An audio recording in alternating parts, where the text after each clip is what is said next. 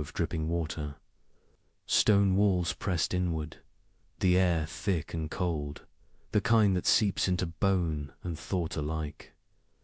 Somewhere beneath Paris, a young man named Francois-Marie Arut sat in the A. Darkness, waiting for the next sound. Perhaps the turning of a key, perhaps the beginning of another long night. He had been arrested for writing words. Not for wielding a weapon or leading a revolt, but for arranging sentences that mocked those who'd claimed absolute power. In the 18th century, that was enough to make you dangerous. And so the Bastille took him in, as it had taken so many. Before men whose only crime was daring to think out loud. Tonight we begin with him in that silence. The flicker of a candle barely touches the walls. He presses his palm against the rough stone, measuring time by the beating of his heart. What kind of person risks everything for the freedom to speak? What faith drives a human being to believe that a single sentence could shake a kingdom? This is the story of the man the world came to call Voltaire, a man whose pen frightened kings more than armies, whose laughter wounded tyrants, and whose wisdom still whispers in the quiet hours when the world feels heavy. But before he became Voltaire, before the salons and the fame and the thunder of applause, he was simply a young writer locked away for a few lines of satire. It is there, in the darkness of his imprisonment, that the seed of rebellion took root. He once wrote that to hold a pen is to be at war. The Bastille taught him what that war truly meant. The Paris of 1694, the year of his birth, was a city of contradiction brilliance, wrapped in decay. Candlelight spilled from palaces, while beggars froze outside their gates. The king was the sun, and all others revolved around his glory. Words were meant to praise, not to question. Yet even as a boy, Francois felt the weight of obedience and quietly tested its edges. His father wished him to be a lawyer. His teachers wished him to be devout. He wished only to be free. At the Jesuit college, he absorbed the classics, not as lessons in obedience, but as invitations to rebel. Cicero, Horace.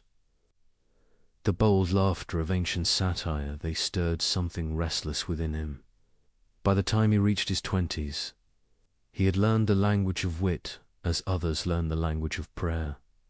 He could pierce hypocrisy with a phrase. And in a society built on appearances, that gift was dangerous indeed. One evening at a gathering, he recited verses mocking the powerful Duke of Orleans. The laughter that followed carried farther than he intended. Within days, the verses were repeated across Paris, each retelling sharpening the insult. The Duke heard, and the young poet soon found himself taken by night to the Bastille. There, surrounded by damp stone and silence, he began to shed his old name. Francois-Marie Arut would not survive the walls. Voltaire was born from them. The name itself was a riddle, part anagram, part rebirth, entirely defiance. It sounded crisp, sharp, and free of the weight of ancestry. A new identity for a man who refused to bow. Imagine the rhythm of days inside that cell. Hours blurred into one another. He wrote verses in his head because ink and paper were forbidden. He rehearsed conversations with imaginary opponents, refining his logic, polishing his irony. When the guards mocked him, he smiled, a small act of rebellion that no punishment could erase. They could confine his body, but not his thought. And thought, once set free, spreads quietly through time. After nearly a year, he was released different. Harder, certain that words could move the world more surely than swords. He returned to Paris, a writer who understood the cost of expression, and he chose to pay it willingly. The years that followed were a storm of creation.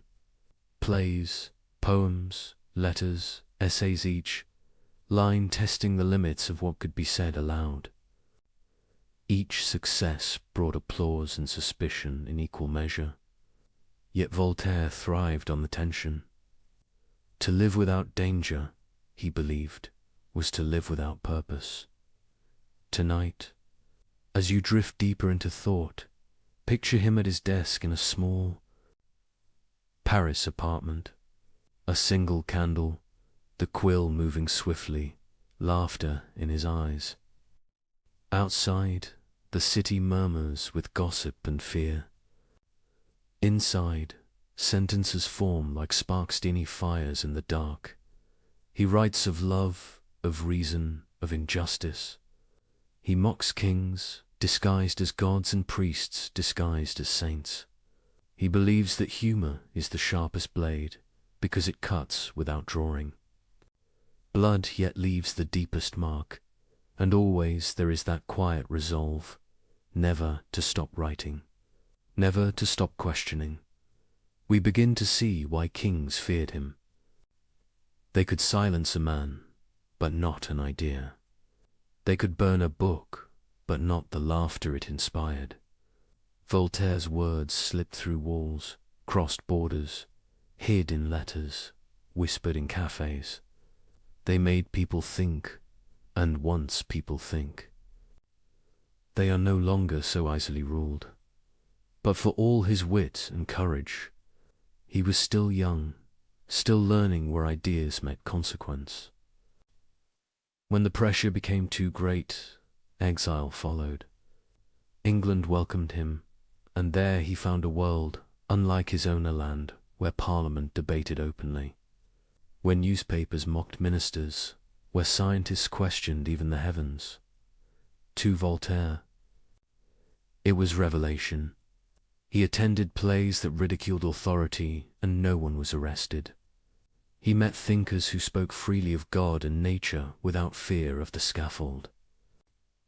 He saw, perhaps for the first time, what freedom sounded like. Those English years shaped him.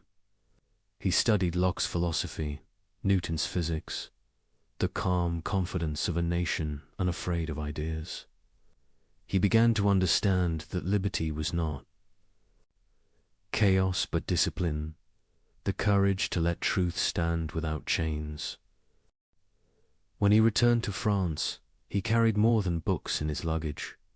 He carried a new faith, that reason could civilize power, that tolerance could tame fanaticism, and that laughter could outlast persecution. Yet freedom, he knew, is never granted forever. Each generation must earn it anew. He would spend the rest of his life doing just that, testing the limits, defying decrees, and proving that the pen, when guided by conscience, can be the most dangerous weapon of all. As we settle into this long night of thought and rest, let his beginning stay with Euther, young rider alone in the Bastille, forming in darkness the light that would spread through Europe. From that silence came the voice of an age, and from that voice a challenge that still lingers. Will we think for ourselves, or let others think for us? The question drifts, gentle but unending. As the first section closes and the next begins, a soft fade, as candlelight dissolves into dawn, and the dangerous mind begins to awaken. Morning light returned to Paris as if nothing had changed. Carriages rattled, merchants opened their stalls, the church bells marked the hour. But within one apartment, a man who had known confinement now studied freedom as if it were a delicate instrument, beautiful but easily broken. Voltaire's release from the Bastille was not an ending. It was a beginning, sharpened by memory.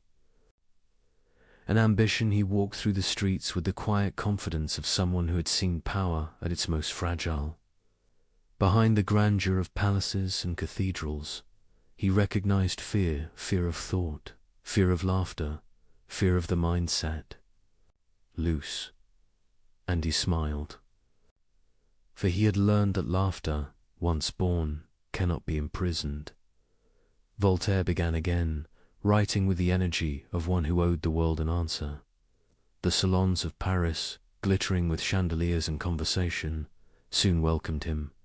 He observed the courtiers, the nobles, the poets, each trapped within the rules of elegance and obedience. He mastered those rules, only to twist them. His verses sparkled, his epigrams travelled, and behind every clever line lay a subtle defiance. He understood something few others did. Ridicule could reveal truth more clearly than sermons. It stripped away pretense, leaving only what was absurd and unjust. Where philosophers debated endlessly, Voltaire preferred a single sentence that would make a tyrant blush. The young poet's fame grew, but fame is never a stable ally. Every success attracted jealousy. Every joke risked punishment. He learned to balance on that thin wire between admiration and arrest. Each letter he sent, each play he staged, carried both praise and danger. He began to live in anticipation of the knock on the door, and soon it came again. This time the quarrel was personal. Noblemen insulted him, and Voltaire, unwilling to bow, answered with words so cutting that the man replied with violence.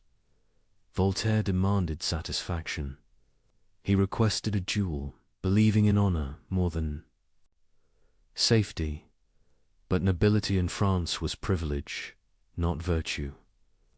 The nobleman's servants beat him before dawn, and Voltaire, battered and humiliated, was again thrown into the Bastille. The irony was bitter but instructive. Once more he found himself in a cell, writing invisible sentences in his mind. He realized then that courage without prudence was waste. What mattered was not to die for freedom, but to live for it long enough to make a difference. After weeks of confinement, the authorities offered him a choice: silence in France or freedom in exile. He chose exile in England. The crossing of the Channel was rough. The wind cold and heavy with salt. Voltaire stood on the deck, shivering not from chill but from excitement.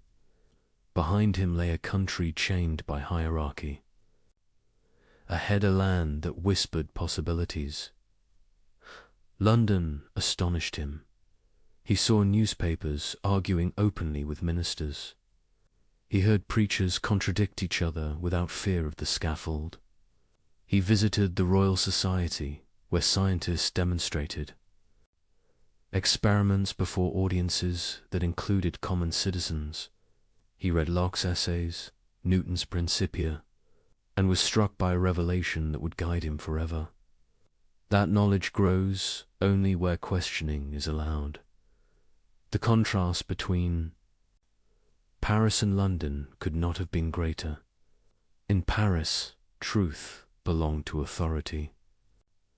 In England, authority trembled before truth. He began to write letters on England, a series of reflections that compared the two worlds. He praised English tolerance, admired its constitutional monarchy, and celebrated the free exchange of ideas. He was careful, witty, but unmistakably critical of his homeland's rigidity. When the letters eventually reached France, they were condemned and publicly burned. Voltaire, safely abroad, only smiled. Ideas, he knew, cannot be reduced to Ashdod. His English years refined him. He met thinkers who taught him moderation and skeptics who taught him humility. He studied commerce and saw how prosperity grew not from decrees, but from cooperation. He admired Quakers who refused violence, yet lived by conscience. He attended Newton's funeral and wrote, "He was the greatest man who ever lived." He proved the universe obeys laws, not caprice. To Voltaire, this was revelation. If nature itself was governed by reason, then reason must also govern mankind. Superstition, fanaticism, cruelty were violations of the same harmony that move the stars.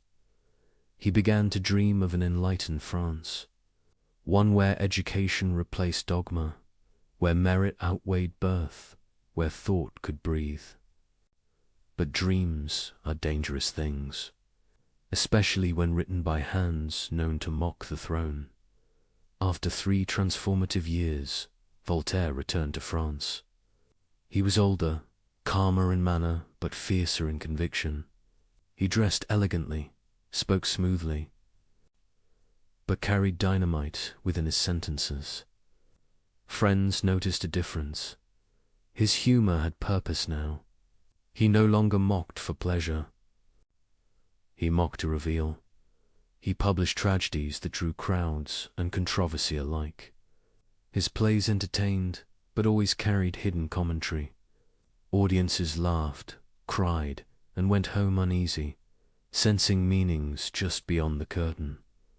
Voltaire had turned art into philosophy disguised as theatre. He understood that people resist doctrine but welcome stories. Through stories, he could smuggle truth past senses and into hearts.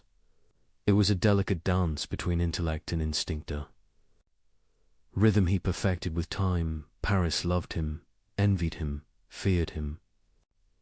He had become something new, a public intellectual in an age when thinking publicly was perilous. Letters arrived from admirers across Europe. Princes sought his friendship. Priests cursed his name. He thrived on the contradiction. To be praised by power was comfortable. To be condemned by it was meaningful. He preferred meaning. Voltaire's correspondence grew into a network of thought. From Amsterdam to Geneva, from London to Berlin, ideas moved faster than armies. He believed this was how revolutions truly began, not with gunfire, but with conversation at night. He worked tirelessly, composing essays that challenged superstition, poems that ridiculed cruelty, and treatises defending tolerance. He wrote letters to ministers, to philosophers, to anyone who might listen or might one day remember. His wit became legend. When asked why he opposed certain powerful men, he answered, "Because they are wrong." When a censor demanded that he retract a line, he replied, "Very well, I shall retract it into 10 more editions." The more they tried to silence him, the more his words multiplied. And yet, for all his fire, Voltaire was not without doubt. He watched revolutions of spirit fail because men preferred slogans to sense. He feared fanaticism, whether in religion or reason.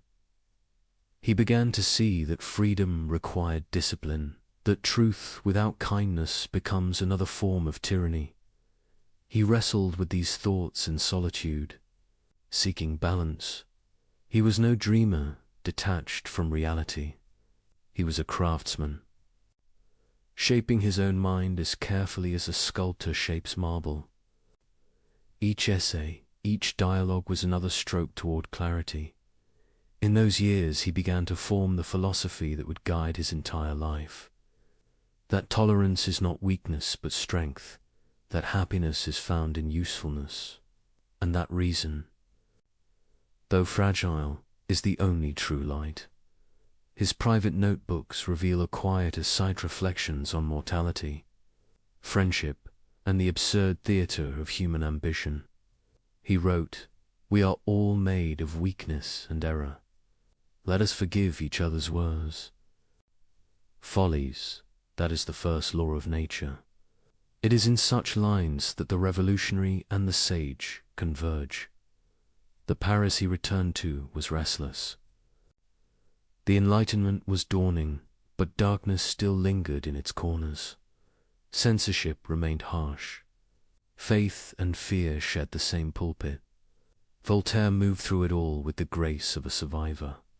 He knew when to jest and when to hide, when to provoke and when to retreat. To wage war with words required patience. He often said, "The secret of being a bore is to tell everything." He learned instead to suggest to let readers draw the dangerous conclusion themselves. It was a form of intellectual aikido, turning censorship's weight back upon itself. Through this subtle rebellion, Voltaire matured into more than a writer. He became a mirror held up to his age. Those who looked into it saw either inspiration or insult, depending on their conscience. His reputation expanded beyond France. Across Europe, thinkers whispered his name with admiration. Governments whispered it with unease. He had become, in every sense, a revolutionary one who fought not with armies, but with enlightenment. By the time the 1730s arrived, Voltaire was no longer merely a provocateur. He was a symbol. People read his works secretly, discussed them. By candlelight, copied them by hand. Each reader found a different message. Skeptics found reason, believers found tolerance, reformers found courage. That multiplicity was his genius. He never imposed belief. He invited reflection, and yet fame carried danger. A single misstep could mean exile, or worse. He lived always half-packed, prepared to flee should a pamphlet offend the wrong bishop or minister. Still, he continued, convinced that comfort was the enemy of progress. When he looked back on his imprisonments, he saw them not as tragedies, but as education. The Bastille had taught him endurance. Exile had taught him perspective. England had taught him liberty. Together, they formed the crucible in which the revolutionary mind was forged. He emerged not as a saint or a martyr, but as something rarer, a man who chose intellect over impulse, irony over anger, and principle over safety. Thus ends the making of the revolutionary. The wit, once playful, had become purpose. The exile had become teacher. And the dangerous mind that once mocked kings was ready to challenge entire systems of thought. As we drift onward into the next chapter, imagine the candle burning lower on his desk, ink drying on the final lines of a letter that will soon be. Read in secret and discussed in whispers. The writer pauses, listening to the city breathe. He smiles softly, knowing that the revolution he began will move not through noise, but through thought. And so we fade again, from the restless energy of youth into the steadier flame of conviction, as Voltaire steps fully into the philosophy of freedom. Freedom. It is a word that glows brightly in the mind, yet feels fragile in the hands. In Voltaire's century, freedom was not a birthright, it was a suspicion. To question power was to endanger yourself, and yet he could not stop. He once said that thinking is disagreeing. To him, that disagreement was the highest form of respect for truth. The world around him, however, was built upon obedience. Kings ruled by divine right.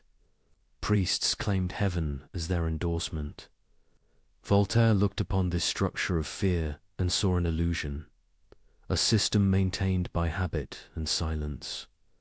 And he knew that silence, more than swords, kept people enslaved. He began to write with new precision, His essays became less ornamental and more direct. His purpose was clear: to awaken minds dulled by reverence. Reason, he argued, was the one authority that required no permission. It was not granted by kings, nor confined to scholars. It was the common property of every thinking being.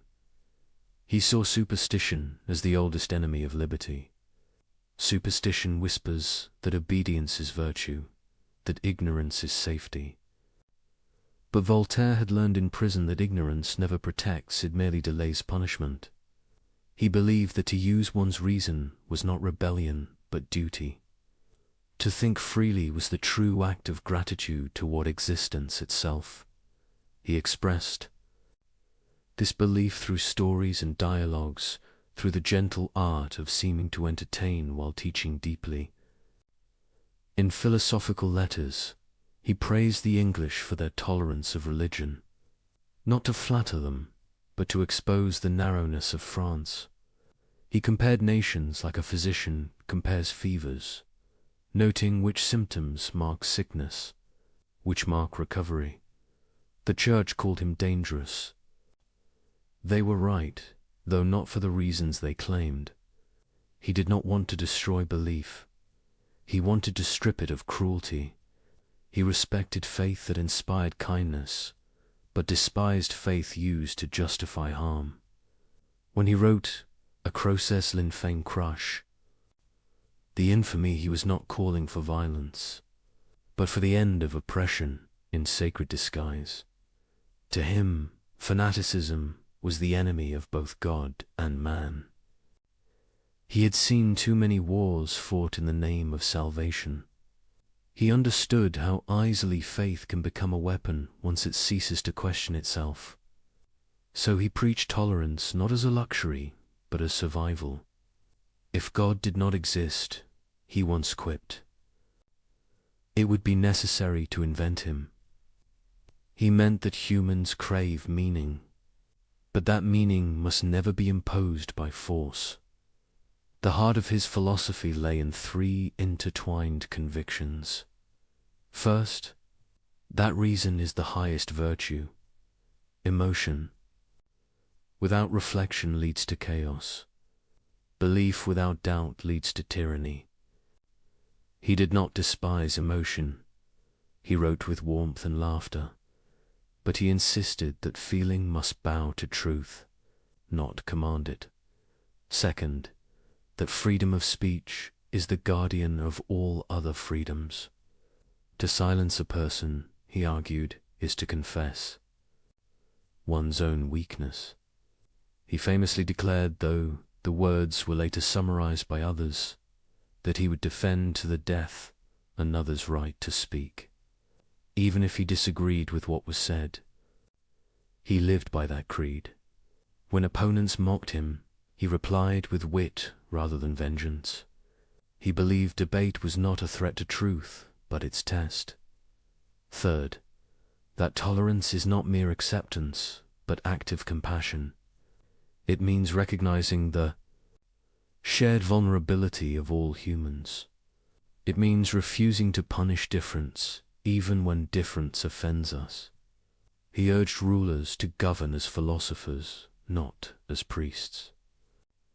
He urged citizens to think as humans, not as heretics or sects. Together, these three beliefs, reason, speech, tolerance, formed the core of his revolution. But these convictions did not come without struggle. Every word risked retaliation. Books were banned, printers arrested, and yet the word spread.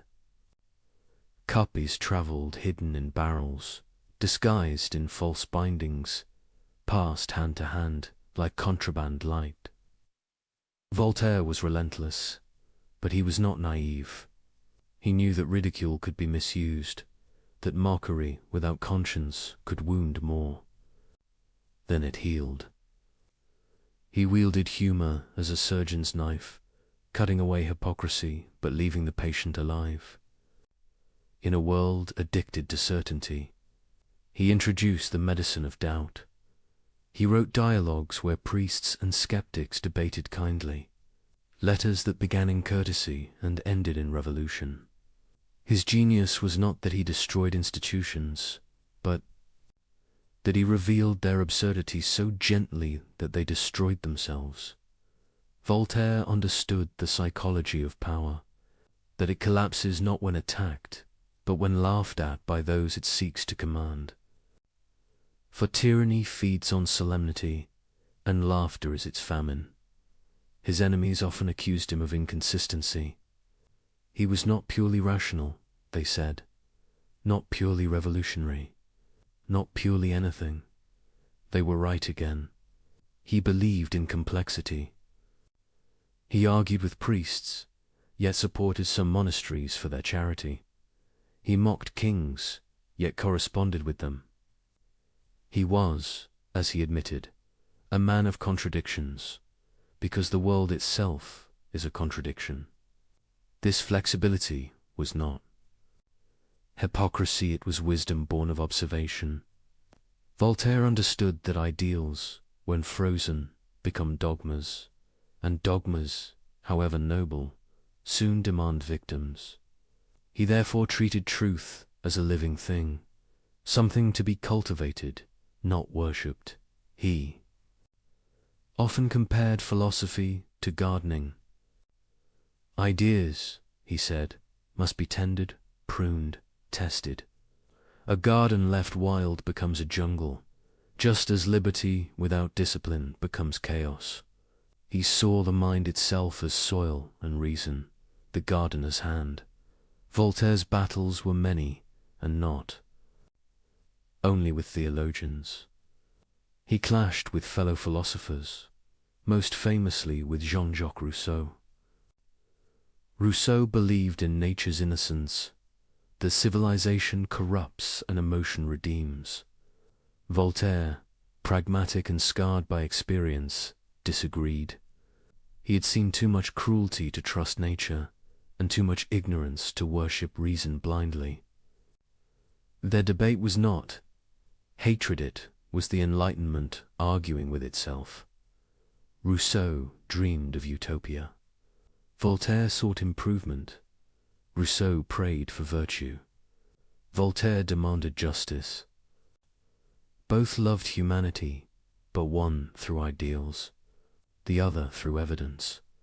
When Rousseau sent him The Social Contract, Voltaire replied with a smile and a dagger of wit, "I have received your new book against the human race, and thank you for it." Behind the sarcasm lay admiration and warning both. He knew that even noble theories could lead to tyranny when they forget the limits of human frailty. By midlife, Voltaire had become both famous and exiled, both celebrated and condemned. He lived under pseudonyms, moving from city to city, writing in the shadows of censorship. His letters, multiplied thousands upon thousands, a one-man network of resistance and inquiry. He defended scientists accused of heresy. He wrote treatises against torture and slavery. He offered financial help to widows ruined by injustice. Each act, small by itself, formed part of a greater movement, the belief that reason without compassion is sterile, and compassion without reason is blind. Voltaire's philosophy was therefore not abstract. It was lived. It was practiced daily, in patience, humor, and work. He did not retreat into solitude or seek divine certainty. He stayed among people, arguing, laughing, writing, cultivating the imperfect garden of humanity itself. His life became proof of his doctrine. He suffered illness, betrayal, censorship, exile, and yet he wrote every day, believing that persistence is the most rational form of faith. He called himself a hard-working bee, making honey even while surrounded by wasps. This quiet endurance gave his words a depth the sermons lack. He taught not by preaching, but by example, by continuing. He once wrote, "The best is the enemy of the good." He meant that perfectionism paralyzes progress. To act imperfectly is better than to dream flawlessly. It was this modest realism that separated him from zealots. He never promised heaven, only improvement. An improvement, he said, begins with thought. The risk never ended. Authorities monitored his writings, but the more they suppressed him, the wider he spread. His letters were smuggled across borders, his ideas copied by candlelight, his name whispered as both warning and inspiration. To those in power, he was a nuisance. To those in darkness, he was dawn. He never founded a school nor claimed disciples, but his influence became a quiet contagion. Every person who began to think for themselves became, unknowingly, a child of Voltaire. And yet, amid all this intellectual fire, his most profound insight remained simple, that happiness begins not in conquest or fame, but in understanding. To think clearly is to live peacefully. To reason is to be free. By now, his ideas had outgrown their author. He had become the embodiment of a movement, the Enlightenment itself. Princes quoted him to appear wise. Commoners quoted him to appear bold. He knew the irony. Once dangerous ideas become fashionable, their sharpness dulls. So he kept writing, kept refining, urging readers to question even him. He feared that dogma might one day wear his own name. So he insisted on humility. Doubt, he said, is not a pleasant condition, but certainty is absurd. He invited all who read him to doubt him, too. In that invitation lay the purest freedom of all, the freedom to disagree, even with the teacher. This was the essence of his philosophy of freedom. That liberty is not license, that thought is not rebellion, that doubt is not despair, and that laughter, when kind, is the truest prayer of the wise. As this section draws toward its quiet close, picture Voltaire at his desk again, older now, the candle shorter, the quill moving steadily in practiced rhythm. Each word another step away from ignorance, another seed for gardens he may never see bloom. He smiles, aware that his own freedom came at a price, but certain it was worth paying. The cell in the Bastille, the exile in England, the duels of wit, and the scars of battle, they were not burdens but tuition. Through them he learned what no book could teach, that true liberty is not given. It is cultivated, one thought, one act, one moment of courage at a time. And as he dips his pen again into the ink, he writes the words that would echo for centuries. Simple, steady, unflinching. Think for yourselves. The candlelight trembles, and with it begins the next chapter, where satire becomes prophecy, and a book called Candid will change everything. The year is 1759. Europe trembles under the noise of armies, sermons, and earthquakes littoral and moral. Empires are at war, philosophers argue about optimism, and the ground itself seems uncertain. Somewhere on that shifting continent, an aging Voltaire sits by candlelight and begins to write the book that will distill half a century of observation into a single work of laughter and sorrow. He calls it Candid, or optimism. The idea arrives after a disaster. On the morning of November 1st, 1755, Lisbon shakes. Churches collapse during Mass. Fires devour the city, and tens of thousands die. Priests call it divine punishment. Philosophers Debate whether such suffering can coexist with a benevolent God. Voltaire, staring at the ruins from afar, feels the futility of those arguments. He writes a long poem of grief and rage. Then something quieter grows within him, a desire to show, through story, how fragile optimism truly is. Candide begins in innocence. A young man lives in a beautiful castle in Westphalia, tutored by the cheerful Dr. Pangloss, who teaches that all is for the best in the best of all possible worlds. The phrase sounds harmless, even comforting, but Voltaire sharpens it like a blade.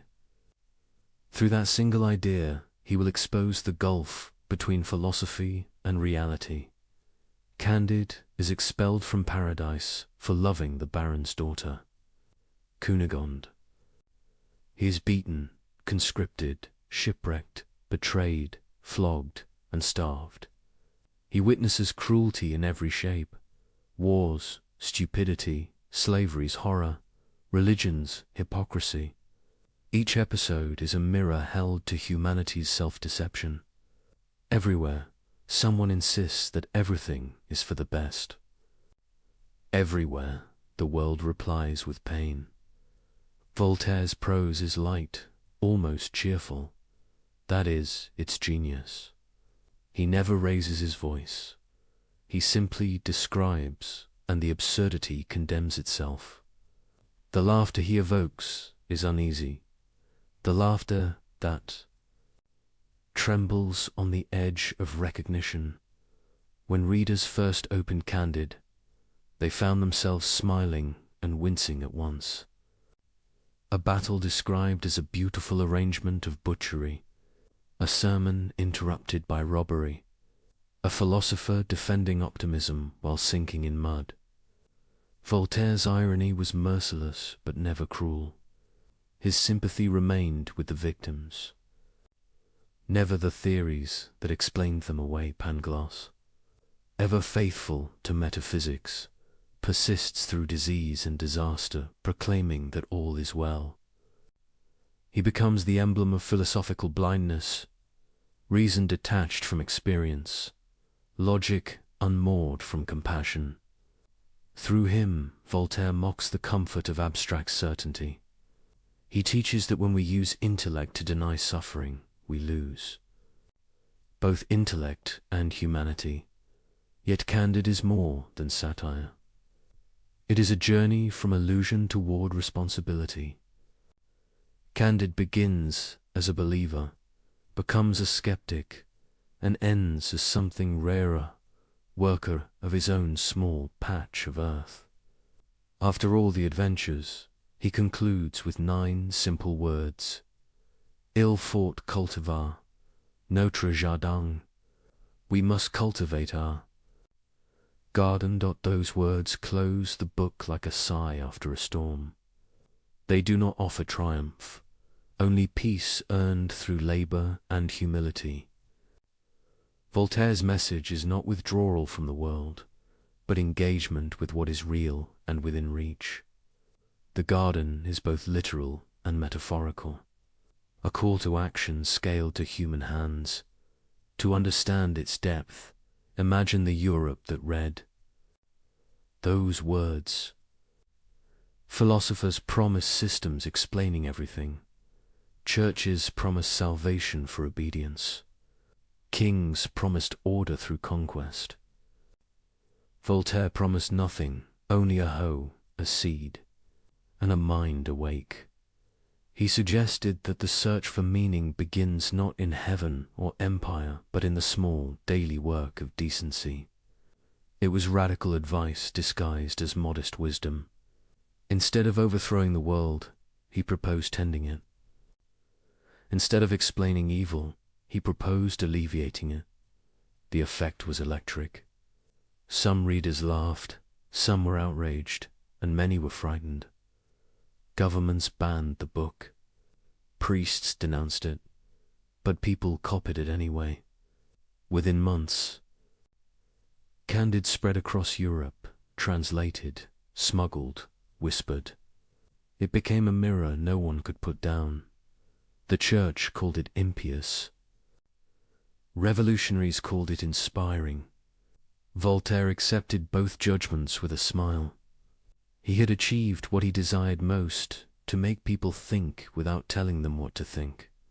Beneath its humor, Candide carries quiet compassion, each grotesque episode reveals not only folly but endurance. Even in ruin, the characters continue moving forward, searching for something better. Voltaire understood that survival itself can be a kind of wisdom. The novel's cruelty is always balanced by resilience. He never despairs completely, because despair would flatter the absurdity he mocks. Consider the old woman who tells Candide she has suffered everything yet still loves life. Her tail loss, slavery, disfigurement becomes a parody of tragedy. So extreme it circles back to tenderness. Voltaire invites readers to laugh, then to wonder why they are laughing, and finally to feel compassion. That oscillation between amusement and empathize, the pulse of Candide. Even Pangloss, ridiculous as he is, receives forgiveness. Voltaire allows him to survive, scarred but unrepentant, because he knows humanity rarely learns completely. We cling to illusions because they comfort us. Better, Voltaire implies, to recognize them and smile gently than to hate ourselves for needing them. The Lisbon earthquake, the executions, the betrayals, these are not random episodes. They are symbols of an age struggling with faith and doubt. Voltaire shows that suffering is not a test from heaven nor proof against God. It is simply part of the fabric of existence. Our task is not to justify it, but to respond humanely. In this sense, Candide becomes a spiritual text for the unbelieving. It teaches moral courage without metaphysics, hope without naivety. Its final lesson, cultivate your garden, compresses an entire philosophy. Tend to what you can, repair what you touch, and leave metaphysical debates to those who prefer clouds to soil. For Voltaire, this was not retreat, but revolution. He had seen how grand theories led to grand cruelties. He wanted a wisdom that begins with breakfast, with friendship, with the simple refusal to harm. The garden is not escape, it is ethics, made tangible. In later years, readers would interpret those words endlessly. Some saw resignation, others defiance, still others serenity. Voltaire encouraged all interpretations and claimed none. That was the trick. He left space for the reader to think. The very openness of Candide was its freedom. He once said that tragedy should make us weep, comedy should make us wise. In Candide, he achieved both. Its laughter washes the dust off reason. Its pain reminds us why reason matters. When the book reached Rousseau, he accused Voltaire of cynicism. "How," Rousseau wrote, "can you laugh while people suffer?" Voltaire answered, "How can you sing hymns while they burn?" The difference between them was not morality, but method. Rousseau sought salvation in emotion, Voltaire in lucidity. Both longed for a better world. Voltaire merely refused to lie about the one that existed. The making of Candide also reveals Voltaire's mastery of craft. He wrote it in 3 months swiftly, secretly, moving between inns and borrowed studies. He disguised it as a translation. From the German to evade censors. Each sentence is polished, short, rhythmical design to sound effortless. Behind that simplicity lies perfect control. He chose the name Candide from the Latin candid sclera, shining, naive. The hero begins pure and ends wise, not by revelation, but by exhaustion. After seeing the world, he stops asking why, and begins asking what now. That shift from metaphysics to practice is the heart of Enlightenment thought. Voltaire himself lived that transition. He had chased theories in youth. In age, he cultivated gardens of justice, friendship, and knowledge. Candide is therefore autobiography, disguised as fable, the journey from cleverness to clarity. As success spread, danger returned. Authorities raided printers, confiscated copies, threatened imprisonment. Voltaire, living near the Swiss border, kept moving manuscripts between safe houses. He joked that his books travelled more than he did. In letters to friends, he called Candide a book that makes people laugh and priests nervous. Yet despite persecution, the world refused to unread it. Within decades, it became a cornerstone of modern thought, influencing everyone from revolutionary pamphleteers to quiet moralists. It taught that skepticism could coexist with kindness, that laughter could reform nations. Even the structure of the novel's short chapters, fast scenes, abrupt transitions, feels modern, almost cinematic. Each page a cut, each irony a fade. Perhaps that is why it endures. It moves like a mind awakening in the stillness of night.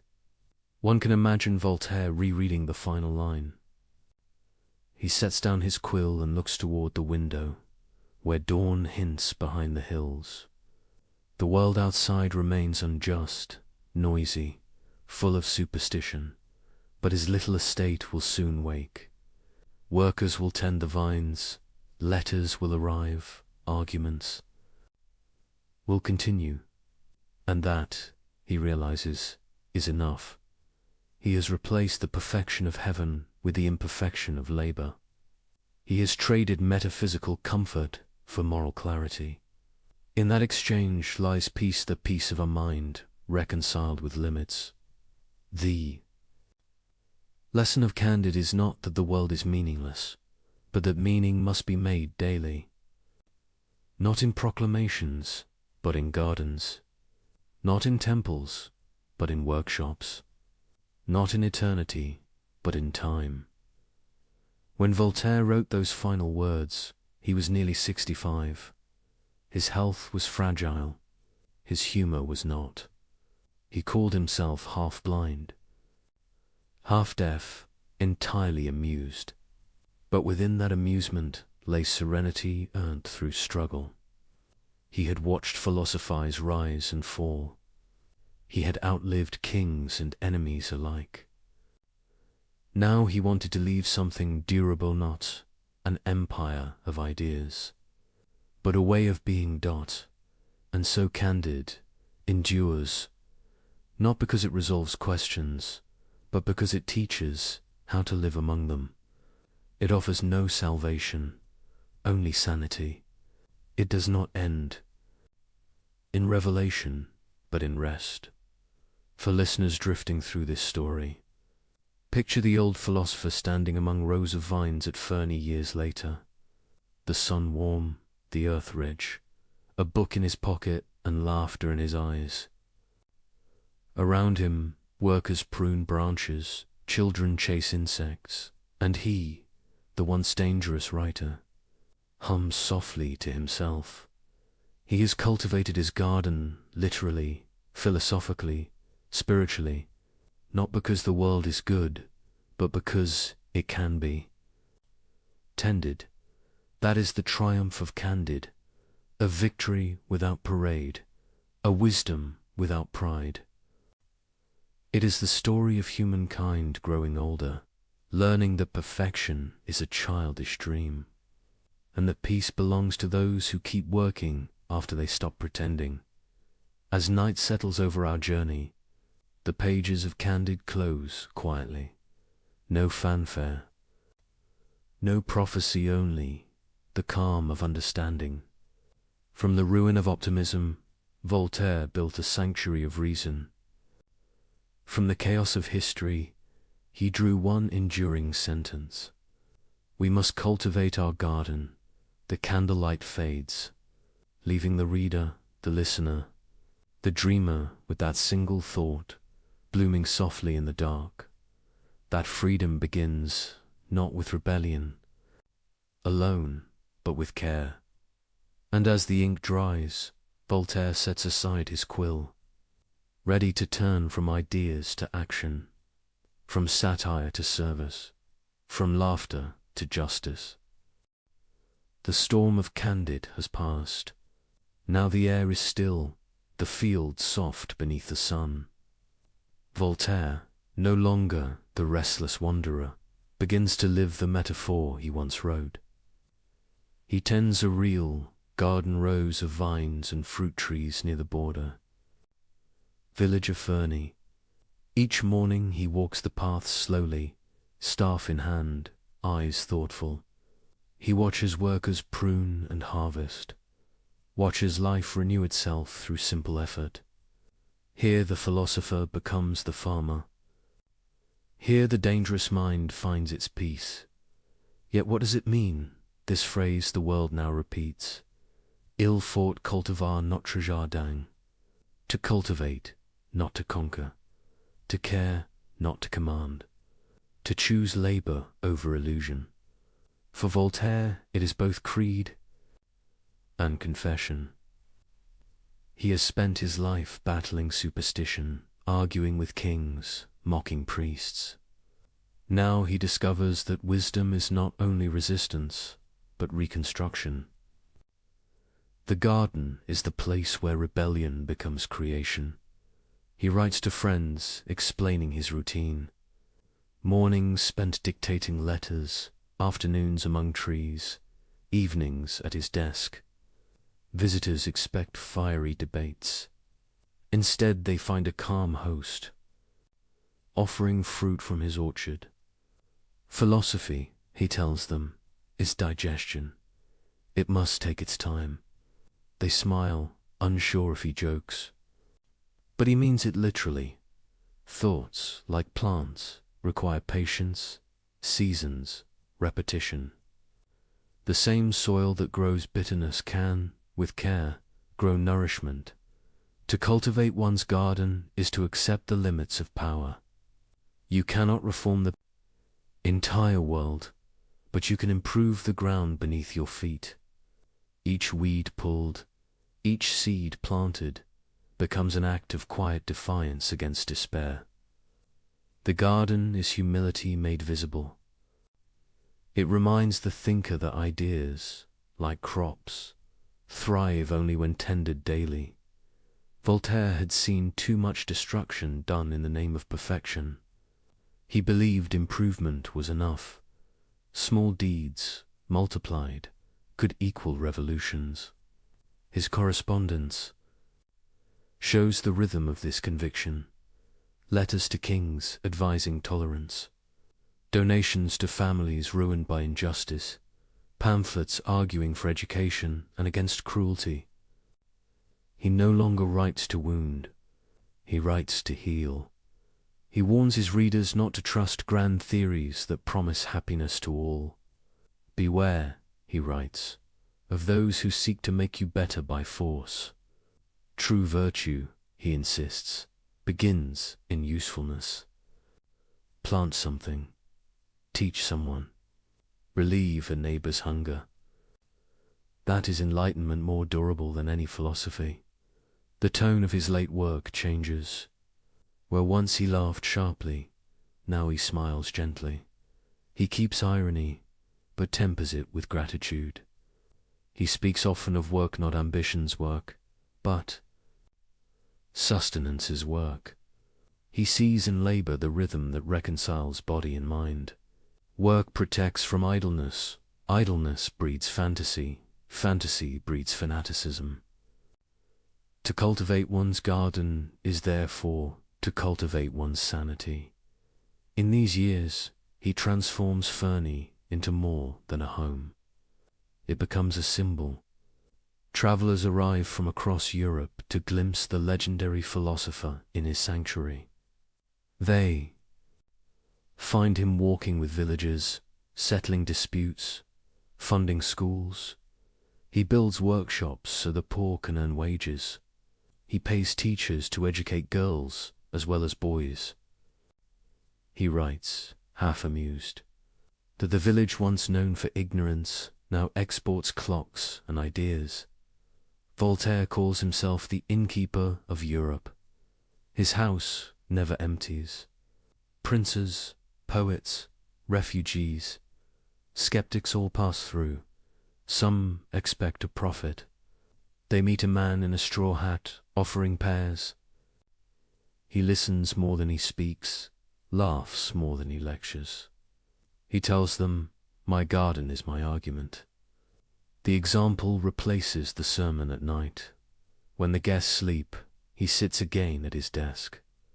The candlelight touches piles of correspondence. He answers them one by one.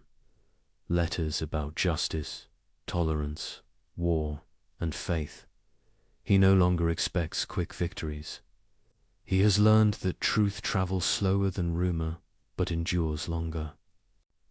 He writes, "We must judge progress by the number of children who can read." It is a sentence as humble as it is revolutionary. In the stillness, he reflects on his long path. He remembers the Bastille, the duels, the exile, the applause. He feels no bitterness, only clarity.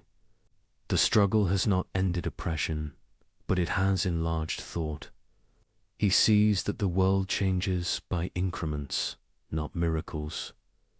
The philosopher must learn to live inside the unfinished. That is the essence of the garden philosophy, to accept incompleteness without surrendering hope. He explains this to a young visitor, who asks him for the meaning of happiness. Voltaire answers with a story. There was once a man who wanted to change the climate. He shouted at the sky, cursed the rain, prayed for sun. He died before the harvest. His neighbor watered the soil and picked weeds. He lived to eat. The visitor laughs. Voltaire adds softly, "Be the neighbor." Happiness, he says, is the equilibrium between effort and acceptance.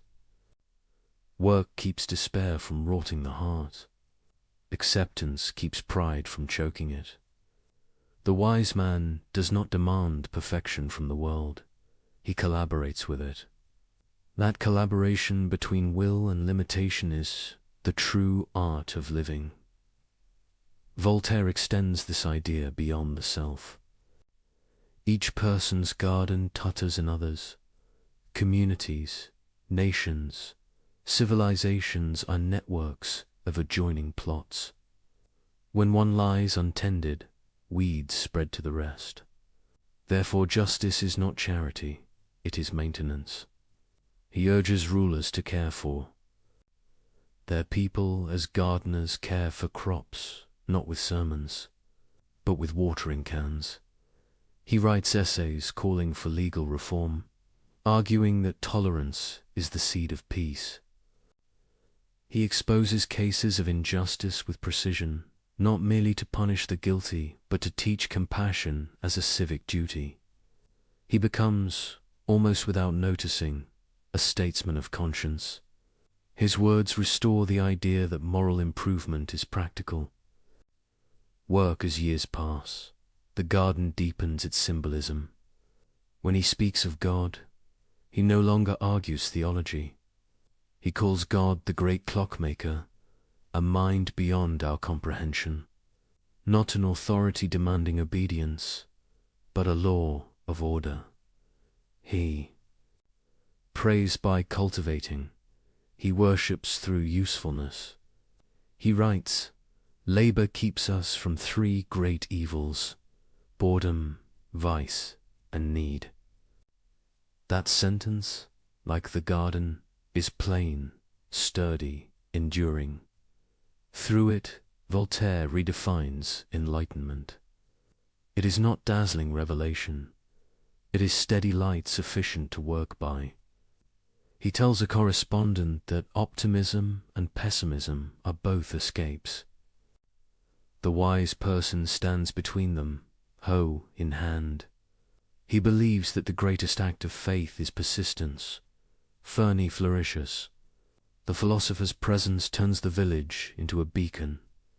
Travelers arrive to thank him for defending victims of injustice. Parents name children after him. He accepts the admiration with gentle irony, reminding them that he, too, is imperfect. When praised for transforming a barren region, he replies, "I merely let people work." It is his final lesson in leadership. Trust the competence of ordinary hands. The garden philosophy grows outward like vines on a wall. It touches economics work as dignity. It touches politics power as stewardship. It touches morality virtue as cultivation. In each case, the metaphor holds. Neglect breeds decay. Attention restores harmony. Voltaire writes that the philosopher who despises manual labor is a fool. He warns against detachment disguised as superiority. To think is divine, he says, but to act is human, and we are not angels. In that humility lies his greatness. He is old now, his hair thin, his body bent, but his eyes still bright. He walks slowly through the orchard each evening, stopping to inspect a bud, a bee, a patch of soil. He tells a companion, "When I plant, I believe in tomorrow." It is perhaps the closest he comes to prayer. Faith, for him, is not hope of heaven, but confidence in sunrise. Sometimes he reflects on those who mocked or punished him. He feels no vengeance. He says, "They helped." May cultivate patience. This gentle irony is his final weapon, a kindness, sharper than any satire. He receives letters from across Europe asking for advice. Most he answers with variations of one theme. Do what good you can where you are. The phrase repeats through his correspondence like heartbeat. It becomes the distilled form of his philosophy, an instruction simple enough for anyone, profound enough for all time. Evenings at Fernie are tranquil. Candles flicker in the windows. The fields breathe quietly. He writes until his hands ache. Then closes his notebook and listens to the crickets. He feels gratitude more than triumph. He has lived long enough to see the seeds of his ideas sprout beyond him. He senses that revolutions of thought move like seasons slow, inevitable, returning. He wonders if future generations will understand that his laughter was love in disguise. He hopes they will remember that to cultivate a garden is to believe in continuity. He smiles at the thought that someday, someone he will never meet might pick fruit from trees he planted. That, he decides, is immortality enough. When visitors later write of meeting him, they describe a man at peace, but never idle. Even in frailty, he debates, jokes, dictates letters. He says, rest is good after work, not instead of it. His mind remains sharp, his humor kind. He repeats his maxim endlessly, aware that repetition is how truth sinks in. Cultivate your garden, cultivate your garden. He knows people crave grandeur, yet he gives them simplicity. He knows they want revelation, yet he gives them routine. He trusts that maturity will make them grateful for both. By the time he nears 80, the world outside Fernie is changing fast. New revolutions stir. New thinkers quote his words. Some interpret them as calls to rebellion, others as calls to reason. He watches from afar, amused and a little weary. He tells a friend, they will improve upon me, or they will not. Either way, the weeds will keep returning. There is no bitterness, only awareness that every age must weed its own soil. He does not live to see how widely his seeds will spread, how future nations will claim his ideas as their foundation, how his insistence on tolerance will shape laws, how his laughter will echo in the concept of human rights. But perhaps he would have shrugged. For him, the reward was always the work itself. As this section draws to its close, picture the old man in his chair at twilight. The sky turns gold, then grey, then deep blue. He looks toward the horizon and whispers a line half to himself. The earth is the only paradise we shall ever know if we learn to care for it. Then he smiles, sets his quill aside, and lets the silence of the garden complete the sentence. The candle fades. Another day ends in the philosophy of freedom transformed into the philosophy of tending. No monuments, no victories, only the simple miracle of things growing. And so we fade with him, into evening light and patient soil, carrying forward the lesson that wisdom is work, and that every mind, every life, is a garden waiting to be cultivated. The garden at Ferney is peaceful, but the world beyond its hedges is not. From across France come stories that disturb Voltaire's quiet mornings, families ruined by prejudice, men condemned without trial, women silenced by superstition. Each new letter reminds him that weeds grow fastest in places untended. He realizes that philosophy, if it stays only among books, becomes decoration. To mean anything, it must act. Thus begins the final transformation of Voltaire, the philosopher. Becomes the warrior. His pen, once playful, now sharpens into an instrument of justice. He will spend the last decades of his life not in contemplation, but in combat, fighting cruelty with words precise enough to cut and measured enough to heal. It begins with a tragedy that echoes through. Europe, the case of Jean Cola is a Protestant merchant from Toulouse, accused of murdering his own son to prevent his conversion to Catholicism. The evidence is thin, the witnesses contradictory, yet the courts, swayed by fanaticism, condemn him. He is tortured, broken on the wheel, and executed. His family is disgraced, his name destroyed. Voltaire hears of it months later. He reads the reports in disbelief, then anger, then purpose. Here, he sees, is everything he has fought in theory, superstition, intolerance, the arrogance of power, compressed into one human catastrophe.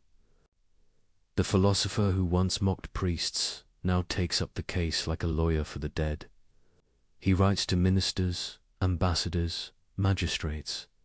He gathers testimony, publishes essays, letters, arguments, not in fury but in relentless clarity. He refuses to let the world look away. For 3 years he works to prove Carla innocent. He appeals to reason, not revenge. Let us not avenge him, he writes. Let us vindicate him. The difference is everything. Vengeance imitates the crime. Justice corrects it. Finally, the pressure becomes too great.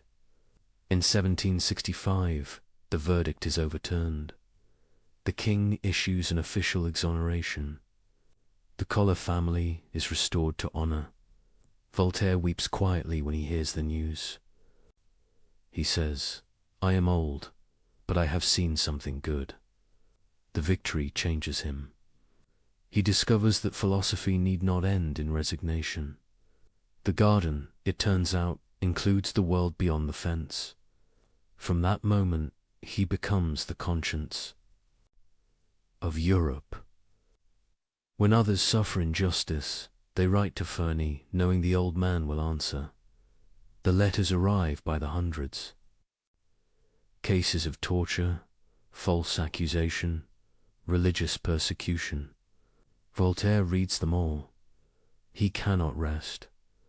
Each one feels personal. He answers with arguments, essays, and petitions, turning public opinion into a force more powerful than decrees. He understands that to change minds, one must move hearts first.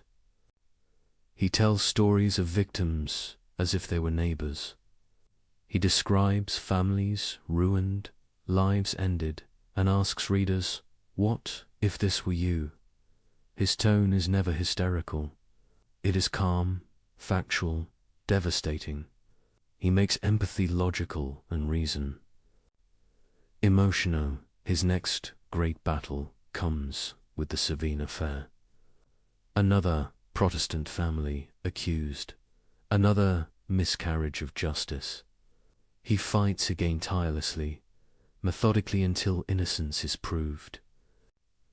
Then comes the case of the Chevalier de la Barre, a young man executed for failing to salute a religious procession.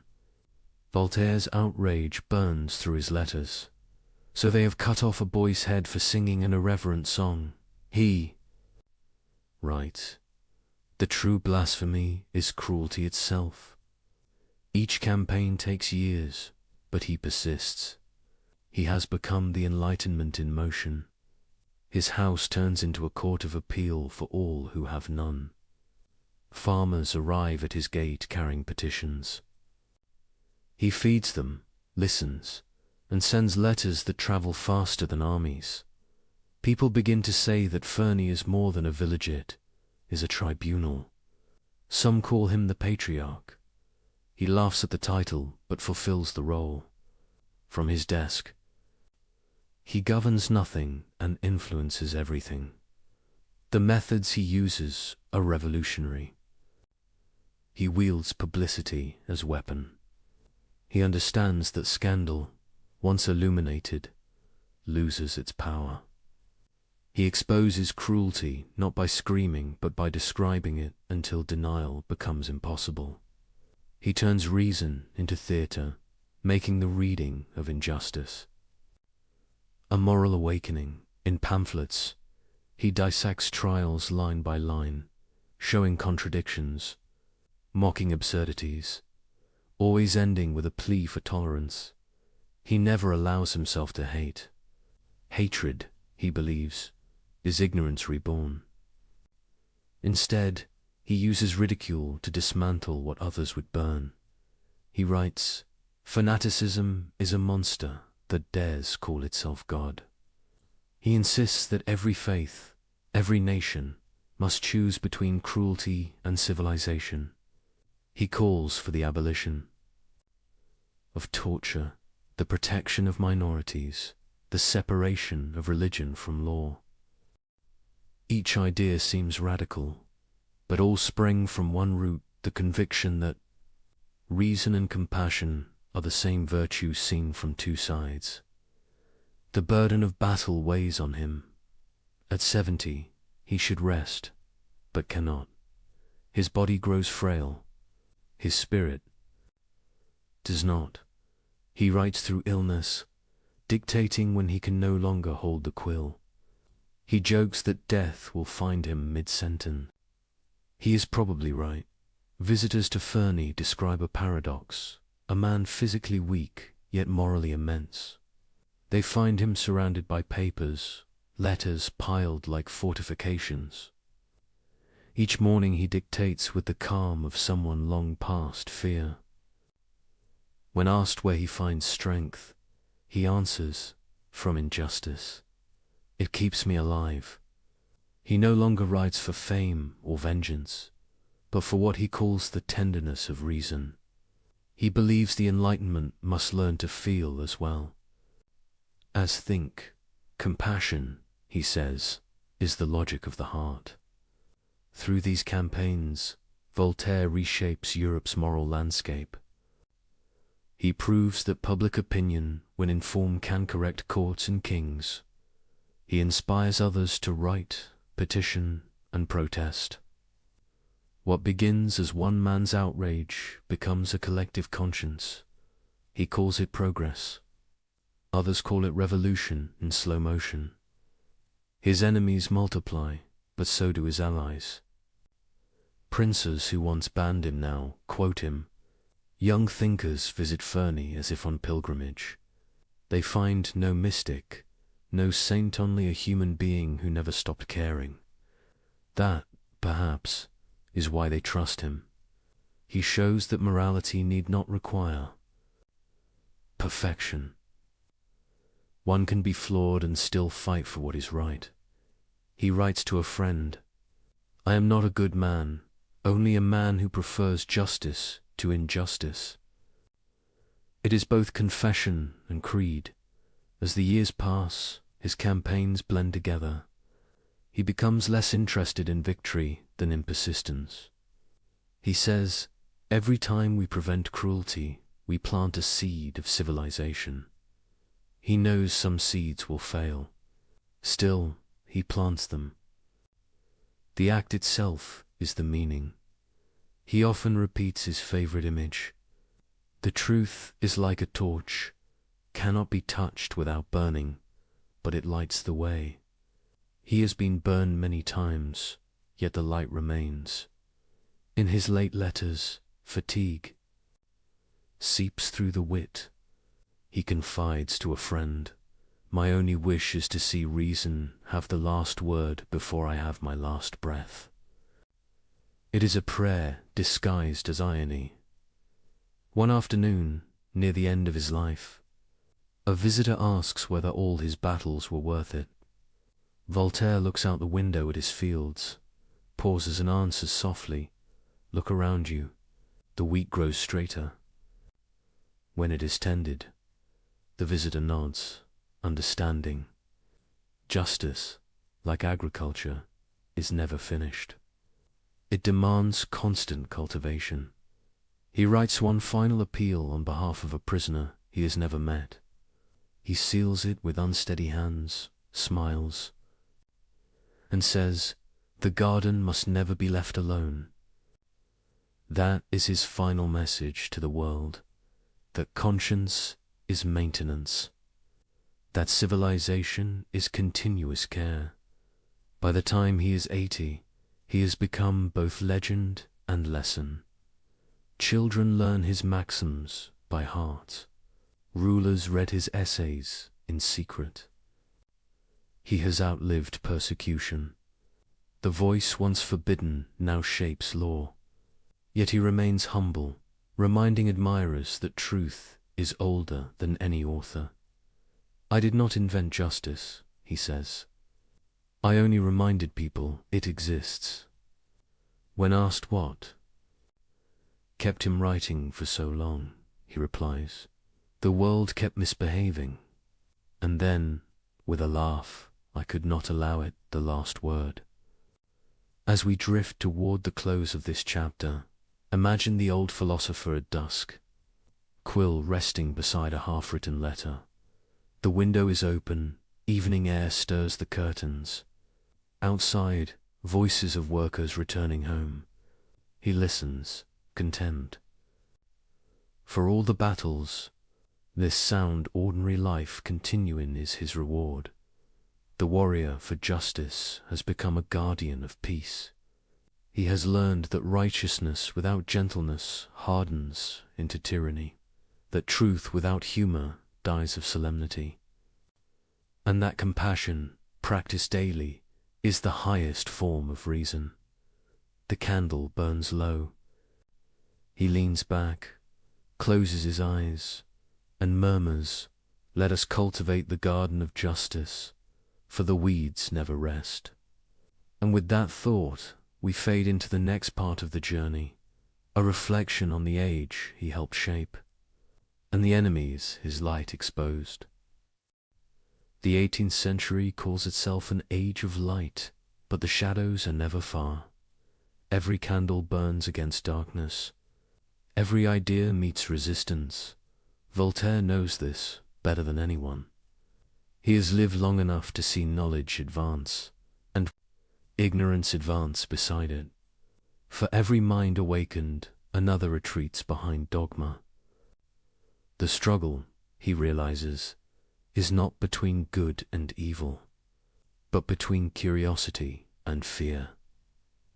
By now, the world names him a leader of the philosophes, the writers, scientists, and dreamers who believe reason can civilize humankind.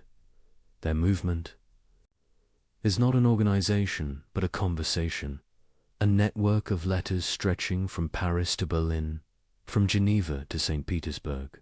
They debate, they argue, they contradict, but all share one belief, that light is worth its cost. Voltaire watches this awakening with mixed pride and caution. He knows ideas spread faster than understanding. He warns his friends, let us enlighten, but let us not inflame. For he senses that every philosophy, once simplified, can become a banner for zeal. He has seen how easily reform turns to revenge. The Enlightenment, to him, is not rebellion, is renovation. He does not wish to destroy the old house of faith, only to open its windows. He does not want atheism to replace religion, but tolerance to replace cruelty. He writes, if God did not exist, we should have to invent him. Not as theology, but as irony, a reminder that belief can serve morality only when it ceases to serve oppression. He admires science, but distrusts arrogance. He honors Newton as a saint of reason, but warns that even science, if worshipped, becomes superstition by another name. Reason must remain humble before mystery. That humility is what separates the sage from the fanatic. Voltaire's personal faith is quiet, almost agnostic. He calls himself a deist, believing in a creator who does not govern by miracle. The world, he says, runs on laws. The miracle is the law itself. He prefers the god of geometry to the god of thunder. It is a faith compatible with reason, a reverence without fear. Yet the age is not ready for such balance. Around him, monarchs tremble, priests plot, and revolutionaries sharpen words into weapons. He watches as thinkers younger than himself turn his moderation into militancy. They demand immediate change. He counsels patience. They call him cautious. He calls them reckless. He sees that enlightenment itself has enemies on every side. On one side, the old powers, the church, the court, the censors. On the other, new radicals who mistake destruction for liberty. Both, he says, are blinded by certainty. The true philosopher walks between, trusting in reason and experience, never in slogans. He writes, doubt is uncomfortable, but certainty is ridiculous. That line becomes a shield for generations to come. In it lies his whole method, to live intelligently in a world that resists intelligence. Voltaire studies the history of fanaticism as others study war. He collects examples of intolerance from every religion, not to mock faith, but to remind believers that cruelty wears many names. In his treatise on tolerance, he pleads for conscience without persecution. He writes, it does not require faith to be virtuous, but it requires virtue to make faith harmless. He argues that religion's purpose should be consolation, not control. That prayer means little if it blesses injustice. That salvation, if it exists, must depend more on kindness than on creed. He does not abolish the sacred, he purifies it. For him, the enemy is not belief, but fanaticism, not ignorance, but arrogance. He calls dogma the poison of certainty. His antidote is curiosity. Every question asked in good faith, he insists, is an act of worship. Among the philosophes, Voltaire stands apart. Diderot dreams of universal encyclopedias. Rousseau preaches natural virtue. Montesquieu designs political balance. Voltaire, ever practical, concerns himself with human pain. He measures progress not by theories, but by suffering reduced.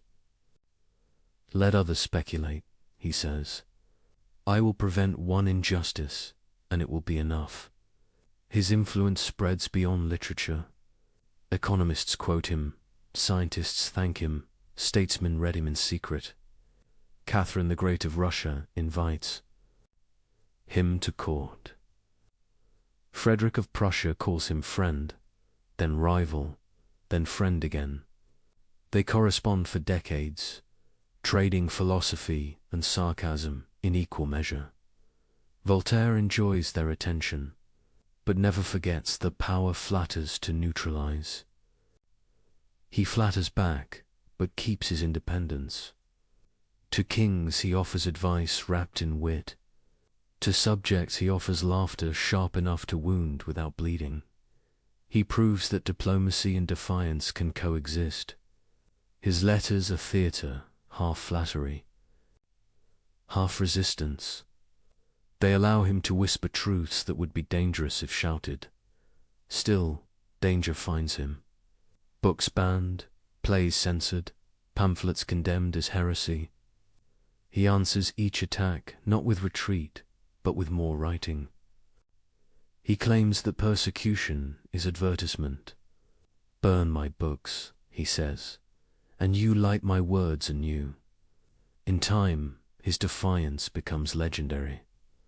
Young writers adopt his tone, mixing courage with comedy. Voltaire becomes not only a thinker, but a style, a rhythm of irony, a way of being fearless without hatred. But as his fame grows, so does the backlash. Priests accuse him of corrupting youth. Some scholars envy his influence. Even among allies, jealousy breeds suspicion. He endures it with amusement. He says, "To be hated by fools is the beginning of wisdom." The enlightenment he helped ignite becomes a constellation too bright for one man to control. New thinkers push beyond him, toward revolutions he will not live to see. He reads their manifestos and feels both pride and unease. They speak of liberty, equality, fraternity, words that echo his own. But with heat instead of light. He fears that in destroying tyranny, they will forget tolerance.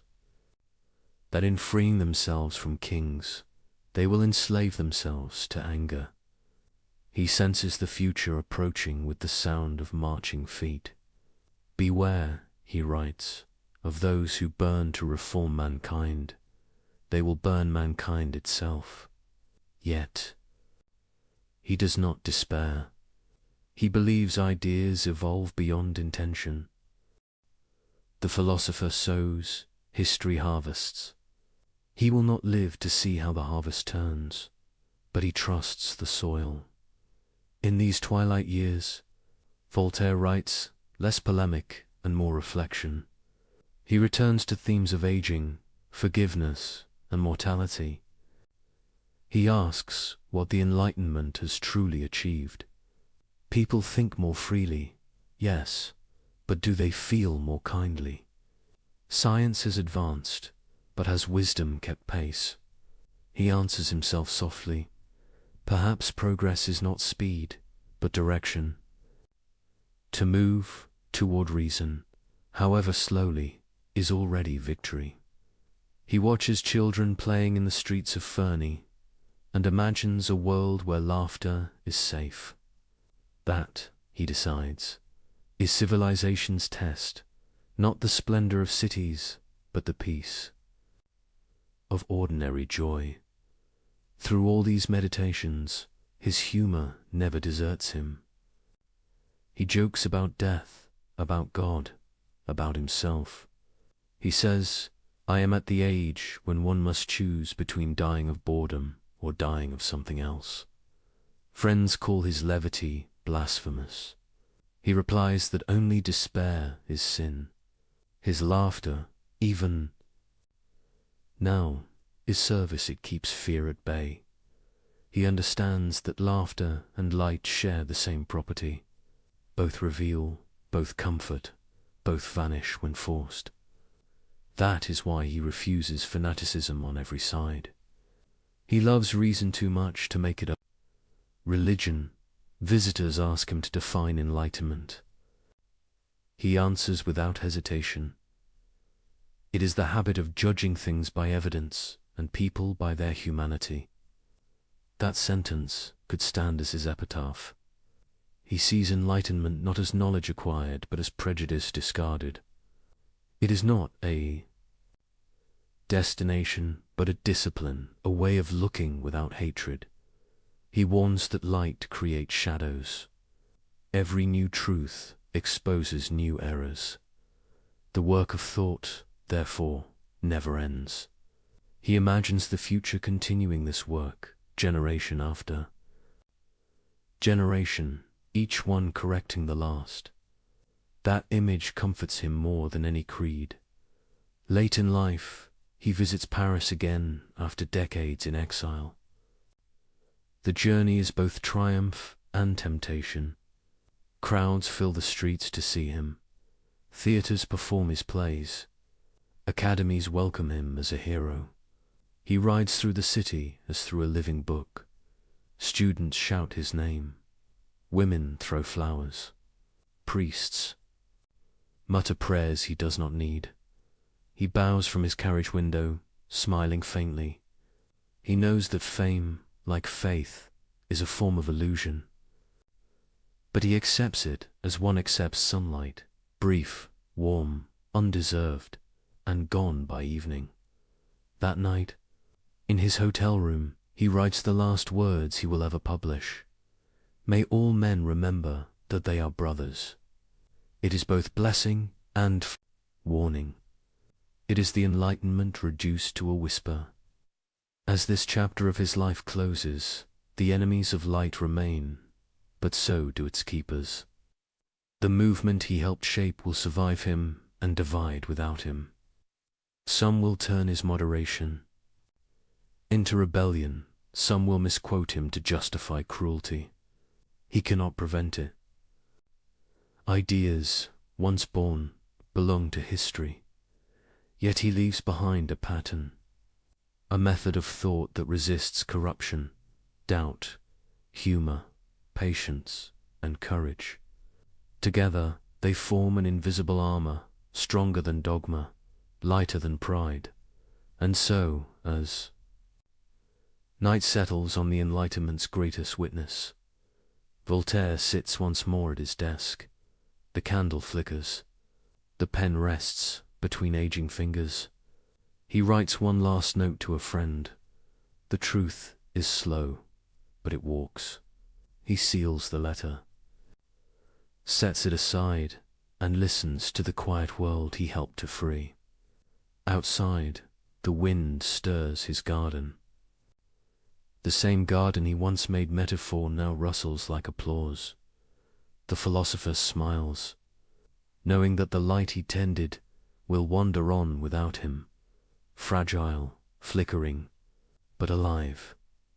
And as we fade toward the next part of this journey, the final letters, the final home, the final peace, his words linger softly behind. The more I see of mankind, the more I love my garden. In the century before instant words and glowing screens, letters with a bloodstream of ideas. They carried thought from one solitude to another, stitched together the countenance-hidden conversations. And no one wrote letters like Voltaire. His pen connected kingdoms, scholars, merchants, and friends. He wrote as if correspondence itself were a republic, a nation without borders, ruled only by curiosity. His letters were many things at once: confession, argument, performance, and disguise. Each one revealed a part of him and concealed another. They were the mirror through which Europe saw its conscience. He called them little ambassadors of truth. They carried humor where sermons could not, reason where pamphlets were banned, and compassion where the law was deaf. By the end of his life, he had written more than 20,000. A lifetime of sentences sent across mountains and seas, each one a spark of intellect searching for its match. Through them, Voltaire built the most powerful weapon of the Enlightenment: communication.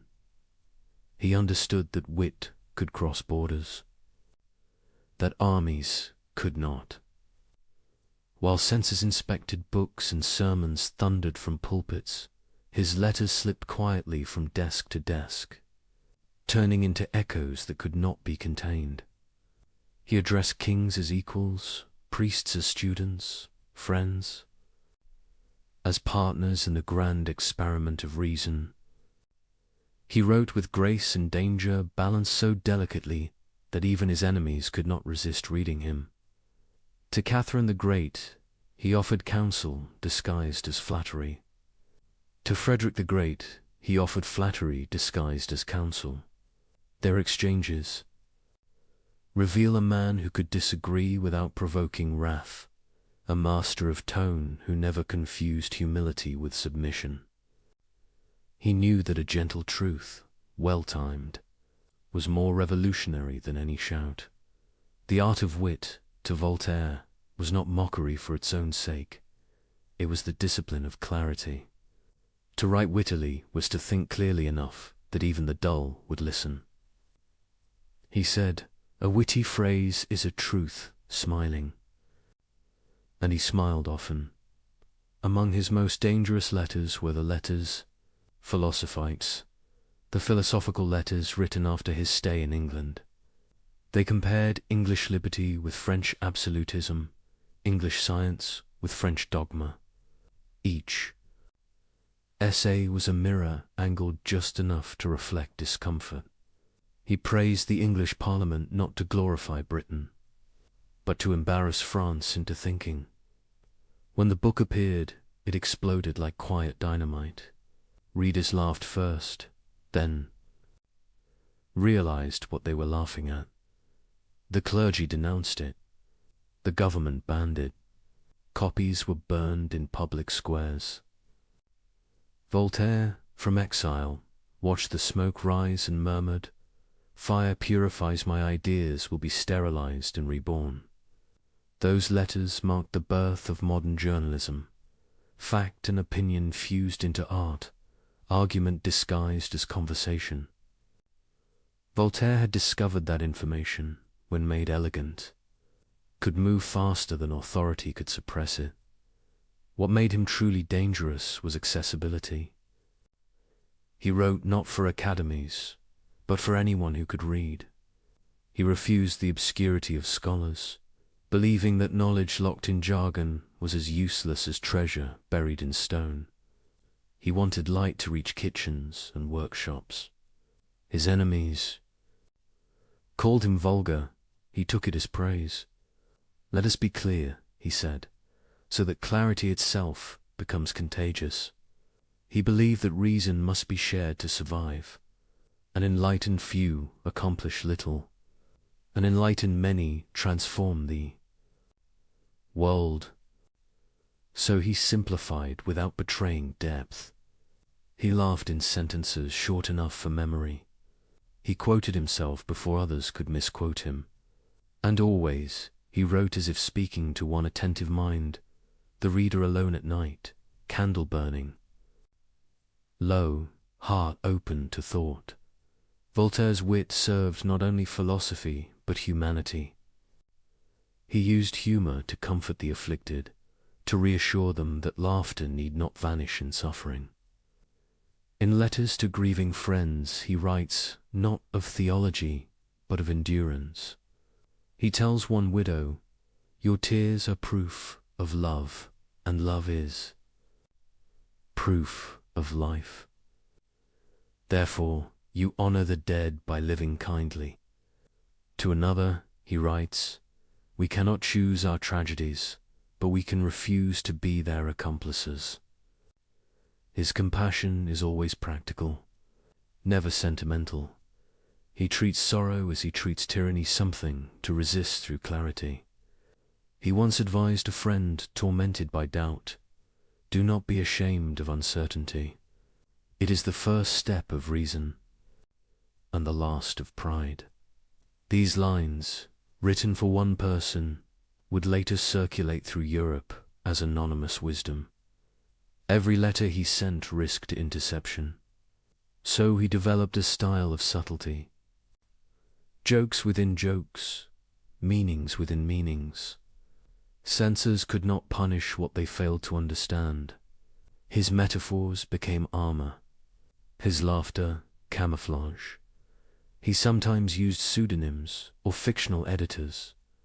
One pamphlet would quote another that did not exist. One character would contradict another, so that blame dissolved in ambiguity. It was a chess game of intellect and survival.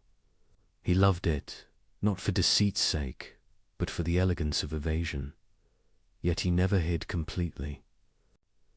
He wanted his opponents to know that behind the masks was always the same smile. He wrote, "They will never catch me, for I run faster than their anger." And he did through wit, through mobility, through sheer endurance. The charm of his letters lay not only in ideas, but in tone. He wrote as if speaking softly across a table, never as a lecturer above a podium. He replaced dogma with dialogue. Even when he corrected, he invited. Even when he mocked, he included.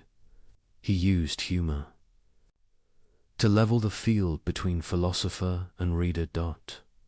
To a young writer, he advised, "Do not preach, converse." To another, "Truth enters through the ear that laughter has opened." He believed that reform achieved through conversation endures longer than reform achieved through coercion.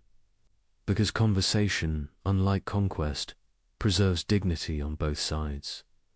This is why his letters outlasted his polemics. While essays grow dated, letters preserve tone, the texture of living thought. They reveal a mind in motion rather than a monument. Some of his finest insights hide in casual sentences. To a mathematician he writes, "Precision is the politeness of thinkers." To a soldier, "Courage without reason is a wild dog." To a poet, the rhythm of a verse is the rhythm of breathing. If it stops, so does the reader. He could be teacher, friend, and provocateur in the same paragraph. He turned correspondence into mentorship on a continental scale. Many of his recipients never met him, yet felt they knew him intimately. He belonged to them, not as idol, but as companion in the art of questioning. He gave them permission to think aloud. And that permission, granted quietly through envelopes, became one of the most subversive acts of his century. The tone of his letters also reveals a paradox. For all his attacks on hypocrisy, Voltaire loved the theatre of life. He enjoyed playing roles: courtier, rebel, sage, comedian. He believed irony was not deceit but perspective. It allowed him to see both sides of truth at once. Seriousness, he said, is the refuge of the mediocre. Yet his laughter always served. Sincerity. He joked, only to expose what people took too seriously. In his later years, the letters mellow. He no longer fights with everyone. He chooses his battles with care. He praises young thinkers, encourages women, writers, and debates priests who have learned, finally, to answer with civility. The age has changed, partly because he forced it to. But not all his correspondence is gentle. Sometimes the old fire returns. When he reads of injustice, the sentences sharpen instantly. He writes to a bishop defending intolerance. If you wish to serve God, begin by making men less miserable. He writes to a minister who excuses censorship. Do you fear words? Then you have already lost. Even at 80, his pen still carries the precision of outrage. He signs each letter not as philosopher or noble, but simply Voltaire, cultivator of Ferney. That title, half humorous, becomes his signature philosophy. Cultivator, one who tends the soil, the mind, the human conscience. It replaces all other honors. Through these letters, Europe learns to think aloud. They form the nervous system of the Enlightenment, carrying shock, sympathy, and stimulation across distance. Voltaire teaches that conversation itself is civilization. That where people exchange words, they are less likely to exchange blows. His wit softens disagreement into curiosity. He makes the act of correspondence a moral duty. He writes, "To answer is to exist." He means that silence is complicity, and that every reply, even in disagreement, keeps reason alive. He anticipates the future without knowing it, a world connected by voices instead of chains, a world where words travel faster than armies. In his letters lie the first architecture of modern dialogue, toward the end. As his strength fades, he writes fewer lines, but with more tenderness. He thanks his correspondents for keeping him alive in spirit. He writes, "When I can no longer travel, my words walk for me." He feels the limits of his body, but not of his reach. Every sealed envelope carries another fragment of his immortality. In one of his last letters, he muses, "I have spent my life fighting foolishness, and I see that it is immortal. But perhaps, if it never dies, neither will laughter." That single line could stand as the motto of his age. He does not expect victory. He expects continuity. And that expectation, humble and steadfast, is the true essence of enlightenment. When he dies, his letters remain in drawers, trunks, pockets. They circulate slowly, outliving censorship, outliving even the revolutions they inspired. Future generations will piece them together and find not a hero, but a human voice, curious, weary, amused, alive. They will see that his greatest creation was not a book or a theory, but the habit of correspondence itself, the ongoing dialogue. Between minds seeking clarity, Voltaire's wit was dangerous because it proved that truth need not be solemn to be powerful. A joke, sincerely meant, could loosen the grip of tyranny. A letter, honestly written, could change a world one reader at a time. As this section fades to its quiet close, imagine him once more at his desk, the quill moving slowly across parchment. He signs his name, folds the sheet, and presses wax upon it. The candlelight flickers on his face. He smiles, not triumphant, but content. He has learned that words, like seeds, find their soil in distant minds. And somewhere, perhaps tonight, someone will open a letter and feel a sudden lightness of thought, a quiet rebellion, a smile at the edge of revelation, That is how enlightenment travels, not by decree, but by correspondence, and in the hush that follows, his voice drifts on, patient and amused, a whisper through centuries, still teaching us to think, still reminding us to laugh, and still daring us to tell the truth gently.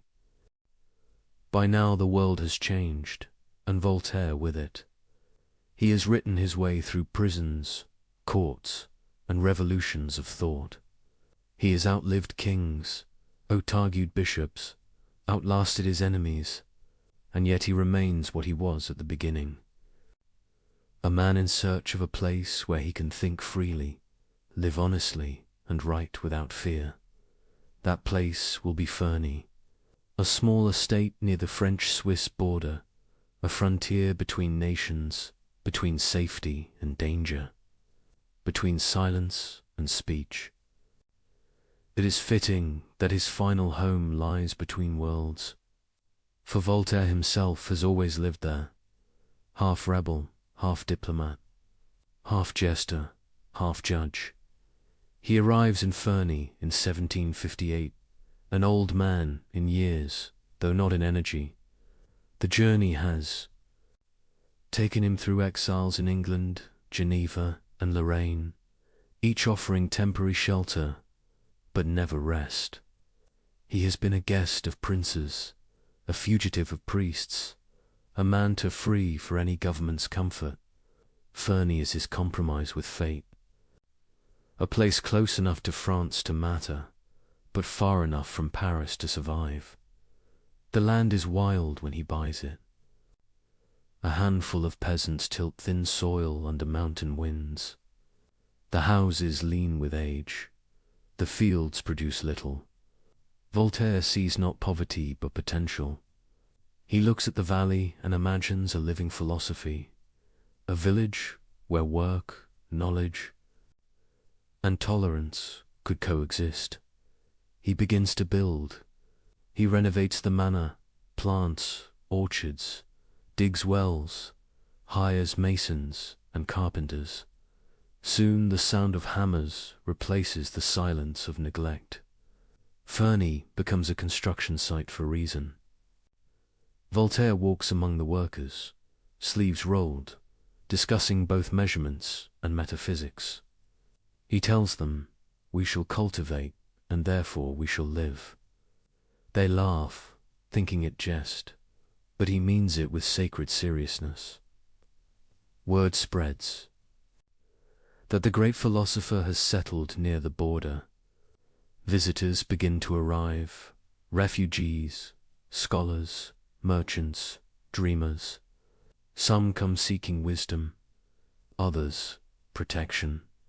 They find both. Voltaire's home becomes a sanctuary without formal walls. Catholics and Protestants live side by side under his roof. He insists they share meals, arguing that reason requires no uniform creed. He builds a chapel, and above its entrance carves an inscription that confuses authorities. Dio rerexit Voltaire to God. Voltaire built this. It is part devotion, part joke, part defiance. The message is clear. A man may believe in God without belonging to any church. The local bishop protests. Voltaire replies politely, saying that charity is better theology than quarrel. He continues his work, turning Ferney into a model of peaceful productivity. Within a decade, the barren village becomes prosperous. He introduces better farming methods, founds a watchmaking workshop, brings in teachers and artisans. He ensures the poor are paid fairly, that the children learn letters as well as trades. He pays for dowries, repairs roads, funds hospitals. Ferney becomes known as the city of Voltaire. Travelers marvel at its order and civility. When asked why he invests so much in a small village, he answers, because the world begins. Wherever we stand, that is the garden philosophy made flesh. What he once wrote in satire, he now lives in practice. Fernie is not only refuge, it is proof, a demonstration that enlightenment, applied patiently, can feed the hungry and calm the fearful. The house itself becomes legendary.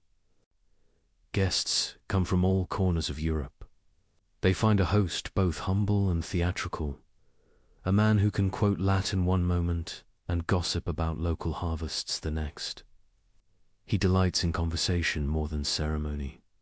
The dining room becomes his new salon. Each meal a symposium, each guest both student and teacher. He listens intently to stories, asks questions that turn anecdotes into parables. He laughs easily, yet beneath the humor lies purpose. He tests ideas the way farmers test soil, by seeing what grows. He writes less now, but what he writes carries the weight of distillation. Each letter, each essay, feels like a seed packed with seasons of experience. Despite the peace of Fernie, controversy finds him still. The church denounces him anew for his epitaph to reason. Critics call him a hypocrite for his wealth, as if comfort disqualified conscience. He answers with the same composure as always. Let them shout. The more noise they make, the less harm they do. Even kings tread carefully around him now. They need his approval as much as they once feared his scorn. Frederick of Prussia still writes, sometimes flatteringly, sometimes bitterly. Their friendship has cooled, but not died. Voltaire answers courteously, always returning to the same theme, that wisdom is better than power, because wisdom needs no guards. He corresponds with Catherine the Great, sending advice on law, education, and tolerance. She admires him enough to call him the teacher of Europe. He replies, half amused, I am but a student who never stops asking questions. Fernie becomes both fortress and lighthouse. From its quiet hills, Voltaire watches the world evolve.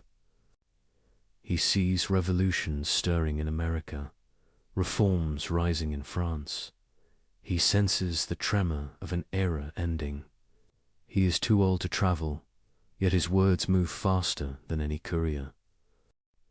Visitors describe him as radiant in his frailty, thin, pale, but glowing with vitality of mind. He speaks of the past with affection, of the future with curiosity, of himself with irony. He refuses to be solemn, saying, one must die as one has lived amused. In those twilight years, he becomes philosopher, mayor, and father to his villagers. When disputes arise, they come to him. He listens, decides, and often pays from his own purse to settle matters. He prefers peace to principle, because peace feeds more people. He writes that governments could learn from gardeners, remove weeds, but never the roots of life. It is both agricultural and political advice. When winter settles on Fernie, he spends evenings near the fire reading letters. He comments aloud to himself, sometimes laughing, sometimes sighing. He keeps one letter from an old friend pinned above his desk as simple line, You have made thought humane. He reads it often, as if reminding himself that enlightenment is not about brightness, but warmth. In these moments, he feels gratitude rather than pride. He knows that the ideas he helped nurture will outlive him and grow in unpredictable ways. He no longer worries about credit, only continuity. He says, truth does not need heirs, only witnesses. The seasons turn gently. He watches snow cover the garden, then melt into new green. The rhythm comforts him. Life, he realizes, repeats itself, not as punishment, but as promise. Every return of spring is proof that labor was not wasted. Friends who visit in those final years describe the same scene.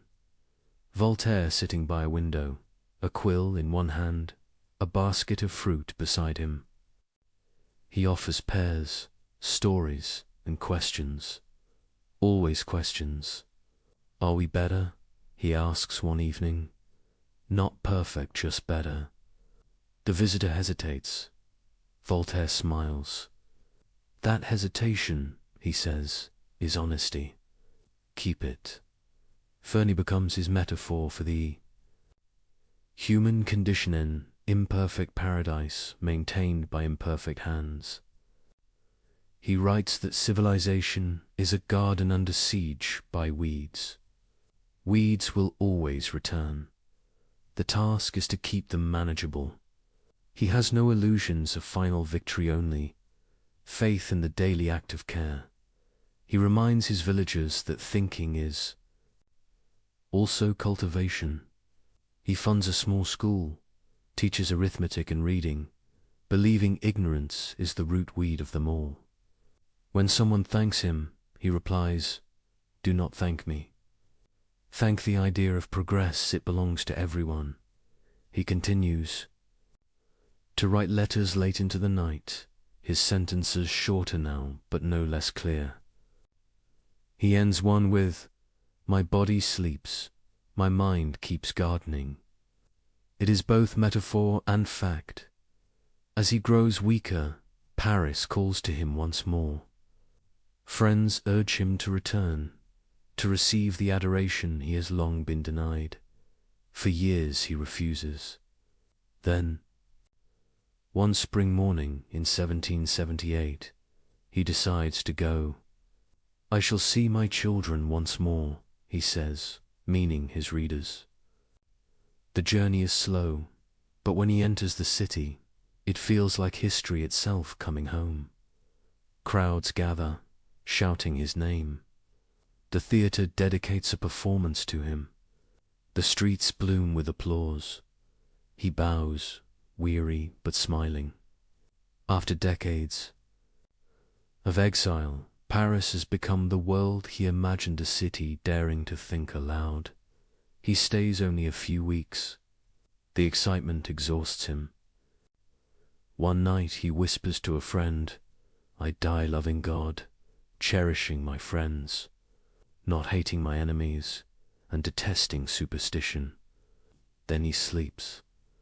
They bury him in secret, for the church still fears his presence even in death. But fear cannot silence affection. Years later, the revolution will carry his remains to the Pantheon, where crowds will chant his name and call him the soul of France. Fernie, meanwhile, remains. The gardens continue to bloom, the workshops hum, the schools teach. His villagers keep a chair for him at the table and say, "He is not gone. He is working elsewhere." And so, as we leave this quiet refuge, picture the estate at dusk, the air cool, the fields golden. A single lamp glows in the study window. Inside, an empty chair, a quill resting in its holder, the scent of parchment. An ink still fresh dot outside. The garden hums with life bees moving between blossoms, branches stirring in gentle wind. Everything continues, as it always does, as he always hoped it would.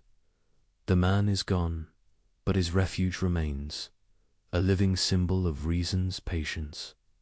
Proof that thought, when rooted in kindness, can become a home. And from that quiet place between nations, between faith and doubt, between laughter and truth, Voltaire's voice still carries, soft but unending. Cultivate your garden. It is the only world that will ever belong to you. The year is 1778. Voltaire is 83 years old, thin as parchment and just as full of words. He has lived through a century that feared him, mocked him, and finally learned to listen. Now, after 27 years away, he returns to Paris, the city that once imprisoned him, the city that now greets him as a prophet returned from exile. He travels slowly, stopping in villages along the road. Everywhere, crowds gather. Farmers, students, merchants, people who had never read a line of his work, lined the streets to see the face that had argued with kings. They call his name not as a philosopher, but as a friend. Some kneel, others laugh, and he, amused, waves them to their feet. He whispers to his companion, "When I left, they cursed me. Now they cheer." It seems success is simply exile that lasted long enough. When he enters Paris, the city erupts.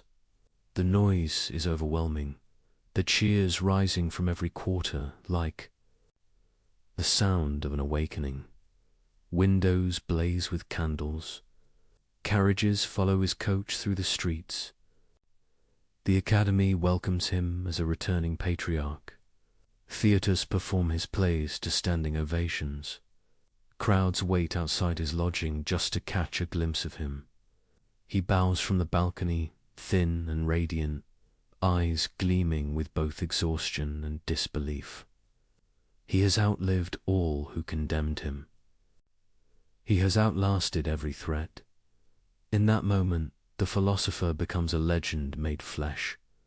The applause seems endless, but beneath it he hears something deeper, the murmur of a century closing behind him. He senses that he has become the bridge between worlds, the old of kings and creeds, and the new of liberty and reason. He knows bridges do not last forever, but while they stand, they carry everything across. During those weeks in Paris, he lives as if the years have rolled away. Visitors crowd his rooms from dawn to nightfall. He speaks, jokes, argues, blesses. Students ask for guidance. Nobles beg for wit. Painters sketch him, poets quote him, and children recite his aphorisms like prayers. He laughs softly at the irony that after a lifetime of being too dangerous to print, he has become the safest symbol of intellect the world can offer. Yet even as he enjoys the adoration, he feels its fragility. He tells a friend they applaud ideas they have not yet understood. When they begin to understand them, they will tremble again. He knows popularity is not proof of progress. Still, he accepts it with grace. To deny joy, even temporary, would be ungrateful. He spends his last nights attending the theatre. The audience rises when he enters. Actors stop mid-performance too. Bow. He bows back, smiling faintly. A physician warns him that the excitement will kill him. Voltaire replies, "Then let me die," applauded. The exhaustion does come. After so many years of surviving persecution, his body cannot withstand celebration. He grows weak, though his mind remains clear. Friends gather around his bed. Priests send polite invitations for confession. He declines gently. "I have nothing to confess except curiosity," he says. He insists on reason, even in farewell. He murmurs, "I am tired of hearing people ask for miracles. It is miracle enough that we are alive." One night, sensing the end near, he dictates his final statement. "I die loving God, cherishing my friends, not hating my enemies, and detesting superstition." Then he adds, smiling, "Now leave me to die in peace. Do not make a ceremony of it." A few hours later, in quiet sleep, he does Paris mourns and celebrates at once. The church refuses him burial in consecrated ground. The people ignore the refusal. Friends smuggle his body by night to a monastery near Troyes. where he is laid to rest secretly. As if even death feared his voice might rise again, but silence will not hold him. 11 years later, after the storm of revolution, France reclaims him publicly. The revolution's leaders, believing themselves heirs to his pen, order his remains carried to the Pantheon, the temple of the nations great. The procession is immense. Tens of thousands follow the coffin through streets lined with banners. Inscribed on the side, he gave mankind the spirit of liberty. Some weep, some sing, some carry candles, and above them all, the bells ring not for religion, but for reason. His body, once smuggled in secret, now rests beneath marble open to the sky. The irony would have delighted him. His legacy, however, is not stone but atmosphere. It lives in the habits of thought he made possible. Before him, people asked, "What must I believe?" After him, they began to ask, "What can I know?" Their change subtle, immense reshaped civilization. He did not invent the Enlightenment. He embodied its temperament, curiosity without cruelty, courage without hatred, and the refusal to take oneself too seriously. He left behind no disciples, only readers, millions of them. His influence moved through institutions he never trusted. Through revolutions he never joined, through laws he never wrote. It became invisible, as air becomes invisible once everyone breathes it. Philosophers debated his theology. Politicians quoted his wit. Common people remembered his laughter. He became a presence rather than a person, a whisper reminding each generation that reason is not cold, that truth need not shout, and that progress begins with a question. The paradox of his life endures.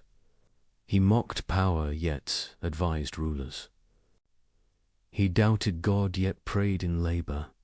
He lived for peace yet fought endlessly.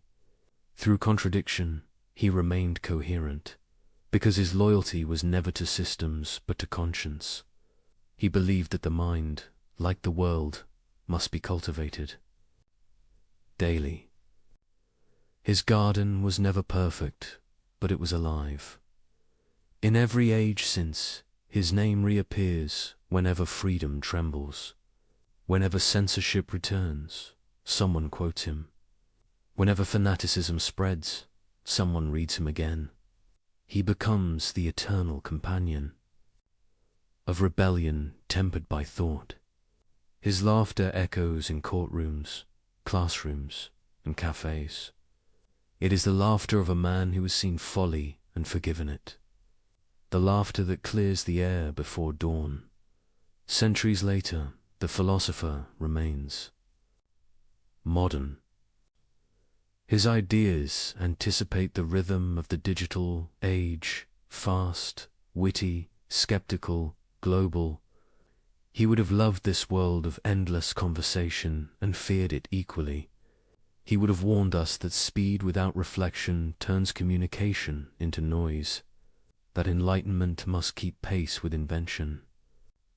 He would have told us, as he told his own century, to be skeptical not of truth, but of those who claim to own it. His garden survives now as metaphor. We cultivate it each time we choose understanding over outrage, dialogue over dogma, kindness over pride. Every act of patience continues his work. Every question asked in good faith extends his light another generation. That is his real immortality, not a statue, not a book, but the rhythm of thinking that refuses to stop. If you walk today through the Pantheon in Paris, past marble heroes and carved prayers, you may see his tomb bathed in quiet light.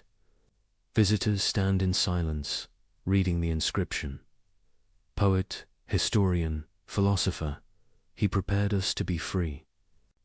Some smile, some nod, some simply linger. They may not realize it, but in that silence, they are participating in his last request to think for themselves. And somewhere beyond stone and centuries, one can almost hear the faintest echo of his voice, still curious, still amused, still whispering to all who would listen, "Cultivate your garden. Speak gently, but speak. And if you must fight, fight only with reason." The applause of his final return never truly ended. It continues quietly each time a person questions fear, each time laughter survives injustice, each time a mind opens. Instead of closing, that, more than any revolution, is Voltaire's victory. And so the story closes as it began, with a man and a pen. A cell replaced by a study, darkness replaced by dawn. He left the world no perfect system, only a method of courage, to live with light enough to see, and humility enough to doubt. The candle burns low once more. Ink dries on the page. The philosopher rests, his words still moving quietly through time. A reminder that freedom is never granted once, but cultivated forever. The story of Voltaire ends, but his invitation does not. Each generation inherits the same question. What does it mean to cultivate our garden today in this restless century of ours? The words sound simple, almost quaint, yet within them lies an entire philosophy of survival. It is not about literal soil alone. It is about the peace of the world that each of us can tend, the small circle of influence where care still matters. It is the idea that improvement, not perfection, is the real work of a lifetime. Voltaire's garden was once a patch of land at Ferney.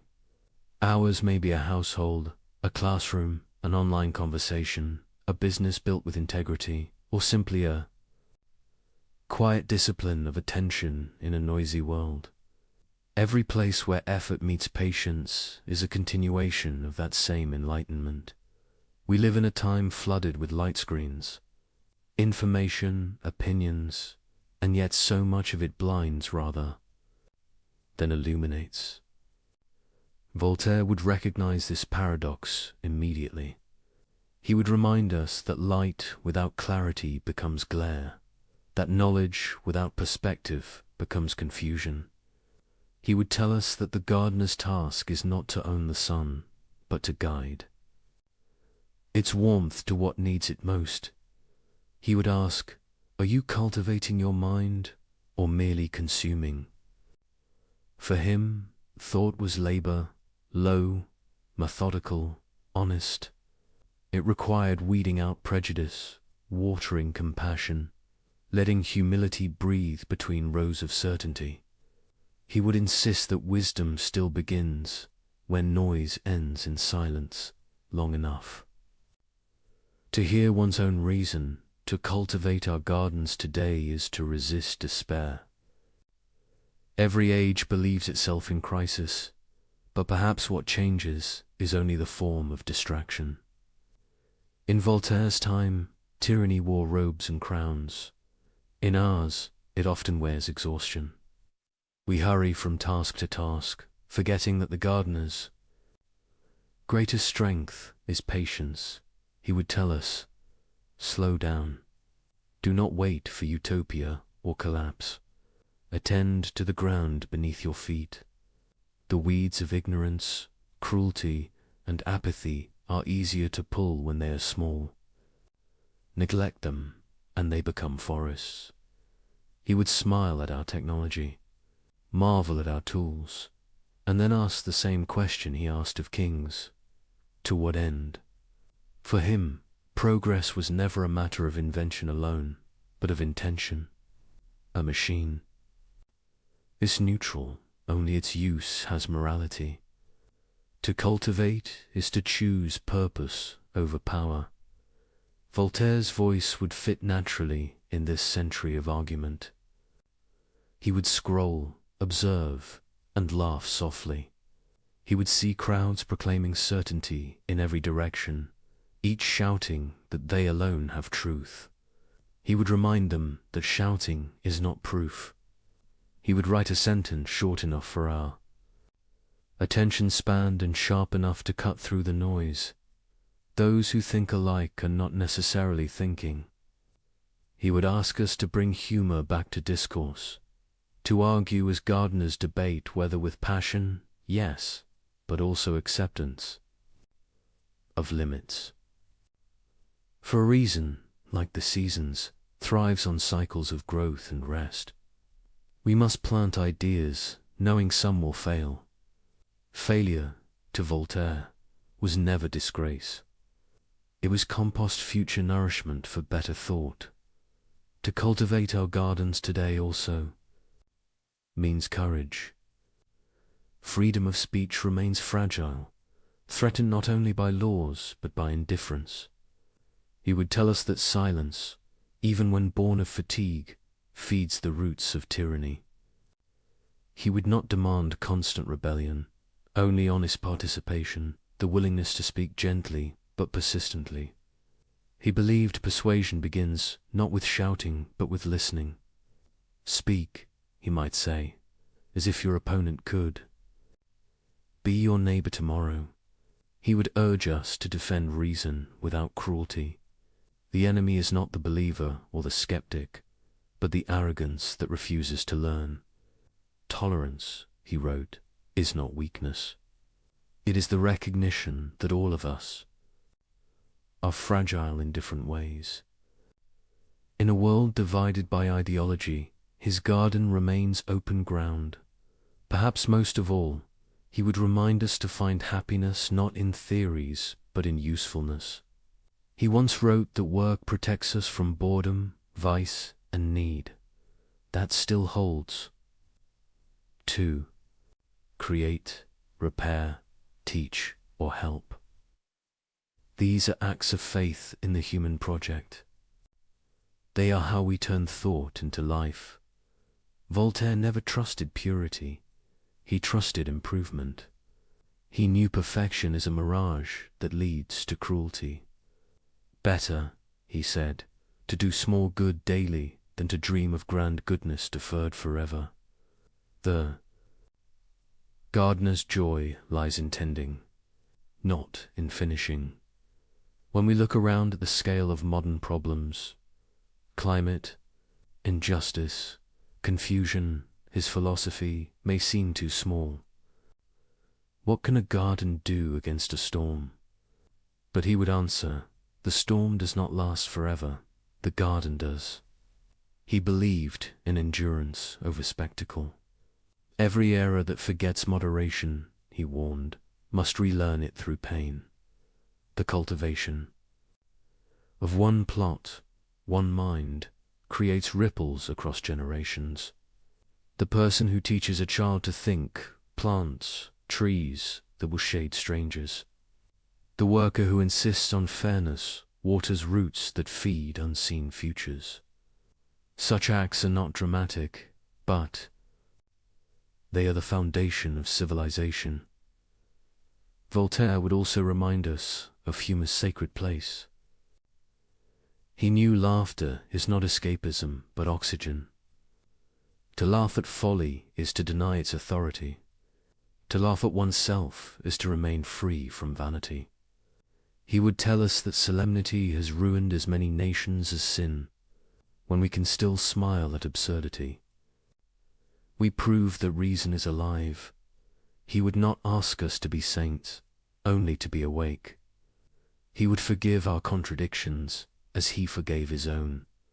He would say that doubt, properly tended, bears the fruit of humility. And humility is the soil in which wisdom grows, as the night deepens. Imagine sitting in that old garden of Fernie, the air cool, the leaves whispering. You can almost hear the faint scratch of a quill, the sound of a chair creaking, the voice of an old man smiling as he writes, "Let us cultivate our gardens."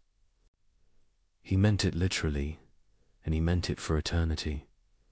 It is not instruction, but reassurance, that goodness is still possible, that effort still matters, that the world, for all its noise, is still capable of being tended. We cultivate our gardens. When we study instead of scroll, when we build instead of complain, when we forgive instead of argue for sport. We cultivate them when we plant trees we will never see mature, when we mend a friendship instead of winning an argument, when we leave a space more peaceful than we found it. These small actions, multiplied silently, are what keep civilization breathing. He would call this the arithmetic of kindness. No sermon, no ideology, just numbers that add up over time. 1,000 tiny efforts outweigh a single grand declaration. Every thoughtful person becomes a gardener of their own era. In the end, cultivating our gardens today is nothing more and nothing less than remembering that freedom is a form of responsibility.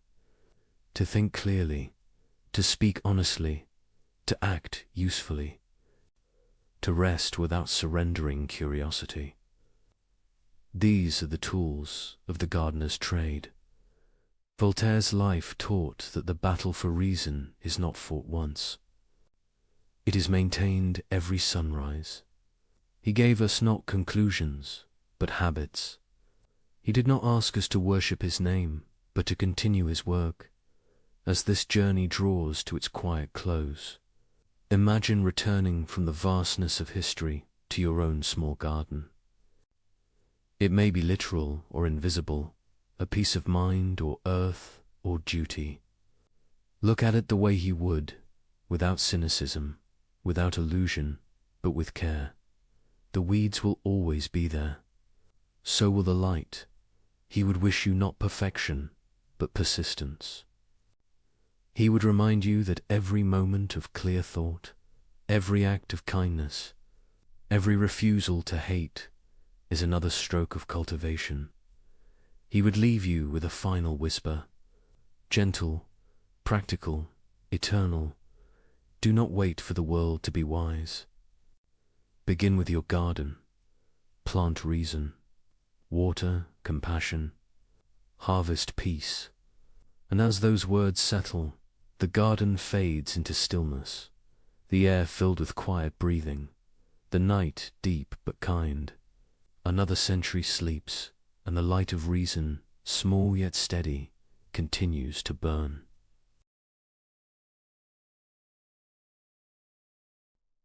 Greetings, friends. Please unwind, feel comfortable, and drift into the paradoxes of thought with me. Get ready to challenge your assumptions while exploring unraveling philosophy and psychology. Is it better to be loved or to be feared? This is the question that begins our journey. A question that has echoed for centuries. A question that seems simple at first, but grows heavier the longer we sit with it. Pause for a moment and reflect. If you were in a position of power, which would you choose? Love with all its warmth and loyalty, or fear with all its force and reliability? Niccolo Machiavelli forces us to face this dilemma without comfort. He does not allow us to hide behind ideals. He does not let us escape into fantasy. He pushes us to stare directly at the mechanics of power in all their beauty, in all their brutality. Who was Machiavelli? To many, he is a sinister name, a whisper in political history. To others, he is a genius, a man who saw the truth of politics more clearly than anyone before him. He was born in Florence in 1469, a city of art, ambition, and endless intrigue. He lived through wars, shifting alliances, and the fall of powerful families. For a time, he served as a diplomat, moving between the courts of kings and popes. He saw power up close. He studied how men rose and how they fell. But Machiavelli's life was not one of endless triumph. When the Medici family returned to power in Florence, he was cast out. He was accused of conspiracy, imprisoned, even tortured. When he was finally released, he was forced into exile. His career seemed broken, his influence gone. Yet it was in that exile, stripped of privilege and honor, that he wrote his most famous work, The Prince. Many read The Prince as a manual for tyranny, a book that teaches rulers how to deceive, manipulate, and control.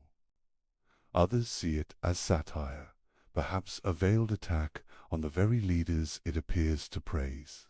Some read it as a desperate plea from a man trying to win back his position.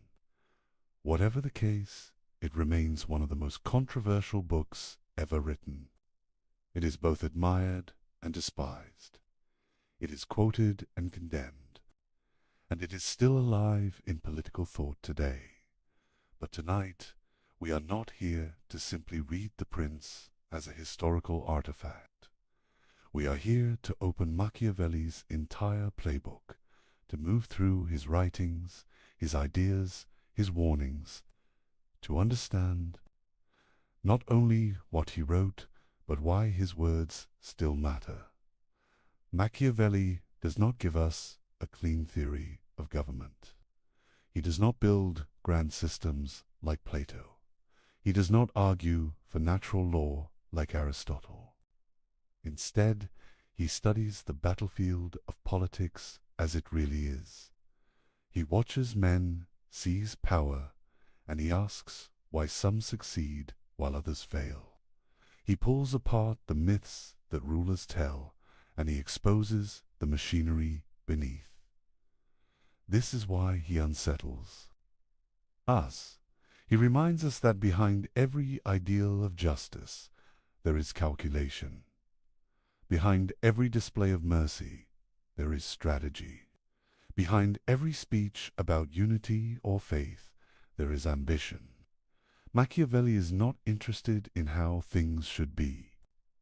He is interested in how they actually are. And so this lecture is not simply a reading of old texts. It is an exploration of strategies that remain alive in politics, in business, in leadership, and in human behavior.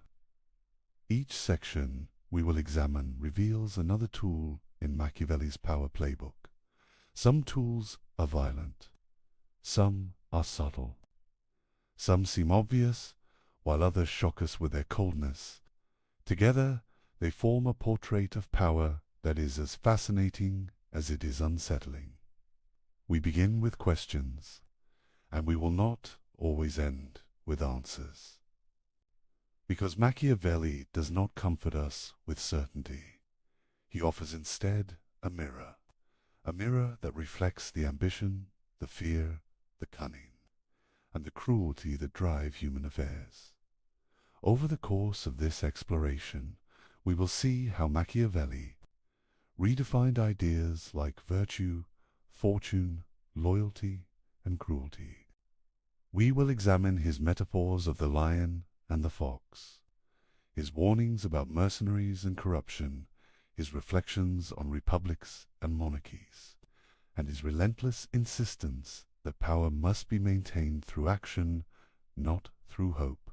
Be prepared for ideas that may disturb you. Be prepared for truths that may feel uncomfortably close to the world you see today. And be prepared to find yourself returning again and again to that first question. Is it better to be loved or to be feared? Because by the time we have moved through Machiavelli's playbook, that question will not feel simple anymore.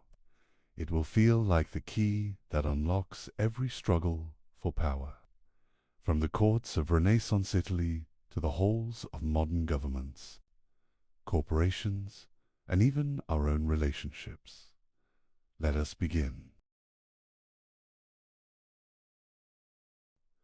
When we think of politics, we often imagine it wrapped in ideals. We picture justice, fairness, or virtue as the guiding lights of rulers.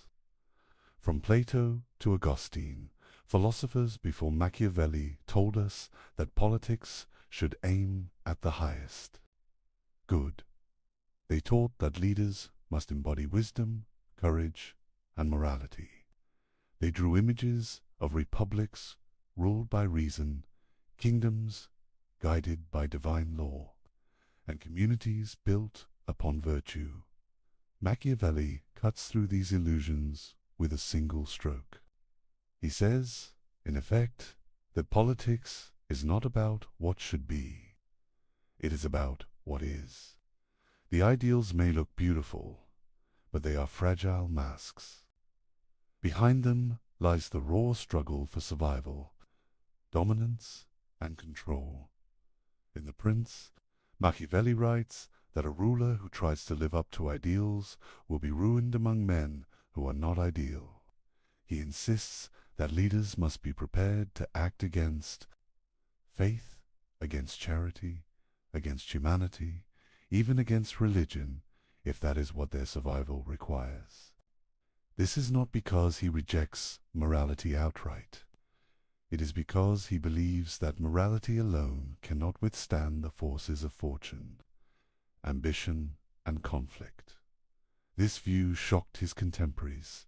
They had been taught that rulers must serve God and justice first. Yet Machiavelli observed rulers who acted in pious ways often lost their states. Meanwhile, those who betrayed promises, deceived rivals, and used cruelty effectively survived and thrived. He concluded that power abates its own laws. To ignore those laws is to invite collapse. We must understand the context of his time to appreciate the force of his argument.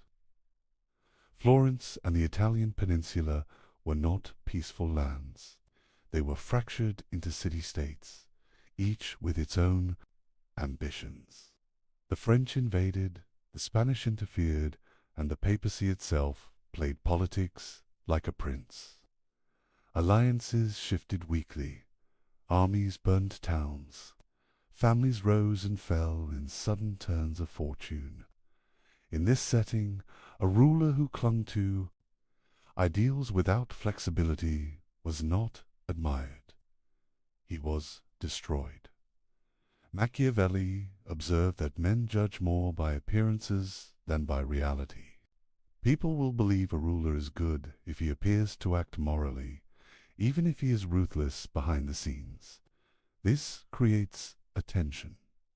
The illusion of morality can be useful, even necessary. But the pursuit of morality itself, without calculation, can be fatal. Here we see the first layer of Machiavelli's power playbook. Do not confuse appearance with reality. Appearances must be carefully managed, but the reality of decision-making must remain grounded in necessity. If mercy preserves stability, then mercy is chosen. If cruelty is required, then cruelty must be applied. What matters is not whether an act is good or evil in the abstract, but whether it secures the state and preserves authority. This raises uncomfortable questions. Are moral systems then only tools of control if rulers pretend to be just, kind, or faithful while acting with cunning? Is morality anything more than theatre? Machiavelli does not answer directly. Instead, he turns the question back to us. Do we prefer a ruler who clings to ideals and loses the kingdom, or a ruler who bends morality and keeps the kingdom alive? He points to history for answers. Consider the Roman Republic, which he admired in his discourses on Livy. Rome expanded, not by living as a model of peace and charity, but through discipline, cunning, and often harsh measures. Its leaders pretended to honor traditions and gods, but behind that veil they made ruthless decisions for survival.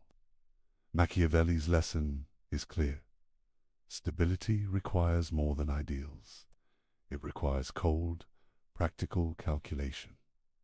Let us pause and reflect. Imagine two leaders facing the same crisis. One refuses to break his promises because he believes in absolute honesty. The other breaks his word when it serves his interest. Who survives?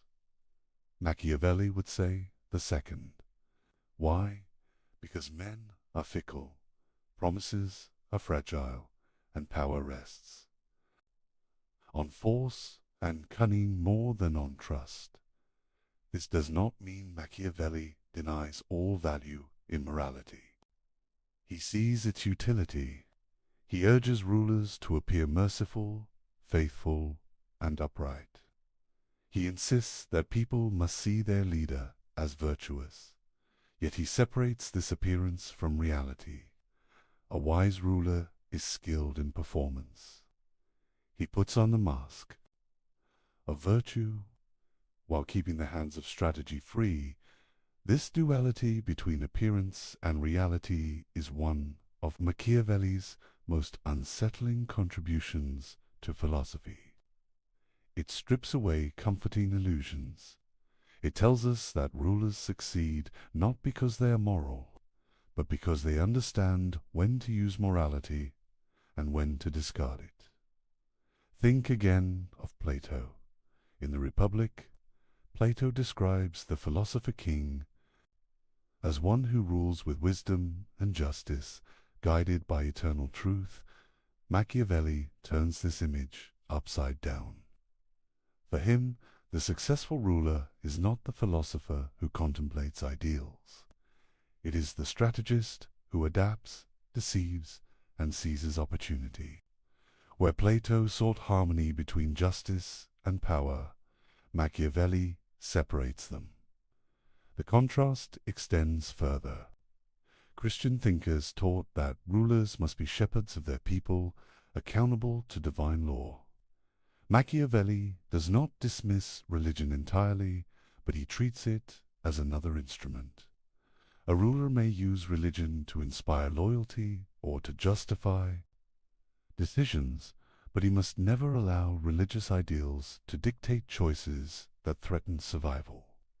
Here again, the reality of power trumps the illusion of morality. What does this mean for us? It means that when we look at history, we should ask whether the actions of rulers were driven by ideals, or whether ideals were used as masks for pragmatic calculation. It also means that when we look at our own time, we must ask whether the values leaders display are genuine, or whether they are carefully chosen illusions. Machiavelli offers no comfort in these questions. He offers only clarity. He tells us that power, stripped of illusions, is not gentle. It is harsh, competitive, and endlessly unstable. If rulers refuse to face this reality, their states collapse. If rulers embrace it too openly, they risk hatred and rebellion. The art lies in walking the fine line between appearance and necessity. As we move deeper into Machiavelli's playbook, we must hold on to this tension. The illusions of morality are powerful, but the reality of power cannot be ignored. In his writings, Machiavelli shows us again and again how rulers who fail to balance these forces are destroyed. Some cling too tightly to virtue and fall to cunning enemies. Others display cruelty without restraint and provoke hatred. The survivors are those who master the balance, who act without hesitation, yet who know how to clothe their actions in the garments of morality. This is why Machiavelli's work endures. It is not a celebration of evil, but a study of necessity. He strips away the comforting myths of political philosophy and forces us to confront the engine that drives human affairs. And once we see it, the illusions of morality can never fully shield us again. In Machiavelli's writings, two concepts dominate the landscape of power. These are fortuna and virtue. To understand his playbook, we must first understand them. Fortuna is often translated as fortune or luck. It represents the unpredictable elements of life. It is the flood that can sweep away kingdoms. It is the sudden death of a prince. It is the betrayal of allies, the revolt of citizens, the invasion of foreign armies. Fortuna is chaos made tangible virtue. On the other hand, is not morality. It is not virtue in the sense of goodness or justice. It is a kind of strength, skill, and decisiveness. It is the ability to shape circumstances. It is a capacity to act boldly, to plan wisely, and to respond quickly. Virtue allows a ruler to confront fortune and, when possible, to bend it to his will. Machiavelli presents these two forces as intertwined. Fortune is like a river that rises and falls without warning. Virtue is the dam, the levee, or the engineer who redirects the waters. Without virtue, fortuna will destroy even the strongest ruler. Without fortuna, virtue has no challenges to overcome, but its presence is constant. It tests leaders, punishes hesitation, and rewards audacity. Consider his famous river metaphor. Machiavelli describes fortune as a river that floods suddenly. The flood destroys villages, drowns cattle, and scatters crops. Those who prepare levees, who build channels, who anticipate the rising waters, survive. Those who do not are swept away. In human affairs, fortune functions in the same way. Wars, betrayals, deaths, and revolutions can overwhelm a state in an instant. Virtue is the preparation, the adaptability, and the courage to confront these forces. This does not mean that fortune can be fully controlled. Machiavelli is clear. Fortune is unpredictable and often cruel, but it can be mitigated. A prince who acts boldly, decisively, and with cunning can reduce the power of fortune. He can turn its unpredictability into opportunity. History is full of examples. Leaders who hesitated in crises perished. Leaders who seized the moment thrived. Machiavelli observes that fortune favors the bold virtue also requires knowledge and action. It is not enough to be courageous. A ruler must understand the world in which he lives.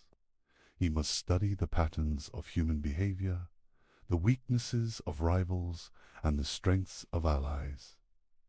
Virtue is intelligence applied to power. It is flexibility combined with decisiveness. It is the ability to act swiftly when opportunity appears and to recover quickly when disaster strikes. Machiavelli repeatedly emphasizes that virtue must be practicable. A prince cannot rely on ideals alone. He must take risks, sometimes calculated, sometimes bold, to secure his position. He must not wait for luck or hope for fortune to protect him. Fortune may knock on the door, but only virtue can open it. The interplay of fortune and virtue appears in Machiavelli's historical examples. Consider Cesare Borgia. He inherited a position of power and expanded it through audacity and strategy. He knew when to use force, when to deceive, and when to negotiate. He acted decisively against enemies, and fortune, in some measure, favored him. Yet Borgia's success was not guaranteed.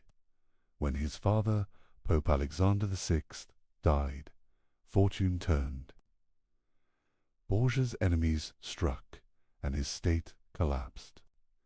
This demonstrates the limits of Vertec when fortune is overwhelming. Machiavelli also examines the role of timing in Vertec. Acting too soon can provoke resistance before power is secure. Acting too late can allow enemies to consolidate their strength. A wise ruler observes carefully, prepares meticulously, and strikes with precision. Vertec is the skill of timing. It is the combination of preparation, courage, and intelligence. We must also consider the human dimension. Vertec is not only strategic, it is psychological. A ruler must inspire confidence, command respect, and manage fear. Vertec allows a leader to read the hearts of men, to discern who will betray, who will follow, and who will hesitate. It is the skill of understanding not just events, but people. Fortune tests the world. Vertec tests human nature. There is a deeper lesson here. Machiavelli does not glorify luck. He does not suggest that fortune alone creates great leaders. He insists that a ruler's success depends on his ability to seize opportunity, adapt to changing circumstances, and act decisively. Vertec is the engine that drives mastery over fortune.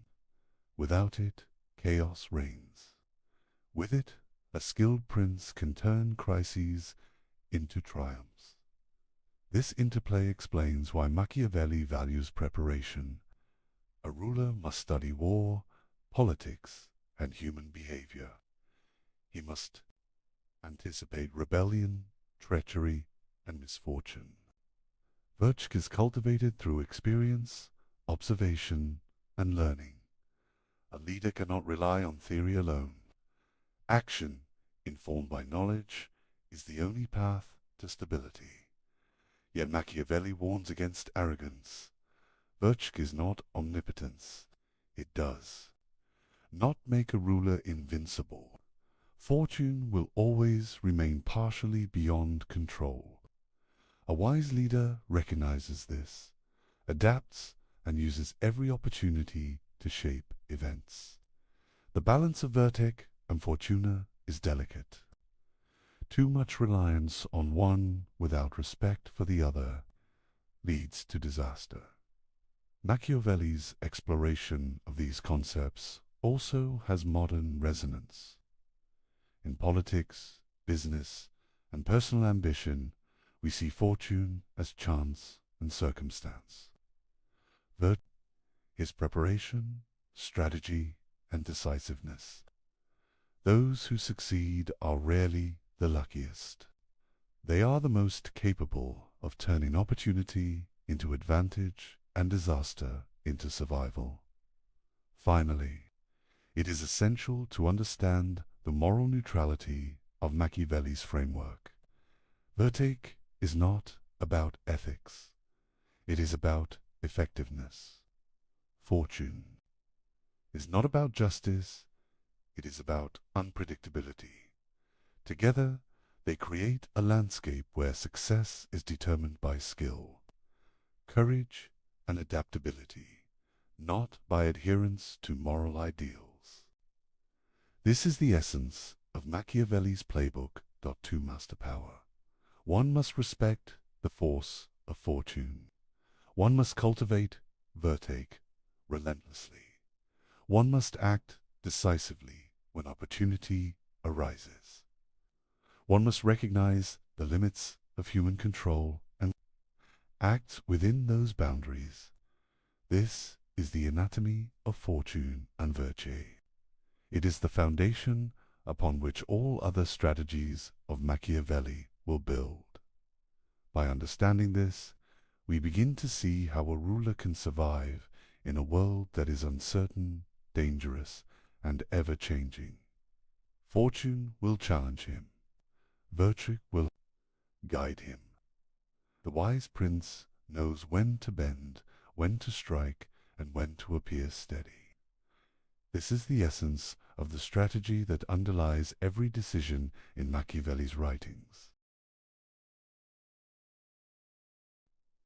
Machiavelli confronts one of the most enduring questions of power. Is it better for a ruler to be loved or to be feared? This is not a question of morality. It is a question of survival. Leaders throughout history have struggled with it. The answer, according to Machiavelli, is complex, but it carries a clear warning. He begins by observing human nature. Men are generally self-interested. They will break promises, betray allies, and abandon leaders if it suits their advantage. They are fickle and changeable. Their loyalty is often dependent on circumstances rather than conviction. A ruler who relies solely on love risks being abandoned when it is inconvenient. Fear, in contrast, is more reliable. When men fear the consequences of disloyalty, they are less likely to act against a ruler. Fear can be controlled, punishments can be applied consistently. Laws and consequences create order.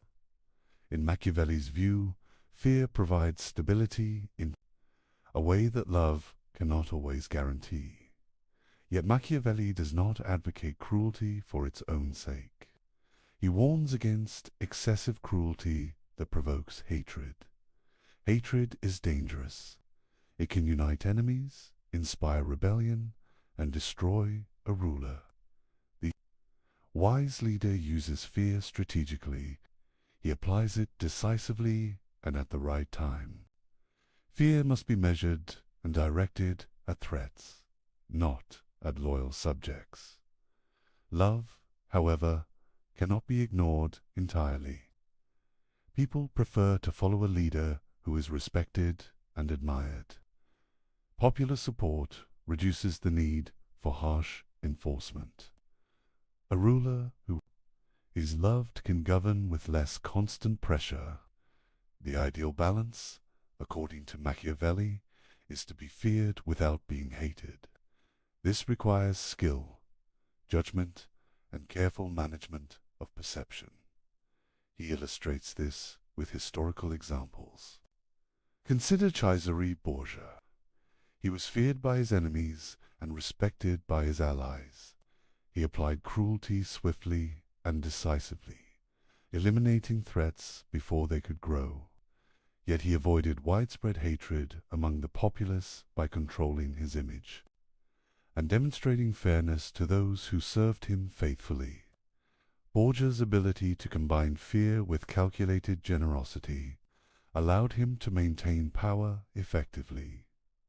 Machiavelli also emphasizes the role of appearance in managing loyalty. A ruler must cultivate the perception of virtue, kindness, and justice. People must believe in his good intentions even if they know he acts with calculation.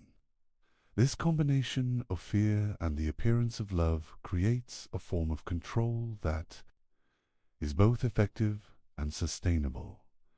He cautions against relying solely on love. History is full of rulers who were adored but who fell because their followers placed personal interest above loyalty. Affection alone cannot ensure obedience. Love is fragile, easily broken by greed, ambition, or external pressure. Fear, however, can endure because it is grounded in consequences. The management of fear and love also requires understanding of human psychology.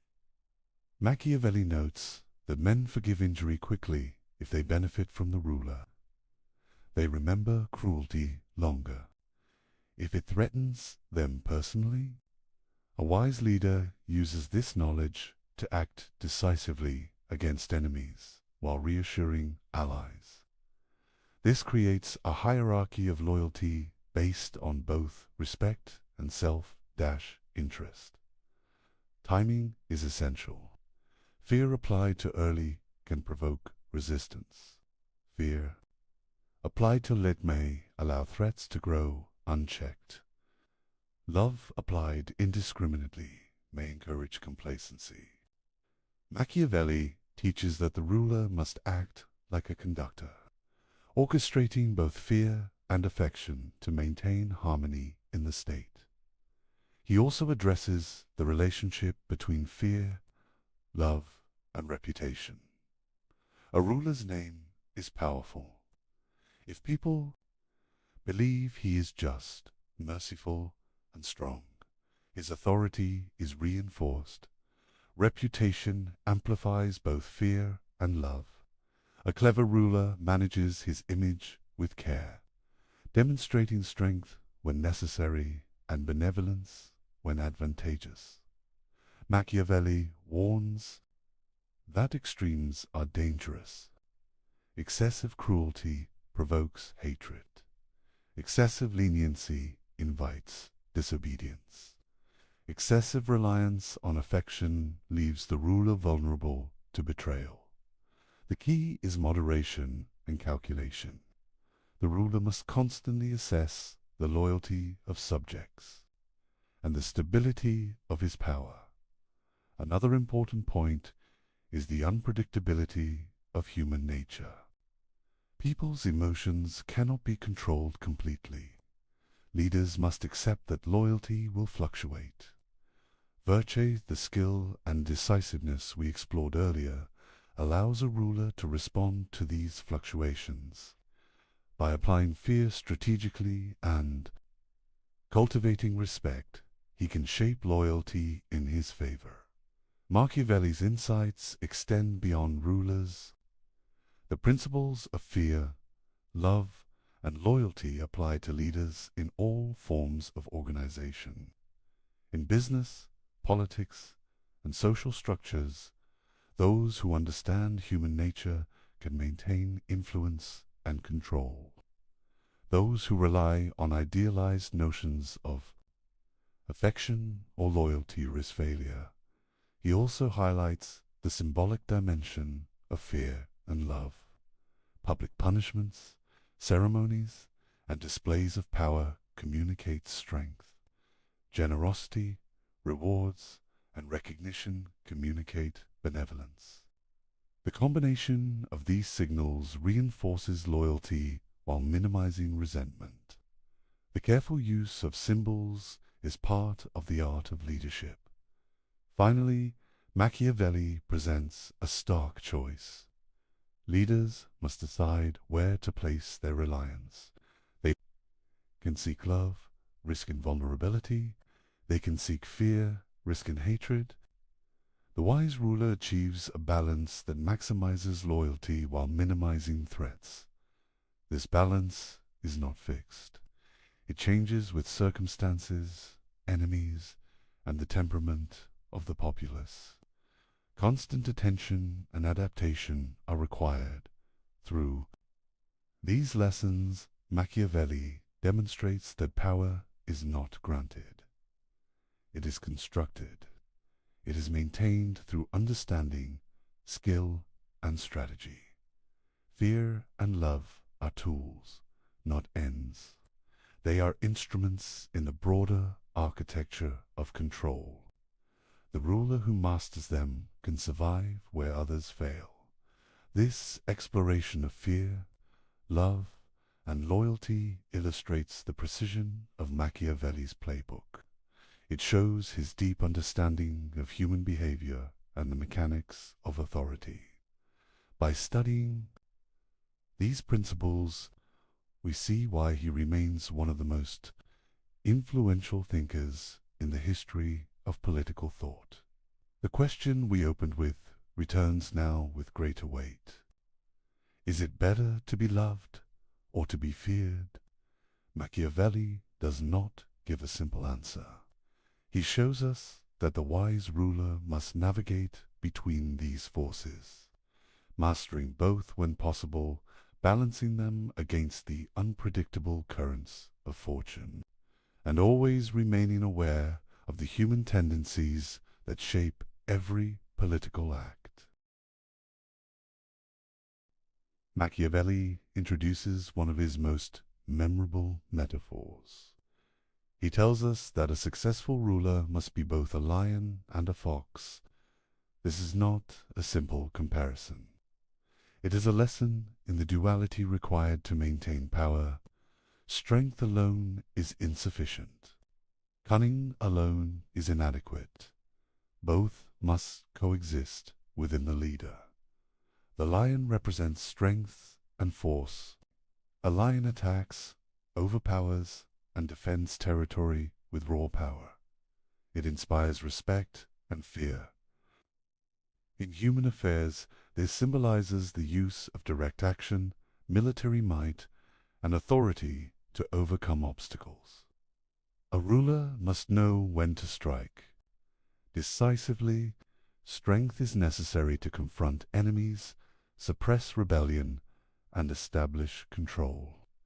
Without it, the state is vulnerable to internal and external threats. The fox, in contrast, represents cunning, intelligence, and deception.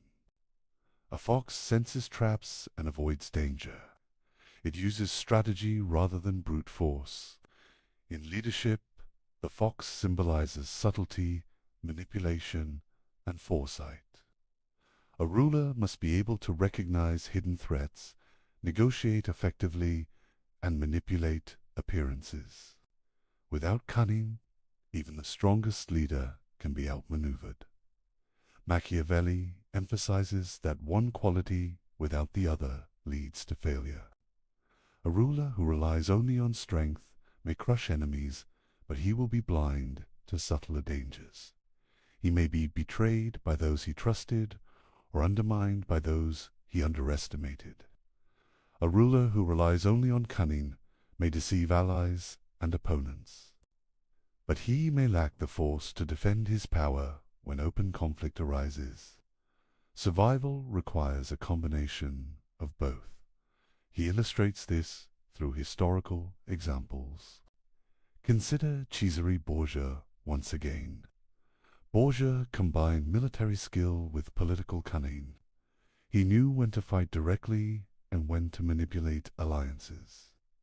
His ability to assess both open threats and hidden dangers allowed him to expand his influence.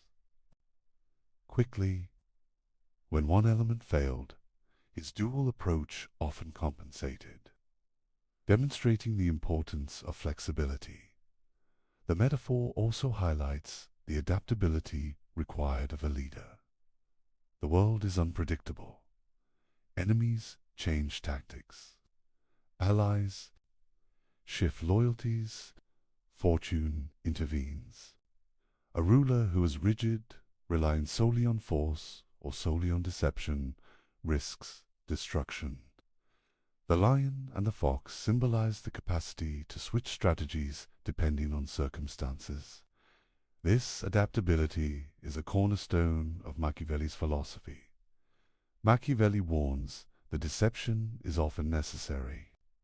The fox allows the ruler to recognize traps, to anticipate betrayal, and to use appearances to maintain stability.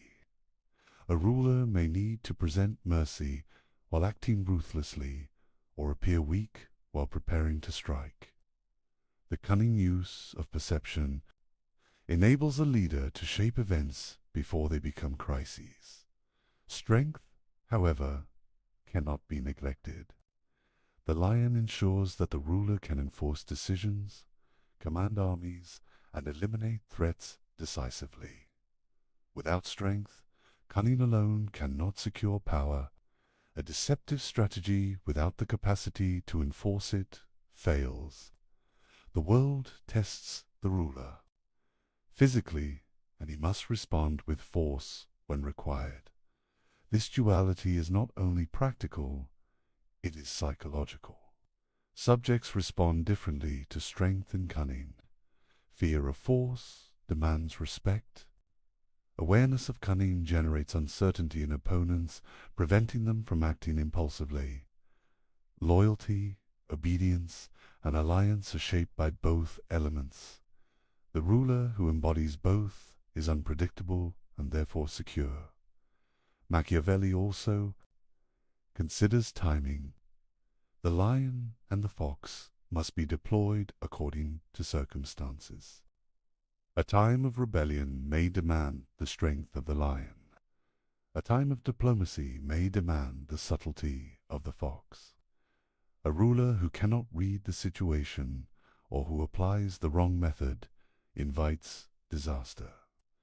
Success is contingent upon judgment as much as skill. The duality extends to internal governance as well. Rulers must manage advisors, nobles, and citizens with both strength and cunning. They must reward loyalty, punish betrayal, and manipulate perception. The lion ensures the power to act decisively. The fox ensures the capacity to navigate complex social and political networks. Together, they allow the ruler to maintain stability over time. Machiavelli also notes that appearances matter. The ruler should project the qualities of both animals. Even when they are not fully exercised, a leader who appears strong can deter enemies. A leader who appears cunning can prevent plots. Perception is an instrument of power, reinforcing both force and strategy. The lesson for leaders is clear. One cannot rely solely on morality, ideology, or a single skill. Survival demands versatility, perception, and intelligence applied to action. The lion and the fox are not symbols of good or evil. They are tools for navigating the realities of human behavior. Leaders who master both can withstand fortune, outmaneuver enemies, and maintain control. Machiavelli's metaphor also has a modern application. Leaders in business, politics, and society face challenges similar to those of Renaissance princes. Threats come from competitors, shifts in power, and unpredictable circumstances. The balance of force and strategy, boldness and cunning, remains essential. Those who rely exclusively on one approach fail to achieve lasting success. Finally, this duality emphasizes preparation and self-awareness. A ruler must cultivate both strength and intelligence continually. Complacency in one domain invites disaster. The combination of lion and fox requires constant vigilance, learning, and adjustment. Leadership is not a static condition. It is an ongoing process of adaptation and mastery. Machiavelli's insight is that the art of power is not a single skill. It is a composite of capabilities applied with judgment. The lion and the fox exemplify this. They teach that power is dynamic, conditional, and deeply intertwined with human nature. A leader who embodies this duality understands both the threats he faces and the opportunities he can seize. By studying this principle, we begin to see the depth of Machiavelli's strategy. Power is never absolute. It must be constantly managed. Force and cunning are complementary tools. They must be balanced, applied with foresight, and adapted to shifting circumstances. This understanding sets the foundation for every further strategy in Machiavelli's playbook. Machiavelli addresses one of the most controversial aspects of his philosophy. He argues that cruelty, when applied correctly, can be necessary for the stability of a state. This idea challenges conventional morality. It is not intended to shock. For its own sake, it is practical. It is rooted in the realities of human behavior and political survival. He begins by distinguishing between types of cruelty. There is cruelty that is well used. There is cruelty that is excessive or poorly timed. Well-used cruelty is decisive. It is applied quickly and with purpose. It eliminates threats, prevents rebellion, and secures authority. Poorly used cruelty is endless and arbitrary. It breeds hatred, fear without respect, and eventual collapse. Machiavelli explains that cruelty is most effective when it is limited and targeted. A ruler may need to eliminate rivals or punish conspirators. When this is done decisively, the message is clear. Potential enemies understand the consequences of opposition. This type of cruelty prevents disorder, it consolidates power, it does not invite continuous resistance because it is controlled. Historical examples illustrate his point. Consider Cesare Borgia. Borgia faced a fragmented state and rebellious subjects. He acted with ruthless efficiency against those who threatened his authority. Ramiro de Orco, one of his lieutenants, was sent to enforce discipline. The people initially resented the actions, but Borgia quickly executed de Orco, presenting himself as just. The cruelty served a purpose, and then it ended. This calculated approach stabilized the region. Machiavelli emphasizes that cruelty must be applied at the beginning of a ruler's tenure. Early decisive actions prevent prolonged unrest. Hesitation allows enemies to grow stronger and emboldens conspirators. Once a ruler establishes control through measured force, ongoing cruelty becomes less necessary. The goal is to secure loyalty, not to perpetuate fear indefinitely. He also warns against arbitrary cruelty. Violence without purpose undermines authority. It creates resentment. It destabilizes rather than strengthens. The wise leader uses cruelty as a tool, not as an expression of personal anger. Decisions must be calculated and disciplined. Emotion alone is insufficient and dangerous. Machiavelli extends his analysis to the broader principle of necessity. Rulers exist in a world of danger. Enemies plot, allies betray, and fortune is unpredictable. In this context, cruelty is often unavoidable. It is the means by which order is maintained and the state preserved. Without it, instability spreads. Without it, even the most virtuous ruler can be overthrown. The psychological dimension is important. People fear what is visible and immediate. When a ruler applies force decisively, the population learns the consequences of disobedience. This fear can be controlled and focused. In contrast, excessive leniency or delayed punishment allows resentment to fester. Threats multiply when cruelty is inconsistent or unclear. Machiavelli also highlights the perception of cruelty. A ruler should not appear cruel for its own sake. Actions should be framed as necessary for the common good or for the security of the state. Public perception shapes loyalty. People tolerate force if it is justified and purposeful.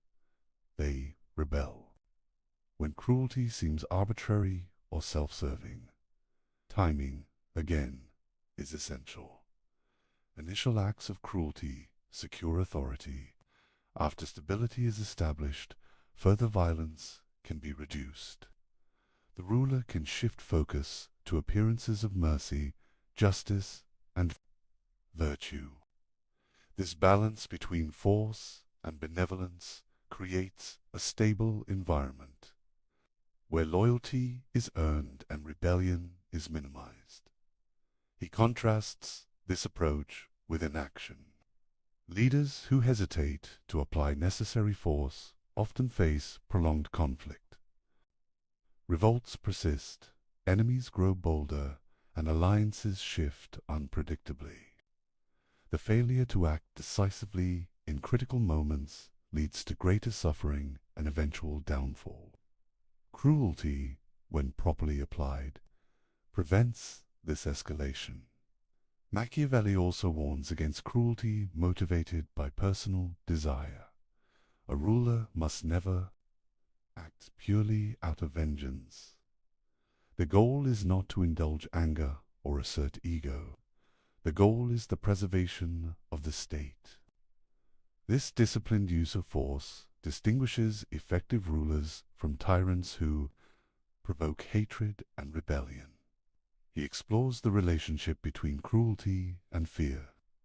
Cruelty generates fear, but fear must be carefully controlled. The ruler who is feared but not hated maintains authority. Those who apply excessive, indiscriminate cruelty provoke hatred and ultimately destabilize their position. Fear must be directed strategically, not indiscriminately. Machiavelli's insights extend beyond the battlefield. Internal governance, management of nobles, and handling of conspiracies all require careful application of force. The principles of decisive action, targeted punishment, and public perception apply in political, social, and administrative contexts. Modern examples illustrate these principles. Leaders who act decisively to confront threats often maintain stability, while leaders who hesitate or act inconsistently invite chaos. Strategic force, applied with purpose, is not cruelty for cruelties. Sake, it is a calculated method of maintaining order. Finally, Machiavelli emphasizes the moral neutrality of these actions. Cruelty is neither inherently good nor evil. Its value is measured by results. The wise ruler considers the long-term stability of the state. He acts decisively when necessary, restrains force when possible, and manages perception carefully. Through this lens, cruelty becomes a tool, a necessary instrument for survival. It is not arbitrary, it is not personal, it is part of the disciplined exercise of power. To ignore this principle is to misunderstand the realities of governance. To apply it without judgment is to invite destruction. The balance, timing, and purpose of cruelty determine the ruler's success. By understanding the necessity of cruelty, we begin to see how Machiavelli redefines power. He strips away comforting illusions. He shows that stability requires action, decisiveness, and control. Leaders must confront danger, manage perception, and use force strategically. This principle underpins much of the remaining strategies in his playbook. Machiavelli understood that power is not only about force or cunning, it is also about perception. How a ruler is seen can determine whether he succeeds or falls. Reputation is a currency of authority. Image shapes loyalty. The theater of power is the stage on which a ruler performs to maintain control. He begins by emphasizing that appearances matter more than reality in the eyes of the public. People judge leaders based on what they see, not always on what they know. A ruler may act with calculation, manipulation, or even deception. But the perception of virtue, justice, and courage solidifies authority. Maintaining this perception is essential to survival. Machiavelli notes that a ruler must project qualities that inspire both respect and admiration. He should appear merciful, faithful, humane, and religious. Yet he should also demonstrate strength, decisiveness, and strategic intelligence. These qualities may not always exist fully in practice, but their display maintains confidence among subjects and allies. He illustrates this through historical examples. Consider the Medici family in Florence. Their authority relied heavily on appearances. They cultivated images of piety, patronage, and civic responsibility, even while engaging in ruthless political maneuvers. The perception of virtue protected their power and allowed them to govern effectively. Public ceremonies and symbolic actions are central to the theater of power. Processions, proclamations, and displays of generosity communicate a ruler's qualities. These rituals reinforce authority and shape public opinion. A wise ruler uses symbolism strategically to complement practical governance. Actions and appearances together create stability and influence. Machiavelli warns against inconsistency between image and action. If a ruler is perceived as just but acts cruelly without explanation, trust erodes. If he appears merciful but fails to act decisively when necessary, fear and respect diminish. The alignment of perception and action is delicate. Leaders must cultivate both carefully.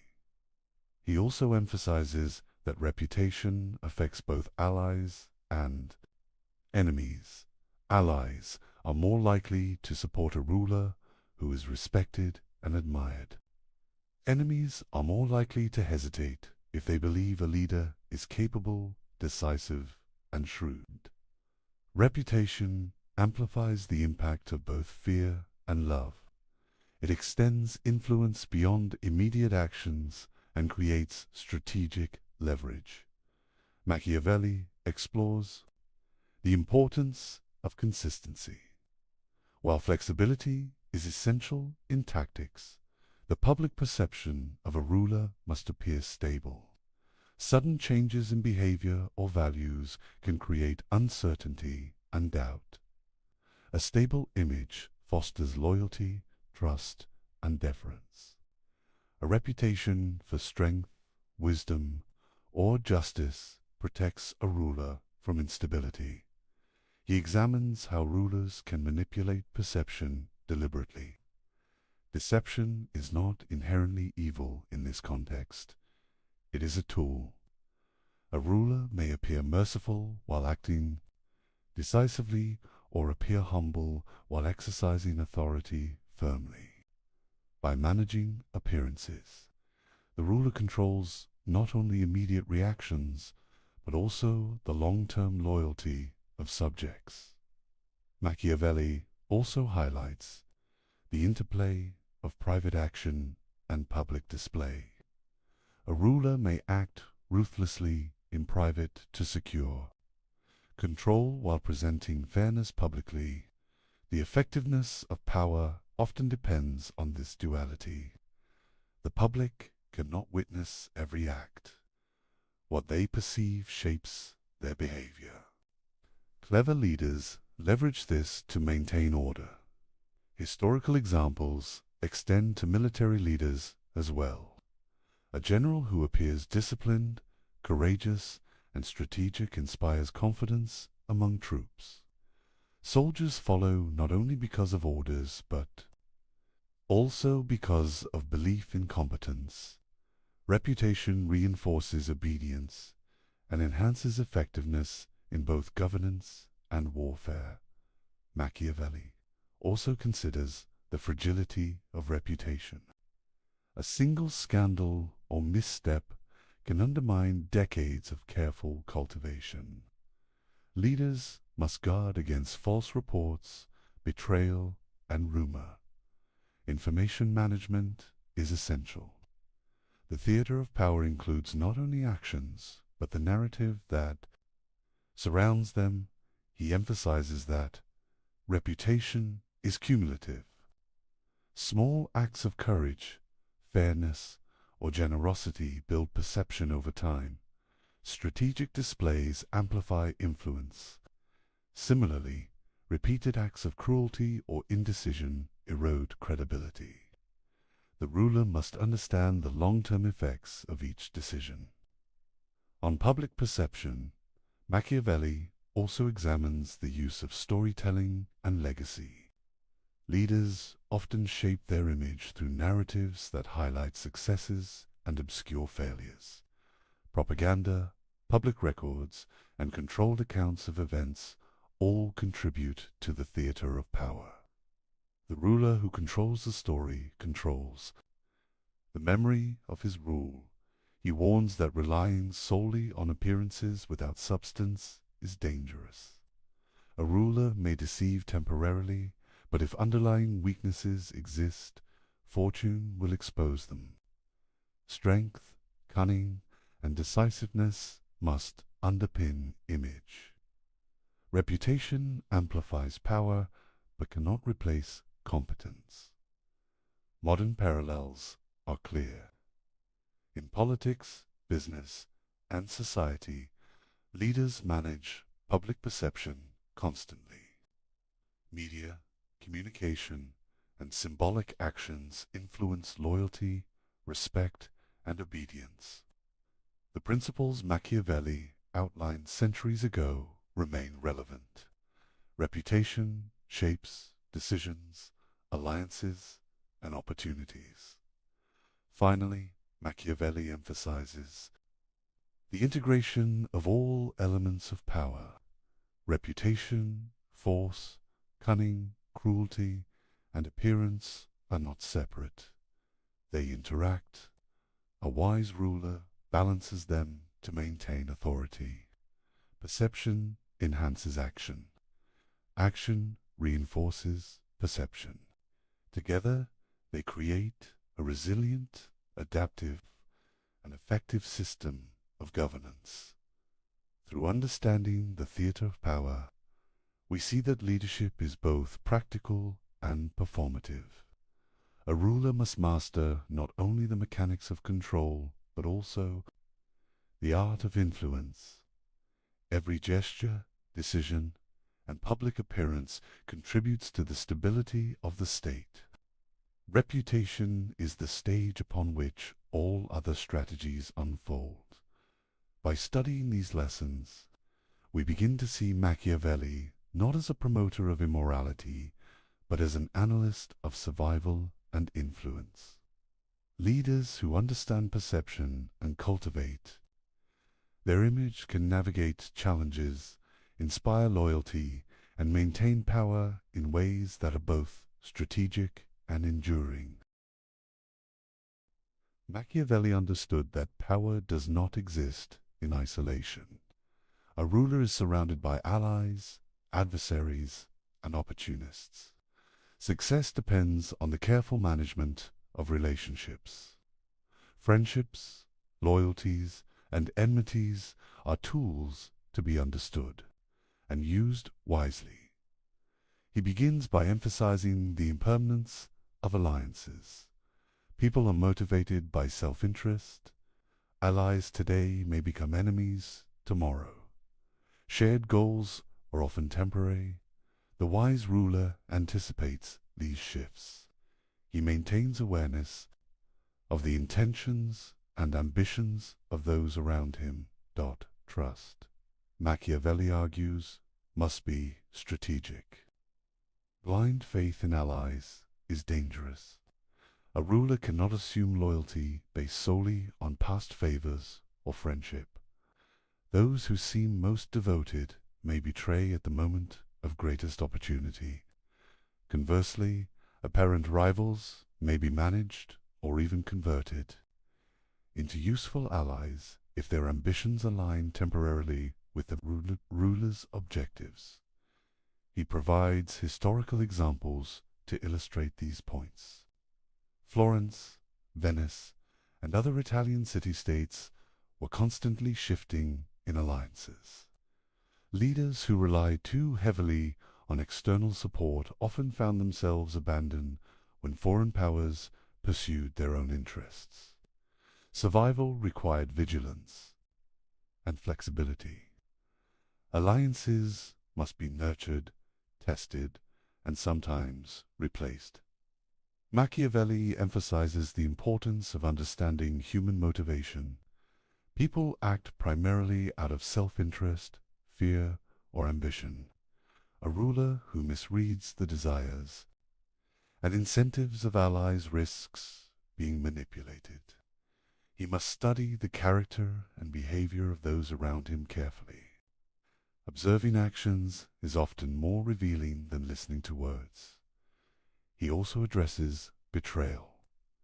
It is inevitable in human affairs. Rulers must plan for it. Defensive measures, such as dividing potential adversaries, rewarding loyalty, and punishing treachery decisively, reduce the likelihood of surprise attacks. Machiavelli stresses that swift and calculated responses to betrayal send clear signals, reinforcing both fear and respect. Another principle is the selective cultivation of friends and enemies. Not all alliances are equally valuable. The ruler must identify those who can contribute to stability, military strength, or economic advantage. Some rivals can be left unchecked if their ambitions are contained. Others must be neutralized through diplomacy, coercion, or strategic force. Proper management ensures that threats are minimized while benefits are maximized. Machiavelli also highlights the importance of adaptability. Relationships are not static. Circumstances change. A once trusted ally may become dangerous. A previously hostile neighbor may become an opportunity for alliance. The successful ruler continually reassesses the political landscape. Decisions must be based on the current balance of power, not past assumptions or sentiments. He examines the role of deception in managing allies and enemies. Transparency can be exploited. The ruler must sometimes conceal intentions, provide misleading signals, or present false security to maintain advantage. Deception is a tool, not a moral failing. When used to preserve the state and protect power, historical examples reinforce these lessons. The Papal States frequently negotiated alliances with city-states and foreign powers. Those who overestimated loyalty or underestimated ambition often lost territory or influence. Leaders who balanced diplomacy with readiness for conflict maintained authority more effectively. Machiavelli's observations emphasized pragmatism over idealism. He also considers the psychological impact of power. Allies observe how a ruler handles threats, betrayal, and opportunity. Swift action and decisive judgment inspire confidence. Hesitation and indecision undermine trust. Reputation, decisively linked to behavior, shapes future relationships. Allies and enemies alike adjust their strategies based on perceived strength and intelligence. Machiavelli warns against over-reliance on any single ally. Dependence creates vulnerability. The ruler must cultivate multiple connections, balancing relationships to prevent any one party from gaining excessive influence. This approach reduces the risk of betrayal and maintains freedom of action. Conversely, the management of enemies requires both caution and initiative. Enemies left unchecked grow stronger. They form alliances, exploit weaknesses, and may strike unexpectedly. A prudent ruler observes potential adversaries, predicts their moves, and acts preemptively when necessary. Timing and decisiveness are essential. He further distinguishes between permanent and temporary alliances. Temporary alliances serve immediate goals. Permanent alliances require trust, compatibility, and ongoing management. A ruler must recognize the difference and treat each relationship accordingly. Mismanaging this distinction can lead to catastrophic failures. Machiavelli also emphasizes the value of balance. The ruler must reward loyalty, punish betrayal, and maintain the perception of fairness. Allies who feel secure are more likely to support the ruler. Enemies who see strength may hesitate or retreat. The art of maintaining equilibrium between friends and foes is central to stability. The chapter also explores contingency planning. The ruler must anticipate shifts in loyalty and the emergence of new threats. By preparing for multiple scenarios, he ensures that betrayal or unexpected opposition does not lead to collapse. Flexibility and foresight are the hallmarks of skillful leadership. Machiavelli concludes that the management of relationships is an ongoing task. Power is dynamic, and human behavior is unpredictable. The ruler's survival depends on vigilance, judgment, and adaptability. Understanding human ambition, fear, and self-interest allows the ruler to navigate complex networks of friends and enemies. Finally, these lessons have modern relevance.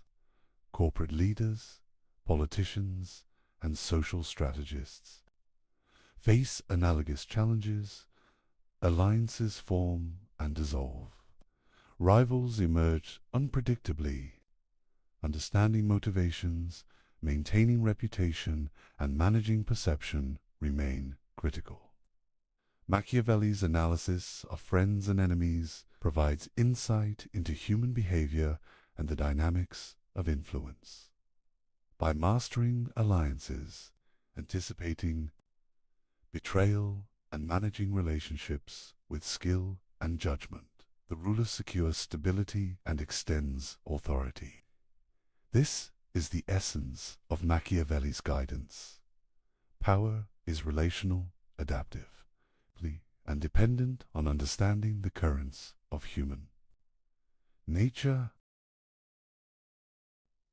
Machiavelli presents a paradoxical view of religion.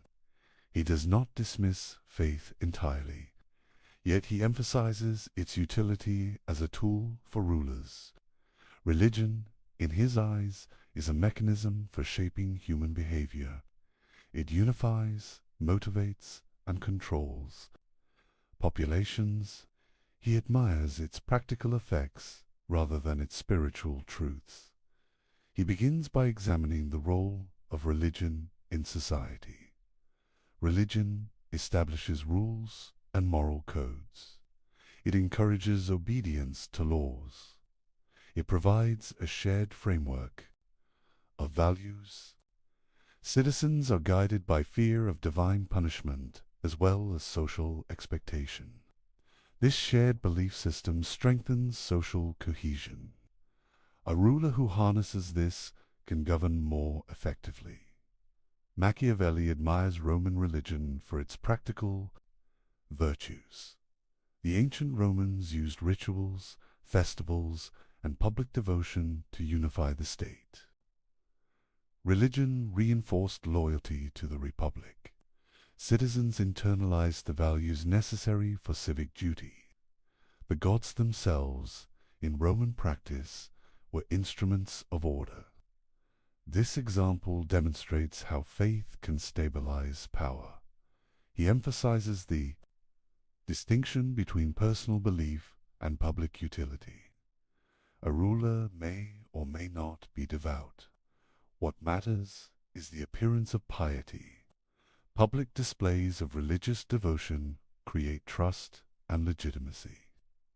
Citizens are reassured when their leader observes sacred customs. This perception reinforces authority. Faith becomes a political instrument, independent of private conviction. Machiavelli warns against neglecting religion entirely. A state that appears irreligious or dismissive of sacred traditions risks alienating its people. Citizens may interpret this as moral weakness or disrespect for communal norms. Revolts, disobedience, and factionalism become more likely. Leaders must manage perception as carefully as they manage armies. He explores the paradox of morality in leadership. Ethical behavior is valuable when it supports stability. Rulers should maintain the appearance of virtue, honesty, and justice. Yet personal morality is secondary to effectiveness. Actions are justified by results rather than abstract principles. Religion helps bridge the gap between moral expectation and practical governance. Machiavelli introduces a suspenseful question. Is religion, for him, less about God than about human obedience? He implies that the sacred functions primarily to regulate behavior.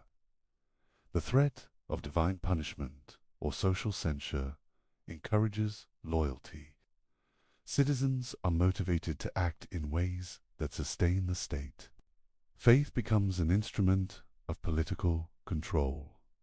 He analyzes how rulers can utilize religious structures. Priests, temples, rituals, and laws reinforce obedience. Leaders who control religious messaging can direct attention, unify populations, and suppress dissent. Religion becomes a stabilizing force, reducing reliance on coercion and military enforcement alone. Historical examples illustrate this principle. The Roman Republic, as Machiavelli admired, integrated religion into public life. Festivals, sacrifices, and civic rituals reinforced collective identity. Leaders who neglected religious appearances often faced instability. The power of perception, supported by shared belief, reinforced authority more effectively than force. Alone, Machiavelli also highlights the psychological dimension. People are more likely to follow laws and respect authority when they believe the ruler shares their values.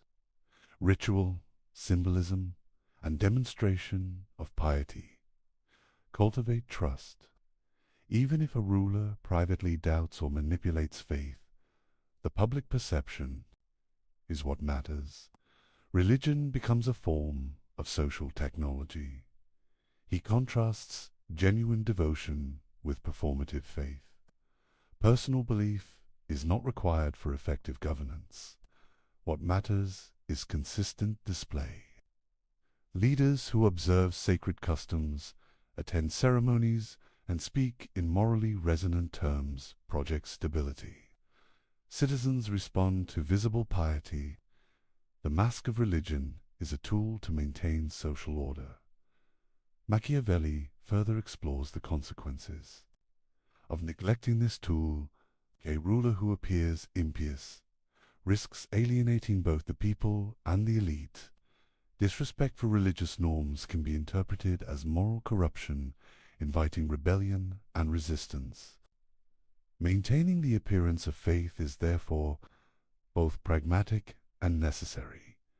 He examines the interplay between religion and law. Laws gain additional authority when reinforced by moral and sacred frameworks.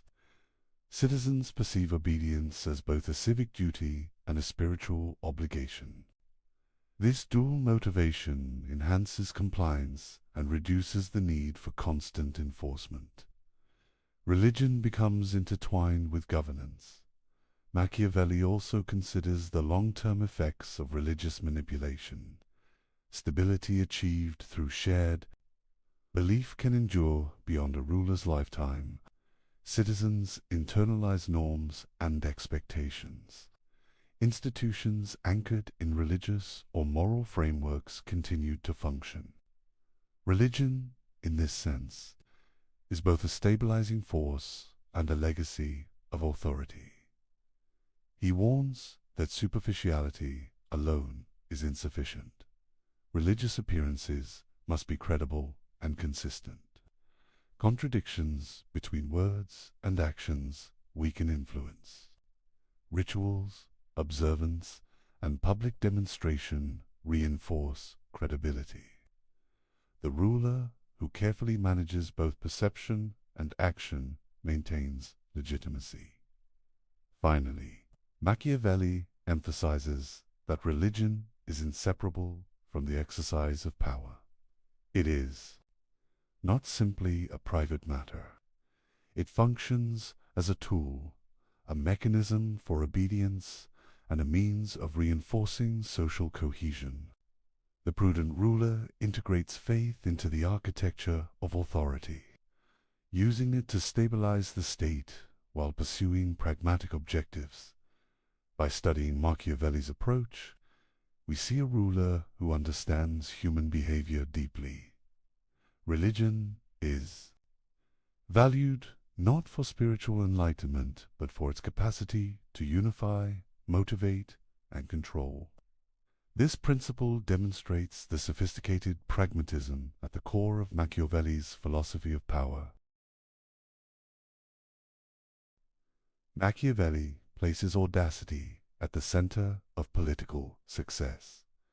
He asserts that fortune favors the bold. Leaders who act decisively seize opportunities, shape events, and maintain control. Hesitation, by contrast, invites misfortune and collapse. Boldness is not reckless. It is calculated, informed, and timely. He introduces the concept of fortune as a force that can be influenced. Fortune is unpredictable. It presents opportunities and challenges. Machiavelli famously writes that fortune must be beaten down like a woman. This brutal metaphor reflects his view that fortune yields to strength, courage, and action.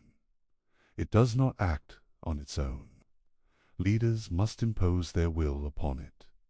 Bold action is closely linked to ambition. Leaders must pursue goals with energy and determination.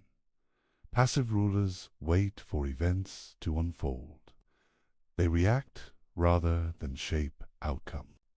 Machiavelli argues that ambition combined with audacity allows a ruler to convert opportunity into lasting power.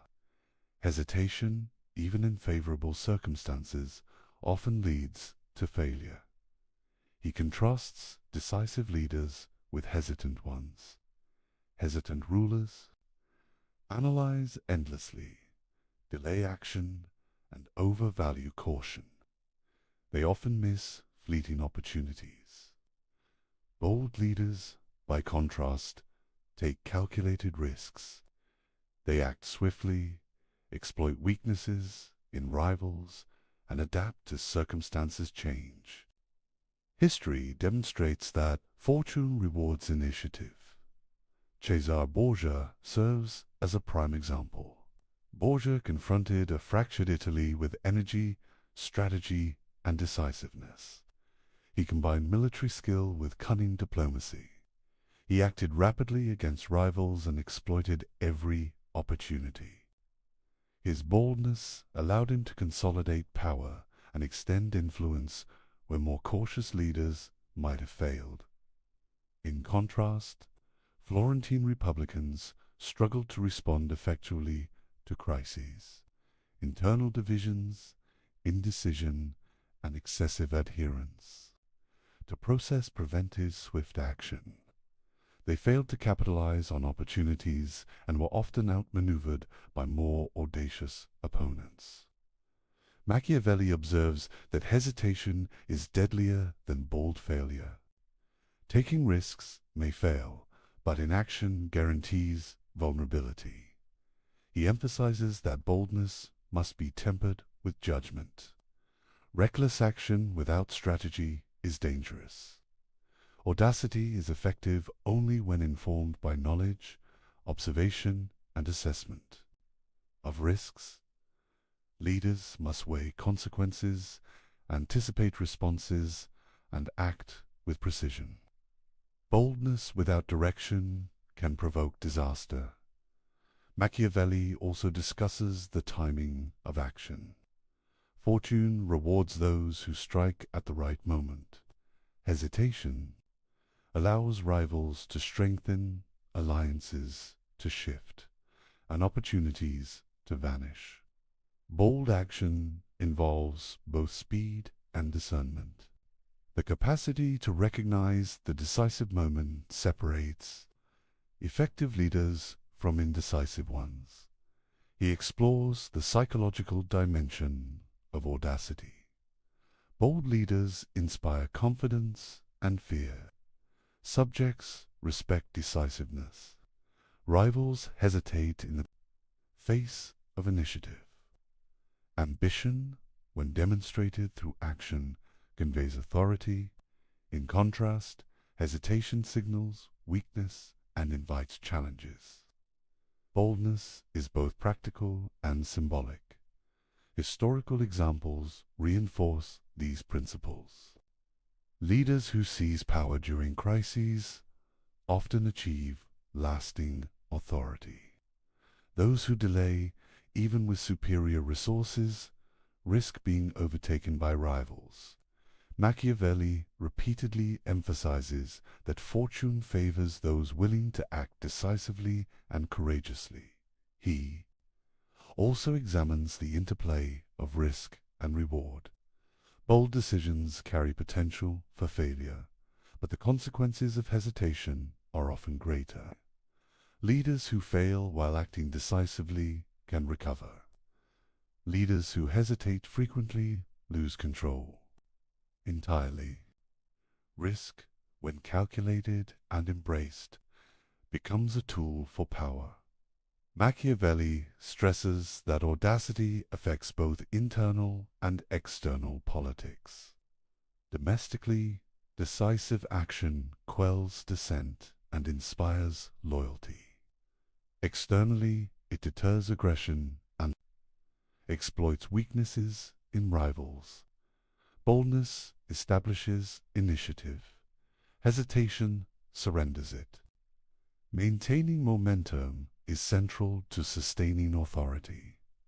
The metaphor of fortune as a woman underscores the active role leaders must play. Fortune does not yield passively. It responds to courage, energy, and assertive effort. Leaders shape their destiny by imposing their will upon circumstances. This principle highlights the dynamic relationship between human action and unpredictable events. He further explores the cumulative effect of boldness. A leader who consistently acts decisively builds reputation and credibility. Subjects and allies observe audacity as competence. Rivals perceive a pattern of strength and initiative. Over time, bold action creates a self-reinforcing cycle of authority and influence. Machiavelli also examines failures of audacity. Leaders who act boldly without preparation, intelligence, or strategy invite disaster. Success requires both courage and competence. Boldness is a necessary condition for power, but it is not sufficient alone. Knowledge, skill, and foresight are equally essential. He concludes with the central lesson: hesitation is deadlier than bold failure. Inaction allows rivals to advance, fortune to shift, and opportunities to disappear. Bold, calculated action may encounter setbacks, but it preserves initiative and maximizes the possibility of success. Hesitation guarantees loss. Through this analysis, Machiavelli emphasizes a core principle of his philosophy. Ambition, courage, and decisive action define effective leadership. Fortune favors those who confront uncertainty actively, shape events strategically, and refuse to be paralyzed by risk. Boldness is both a weapon and a shield in the machinery of power. Machiavelli admired the Roman Republic. He saw in it a model of political strength, resilience, and adaptability. Unlike principalities ruled by a single prince, republics distributed power. Authority was shared among institutions, citizens, and elites. This structure created stability, accountability, and long-term endurance. He begins by contrasting republics with monarchies. Principalities concentrate power in one individual. Decision-making is rapid but highly dependent on the ruler's abilities. The state is vulnerable if the prince is weak, indecisive, or corrupt. Republics, by contrast, distribute authority across councils, assemblies, and magistrates. This diffusion limits the impact of individual failings and strengthens institutions. Machiavelli praises the capacity of republics to harness civic virtue. Citizens are motivated to participate in governance because they have a stake in the states. Survival, engagement fosters loyalty, accountability, and shared responsibility. By contrast, subjects of principalities often lack initiative or investment in the welfare of the state. Civic participation strengthens resilience. He emphasizes that republics are not without challenges. Managing factions, competing interests, and popular ambitions requires skill. Balancing the influence of elites and the broader population is essential. The state must allow freedom while maintaining order. Too much liberty invites chaos. Too much control breeds resentment. The art of governance is in finding this balance. Machiavelli presents suspenseful insight.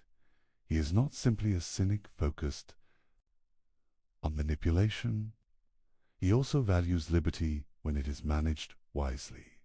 Freedom, in his philosophy, is not chaotic license. It is structured participation. Laws, institutions, and disciplined civic engagement enable citizens to exercise influence without undermining stability. Liberty, when harnessed, strengthens power. He analyzes Rome's example.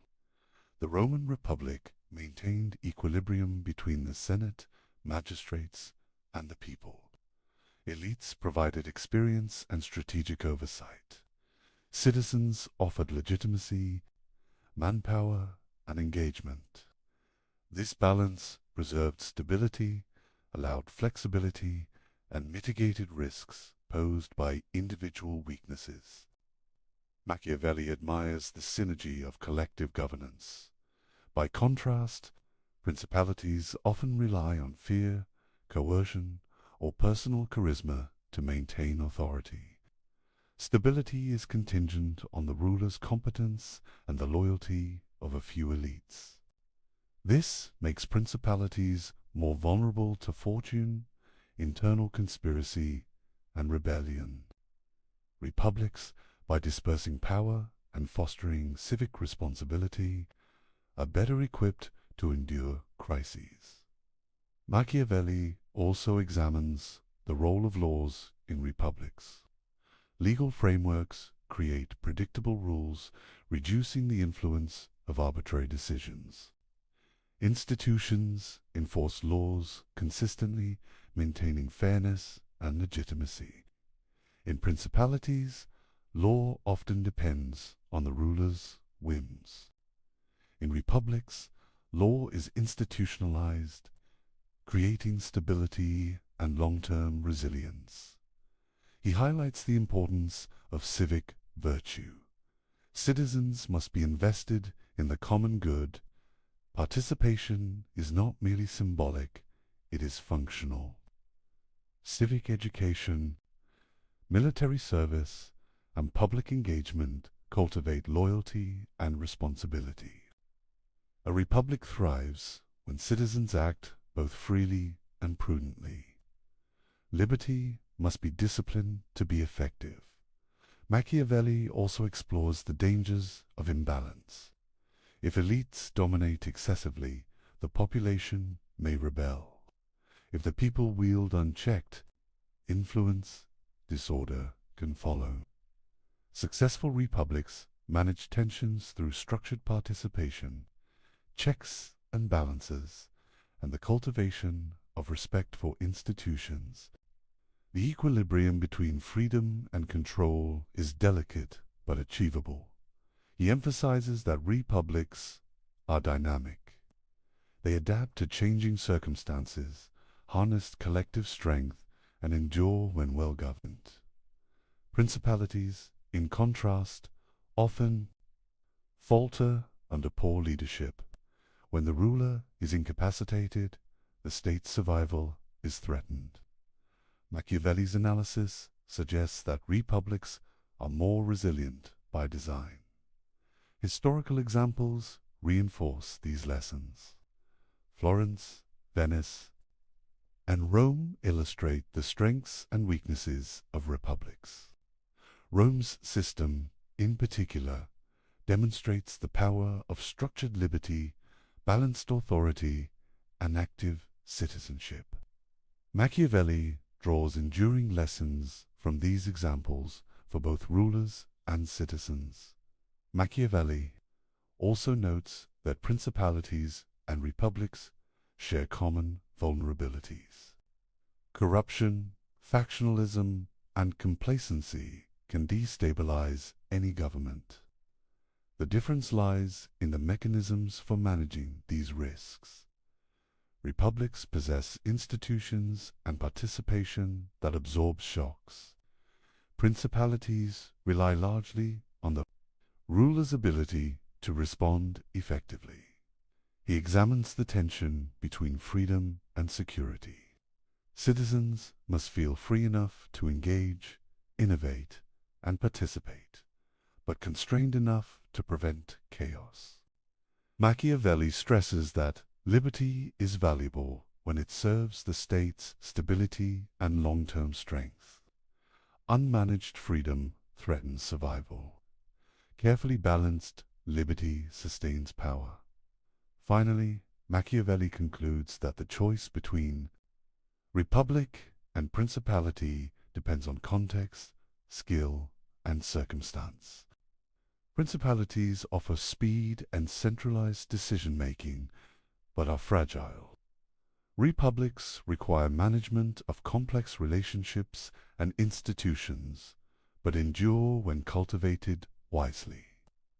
Leaders must understand the dynamics of power and human behavior. To maintain authority in either system, by studying Machiavelli's analysis, we see that he values liberty, not abstractly, but as a practical instrument.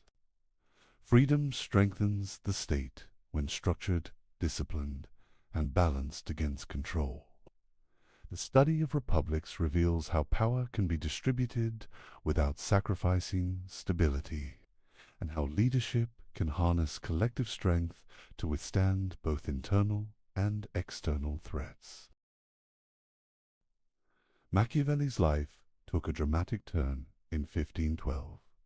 The Medici returned to power in Florence. Machiavelli, once a diplomat and senior official, was suddenly cast out. His career ended abruptly. He was accused of conspiracy, imprisoned, and subjected to torture. The physical pain was brief, but the humiliation and desperation lingered. Exile followed. He retreated to his family estate in the countryside. Isolated, stripped of office, and under constant scrutiny, Machiavelli faced the reality of personal and political ruin. This period of displacement, however, became fertile ground for his ideas. In solitude, he turned experience, observation, and reflection into a framework for understanding power. It is in this context that he began writing The Prince. The text is more than a treatise. It is a calculated communication. Machiavelli presents his most daring insights on leadership, manipulation, and survival. Yet there is an underlying tension. Is this guidance sincere, ironic, or a survival strategy? The uncertainty itself adds to the drama of the work. The Prince can also be seen as a job application to the Medici. Machiavelli presents himself as a thinker capable of advising rulers, particularly Lorenzo de' Medici. Every paragraph balances demonstration of knowledge with subtle flattery. It is strategic, persuasive, and highly personal. He seeks to regain influence and relevance through the written word. Suspense is central to understanding this moment. Imagine Machiavelli seated at his desk, quill in hand, contemplating the boldest ideas he has ever conceived. He writes of cruelty, deception, and manipulation, fully aware of the dangers these thoughts carry if misinterpreted. Every sentence is calculated, every example carefully chosen. He is both fearless and cunning. Machiavelli's writing reflects a mind sharpened by adversity. Exile forced him to analyze politics with clarity and detachment. Personal experience, observation of leaders, and historical case studies converge in his analyses. The Prince emerges as a concentrated playbook of power distilled from the turbulence of Italian politics. He also reflects on the morality of rulers. In exile, he confronts the paradox of ethics in governance. Leaders must act decisively and sometimes ruthlessly. Yet the survival of the state often demands choices that defy conventional morality. Machiavelli writes not as a moralist, but as a realist. The Prince is a mirror reflecting the world as it is, not as it should be. Historical examples animate the text. Cesare Borgia, notorious for cunning and decisiveness, embodies the lessons. Machiavelli admired. The strategies he describes are drawn from observation, not imagination. Each case illustrates the consequences of action or inaction, courage or hesitation, loyalty or betrayal. The examples lend urgency and credibility to his argument. The writing process itself is dramatic. Exile breeds tension, reflection, and intensity. Machiavelli composes a work that is audacious in content and form. He imagines the Medici reading his words, evaluating his intellect, and judging his insight. The stakes are personal and political. The Prince is a performance as much as a treatise. Suspense continues in the interpretation of the Prince. Scholars debate its intent. Was it sincere advice intended to guide rulers toward effective governance? Was it satire exposing the brutality of politics through exaggeration, or was it itself a mask, concealing Machiavelli's personal vulnerabilities and ambitions? The ambiguity enhances the text's power and intrigue. He also reflects on exile as a catalyst for intellectual creation. Removed from office, Machiavelli gains the freedom to think without constraint. Observations of power, human ambition, and political dynamics crystallize into concise, radical insights. Exile transforms adversity into opportunity, misfortune into intellectual productivity. The text combines theory and practice. Machiavelli does not write abstractly. He examines practical methods to acquire, consolidate, and maintain power. Each chapter addresses real threats, human weaknesses, and strategic possibilities. The Prince is simultaneously a manual, a demonstration of expertise, and a calculated appeal to potential patrons. He illustrates the tension between fear and love, fortune and audacity, cruelty and mercy. Each paradox is heightened by his own precarious situation. Writing from exile, Machiavelli confronts the realities he himself has endured, the dangers of fortune, the fragility of position, and the necessity of decisive action. Finally, he confronts his own legacy within the Prince. By distilling his observations into a coherent guide, Machiavelli ensures that his ideas endure beyond personal misfortune. Exile, pain, and political ruin become a backdrop for intellectual immortality. His analysis of power, paradoxical as it may be, survives as a testament to the synthesis of experience, reflection, and daring thought. Through this chapter, we understand The Prince not merely as a book, but as a dramatic act of survival, strategy, and insight. Machiavelli transforms personal catastrophe into a timeless exploration of power, human nature, and the enduring dynamics of politics. Machiavelli's influence extends far beyond his lifetime. His observations on power, human nature, and governance shaped political philosophy for centuries. From the Renaissance to the Enlightenment and into modern politics, his ideas continue to resonate.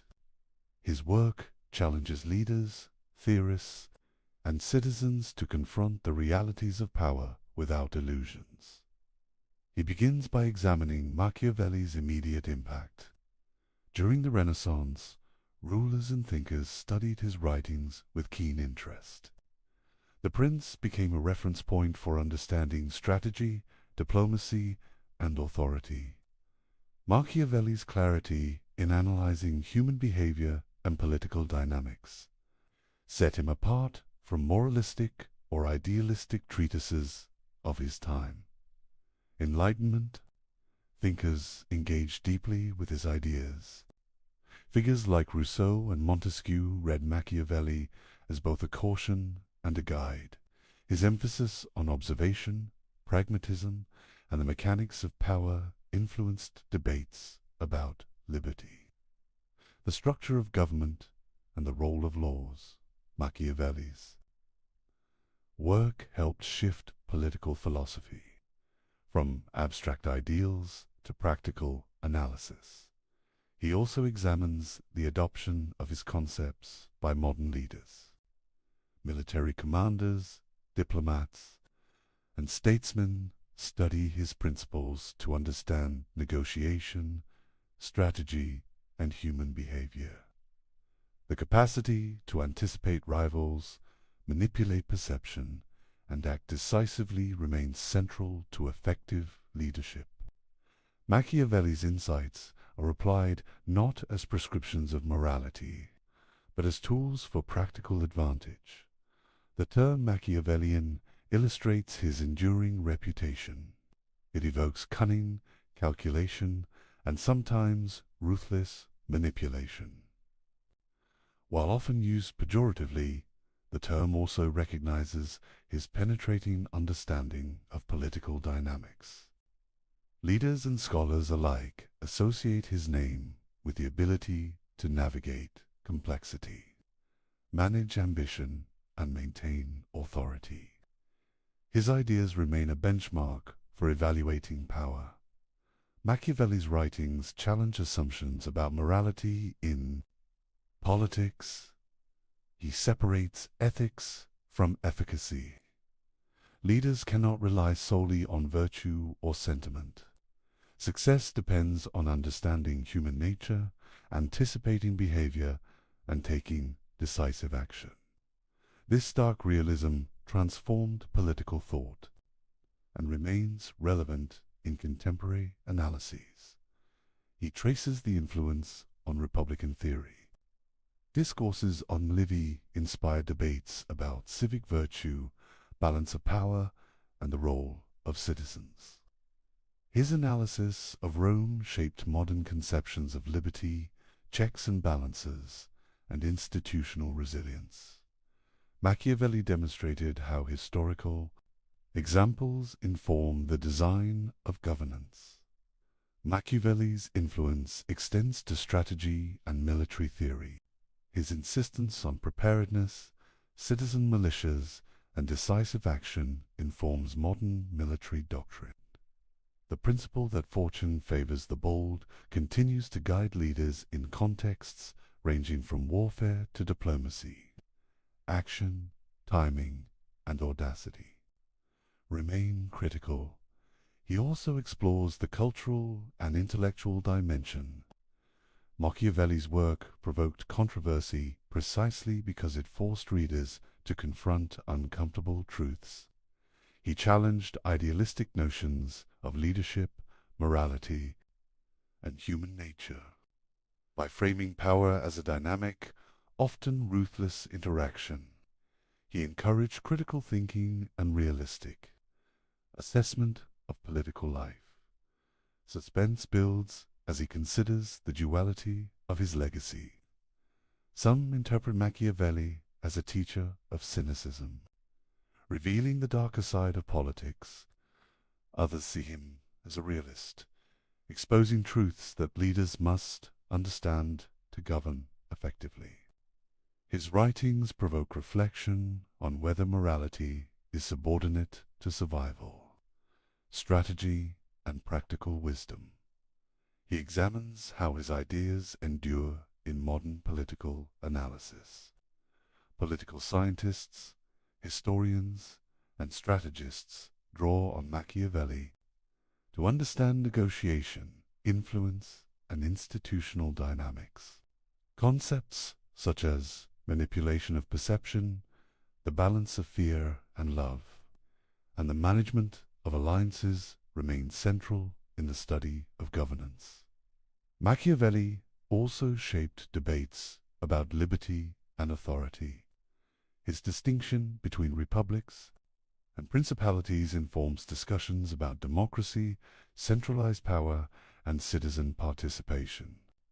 Leaders and theorists continue to grapple with questions of freedom, control, and institutional balance, echoing his analyses from centuries ago. He highlights that his enduring influence is not merely theoretical. The real-world application of his principles demonstrates their practical value. Leaders who understand human ambition, fortune, and the dynamics of power are better equipped to maintain authority, anticipate threats, and shape events.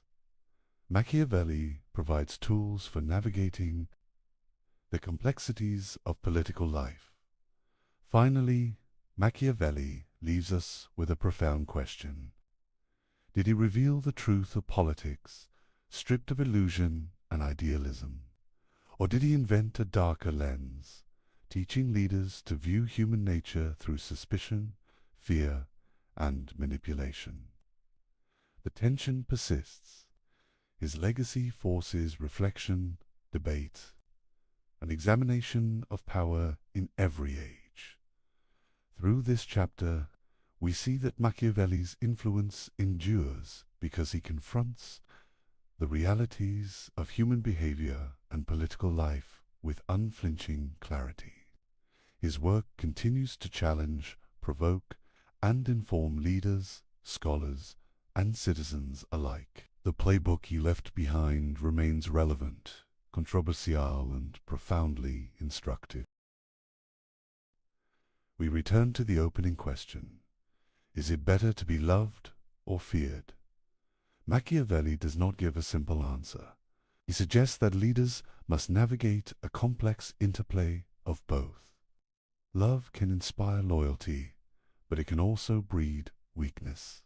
Fear can enforce obedience, but excessive cruelty can provoke rebellion. The tension between these forces defines the challenge of leadership. Machiavelli's playbook forces us to confront uncomfortable truths about human nature. People are ambitious, self-interested, and unpredictable. Institutions and laws can guide behavior, but they cannot erase the realities of desire, fear, or ambition. Leaders must act with awareness of these truths if they hope to maintain power. Throughout his writings, we see that power is not abstract. It is practical, dynamic, and often unforgiving. Leadership requires courage, decisiveness, and sometimes ruthlessness.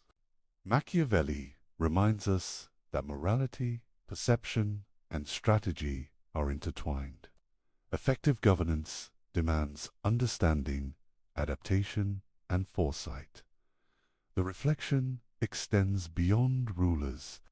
Machiavelli challenges us to examine our own responses to authority, ambition, and ethical dilemmas. How do we balance ideals with practical needs? How do we respond to fortune, risk, and opportunity? His insights apply as much to personal decision-making as to statecraft. Finally, the lecture closes not with definitive answers, but with an invitation. Machiavelli leaves us questioning, observing, and analyzing. The study of power, human behavior, and political life is ongoing. His work endures because it challenges assumptions, provokes thought, and demands engagement. We are left with curiosity, reflection, and the awareness that leadership, morality, and human nature are complex and intertwined. The questions he raises are as relevant today as they were 5 centuries ago. The task is to keep questioning, keep observing, and keep learning from the playbook he left behind. Welcome back, dear friends. Before we begin, let me know where in the world you are watching, and please don't forget to subscribe and like to support the channel. Close your eyes for a moment. In this precise instant, who are you?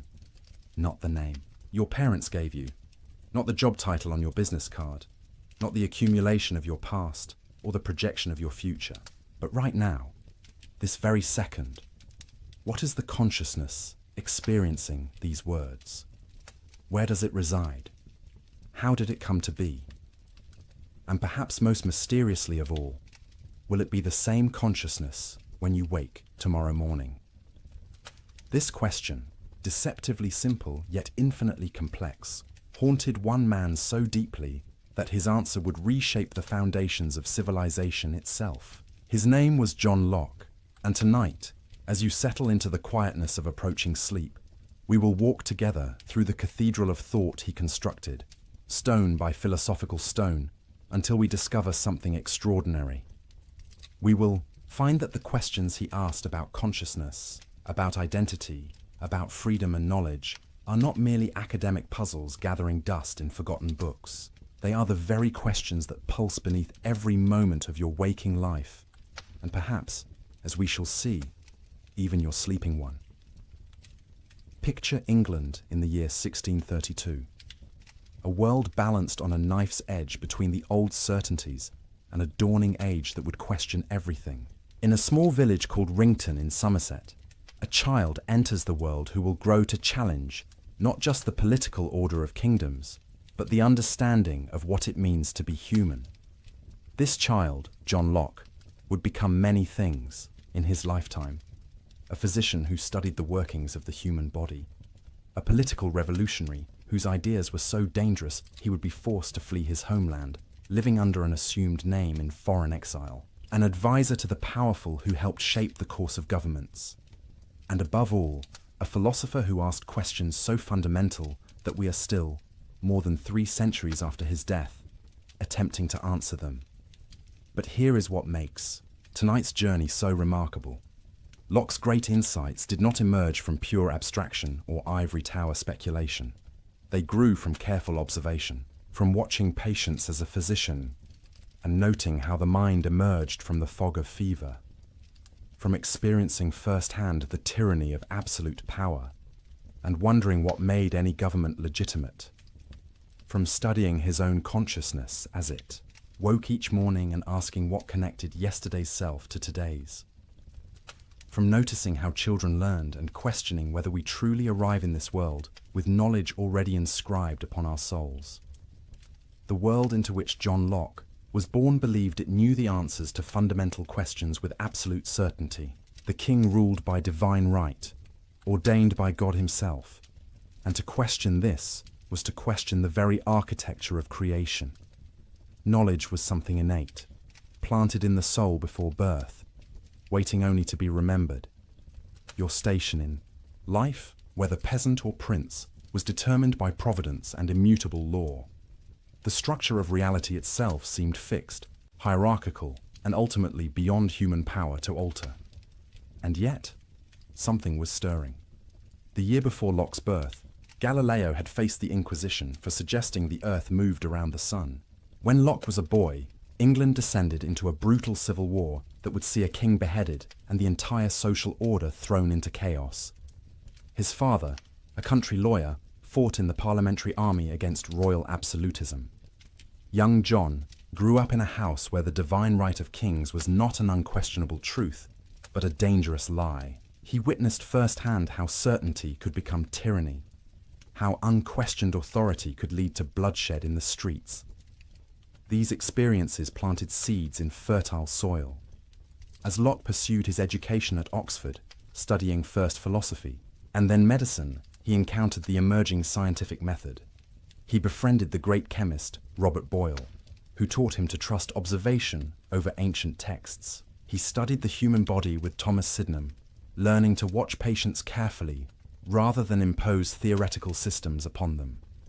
He absorbed the revolutionary mathematics of Isaac Newton, who would become a close friend, and slowly, a radical idea began to crystallize in his mind. What if everything we had been taught about human nature was fundamentally wrong? What if we did not arrive in this world with our knowledge, our identities, our social roles already determined?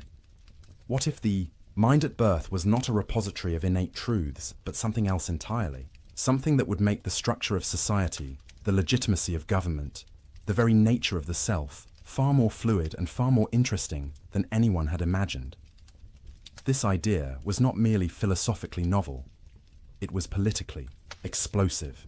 Because if Locke was right, if human beings were not born with predetermined natures and divinely ordained stations, then the entire edifice of absolute monarchy, inherited privilege, and rigid social hierarchy rested on nothing more substantial than old habits and brute force. Kings did not rule because God made them superior beings. Nobles were not naturally fitted to command peasants. Knowledge was not the exclusive province of the learned elite who claimed to possess truths ordinary people could never grasp. The implications were breathtaking and terrifying, and they would eventually force Locke into exile, suspected of treason, living under the constant threat of assassination, his books published anonymously lest they trace back to him. But tonight, as you rest, we are safe to explore these dangerous ideas together. We can follow Locke's reasoning wherever it leads, watching as a new understanding of human consciousness, identity, and freedom emerges from his careful observations and bold conclusions. So let us begin where Locke himself began, with a question so fundamental that everything else would flow from its answer, a question about the origin of ideas, the nature of knowledge, and the contents of the human mind. But I must warn you gently. Once you truly understand Locke's answer, once you see what he saw, you may never look at yourself or the world around you quite the same way again. The familiar will become strange, the certain will become questionable, and the self you thought you knew so intimately will reveal itself as something far more mysterious and magnificent than you ever imagined. The question, put simply, is this: when you think a thought, where did that thought come from? In Locke's time, the prevailing answer seemed obvious to learned scholars. Knowledge, they insisted, was innate.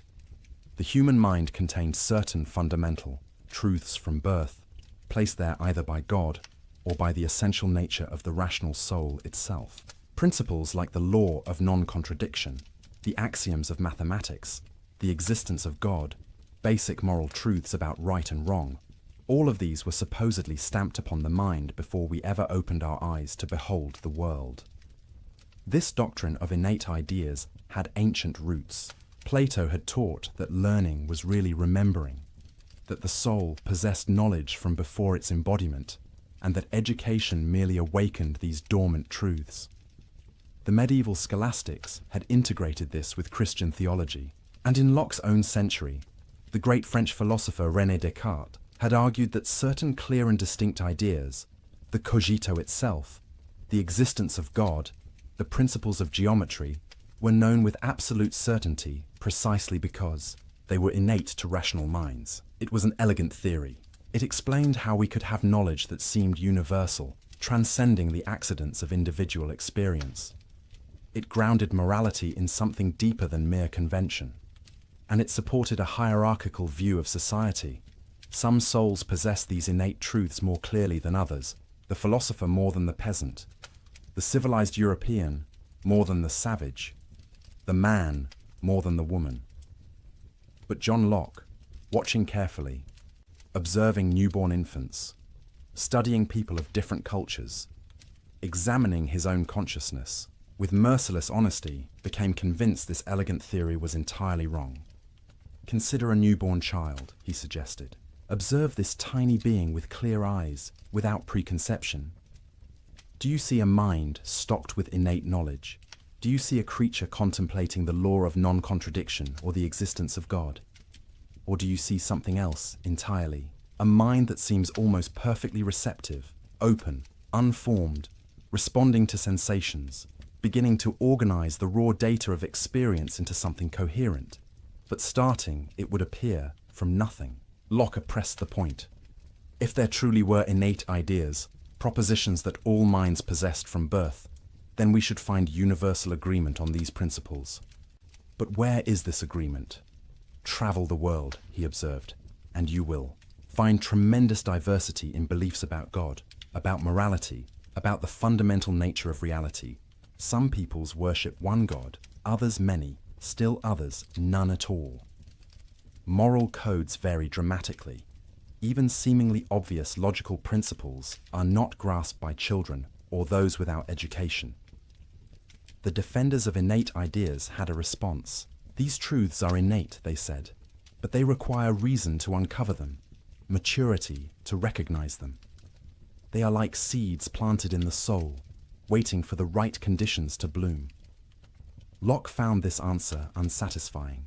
If reason is required to discover these supposedly innate ideas, then how are they different from ideas we learn through experience and reasoning? The word innate becomes meaningless. It is like saying hunger is innate, even though a person feels no hunger. Saying the mind possesses knowledge that it does not actually know is a contradiction in terms. And then Locke posed a question that cuts to the heart of the matter. If the soul has innate ideas that it acquired before embodiment, or that are simply part of its essence? Why do these ideas never appear in consciousness in their pure, original form? Why, when we sleep, do we not dream of these pristine, innate truths? Why does the soul, in its supposed retreat during sleep, never light upon these ideas it possessed before experience touched it? Instead, even our most abstract thoughts, even our strangest dreams, seem to be recombinations of things we have encountered in waking life. The tang of the cask, as Locke beautifully put it, marks even our most sublime conceptions. So if knowledge is not innate, where does it come from? Locke's answer was revolutionary in its simplicity and profound in its implications. Let us suppose, he wrote, that the mind at birth is like white paper, void of all characters, without any ideas. How then does it come to be furnished? From where does it acquire that vast store of ideas, which the busy and boundless imagination of human beings has painted upon it? The answer: experience. Nothing more and nothing less. Every idea that ever passed through a human mind, every thought you have ever entertained, every concept you grasp, every fleeting image and every abstract principle, all of it, ultimately, traces back to experience. The mind is not like a container filled before birth with treasures. It is like a blank slate, a tabula rasa, as later interpreters would call it, though Locke himself used the metaphor of white paper or an empty cabinet. But what did Locke mean by experience? Here his answer becomes rich and nuanced, revealing the careful observer behind the bold theory. Experience, he explained, comes to us through two channels, two fountains that supply all the materials of knowledge. The first is sensation. This is the most obvious channel. Through our five senses, seeing, hearing, touching, tasting, smelling, the external world impresses itself upon consciousness. A shaft of sunlight falling across a room, the sound of rain on a window, the taste of honey, the scent of roses, the warmth of another person's hand. These are simple ideas, the basic building blocks of thought, delivered directly by the senses. They are particular, immediate, undeniable. The redness of this rose, the coldness of that ice, the brightness of yonder star. As you lie here now, preparing for sleep, notice the sensations arriving at the shores of your consciousness. Perhaps the softness of your pillow against your cheek, the weight of blankets upon your body, the quality of light or darkness in the room. These simple sensory impressions are, according to Locke, the foundational elements from which all your knowledge of the external world is constructed. But Locke recognized something crucial that makes his empiricism sophisticated rather than simplistic. There is a second channel of experience, one that comes not from the external world, but from within. He called it reflection. This is the mind's perception of its own operations, the awareness of thinking itself, the recognition of doubting, believing, reasoning, willing, imagining, remembering. These too are experiences, internal experiences, and they give rise to another whole class of ideas. When you are aware that you are thinking about something, that is reflection. When you notice yourself doubting or believing, desiring or fearing, remembering yesterday or imagining tomorrow, these operations of the mind itself become objects of experience. And just as sensation gives us ideas of colors, sounds, and textures, reflection gives us ideas of thought, doubt, belief, and will. This distinction is elegant and important. Locke is not claiming that the mind is purely passive, merely receiving impressions like wax receiving a seal. The mind has active powers. It compares, it combines, it abstracts, it remembers. But, and this is crucial, the materials upon which these powers operate must ultimately come from sensation or reflection. The mind cannot create simple ideas out of nothing. It can only work with what experience provides. Consider the idea of a golden mountain. You have never seen a golden mountain. Perhaps no such thing exists in the world, and yet you can conceive of one easily.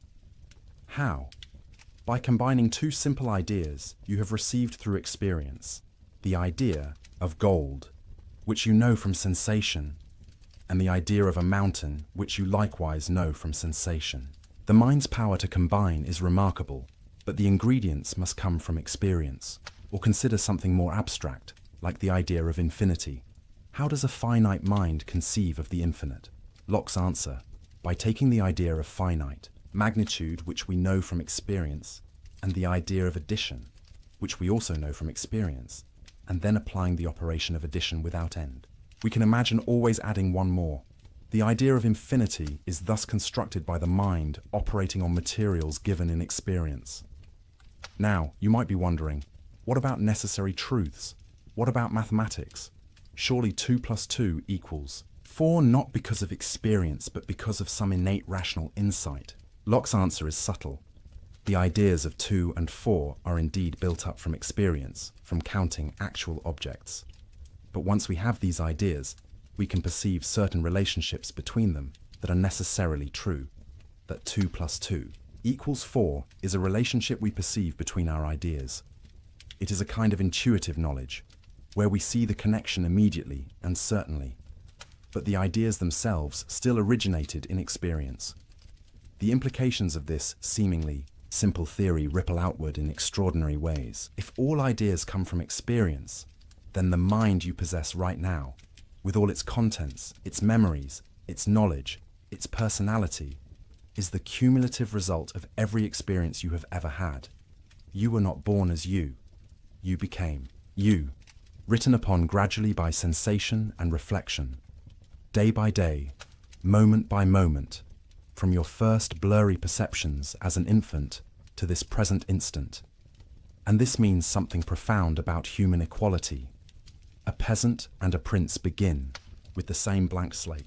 The differences between them are not innate, not ordained by nature or God, but the result of vastly different experiences, different educations, different opportunities to fill the mind with ideas. Given the same experiences, the same education, there is no reason the peasant could not grasp everything the prince grasps. The hierarchy of souls dissolves under Locke's patient gaze.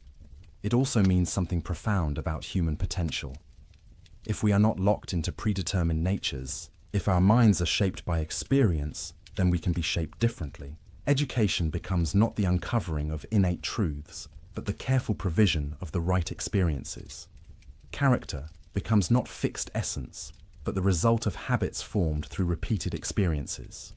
Reform, improvement, growth, all of these become possible in a way they cannot be if our natures are innate and immutable, and it means something profound about knowledge itself. If all ideas trace back to experience, then knowledge is not the privilege of special souls who grasp innate truths more clearly than others.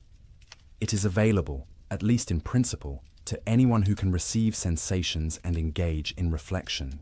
The democratization of knowledge follows from the blank slate. But Locke was too honest an observer to pretend the slate remains blank for long. From our earliest moments, sensations pour in. The mind begins its work of organizing, comparing, remembering. Simple ideas combine into complex ones. Experiences accumulate into habits. Associations form between ideas. And gradually, mysteriously, something emerges that we call the self, which brings us to perhaps the deepest and most personal of all Locke's inquiries. Because once you accept that the mind begins as a blank slate and is furnished by experience, a profound question arises. If you are constantly changing, if new experiences are always being added, if the contents of your mind today are different from what they were yesterday and will be different tomorrow, then what makes you you? What is the principle of continuity that connects the infant you once were, the child you became, the adult you are now, and the older person you will someday be? This question of personal identity captivated Locke, and his answer to it may be his most profound and unsettling contribution to philosophy. But to understand his answer, we must first understand what he was arguing against. The traditional view, inherited from medieval philosophy and still dominant in Locke's time, held that personal identity consisted in the identity of substance. You are the same person over time because you are the same substance over time. For dualists like Descartes, this meant you were the same immaterial soul. For others, it might mean the same living organism. Either way, identity was a matter of being the same thing in a substantial sense. But Locke, with his characteristic empiricism, asked a troubling question. How do you know you are the same soul or substance over time? You have no direct experience of your own soul or substantial self. What you have experience of is consciousness. You are aware of your thoughts, your perceptions, your memories. But do you perceive some underlying substance beneath all of this? Locke suggested you do not, and indeed cannot. Consider dreamless sleep, that mysterious state you may soon enter. When you wake tomorrow morning, how will you know you are the same person who went to sleep tonight? Not because you perceive the same substance, whatever that would mean, but because you will remember going to sleep. Your consciousness tomorrow morning will encompass the memories of your consciousness tonight. This continuity of consciousness, Locke suggested, is what constitutes personal identity. He defined a person as a thinking, intelligent being that has reason and reflection and can consider itself as itself the same thinking thing, in different times and places. And the key to this self-awareness across time is memory. Consciousness, he wrote, as far as it extends, makes the same person. To illustrate this radical idea, Locke proposed thought experiments that still provoke discussion 3 centuries later. Imagine, he suggested, that the soul of a prince, carrying all its memories and consciousness, were to enter the body of a cobbler, a humble shoemaker. Everyone looking at this person would see the cobbler's body. But suppose this body now contained all the memories, all the consciousness of the prince. Who would this person be? The prince or the cobbler? By the substance view, this person would be the cobbler, same body, perhaps same biological organism. But Locke insisted this person would actually be the prince, because personal identity follows consciousness, not substance. Wherever the prince's consciousness goes, there the prince is, regardless of what substance houses that consciousness. Now flip it around. Suppose the cobbler's soul entered the prince's body. Everyone at court would bow to the prince's body. But if this body now contained only the cobbler's memories and consciousness, this person would not be the prince. He would be the cobbler, despite appearances. These thought experiments seem fanciful, and Locke knew they were unlikely ever to occur, but they served a purpose. They clarified that when we care about personal identity, when we worry about whether someone will be held responsible for past actions or rewarded for past virtues, what matters is continuity of consciousness, not identity of substance. This becomes especially clear in cases of memory loss. Suppose a person commits a crime, but then suffers complete amnesia, genuinely losing all memory of the act, and indeed of their entire previous life. Are they still the same person who committed the crime? By the substance view, yes, same body or soul. But by Locke's consciousness view, no. This raises difficult questions about justice and responsibility. Questions Locke acknowledged, but did not fully resolve. The implications are both comforting and unsettling. Comforting because they suggest personal identity is not a mysterious, metaphysical fact about substances you cannot perceive, but something grounded in the very experience of consciousness you know intimately. Your identity is constituted by your memories, your sense of continuity, your ability to recognize yourself across time, but unsettling because this makes identity more fragile than we might like. What happens if memories are lost? What happens in cases of divided consciousness, like split-brain patients modern neuroscience has discovered? What about false memories, where you remember something that never actually happened? If identity is constituted by consciousness and memory, then identity can be disrupted, fragmented, even multiplied in ways the substance view never allowed. Locke also made a subtle but important distinction between the identity of a man and the identity of a person. The identity of a man, meaning the human organism, might continue even if personal identity is interrupted. Someone in a permanent coma is still the same living human organism, the same man, but perhaps not the same person if consciousness is utterly gone. And conversely, personal identity might in principle continue, even if the underlying substance changed, as in the prince and cobbler example. This distinction has profound implications for questions about the afterlife, a topic of great concern in Locke's religious age. Many of his contemporaries worried, how can there be resurrection of the body if the body decays and its matter disperses? Locke's answer offered a kind of reassurance. What matters for the resurrection is not that the exact same matter be reassembled, but that the same consciousness continue. God could, in principle, provide a new body for the same person, as long as consciousness persists. But the deepest implication of Locke's view is this: you are not a thing that has experiences. You are, in some sense, the experiences themselves, or rather, the unity and continuity of consciousness that binds experiences together into a coherent perspective on the world. This consciousness, this awareness that can say I and recognize itself across time, this is the self, and it is built, moment by moment, from the stream of sensations, reflections, and memories that constitute your lived experience. As you lie here, consciousness beginning to dim as sleep approaches, consider this. The person who wakes tomorrow, morning will be you, not because they occupy the same body, though they will, but because their consciousness will encompass tonight. They will remember lying here, listening to these words, feeling the weight of blankets, breathing in and out. The continuity of memory will bridge the gap of sleep, creating the narrative thread that constitutes your identity. But what about sleep itself? Here, Locke made an observation that troubled some of his readers, but follows logically from his view. During deep, dreamless sleep, where is consciousness? It is not present to itself. You are not aware of being asleep while you are in that state. So, in what sense are you a person during dreamless sleep? Locke's answer, carefully worded, is that personal identity is interrupted during such times. The sleeping person is the same man, the same human organism, but perhaps not in the fullest sense, the same person, since consciousness has ceased. This might seem troubling, but there is something rather beautiful about it. It means that sleep is a kind of small death, a genuine discontinuity in personal existence. And waking is a kind of resurrection, a renewal of the self. Every morning, consciousness returns, memory bridges the gap, and you become yourself again.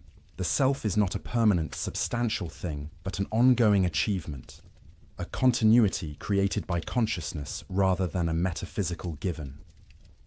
And this brings us to Locke's political philosophy, because the same empiricist approach, the same careful observation of human nature, the same willingness to question received wisdom, led him to revolutionary conclusions about the legitimate basis of government, the nature of rights, and the proper relationship between individuals and authority. If Locke's epistemology erased the boundary between noble and common minds, his political philosophy erased the boundary between divine right and mere force. To understand the radical nature of Locke's political thought, we must first understand what he was arguing against. The political orthodoxy of his time, the view that legitimized absolute monarchy and made questioning royal authority tantamount to blasphemy, was the doctrine of the divine right of kings. This doctrine held that political authority descended from God through an unbroken chain. God had appointed Adam as sovereign over creation.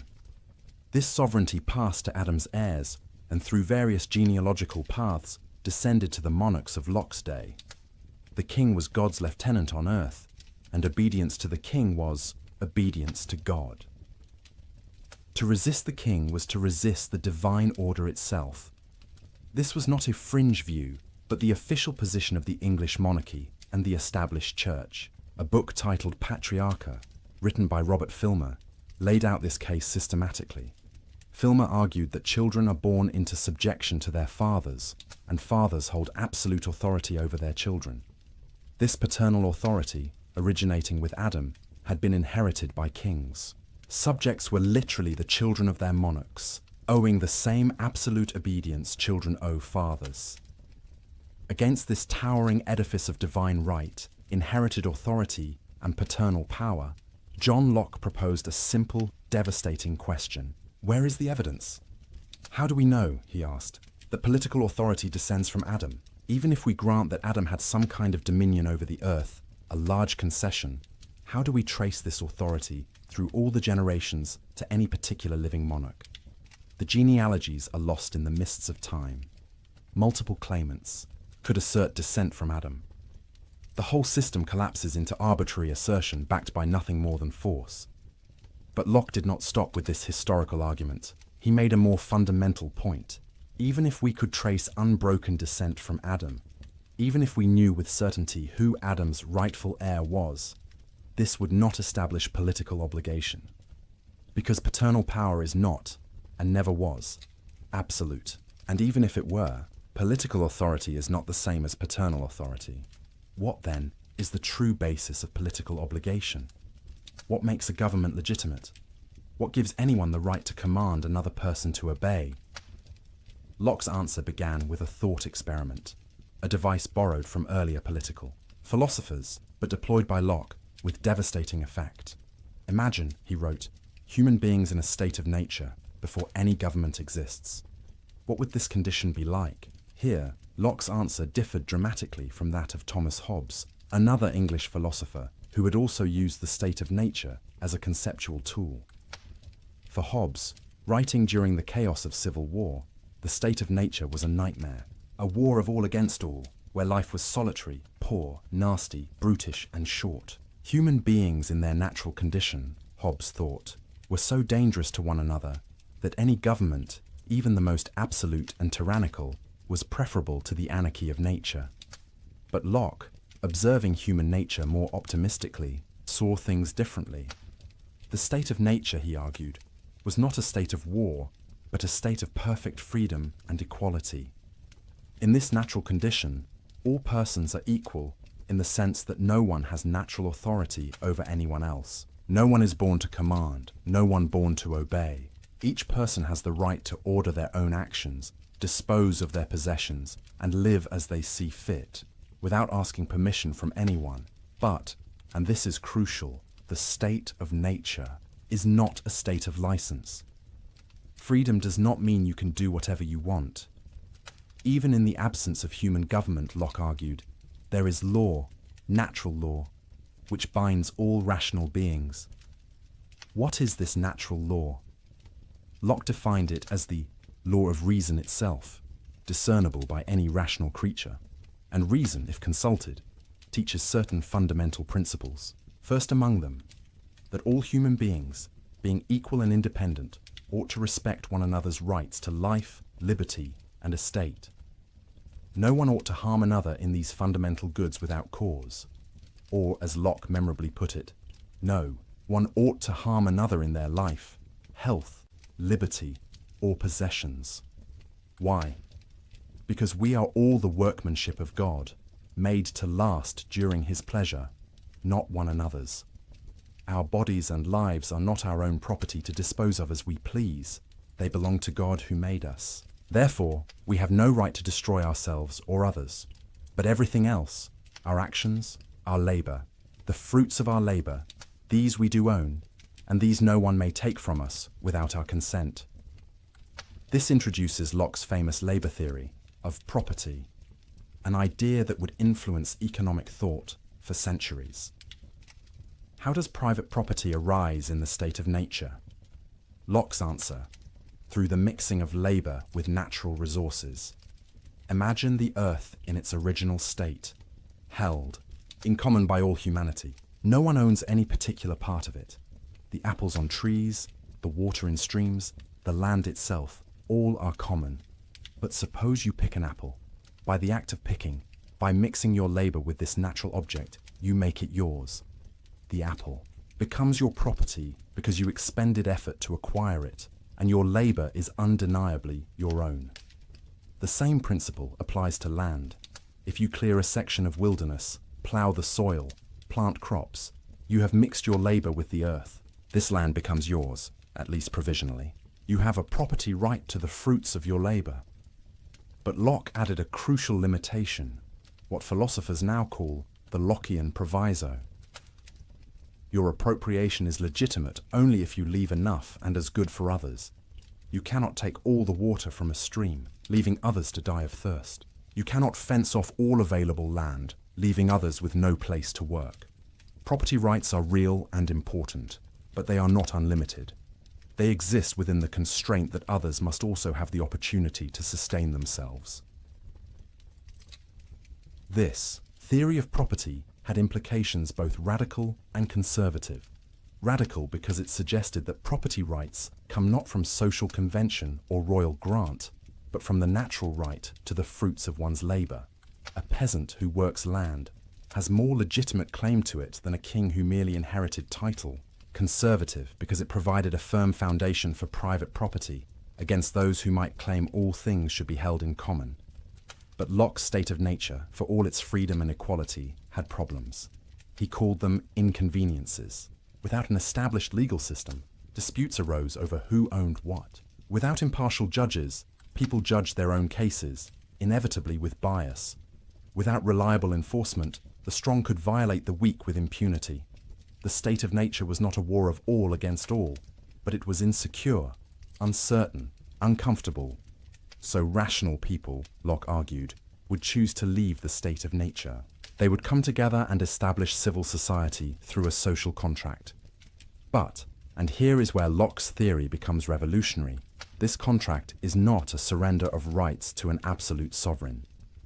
It is a conditional grant of limited powers to a government whose sole purpose is to better secure the very rights people possessed in the state of nature. Think about what this means. Government exists to protect life, liberty, and property. These rights precede government. They are natural rights, possessed by virtue of being human, not granted by any political authority. Government is therefore a tool, a mechanism, for securing rights more effectively, and it is legitimate only insofar as it serves this purpose. The authority of government comes from the consent of the governed. This is the heart of the social contract. By consenting, explicitly or tacitly, to be part of a civil society, people agree to abide by the decisions of the majority, to follow established laws, to submit disputes to impartial judges, rather than taking justice into their own hands. But this consent is conditional. It assumes the government will fulfill its purpose of protecting rights. And here, Locke made an argument that would echo through history. When a government systematically violates the rights it was established to protect, when it becomes destructive of the ends for which it was formed, the people have a right to alter or abolish it. The right of revolution is not a lawless abandonment of order, but the ultimate safeguard of natural rights against governmental tyranny. This was not abstract theorizing.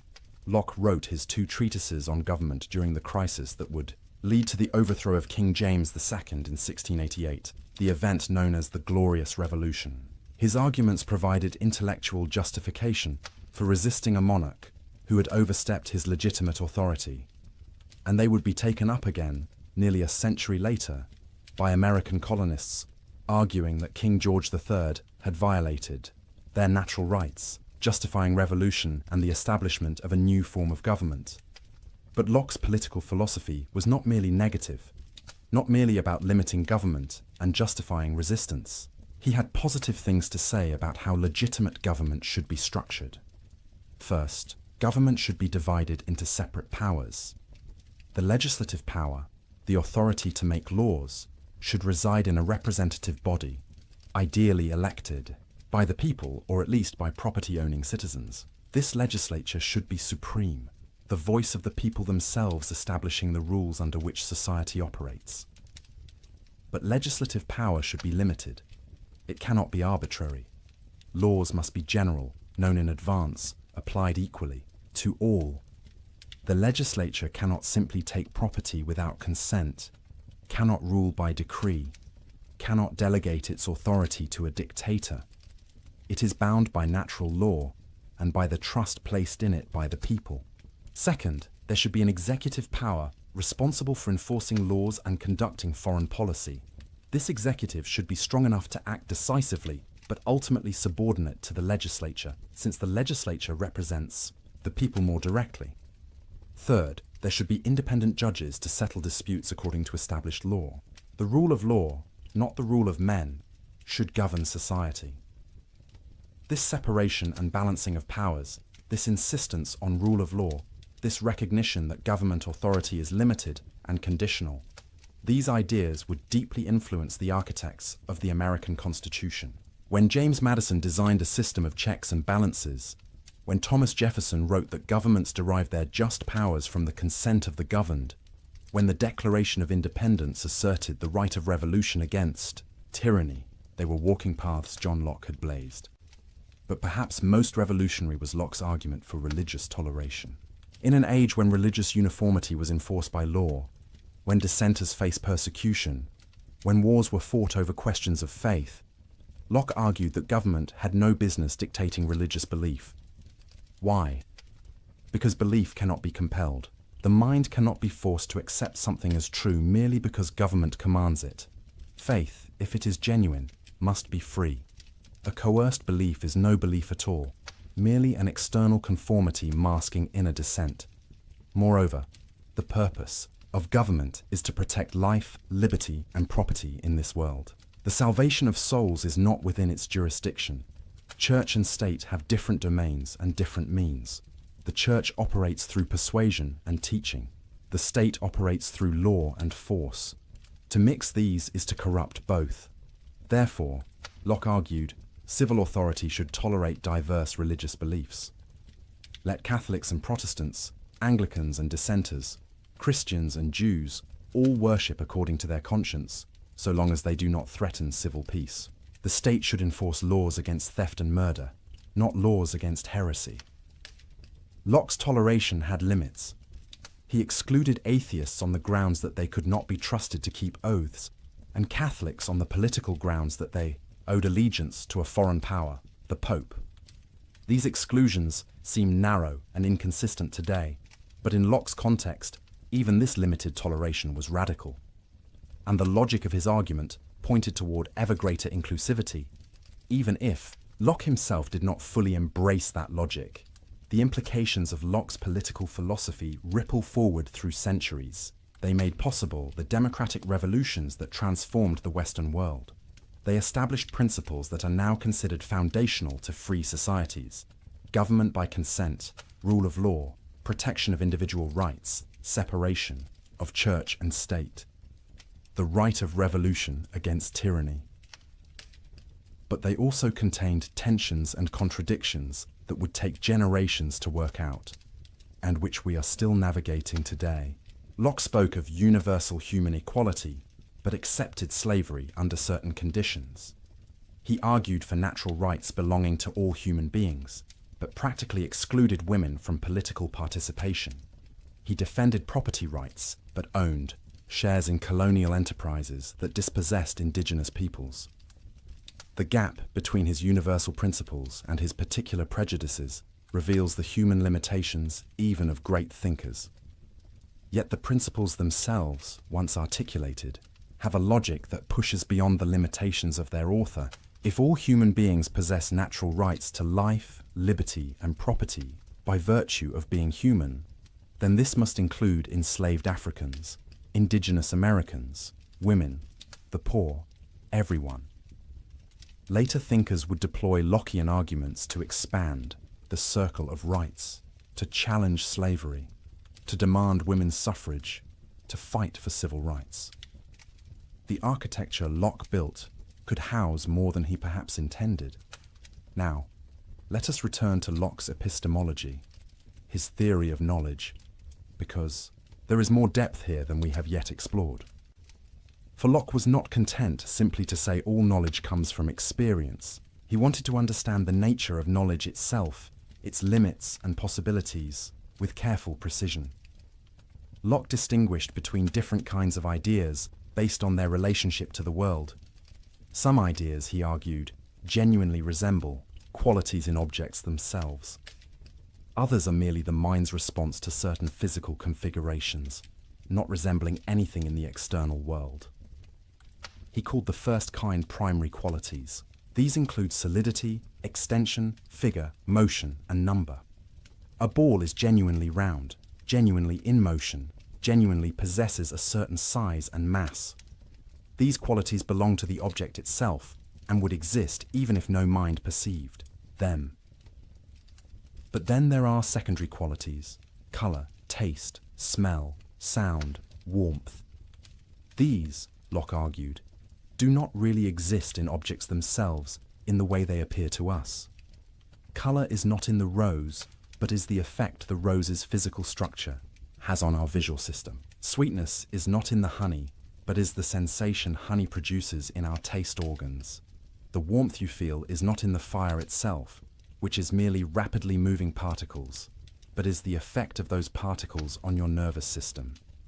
This distinction might seem technical, but it has profound implications. It means the world as it exists independently of perception is quite different from the world as we experience it. The universe of pure physics, Locke suggested, is colorless, soundless, odorless, a realm of particles in motion with various sizes, shapes, and speeds. All the richness of sensory experience, the redness of red, the sweetness of sweet, the warmth of warmth, these are contributions of the perceiving mind. Does this make secondary qualities less real? Not exactly. They are real experiences, real qualities of our perceptual states. But they do not resemble anything in the external world in the way primary qualities do. And this means that our experience, while caused by the external world, is not a perfect mirror of it. This leads to a sobering recognition of the limits of human knowledge. We can know that external objects exist and affect us. We can know their primary qualities through careful observation and measurement. But our access to the ultimate nature of things, to the real essences of substances, is severely limited. Locke distinguished between nominal essences and real essences. The nominal essence of something is the set of observable properties by which we classify it. The nominal essence of gold, for example, might be yellowish metal, heavy, malleable, doesn't rust. These are the properties we use to identify gold and distinguish it from other substances. But the real essence of gold, its ultimate constitution, the internal structure that explains why it has these observable properties, this we do not know.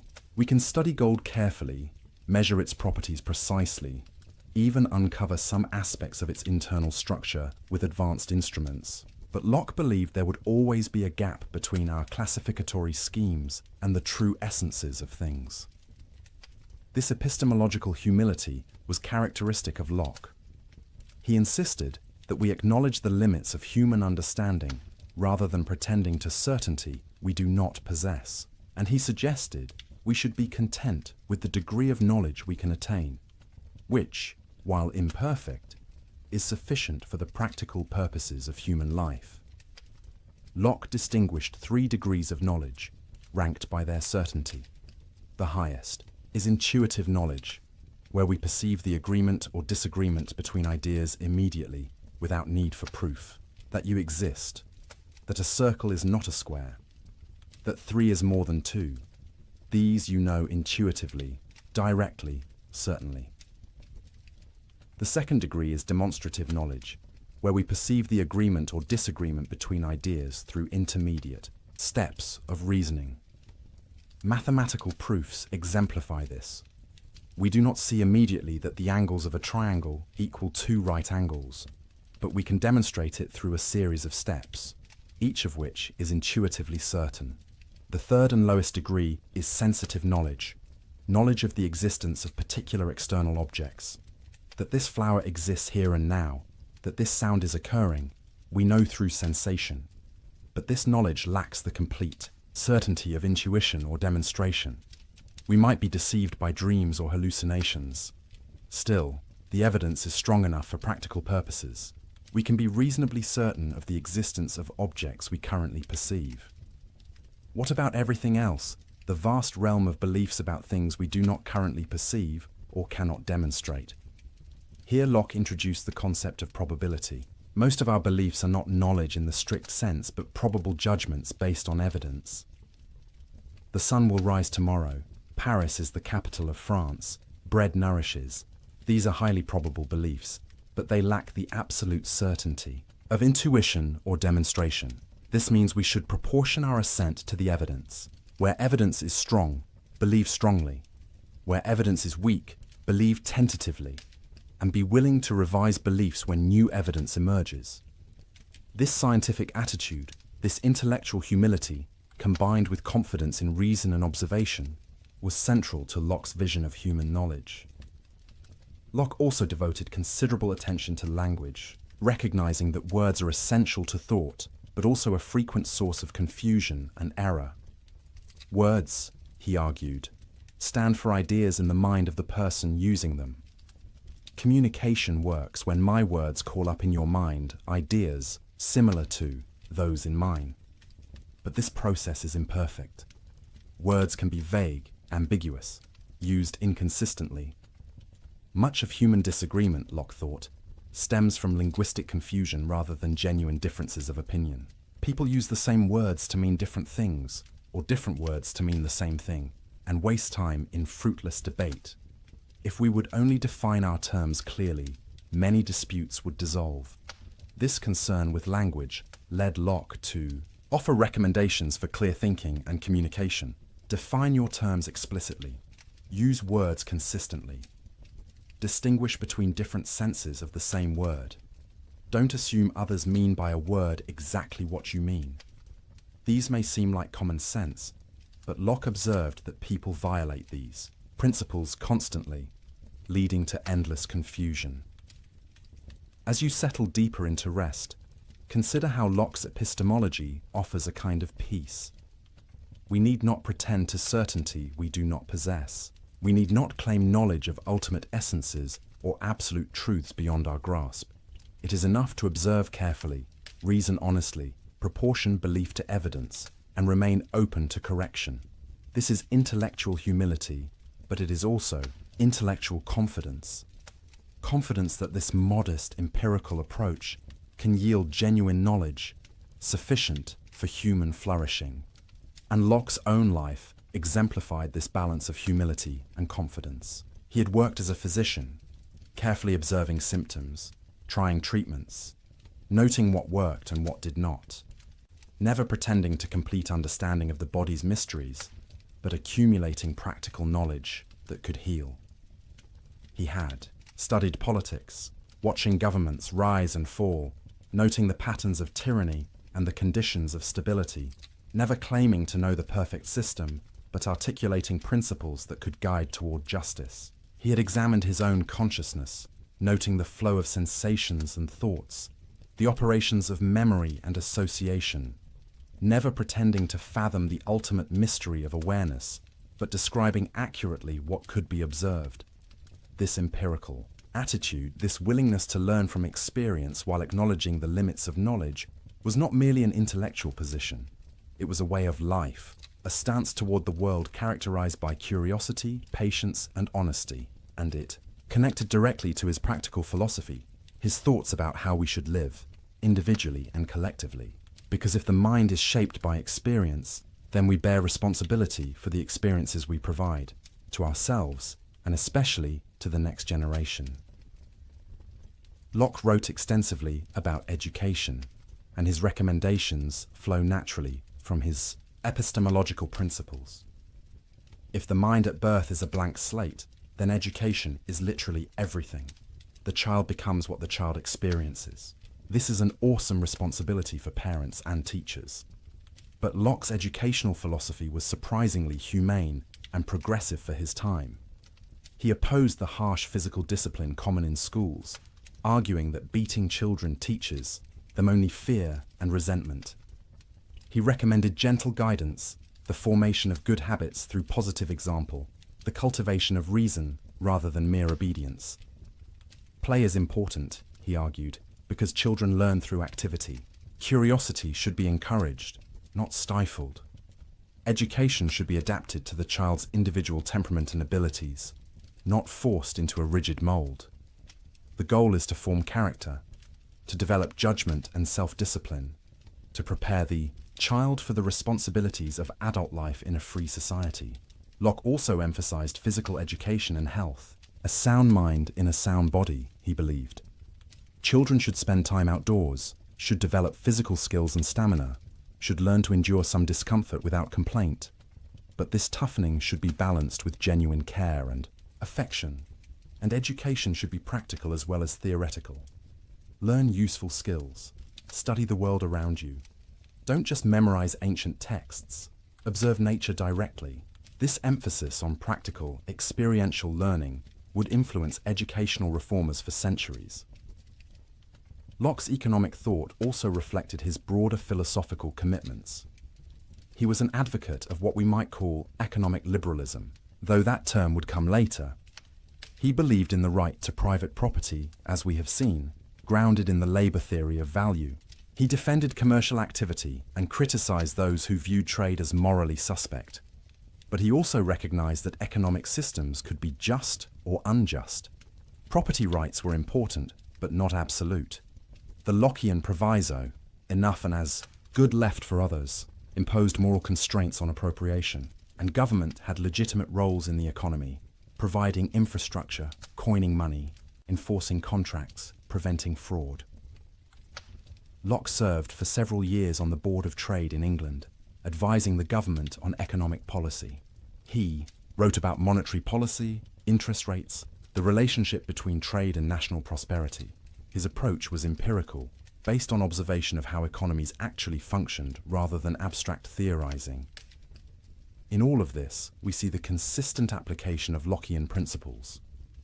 Freedom is valuable, both political and economic. But freedom exists within a framework of natural law, natural rights, and mutual obligation. The individual is important but not isolated. We are separate persons with our own rights, but we are also social beings who flourish only in community with others. Locke's relationship with religion is complex and fascinating, revealing both the depth of his faith and his willingness to subject even religious matters to rational scrutiny. He lived in an age when religious questions were literally matters of life and death, when people were executed for heresy, when nations went to war over theological disputes. Yet Locke sought a middle path between religious fanaticism and irreligious skepticism. He wrote a book titled The Reasonableness of Christianity, arguing that Christian faith was compatible with reason, indeed supported by it. The essential doctrines of Christianity, he claimed, were few and simple. Believe that Jesus is the Messiah. Live a moral life according to his teachings. The elaborate theological systems, the fine distinctions of doctrine, the complicated ceremonies, these were human additions, not part of the original simple message. This was a radical simplification, stripping away much that Catholic and Protestant churches considered essential. And it provoked criticism from Orthodox believers who saw Locke as dangerously heterodox, perhaps a secret Unitarian or Socinian, denying traditional doctrines of the Trinity and original sin. Locke also argued that reason could establish certain religious truths, that God exists could be demonstrated through rational argument. The order and design evident in nature pointed to an intelligent creator. Our own existence, our capacity for reason, suggested a rational source. These were proofs, Locke believed, available to anyone who thought carefully, regardless of scriptural revelation. But reason had limits. It could prove God exists, but could not reveal God's specific plans or purposes for humanity. It could establish moral law in general terms, but needed revelation to know the fullness of divine mercy and judgment. So faith and reason complemented each other. Reason established foundations, revelation built upon them. Most importantly for Locke, religious truth could not be imposed by force. Belief was a matter of inner conviction, not external conformity. The state had no right to dictate religious belief, only to maintain civil peace. And different religious communities should tolerate one another, recognizing that sincere people could interpret scripture differently, that God alone knew human hearts, that compulsion produced only hypocrisy, never genuine faith. This toleration, argument as we have seen, had limits Locke himself placed on it. But the logic pointed toward ever greater inclusivity, and it helped establish a framework for peaceful religious pluralism that has become essential to modern liberal democracies. Locke's own spiritual life seems to have been serious and sincere, if unconventional by the standards of his time. He read scripture carefully, took theology seriously, believed in providence and divine judgment. But he rejected claims to special revelation, miracles reported by others, any truth that contradicted reason. His religion was rational, moral, and intensely personal rather than institutional. As sleep draws nearer, consider this aspect of Locke's legacy. He showed that you could question authority, including religious authority, while maintaining faith. You could subject beliefs to rational scrutiny without abandoning the search for meaning and transcendence. You could live in a world of natural law without losing wonder at the mystery of existence. The last years of Locke's life bring our story full circle. After decades of danger, exile, and uncertainty, he finally saw his major works published and acknowledged. The essay concerning human understanding, the two treatises on government, the letter concerning toleration, all appeared in print, some anonymously, others with his name attached. He became a respected figure, sought out by younger thinkers, consulted by government officials. He lived quietly with friends, continuing to read and write despite declining health. He corresponded with Newton about philosophy and theology. He advised on economic policy. He watched as the political principles he had defended became reality in England's constitutional monarchy. But he never sought fame or power for themselves. His goal had always been truth, understanding, the careful examination of human nature and human institutions in hopes of making life better, freer, more reasonable. He had risked everything for these ideals, and he had lived to see them gain a foothold in the world.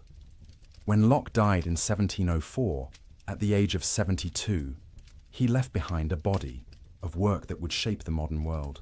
But he also left questions, tensions, incompleteness. His philosophy was not a finished system, but a beginning, an opening of pathways that others would walk. And they came, those others, building on Locke's foundations, criticizing his assumptions, developing his insights, pushing his principles to conclusions he had not reached.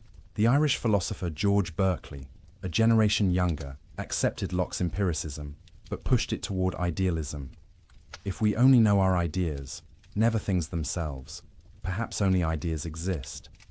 Matter itself might be a fiction. All that exists is minds and the ideas they perceive. This was not what Locke intended, but it showed the power and the danger of the empiricist approach. Push it far enough, and you might end up doubting the external world entirely. David Hume, the great Scottish skeptic, took Locke's empiricism even further. He questioned whether we could know anything about substance, about causation, about the self. All we ever encounter, Hume argued, are impressions and ideas.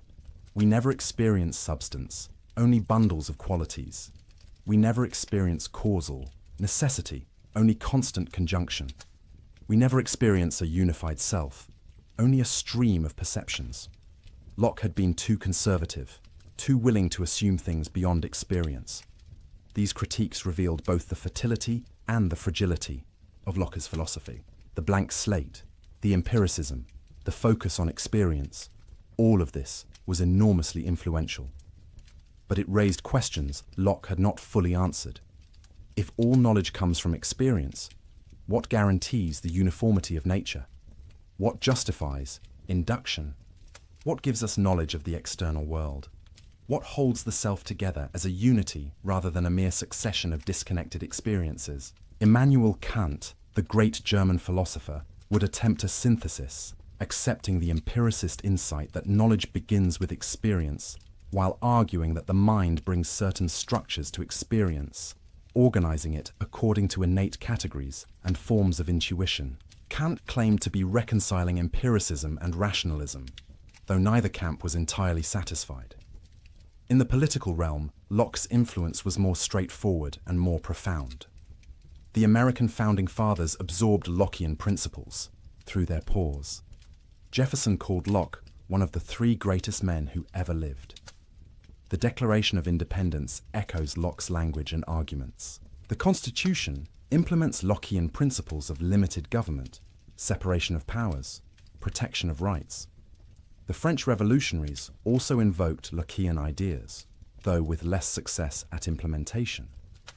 The Declaration of the Rights of Man and Citizen proclaimed natural rights, popular sovereignty, equality before law, all Lockean themes.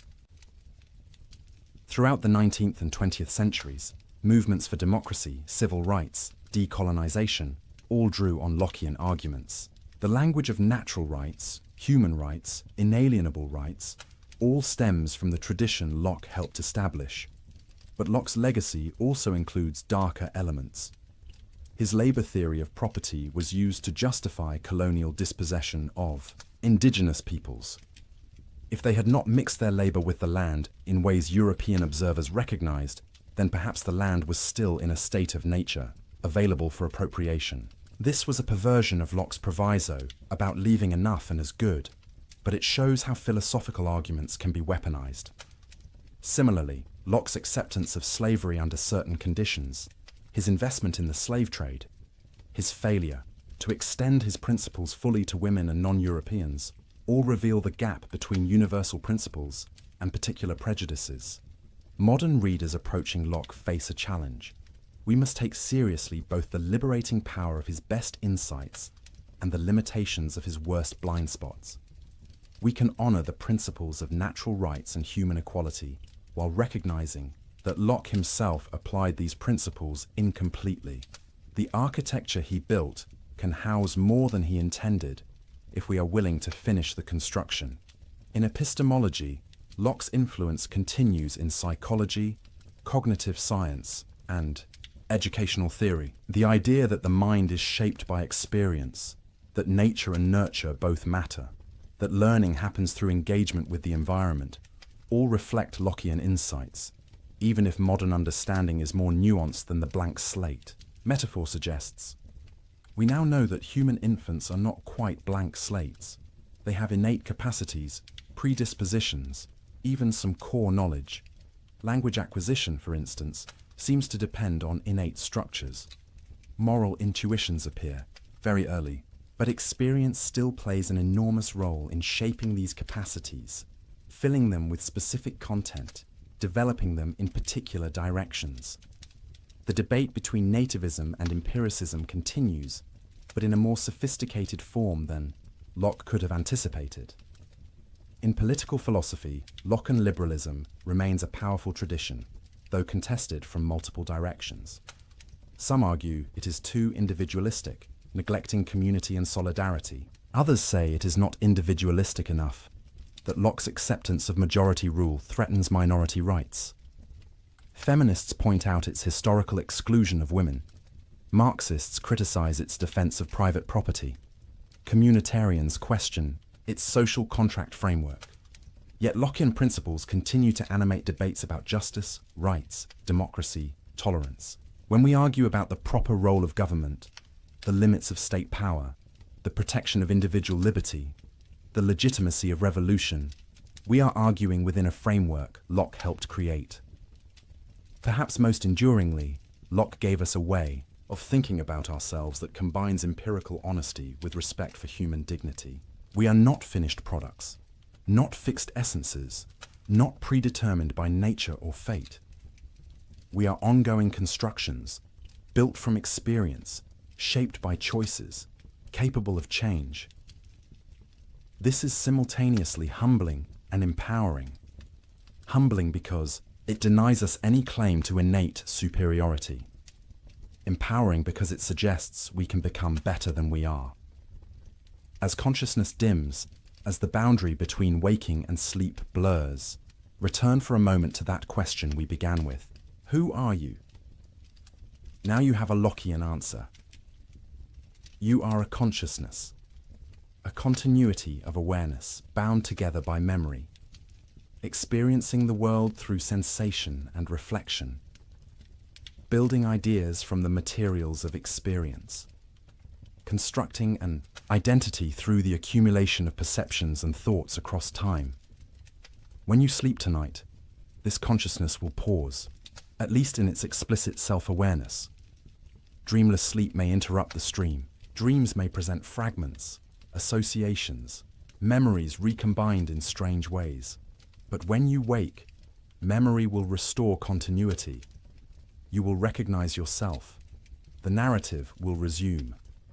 The blank slate will have new experiences written upon it. And in this daily rhythm of consciousness and sleep, waking and dreaming, experience and reflection, you participate in the mystery Locke described but could not fully explain. The mystery of the self. That strange unity of awareness that can say I and know itself across the changes of time. Locke's epistemology and his political philosophy come together here in a vision of human existence as fundamentally open to new experiences that can change us, open to new ideas that can reshape our understanding, open to new social arrangements that can better secure our rights and promote our flourishing. The blank slate is not a finished portrait but an invitation. Each day offers new experiences, new thoughts, new possibilities for growth. We are not trapped by innate natures or predetermined essences. We are free within the limits of our circumstances to shape ourselves, to choose what values we will embrace, what kind of people we will become, what kind of society we will build. This freedom is both exhilarating and terrifying. Exhilarating because it means genuine choice, genuine responsibility, genuine possibility for improvement. Terrifying because it means we cannot blame our faults on immutable nature or divine decree. We are, in large measure, authors of ourselves.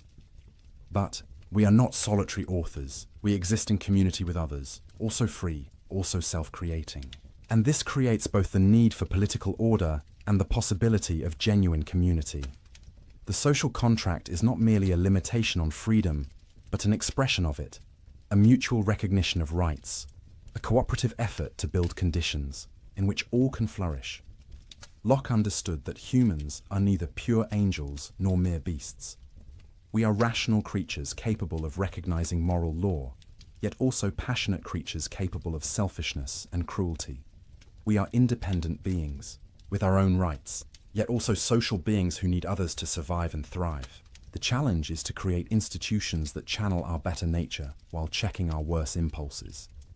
This requires education, forming character and habits from childhood.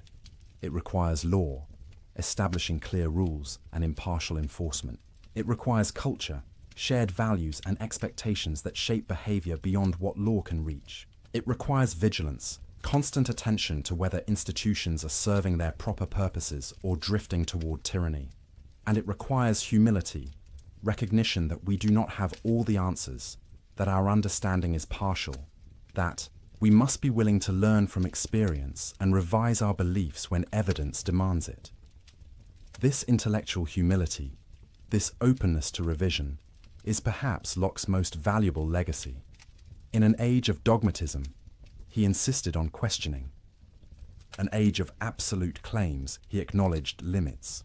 In an age of violent certainty, he counseled tolerance. Not because all beliefs are equally true, Locke was no relativist, but because we are fallible, our knowledge is imperfect, and the path to truth requires freedom to inquire, to debate, to test ideas against experience. As you drift now toward sleep, carry with you this Lockean wisdom. Your identity is not fixed but evolving, shaped by every experience, every choice, every moment of consciousness. Your knowledge, while real, is partial, built from the limited perspective of your particular experience, always open to expansion and correction. Your freedom is real but not unlimited, existing within a framework of natural law and social contract, respected by others to the degree you respect theirs. Tomorrow, you will wake as yourself, consciousness restored, memories intact, ready to receive new experiences that will continue to write upon the slate of your mind. You will face choices about what kind of person you want to become, what values you want to embrace, how you will use your freedom. You will participate in communities that shape you even as you shape them. You will contribute to the ongoing construction of a world in which rights are respected reason is valued, and humans can flourish. All of this is part of the architecture of the self that Locke helped us understand. Not a finished building, but an ongoing construction. Not a static essence, but a dynamic process. Not a predetermined fate, but an open future. In the blank slate, Locke saw not emptiness, but potential. In experience, he saw not limitation, but opportunity. In consciousness, he saw not a substantial thing, but an active awareness, building itself through engagement with the world. In political order, he saw not oppression, but the possibility of genuine freedom secured through mutual agreement. These insights transformed the world. They made possible new forms of government, new understandings of education, new approaches to knowledge. They challenged inherited privilege and defended individual rights. They promoted tolerance and limited power. They elevated reason without dismissing faith. They honored both individual and community. The questions Locke asked remain our questions. How do we know what we know? What makes us who we are? What legitimizes authority? How much freedom should we have? What do we owe to others? How should children be raised? When is resistance to government justified? We may answer these questions differently than Locke did, informed by 3 more centuries of experience, enlightened about our own era's blind spots in ways Locke could not be about his, but we answer them within a framework of inquiry he helped establish, using methods he pioneered, honoring principles he articulated. The architecture of the self that Locke described is your architecture. The blank slate he hypothesized is, in some measure, your slate, written upon daily by sensation and reflection. The consciousness he analyzed is your consciousness, experiencing these very thoughts at this very moment, creating continuity across time through the binding power of memory. The natural rights he defended are your rights, inherent to your humanity, not granted by government, but protected by it. The social contract he envisioned is the implicit agreement under which you live with others, mutual recognition of freedom within law. As consciousness fades, as sleep claims you gently, the self pauses, but does not disappear. Tomorrow it will resume, refreshed, ready to receive new impressions, to build new ideas, to make new choices. The ongoing construction continues. The narrative unfolds. The blank slate receives new writing. And in this daily rhythm of consciousness and rest, experience and reflection, freedom and order, you live out the philosophical insights John Locke articulated 3 centuries ago. The architecture he described is the architecture of your own being. The questions he asked are the questions of your own existence. The principles he defended are the principles that make your flourishing possible. Rest now in the knowledge that you are free to become, free to choose, free to grow. That your identity is real, but not rigid, continuous but not static, yours but not isolated.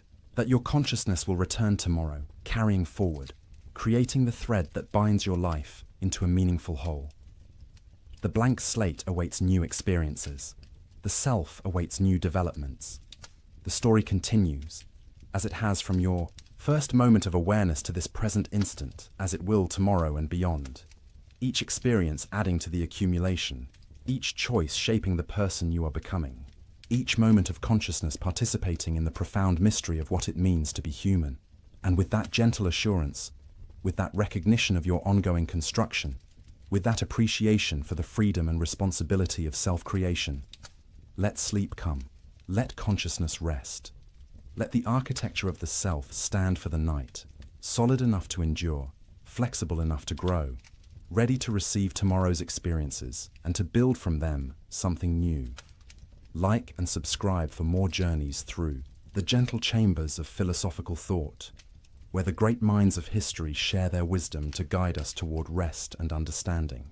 Until we meet again in the theatre of consciousness, sleep well, knowing you are part of a grand tradition of human reflection on the deepest questions of existence. Knowing your freedom is real, your potential is vast, and your story is still being written, one experience at a time, on the blank slate of an ever-developing mind. Before we part, Let us linger a moment longer with some of Locke's most intimate insights about the human experience. Those observations about memory, association, habit, and will that reveal not just a philosopher, but a careful student of his own consciousness. Locke. Notice something remarkable about how the mind forms connections. Ideas that occur together in experience tend to become associated in thought. If you are frightened by a dog as a child, the idea of dog becomes linked with the idea of danger. Years later, even though you know rationally that most dogs are harmless, the association persists. Your heart races when a dog approaches, not because you choose this reaction, but because experience has written this connection into your mind. This association of ideas, as Locke called it, operates beneath conscious awareness, shaping our responses, our preferences, our very personalities. A song heard during a happy moment becomes linked with happiness, so hearing it years later brings back that feeling. A place associated with grief carries sadness in its very appearance. The smell of bread baking might carry you back to childhood, to your grandmother's kitchen, to a sense of safety and warmth you had forgotten you possessed. These associations are powerful, and Locke warned they could be both beneficial and harmful.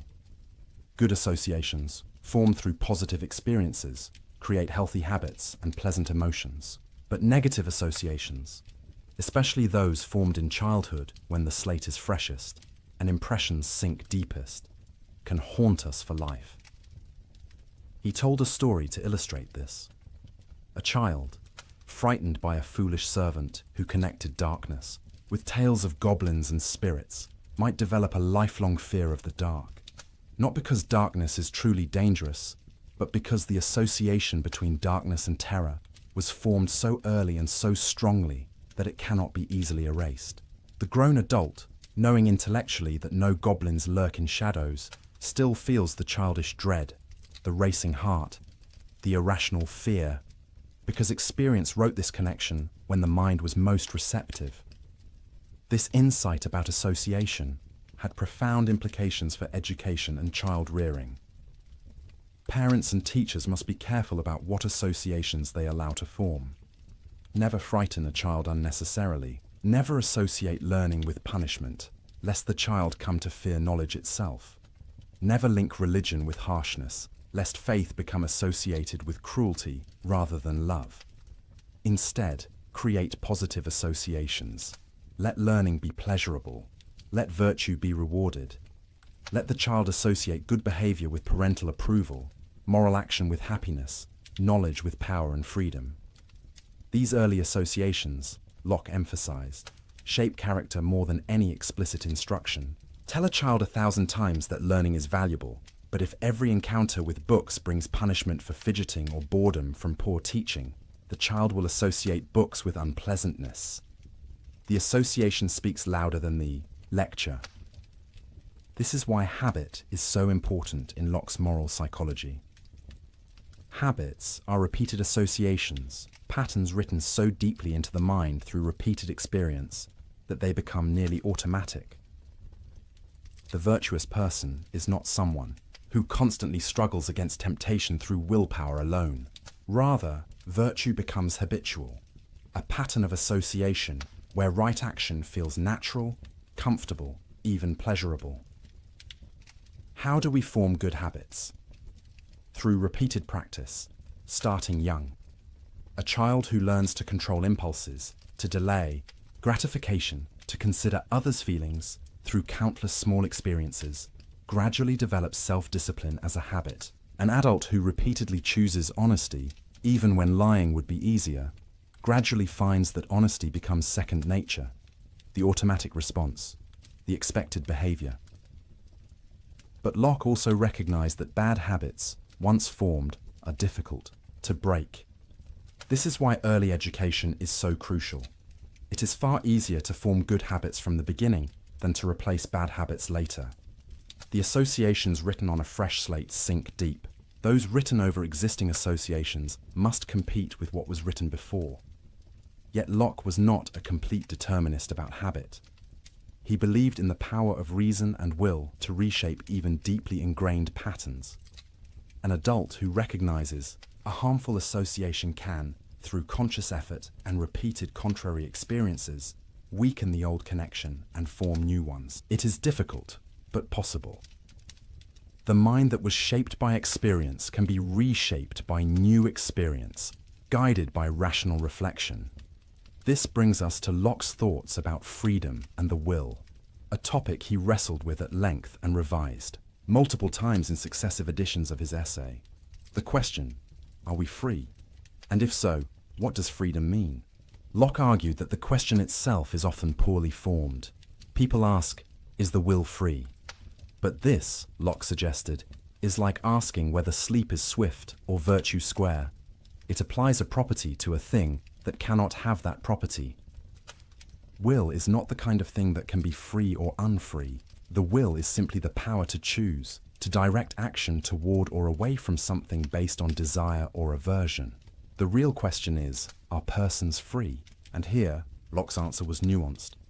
A person is free when they can do what they will to do, when their actions follow from their choices without external compulsion or internal incapacity. If you want to raise your arm, and you can raise your arm, you are free in that respect. If you want to raise your arm but cannot, because someone holds it down, you are not free. If you want to raise your arm but cannot because of paralysis, you are not free. But what about the will itself? Are we free to will what we will? Can we choose our choices? Here, Locke's answer becomes more complex. We do not, he argued directly, choose what we desire. Desires arise from our nature, our experiences, our associations, our current state. You do not decide to be hungry. Hunger arises. You do not choose to desire happiness. You simply do desire it by your nature as a conscious being. What we can choose is which desires to act upon. The will is the power to direct action based on desire. And crucially, we have the ability to suspend action, to pause before acting on a desire, to deliberate, to consider whether satisfying this desire will truly lead to happiness, or whether it might lead to greater pain. This power of suspension, this ability to step back and reflect before acting, is the essence of human freedom for Locke. Animals act on immediate desire. They see food, they are hungry, they eat. But humans can pause. They can ask, is this food good for me? Will eating it now prevent me from enjoying something better later? Does satisfying this appetite align with my long-term goals? This capacity for reflection and deliberation distinguishes human freedom from mere animal behavior. We are not simply driven by desires, but can evaluate desires, can choose which to pursue and which to resist based on rational judgment about what will truly promote our happiness.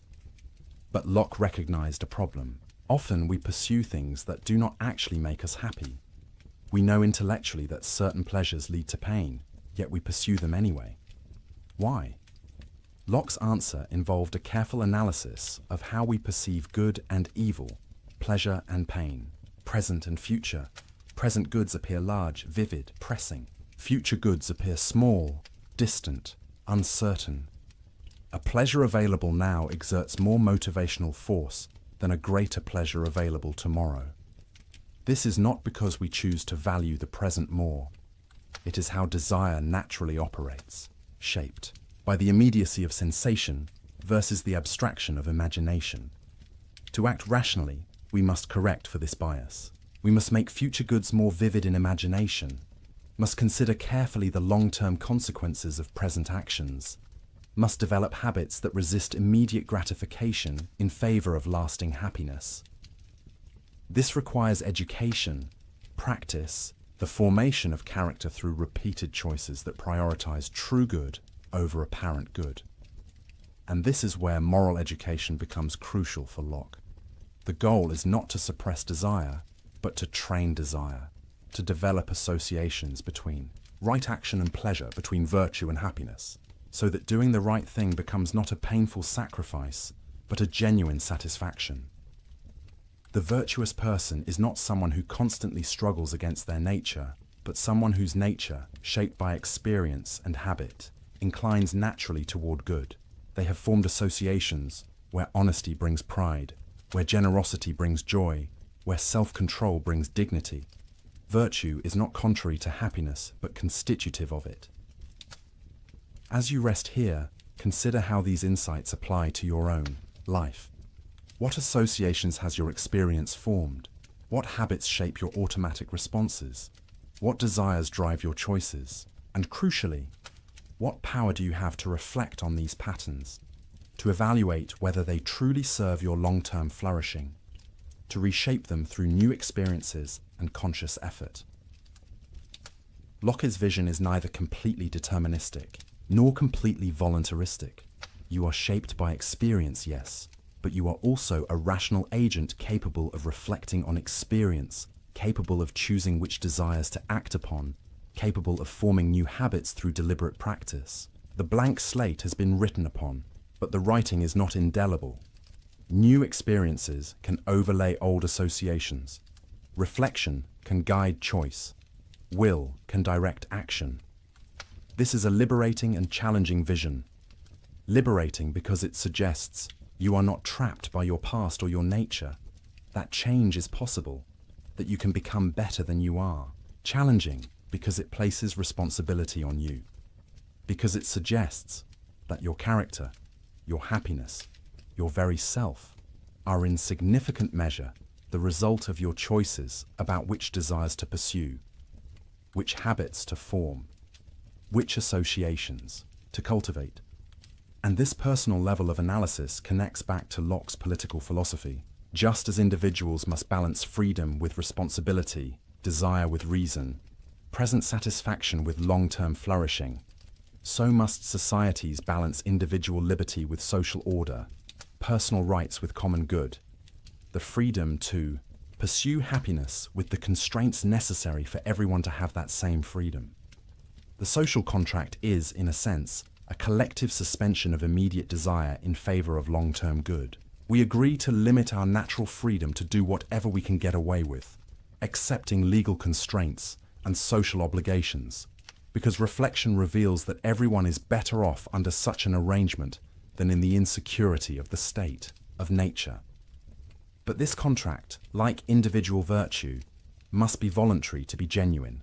Coerced obedience is not true consent, just as forced virtue is not true morality. The legitimacy of government rests on the ongoing consent of the governed, on their continued judgment that this political arrangement serves their genuine interests better than available alternatives.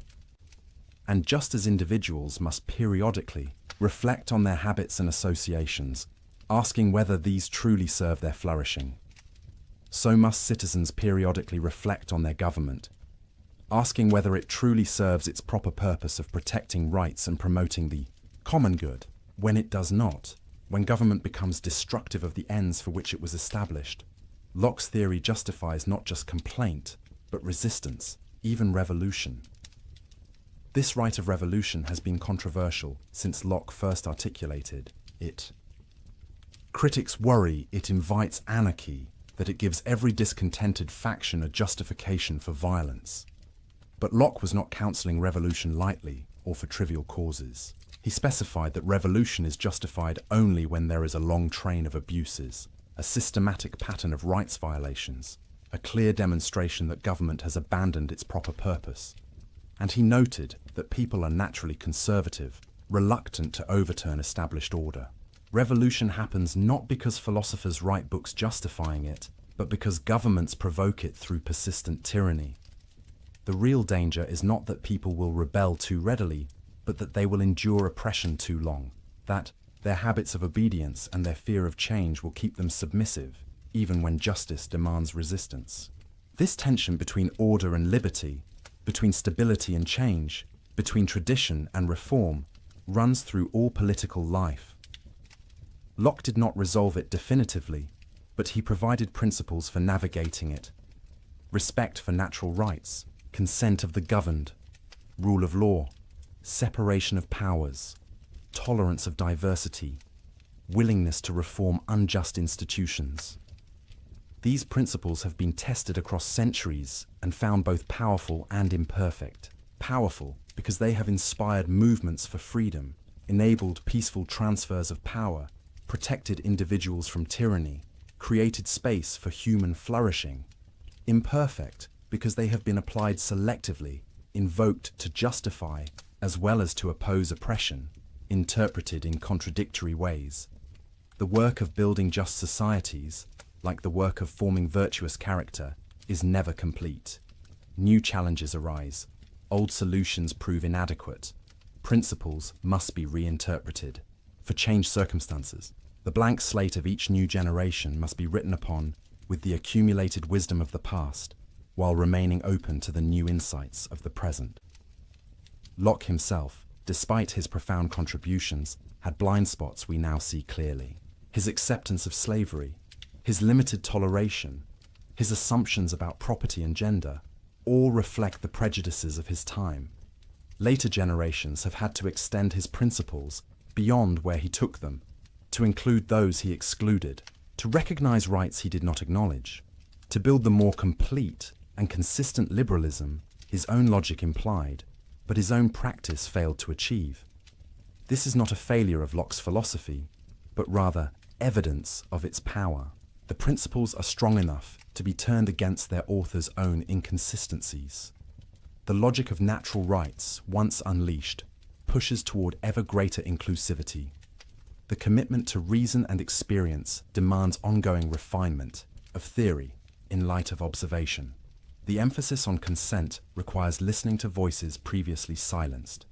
In this way, Locke's philosophy is alive, growing, developing, not a dead monument, but a living tradition. Each generation writes its own experiences on the collective slate, forming new associations, developing new habits, creating new institutions, always building on what came before, while also revising, correcting, expanding. And you, lying here, on the threshold of sleep, are part of this ongoing story. The experiences you have, the choices you make, the character you form, the society you help create, all of these contribute to the great human project of building a world where freedom and order, rights and responsibilities, individual flourishing and common good can coexist and reinforce each other. This is Locke's legacy, not a finished system but a method, not dogma but questions, not certainty but the humble confidence that reason and experience, carefully applied, can guide us toward truth and justice, even if we never reach perfect understanding or perfect society.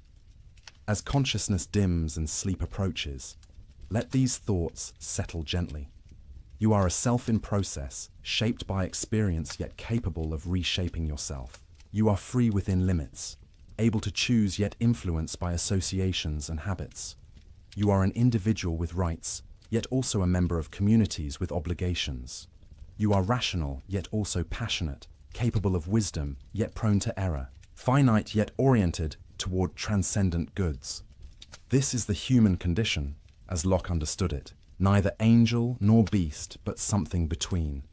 A rational animal, a political creature, a self-creating consciousness, an embodied soul, a bearer of rights and responsibilities, a blank slate being written upon by experience, even as you use reason, to guide which experiences you seek and how you interpret them. In sleep, this active process pauses, consciousness retreats, explicit self-awareness fades, the will relaxes its direction of attention. But the underlying continuity persists. The memories remain, ready to be accessed when consciousness returns. The habits endure, ready to shape tomorrow's choices. The associations sleep in the depths of mind, ready to influence perception and emotion when you wake. And in dreams, perhaps, the mind continues its work of association and reflection in different mode, freed from the constraints of waking logic, combining memories in novel ways, processing experiences, consolidating learning, perhaps even solving problems that baffled conscious deliberation. Locke himself was fascinated by sleep and dreams, seeing in them evidence for his theories about consciousness and identity. In dreamless sleep, consciousness is truly absent, yet we regard the sleeping person as the same individual who went to sleep. Why? Because we expect consciousness to return, because we anticipate that waking memory will bridge the gap, because Personal identity consists in the continuity of consciousness across time, not in unbroken moment-to-moment awareness. And in dreams, consciousness is present but altered. We experience sensations, emotions, thoughts, often vivid and compelling. Yet these experiences are not caused by external objects, but by the mind's own activity, recombining memories, activating associations, playing out fears and wishes in symbolic form. Dreams demonstrate the mind's active power, its ability to construct experience from internal materials, even without sensory input from the external world. Some of Locke's successors would push this observation further. If the mind can construct such vivid experiences in dreams from purely internal sources, how do we know waking experience is any different? Perhaps all experience is constructed by the mind, and we never encounter external reality directly. This idealist conclusion, drawn by Berkeley and others, was not what Locke intended, but it shows how his careful observations could lead to unexpected places. For Locke himself, the distinction between waking and dreaming was clear enough in practice. Waking experience has coherence, consistency, regularity that dreams lack. The waking world obeys natural laws, responds to our actions in predictable ways, is shared by multiple observers who report similar perceptions. Dreams are fragmentary, illogical, private, unshared. This practical difference, even if we cannot prove metaphysically that waking experience corresponds to external reality, is sufficient to ground knowledge and guide action. This pragmatic approach, this willingness to acknowledge limits of certainty while still affirming the possibility of knowledge sufficient for human purposes, is characteristic of Locke's entire philosophy. We cannot prove we are not dreaming, cannot demonstrate with absolute certainty that matter exists, cannot be infallible in our judgments, but we can observe carefully, reason honestly, test our beliefs against experience, and build up a body of knowledge reliable enough to navigate the world and live well. This is intellectual modesty combined with practical confidence. We admit our limitations while still trusting our capacities. We acknowledge uncertainty while still making judgments. We remain open to correction while still committing to beliefs. This balance, this refusal of both dogmatic certainty and corrosive skepticism, is perhaps Locke's most valuable methodological contribution, and it applies not just to theoretical knowledge but to practical wisdom, to the art of living. We cannot know with certainty the best way to live, the perfect character to cultivate, the ideal society to build, but we can observe what tends to promote happiness and what tends to produce misery. We can experiment with different approaches, note the results, adjust our behavior accordingly. We can learn from the experience of others, from history, from diverse cultures and ways of life, extracting principles while remaining alert to context and variation. This experimental approach to ethics and politics, this willingness to treat human institutions not as sacred unchangeable structures, but as provisional arrangements subject to evaluation and reform, was radical in Locke's time and remains challenging today. It asks us to hold our convictions with what one modern philosopher called appropriate tentativeness, to be confident enough to act while remaining humble enough to learn. As the final veils of consciousness draw across awareness, as thought becomes dreamlike and dreamlike thought fades toward the darkness of deep sleep, carry with you this Lockean equanimity. You need not have all answers. You need not possess perfect certainty. You need not be finished becoming who you will be. It is enough to observe carefully, reflect honestly, choose consciously, and remain open to tomorrow's lessons. The self you are is not the self you will always be. The knowledge you possess is not all the knowledge available. The society you inhabit is not the only society possible. All is process, development, potential, possibility. The blank slate receives new writing daily. The architecture of the self rises higher, more complex, more beautiful, with each experience thoughtfully integrated, each choice consciously made, each habit deliberately cultivated. And in this process, you participate in something larger than yourself, the great human project of understanding and improvement that has continued across millennia and will continue long after you. Locke is one voice in this conversation. An important voice, a clarifying voice, but one among many. Others came before, building the foundations on which he stood. Others came after, developing his insights and correcting his errors. And still others will come, writing new chapters in the ongoing story of human self-understanding and self-creation. Your contribution to this story may seem small, private, insignificant. You are one person among billions, one consciousness among multitudes, one slate among countless others being written upon by experience. But Locke's philosophy suggests that each person matters, each consciousness is valuable, each bearer of natural rights has inherent dignity regardless of station or circumstance. In the leveling egalitarianism of the blank slate, in the universal accessibility of reason and experience, in the shared possession of natural rights, Locke found grounds for human equality that did not depend on pretending we are all the same or all equally developed. We are different in countless ways, shaped by different experiences, forming different associations, developing different characters. But we all began as blank slates. We all build knowledge from experience. We all possess the capacity for reason and reflection. We all have rights inherent to our humanity. We are all ends in ourselves, not merely means to others' purposes. This recognition of equal dignity combined with acknowledgement of actual differences remains politically and personally challenging. How do we honor both? How do we protect equal rights while also recognizing that people have different needs, different capacities, different contributions? How do we balance individual liberty with social responsibility? How do we preserve diversity while also maintaining shared commitments? Locke's answers to these questions were incomplete, as he acknowledged. He offered principles and methods, rather than detailed blueprints.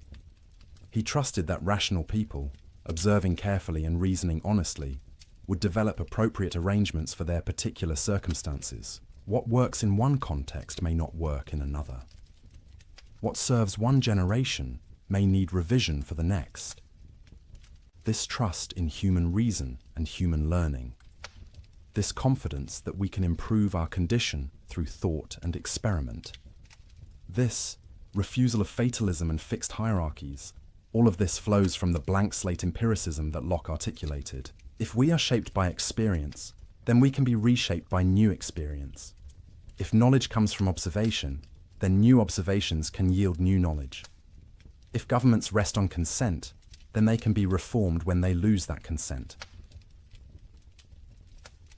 This is the radical hope at the heart of Locke's philosophy, the conviction that human life can be better, that reason and freedom are real possibilities, that the future is not determined by the past, that each blank slate can be written upon, with better experiences leading to better characters, creating better societies.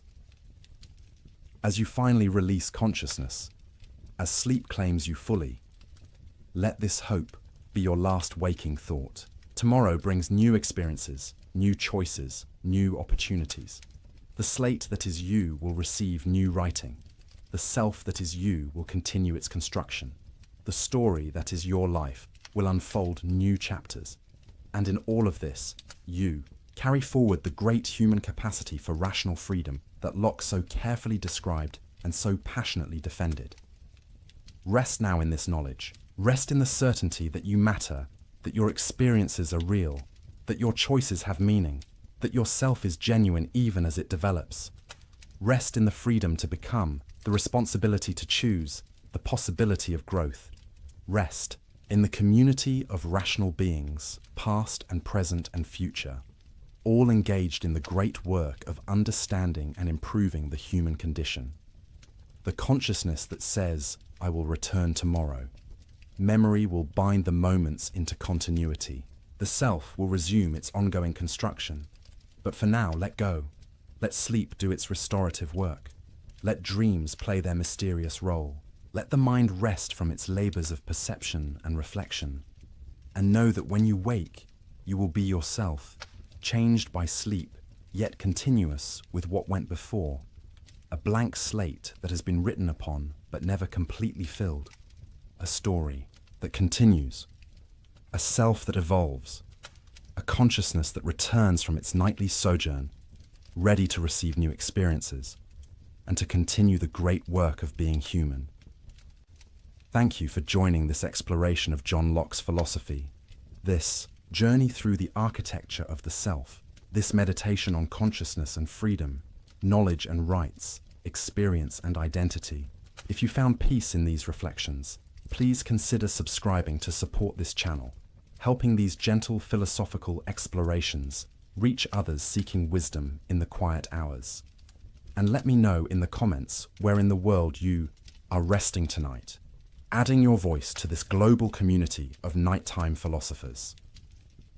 Until we meet again in the theatre of consciousness, until thought returns and reflection resumes, until tomorrow's blank slate awaits tomorrow's experiences, sleep well, knowing you are free, you are valuable, you are becoming, always becoming, moment by moment, experience by experience, choice by choice, in the ongoing adventure of creating yourself and contributing to the great human project of building a world where all can flourish in freedom, dignity, and mutual respect. Good night, fellow travelers. Good night, conscious beings. Good night, bearers of natural rights and rational capacities. Good night, blank slates being written upon by the infinite variety of human experience. May your sleep be deep, your dreams be gentle, and your waking be a joyful return to the precious gift of consciousness that makes you uniquely and wonderfully you. Good night. Welcome back, dear friends. Before we begin, let me know where in the world you are watching, and please don't forget to subscribe and like to support the channel. What if I told you that one of history's greatest minds spent his final night sleeping peacefully, knowing he would die the next morning, not tossing and turning, not bargaining with the gods, not overcome with terror or regret, just sleeping. Sleeping so soundly, in fact, that his closest friend couldn't bear to wake him. This isn't fiction. This isn't mythology. This happened in Athens in the year 399 BCE, in a cold prison cell, where a 70-year-old man named Socrates lay waiting for his execution. His friend Crito arrived before dawn. He'd bribed the guards, as friends of condemned men often did, hoping to steal a few final moments together. But when Crito entered that cell, he found something that stopped him cold. Socrates was asleep, not the fitful sleep of the anxious, not the restless half-consciousness of someone awaiting death, but deep, peaceful, undisturbed sleep. The kind of sleep you might have after a satisfying day, with nothing weighing on your conscience, no worries about tomorrow. Crito sat there in the darkness, watching his dearest friend breathe. He couldn't understand it. In just hours, the sun would rise. The prison officials would arrive. The hemlock poison would be prepared, and Socrates would drink it and die. How could anyone sleep through their last night on earth? Later, when Socrates finally woke, Crito would remark on this. He said he had always thought Socrates had a happy disposition, but seeing him sleep so well made him believe it even more. Here was a man bearing what most would call the worst misfortune imaginable, and yet he slept as sweetly as a child. But here's what makes this story truly remarkable. Socrates wasn't just accepting death. He wasn't simply resigned to fate. He was, in a way we'll come to understand, actually looking forward to it. You see, Socrates had spent his entire life thinking about death, not in a morbid way, but as a philosopher thinks about anything, with relentless curiosity and rigorous questioning. And through all that thinking, he'd arrived at a conclusion that most of us would find utterly bizarre. He believed that death might actually be a good thing, perhaps even the best thing that could happen to a person. Now, before you think this is the story of a depressed man embracing oblivion, let me be clear. Socrates loved life. He loved conversation and ideas and the electric thrill of a good argument. He loved the city of Athens with its bustling markets and complicated politics. He loved his students, his friends, even his allegedly difficult wife Xantippe. This was not a man who had given up on living. So what did he know that we don't? What had he discovered through decades of philosophical inquiry that allowed him to face death not with fear, but with something approaching curiosity, maybe even hope? The answer lies in a radical idea, one that Socrates presented to the jury that condemned him. He told them that death was one of two things. Either it was a complete absence of consciousness, like a dreamless sleep, or it was a journey to another place where all the dead reside together. Think about that for a moment. Really think about it. When was the last time you had a truly deep, dreamless sleep? The kind where you close your eyes, and then suddenly it's morning, and it feels like no time has passed at all? The kind of sleep where you wake up refreshed, with no memory of dreams or worries, or the long hours passing. Socrates said that if death was like that, an eternal, peaceful, dreamless sleep, then it would actually be wonderful. A relief even. And if death wasn't annihilation, if consciousness continued, well then, Socrates reasoned, he would find himself in the company of all the great minds who had died before him. Homer, the legendary poet. Hesiod, who wrote of the gods. Odysseus, that clever hero. All the philosophers and wise ones who had puzzled over the same questions he spent his life exploring. And in that place, he imagined, he could do what he loved most. Ask questions, seek truth, engage in endless philosophical dialogue. Except now, without the interruptions of hunger or tiredness, or the constant demands of maintaining a physical body. Either way, he concluded, death was nothing to fear. At worst, it was the best sleep you've ever had. At best, it was the ultimate education. But there's something else, something deeper in Socrates' attitude toward death that we need to understand. It wasn't just about what death might be, it was about what life had been. Socrates believed that a life well lived prepared you for death, that if you spent your time cultivating your mind, questioning assumptions, pursuing wisdom rather than pleasure or power or wealth, then when death came, you would greet it as an old friend. He had a phrase for this. He said that philosophy itself was practicing for death. Not because philosophers were morbid or life-denying, but because philosophy taught you to separate yourself from your body's endless demands. It taught you that your true self, your mind, your soul, whatever you want to call the thing that thinks and wonders and knows itself, was distinct from flesh and bone. The body needs constant maintenance. It gets hungry every few hours. It needs sleep. It gets sick, feels pain, grows old and weak. It's demanding and needy and, if we're being honest, kind of a nuisance when you're trying to think deep thoughts.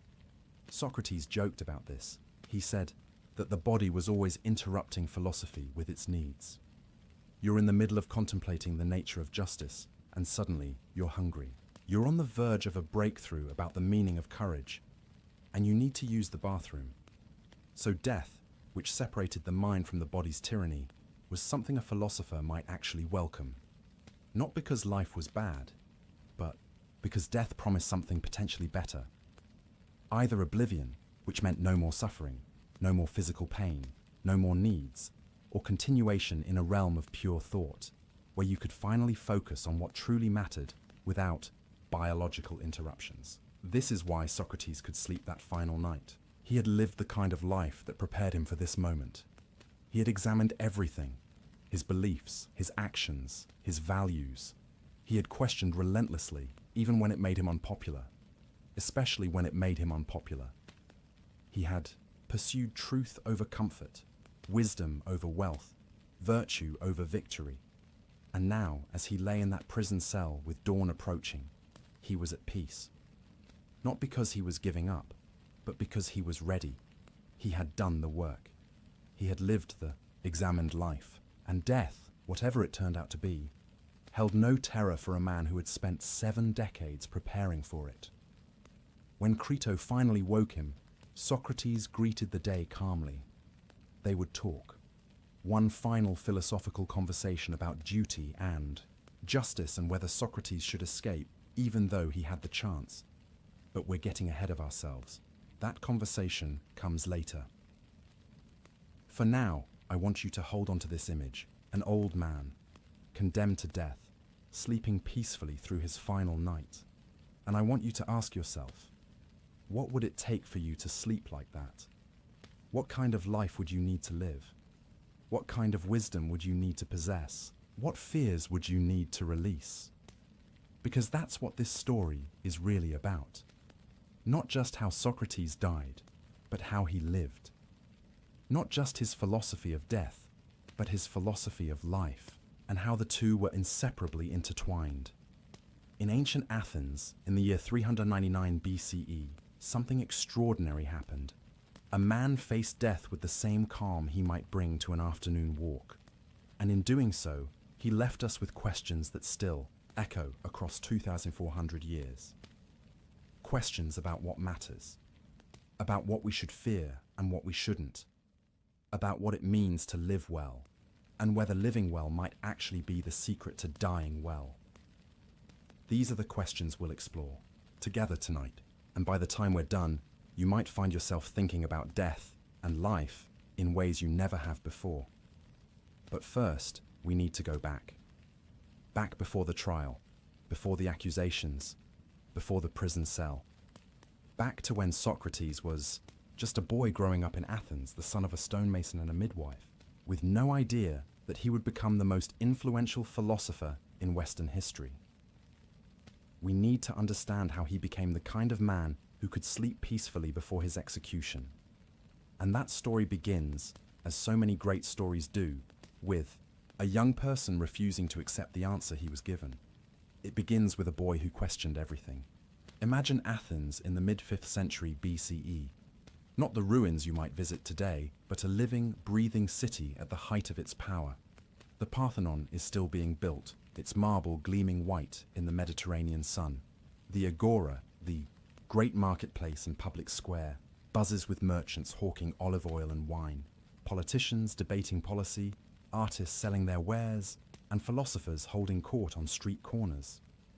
This is the world Socrates is born into, around 470 BCE. His father, Sophroniscus, is a stoneworker or sculptor. Sources differ, but we know he worked with his hands, shaping marble and limestone. His mother, Phaenarete, is a midwife. These are respectable professions, but not wealthy ones. Young Socrates grows up in a household that's comfortable enough, but far from the aristocratic circles that dominate Athenian politics and culture. And from what we can piece together, he was an odd child. Not odd in a way that worried his parents. At first, just curious, intense, always asking why, when other children accepted what they were told. While other boys played war games or practiced athletics, young Socrates seemed most content when he was thinking, or better yet, questioning. There's a story, and while we can't verify every detail, it captures something essential about who Socrates was even as a young person. His mother, Phaenarete, wanted him to have a better life than his parents had. She dreamed of him becoming a successful merchant. Maybe he could trade in olive oil or fine fabrics. Perhaps he could even own ships someday, importing goods from across the Mediterranean. It was a reasonable dream. Athens was a trading empire, and a clever young man could build a fortune if he applied himself. But Socrates showed no interest in commerce whatsoever. He was, to put it bluntly, terrible at the practical matters that would make him successful in business. He couldn't be bothered to think about profit margins or market trends. His mind was elsewhere, always elsewhere, grappling with questions that had no obvious practical value. One morning, according to the tale, his mother decided to teach him a lesson. She hired a teacher. Some accounts say it was a wise old man from the neighborhood to come and instruct young Socrates about the value of ambition and hard work. The teacher arrived and found the boy lounging in the courtyard, apparently lost in thought when he should have been studying or learning a trade. The teacher decided to use a parable, as teachers of that era often did. He told Socrates a simple story about two birds. One bird woke up early every morning and worked hard, catching the juiciest insects and feeding its young. The other bird slept in, and by the time it woke, all the good food was gone. It struggled to find anything to eat. The teacher finished his tale and looked at young Socrates expectantly. "Now, Socrates," he said, "what did you learn from this story?" The boy thought for a moment, and you can almost see the gears turning in his mind, even at that young age. Then he answered, "That the insects that wake up early get eaten by birds." The teacher blinked. Venerate sighed. Because there it was, the essence of Socratic thinking, even in childhood. He had taken the expected lesson, turned it sideways, and found a completely different conclusion. He had questioned the very framework of the parable. After all, from the insect's perspective, waking up early wasn't a virtue, it was a fatal mistake. Now we should be careful not to read too much into this story. It might be apocryphal, a legend that grew up around Socrates to illustrate his character. But true or not, it tells us something important. Even as a young person, Socrates had a mind that couldn't simply accept what it was told. He had to examine it from every angle. He had to question the assumptions behind the lesson. And this tendency only grew stronger as he matured. As a young man, Socrates did follow in his father's footsteps for a time, working as a stonecutter or sculptor. Some ancient sources claim he was quite good at it. There was supposedly a statue of the three Graces at the entrance to the Acropolis that Socrates carved, though this too is difficult to verify. What we do know is that he didn't stay in that profession. Something else was calling to him. He also served as a soldier, which surprises people who think of philosophers as weak or bookish. Athens was constantly at war during Socrates' lifetime, against Sparta, against Persia, against various allies who had become enemies. And Socrates fought in several campaigns. By all accounts, he was an excellent soldier, brave in battle, able to endure hardship, and notably tough. There's a famous story about him standing guard duty in the middle of winter, in freezing conditions, while other soldiers huddled together for warmth. Socrates stood there barefoot, apparently lost in thought, seemingly immune to the cold. But warfare, like stone-cutting, didn't hold his attention for long. The questions kept pulling at him. Questions about courage, about justice, about what made a life worth living. Questions that nobody seemed to have good answers to, even though everyone pretended they did. The turning point, the moment that changed everything, came when Socrates was in his 30s. One of his friends, a man named Chaerephon, made a pilgrimage to Delphi, to the famous oracle of Apollo. This was a common practice in ancient Greece. You would travel to Delphi, make an offering, and ask the oracle, a priestess who supposedly channeled the wisdom of the god Apollo, a question. Usually people asked about practical matters. Should I marry this person? Will my crops succeed? Should I start a new business venture? But Chaerephon, knowing his friend Socrates and his constant questioning and his obvious intelligence, asked the oracle something different. He asked, "Is anyone wiser than Socrates?" And the oracle gave an answer that would reverberate through a history. She said, "No one is wiser than Socrates." When Chaerephon returned to Athens and told Socrates what the oracle had said, Socrates was baffled, confused, even disturbed, because the one thing Socrates was absolutely certain of was that he wasn't wise. He didn't know the answers to the big questions. He didn't understand the nature of justice or courage or goodness. He was full of questions, not answers. But there was a problem. The oracle at Delphi was believed to speak divine truth. To dismiss the oracle's pronouncement would be impious, possibly even dangerous. So Socrates found himself in a paradox. The oracle said he was the wisest man in Athens, but he knew he wasn't wise. How could both things be true? This is when Socrates made a decision that would define the rest of his life. He decided to test the oracle's statement. He would go around Athens and find someone who was truly wise, someone who understood these deep questions about how to live and what was truly good. And when he found such a person, he would bring them to the oracle and prove that the oracle had been wrong, or at least unclear. So he started visiting people who had reputations for wisdom. First, he went to the politicians, the men who made decisions about war and peace, about law and justice. Surely they understood what justice really was. But when Socrates questioned them, really questioned them, their knowledge fell apart. They had opinions, certainly, strongly held opinions. But they couldn't defend those opinions under examination. They couldn't explain why they believed what they believed. They just believed it. Then he tried the poets and artists, thinking perhaps wisdom lived there. These were men who created beautiful works, who seemed to understand human nature in their tragedies and comedies. But again, when questioned, they couldn't explain the wisdom they seemed to embody in their art. They created by inspiration or instinct, but couldn't articulate the truths their work contained. Finally, he went to the craftsmen, the potters, the shipbuilders, the smiths. These men had real knowledge. They understood their crafts deeply. A shipbuilder could tell you exactly why a hull needed to be constructed in a certain way, could explain the principles behind what made a ship seaworthy. But then Socrates noticed something interesting. Because they were experts in their crafts, these men assumed they were experts in everything else too.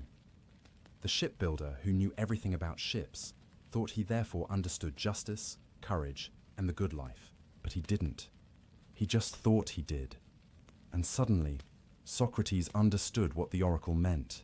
He was the wisest man in Athens, not because he knew more than everyone else, but because he knew that he didn't know. Everyone else walked around thinking they understood things they didn't actually understand. Socrates, at least, was aware of his ignorance. And that awareness, that honest acknowledgement of not knowing, was a kind of wisdom in itself. This realization transformed him. It became his mission. He would spend the rest of his life doing exactly what he'd been doing to test the oracle, going around Athens, questioning people who claimed to know things, helping them see that they didn't actually know what they thought. They knew. He saw himself as a kind of midwife, like his mother had been. But instead of helping women birth children, he helped people birth ideas. Or rather, he helped them realize when their ideas were malformed, when their certainties were built on sand. He developed a method, what we now call the Socratic method.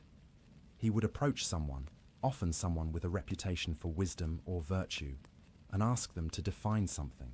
Define justice, he'd say, or courage, or piety. And the person would give a confident definition. Then Socrates would ask questions about that definition, looking for contradictions, exceptions, problems. And almost always, he would find them. The definition would collapse. The person would have to revise it. And then Socrates would question the revision, and that would collapse too. He never claimed to have the right answer himself. He was just showing that the answers people confidently held weren't as solid as they thought. And some people found this enlightening. Younger men especially flocked to Socrates, fascinated by watching him dismantle the pretensions of their teachers and elders. They started following him around the agora, watching him work, but many others found it infuriating. Imagine being a respected politician or teacher going about your day, and this odd-looking man, Socrates was famously ugly by Athenian standards, with a snub nose and bulging eyes, stops you in the marketplace and starts asking you questions that make you look foolish in front of a crowd. Imagine being forced to admit that you don't actually understand justice, even though you've been making laws about it for years. Socrates made enemies, powerful enemies, people who felt humiliated by his questioning, people who saw him as a threat to the social order, to respect for authority, to the very fabric of Athenian society. And these enemies would remember. They would wait for their opportunity. And years later, when Athens was vulnerable and frightened after losing a war, they would strike. But that comes later. For now, in his 30s and 40s, Socrates is in his element. He's found his calling. He spends his days in the agora, questioning anyone who will engage with him. He's not wealthy. Philosophy doesn't pay. And unlike other teachers of his era, the sophists, he refuses to charge money for his conversations. He thinks wisdom can't be bought and sold like olives or cloth. This means he lives modestly, sometimes relying on the generosity of his admirers for meals. His wife, Xanthippe, is reportedly not thrilled about this arrangement. Ancient writers portrayed her as nagging and difficult, though we might consider that she had good reason to be frustrated with a husband who spent all his time philosophizing instead of earning a decent living. But Socrates doesn't care about comfort or wealth. He's discovered something more valuable than gold. He's discovered a way of living that makes every day an adventure. Every conversation is an opportunity to learn, to question, to dig deeper. He's fascinated by how the human mind works, by how we form beliefs, by how we fool ourselves into thinking we understand things we don't. And he's beginning to form some convictions of his own. Not answers to the big questions. He still doesn't claim to have those, but convictions about how to live. He believes that virtue is the most important thing, that it's better to suffer injustice than to commit it, that the quality of your soul matters more than the condition of your body or the size of your bank account, that an examined life, a life where you constantly question yourself and your beliefs, is the only life worth living. These aren't just abstract philosophical positions for Socrates. He lives them. When he's offered bribes, he refuses them. When powerful people tell him to stop asking questions, he ignores them. When he sees injustice, he speaks up, even when it's dangerous to do so. He's not trying to be a martyr or a hero. He's just being consistent with what he believes. And that consistency, that absolute refusal to compromise his principles for comfort or safety, is what makes him both admired and dangerous. Because a man who cannot be bribed, cannot be intimidated, and cannot be silenced is a threat to anyone whose power depends on lies, corruption, or unquestioned authority. Young Socrates, the boy who questioned the parable of the early bird, has grown into a man who questions everything and everyone. He's become exactly what Athens needs and exactly what Athens' elite fears. He's become a philosopher in the truest sense. Not someone who knows all the answers, but someone who asks all the right questions. And in asking those questions, he's challenging his fellow citizens to examine their own lives, to question their own beliefs, to wake up from the comfortable sleep of unthinking habit. He doesn't know it yet, but this mission will cost him everything. The same sharp mind that won him devoted followers will eventually bring him powerful enemies. The same integrity that made young men admire him will make old men fear him. The same questions that illuminated truth will be twisted into charges of impiety and corruption. But again, we're getting ahead of ourselves. Right now, in the middle of his life, Socrates is at the peak of his powers. He's surrounded by brilliant, young minds who hang on his every word. He's engaged in the work he was born to do. He's living the examined life, and it feels right, feels true, feels like finally being the person he was always meant to be.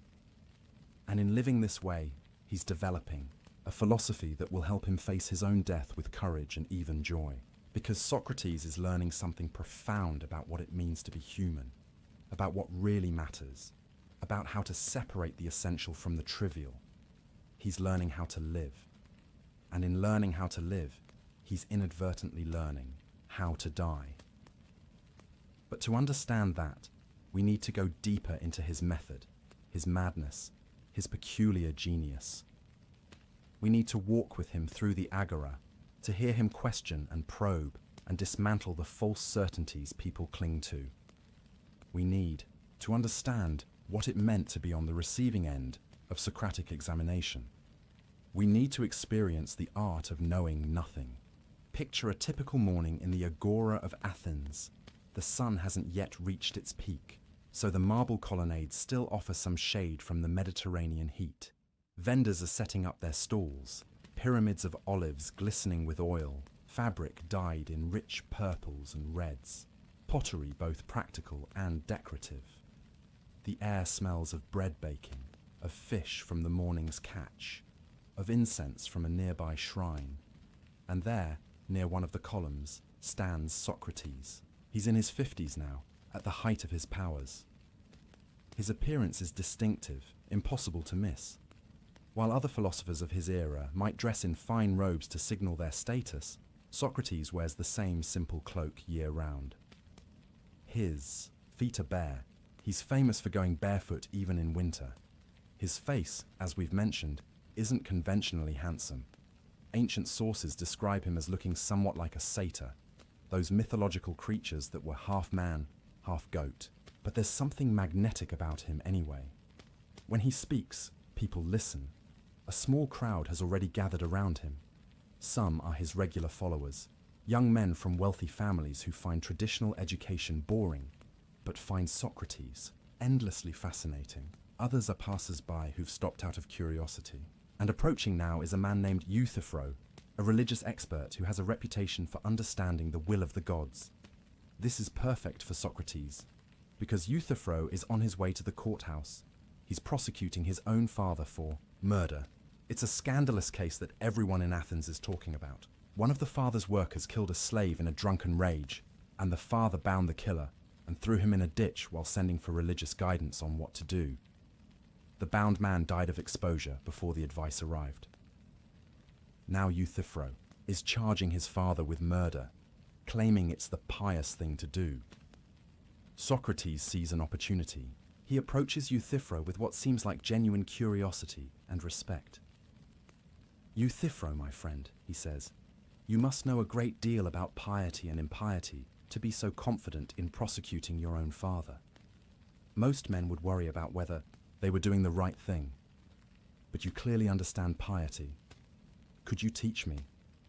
What exactly is piety?" You can imagine Euthyphro's reaction. He's flattered. Here's the famous Socrates, asking for his wisdom. Of course he can explain piety. He's an expert after all, so he offers his first definition. Piety is doing what I'm doing now, prosecuting wrongdoers, whether they're your father or anyone else. It seems like a reasonable answer, but watch what Socrates does next. He doesn't disagree. He doesn't argue. He just asks another question. "That's an interesting example," he says. "But I asked you what piety is in itself. You've given me an example of a pious act. But what makes an act pious? What is the essential nature of piety that all pious acts share?" Euthyphro pauses. He revises his definition. Piety is what is loved by the gods. Better, Socrates agrees. That's more like a real definition. But then, and here's where the method gets interesting, he asks, "But which gods?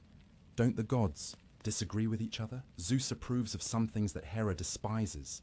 Ares loves war while Athena prefers wisdom. So if the gods disagree, how can we say something is pious simply because a god loves it?" Euthyphro sees the problem. He refines the definition again. Piety is what all the gods love. Now we're getting somewhere, Socrates says. But here comes the crucial question, the one that cuts to the heart of everything. Is something pious because the gods love it? Or do the gods love it because it is pious? Stop and think about that question for a moment. It sounds like word games, but it's not. It's asking something profound. Is piety just whatever the gods happen to approve of?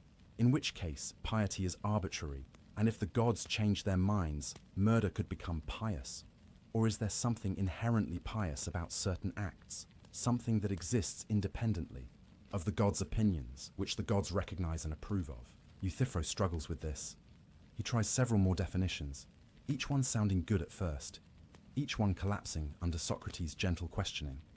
And finally, frustrated, Euthyphro makes an excuse and hurries off to court, leaving Socrates with his crowd of onlookers, many of whom are now laughing or arguing among themselves about what piety really is. This is the Socratic method in action, and it's important to understand what just happened, because it's not what it might appear to be on the surface. Socrates didn't teach Euthyphro anything. He didn't provide a definition of piety. In fact, by the end of the conversation, Euthyphro is more confused than when he started. He came to the agora confident in his knowledge and left uncertain, even embarrassed. So what was the point? Was Socrates just being cruel? Was this intellectual bullying disguised as philosophy? No. This is where we need to understand something crucial about Socratic philosophy. Socrates believed that the first step toward wisdom was recognizing your own ignorance. Euthyphro thought he understood piety. He was so confident in that understanding that he was willing to prosecute his own father based on it. But he didn't actually understand it. He had opinions, strong ones, but they weren't built on solid ground. By questioning Euthyphro, Socrates wasn't trying to humiliate him. He was trying to help him, because as long as Euthyphro believed he understood piety when he really didn't, he would make decisions based on false knowledge. He might do terrible things, thinking they were pious. He would be dangerous to himself and others, precisely because of his unexamined certainty. But if Euthyphro could be brought to a state of aporia, that Greek word meaning at a loss, without a clear path forward, then something beautiful could happen. The certainty would crack open. Space would appear for real questioning, real learning. He would stop pretending to know and start genuinely seeking. This state of aporia, this experience of being at a loss, was essential to the Socratic method, and it wasn't comfortable. Imagine believing you understood something, building your life around that understanding, and then having someone show you through simple questions that you don't understand it at all. It's destabilizing, frightening even. This is why the young men loved Socrates. When you're young, you haven't yet built your entire life around certain beliefs. You're still flexible, still learning, still open to having your mind changed. Watching Socrates dismantle the certainties of your elders is thrilling. It's permission to question everything you've been told. It's liberation. But this is also why older men, established men, powerful men, hated him. They had reputations to protect. They had built careers on their supposed wisdom.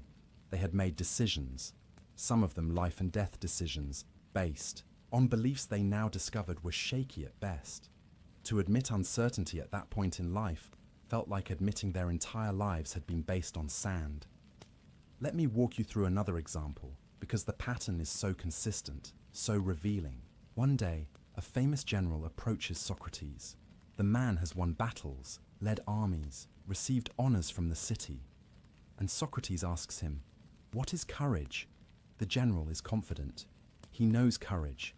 He's demonstrated it in battle.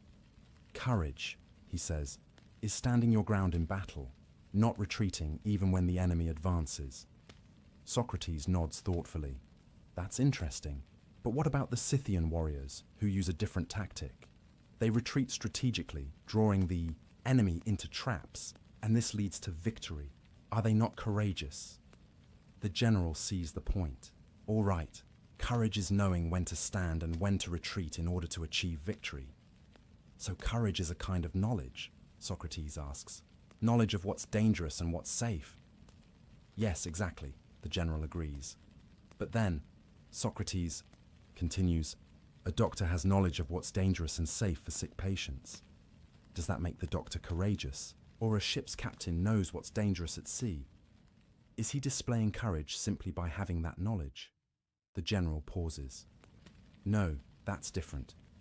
Courage is specifically about dangers in war. But why only in war? Socrates presses.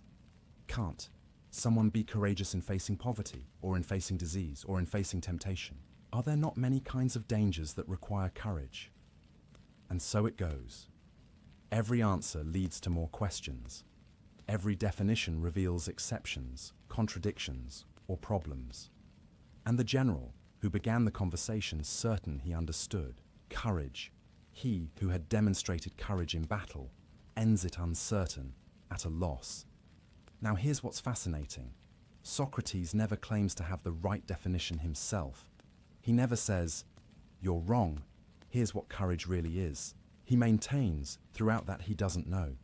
And this seems paradoxical, almost maddening. How can someone who doesn't know the answer still demonstrate that everyone else's answers are wrong? The answer lies in understanding the difference between knowing something and knowing about something. Socrates might not be able to define courage perfectly, but he knows enough about it to recognize when a definition fails. It's like how you might not be a chef, but you know when food tastes bad.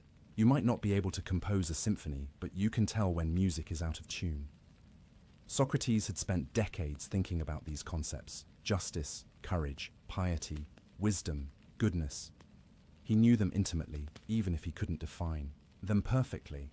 He knew their contours, their complexities, their nuances.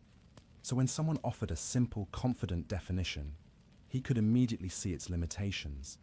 But there's something even deeper happening in the Socratic method. Socrates believed that the answers were already inside us, buried under layers of false certainty and unexamined assumptions. His questions weren't meant to fill an empty vessel with knowledge. They were meant to help you give birth to understanding. That was already there, waiting to be discovered. This is why he compared himself to a midwife, like his mother. A midwife doesn't create the baby. The baby already exists. The midwife just helps it come into the world. Similarly, Socrates believed that real knowledge was already in your soul, and his questions just helped you access it. There's a famous demonstration of this in one of Plato's dialogues. Socrates encounters an uneducated slave boy who has never studied mathematics, and through questions alone, never teaching, only asking, Socrates gets the boy to discover the Pythagorean theorem. The boy figures out the geometric proof himself, guided only by Socrates' questions. This, Socrates argued, proved that the knowledge was already there. It just needed to be drawn out. Whether you believe in Socrates' theory about knowledge being innate is less important than understanding what the method was trying to do. It was trying to wake people up, to shake them out of the comfortable sleep of unexamined opinion, to make them think for themselves rather than simply accepting what they'd been told. And it worked. At least it worked on people who were genuinely interested in truth. Those who came to Socrates with real curiosity, with humility, with openness to being wrong. They often had transformative experiences. They would leave conversations, feeling uncertain about things they'd been certain of. Yes, but also feeling more alive, more engaged, more aware. One of his students described it beautifully. He said that talking with Socrates was like being stung by a stingray. You'd be swimming along, confident and comfortable, and suddenly, zap, you're paralyzed, unable to move forward with your old certainties. But that paralysis was the beginning of real thought. The problem, of course, was that not everyone appreciated being stung. Some people came to Socrates wanting to show off their knowledge, expecting deference to their expertise. When Socrates questioned them and revealed the limits of that expertise, they didn't feel enlightened. They felt humiliated. And here's where things get dangerous. In a democratic society like Athens, reputation was everything. Your political power, your social standing, your ability to influence decisions, all of it rested on people respecting your wisdom and judgment. So when Socrates publicly demonstrated that you didn't actually understand what you claimed to understand, he wasn't just winning an argument. He was threatening your position in society. Imagine being a wealthy aristocrat who served on juries, advised the assembly, perhaps even led military campaigns. Your neighbors respect you.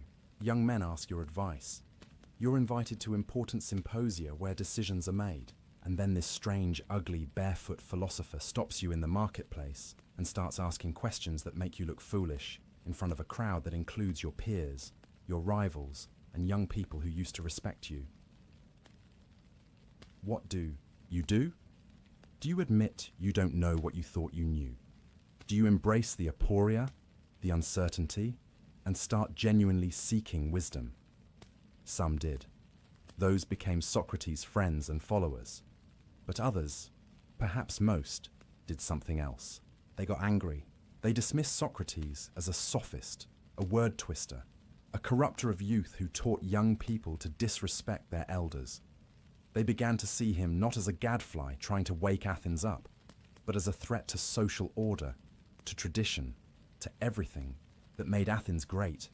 These men started gathering, started talking among themselves, started plotting. Because there's one thing powerful people hate more than being wrong. It's being publicly shown to be wrong. And Socrates had been publicly showing them to be wrong for decades. But Socrates didn't stop, couldn't stop. Because for him, the examined life was the only life worth living. To stop questioning, to accept easy answers, to let people walk around, confidently ignorant. That would be a betrayal of everything he'd learned from the oracle.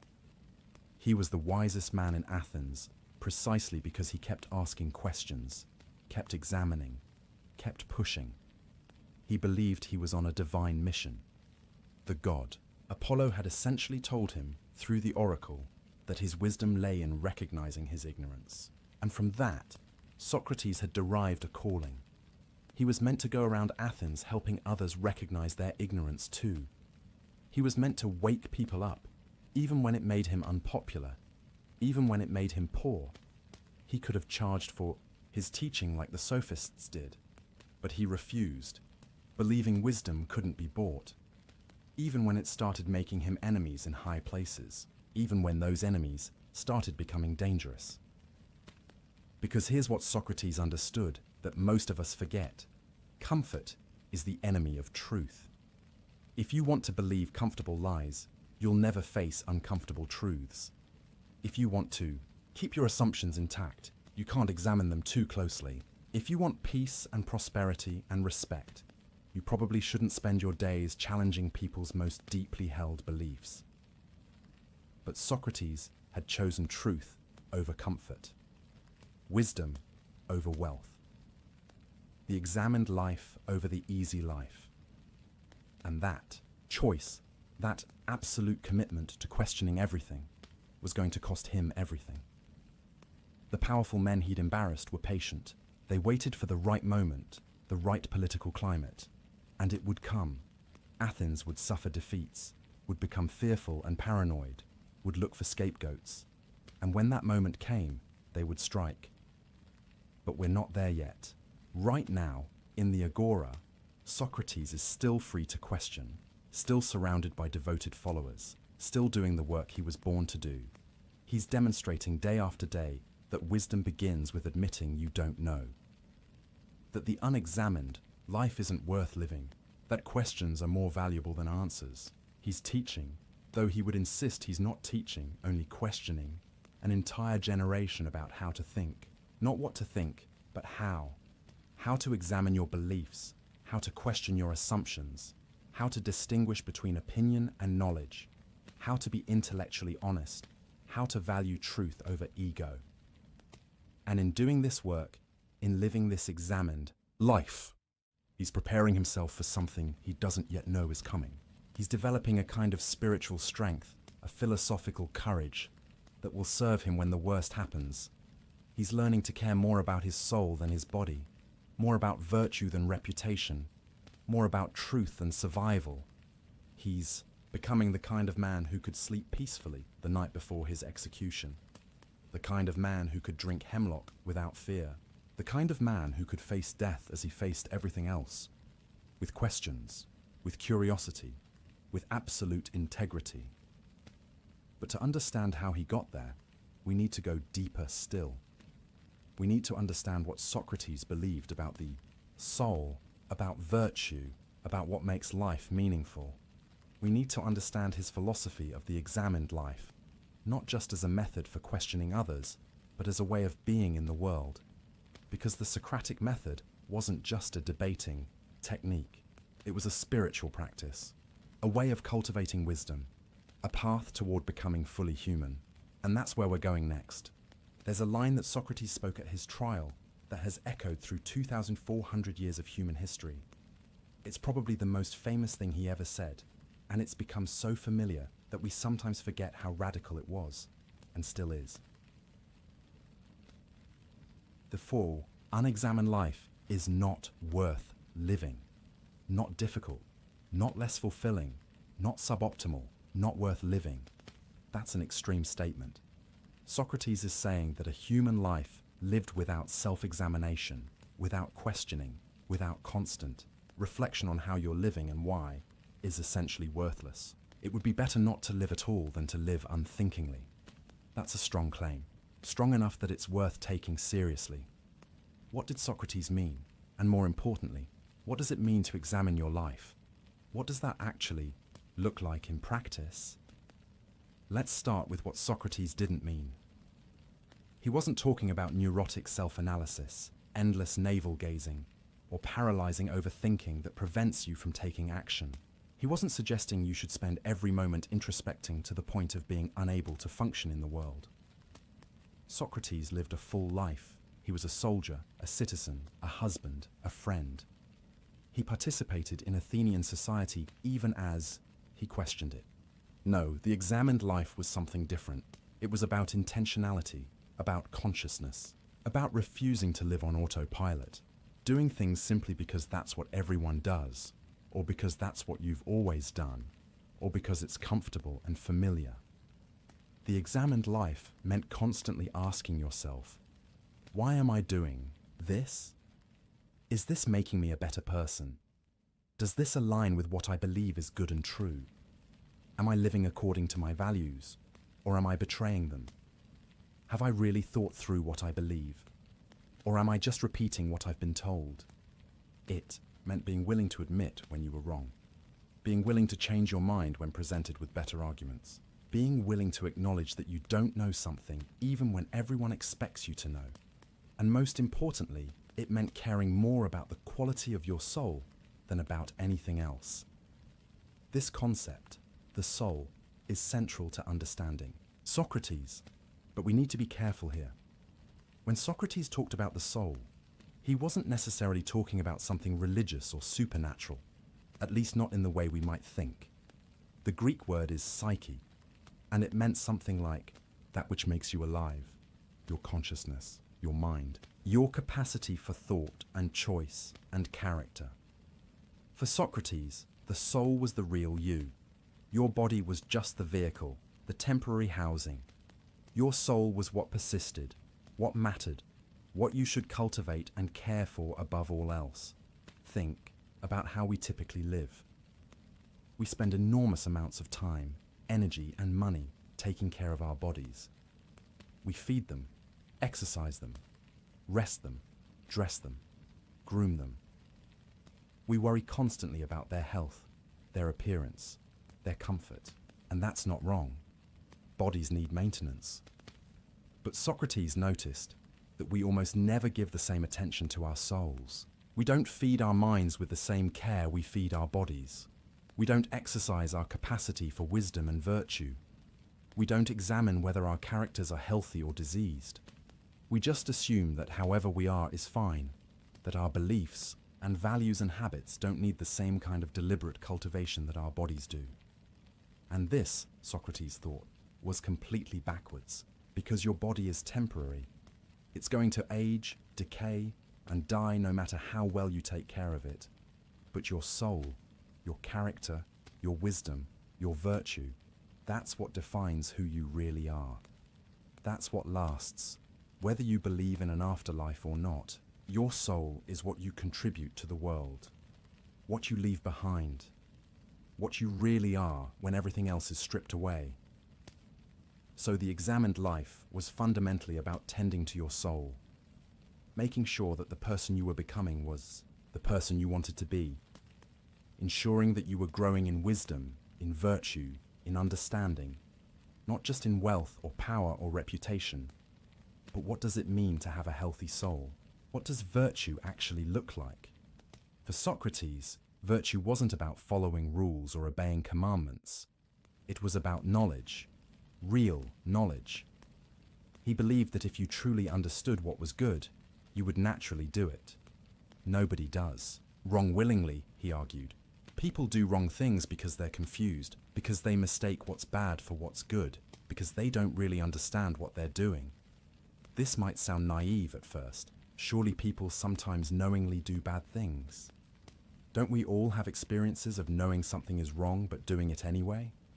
But Socrates would say, when you do something you know is wrong, it's because in that moment, you believe you're getting something good from it. You lie because you believe the benefit of the lie outweighs the cost. You cheat because you believe success gained through cheating is worth more than integrity. You're mistaking a lesser good, temporary pleasure, advantage, safety, for the greater good of having a virtuous soul. If you really understood, deeply understood, that harming your soul is the worst thing you can do to yourself, you wouldn't do it. If you viscerally felt the truth that it's better to suffer injustice than to commit it, you would never choose to be unjust, even when you could get away with it. This is why Socrates spent so much time trying to clarify what things like justice, courage, and goodness really were. Because if people truly understood virtue, they would naturally pursue it. The problem wasn't that people were evil. The problem was that they were confused. Let me give you a concrete example of what this looked like in practice. There's a story about Socrates serving on a jury, one of the few times he held any official position in Athens. A group of generals had won a major naval battle, but a storm prevented them from recovering the bodies of fallen soldiers. This was considered a serious religious violation in ancient Athens. The bodies needed proper burial rites, or the souls would wander restlessly. The Field Assembly, in its anger and grief, wanted to try all 10 generals together and execute them all. This was illegal. Each man had the right to an individual trial. But the mob was furious. They wanted justice, or what they thought was justice. They wanted revenge.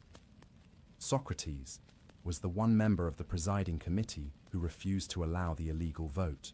He stood alone against the entire angry assembly. People threatened him. They could have charged him with obstruction. They could have harmed him. But Socrates wouldn't budge, because he had examined what justice required, and he knew that violating the law in order to punish people for violating the law was incoherent. It was wrong, no matter how many people demanded it. This is the examined life in action. Socrates had thought deeply about justice. He had questioned his assumptions about it. He had refined his understanding through countless conversations. And because of that work, when the moment came, he knew what to do. His examination had prepared him for the test. Most people, most of the time, operate on unexamined principles. They believe things because their parents believe them, or their society believes them, or they've always believed them. And these unexamined beliefs work fine until they're tested, until you're asked to compromise them for safety or profit or acceptance. Then they crumble because they were never really yours. You never really thought about whether you believed them. You just inherited them. But Socrates had examined everything. He had tested his principles against every objection he could think of. He had refined them through dialogue and debate. So when the moment came to act on them, he had the strength to do it. The examined life had given him certainty, not the false certainty of unquestioned assumption, but the earned certainty of hard-won understanding. This is also why Socrates insisted that virtue was knowledge. If you really know what's right, if you've examined it and tested it and made it truly yours, you'll do it.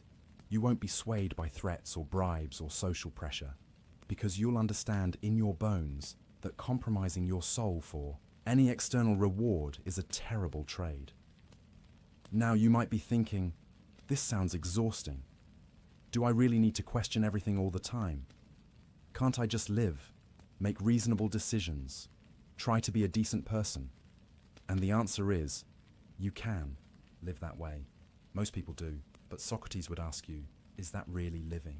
Or is that just existing on autopilot, letting circumstances and social pressure determine who you are? The examined life isn't about being perfect. It's not about never making mistakes. Socrates himself admitted constantly that he didn't have all the answers. The examined life is about being awake, being conscious, being intentional, making choices rather than just reacting to stimuli. It's about asking yourself regularly, am I living according to my values? What are my values? Why do I hold them? Am I becoming the person I want to become? If not, what needs to change? What am I assuming without questioning? Where am I lying to myself? Where am I choosing comfort over truth? These aren't comfortable questions. Examining your life means confronting things you'd rather not confront. It means admitting you've been wrong about things. It means changing behaviors you've grown comfortable with. It means acknowledging that you're not as good, as wise, as virtuous as you'd like to believe. But Socrates would say, isn't temporary discomfort worth it to actually become the person you should be? Isn't a moment of ego-bruising honesty better than a lifetime of self-deception? What's the point of being comfortable if you're comfortable with a lie? And here's where Socrates' philosophy connects directly to his view of death. Because if the quality of your soul is what really matters, If who you are is more important than what you have or how you appear, then death loses much of its power over you.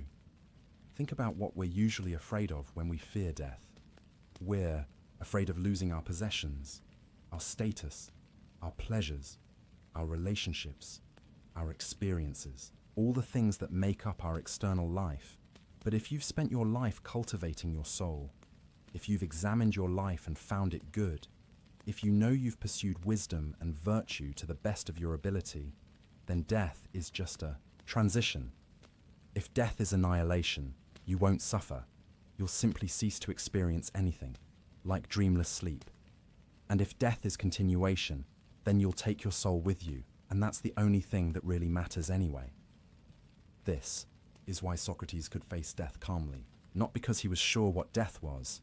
He admitted he didn't know, but because he had lived the examined life. He had tended to his soul. He had pursued virtue over pleasure, wisdom over wealth, truth over comfort. Whatever death turned out to be, he was ready for it. His soul was in good condition. Compare that to someone who has never examined their life, someone who has pursued wealth and power and pleasure, assuming those things made life meaningful. Someone who has built their identity on their body, their possessions, their social status. For such a person, death is terrifying, because death takes away everything they've spent their life accumulating, everything they've used to define themselves. But someone who has cultivated their soul, death can't touch what really matters to them. Their wealth might be taken away, but their wisdom remains. Their body might fail, but their character endures. Their reputation might be slandered, but they know who they really are.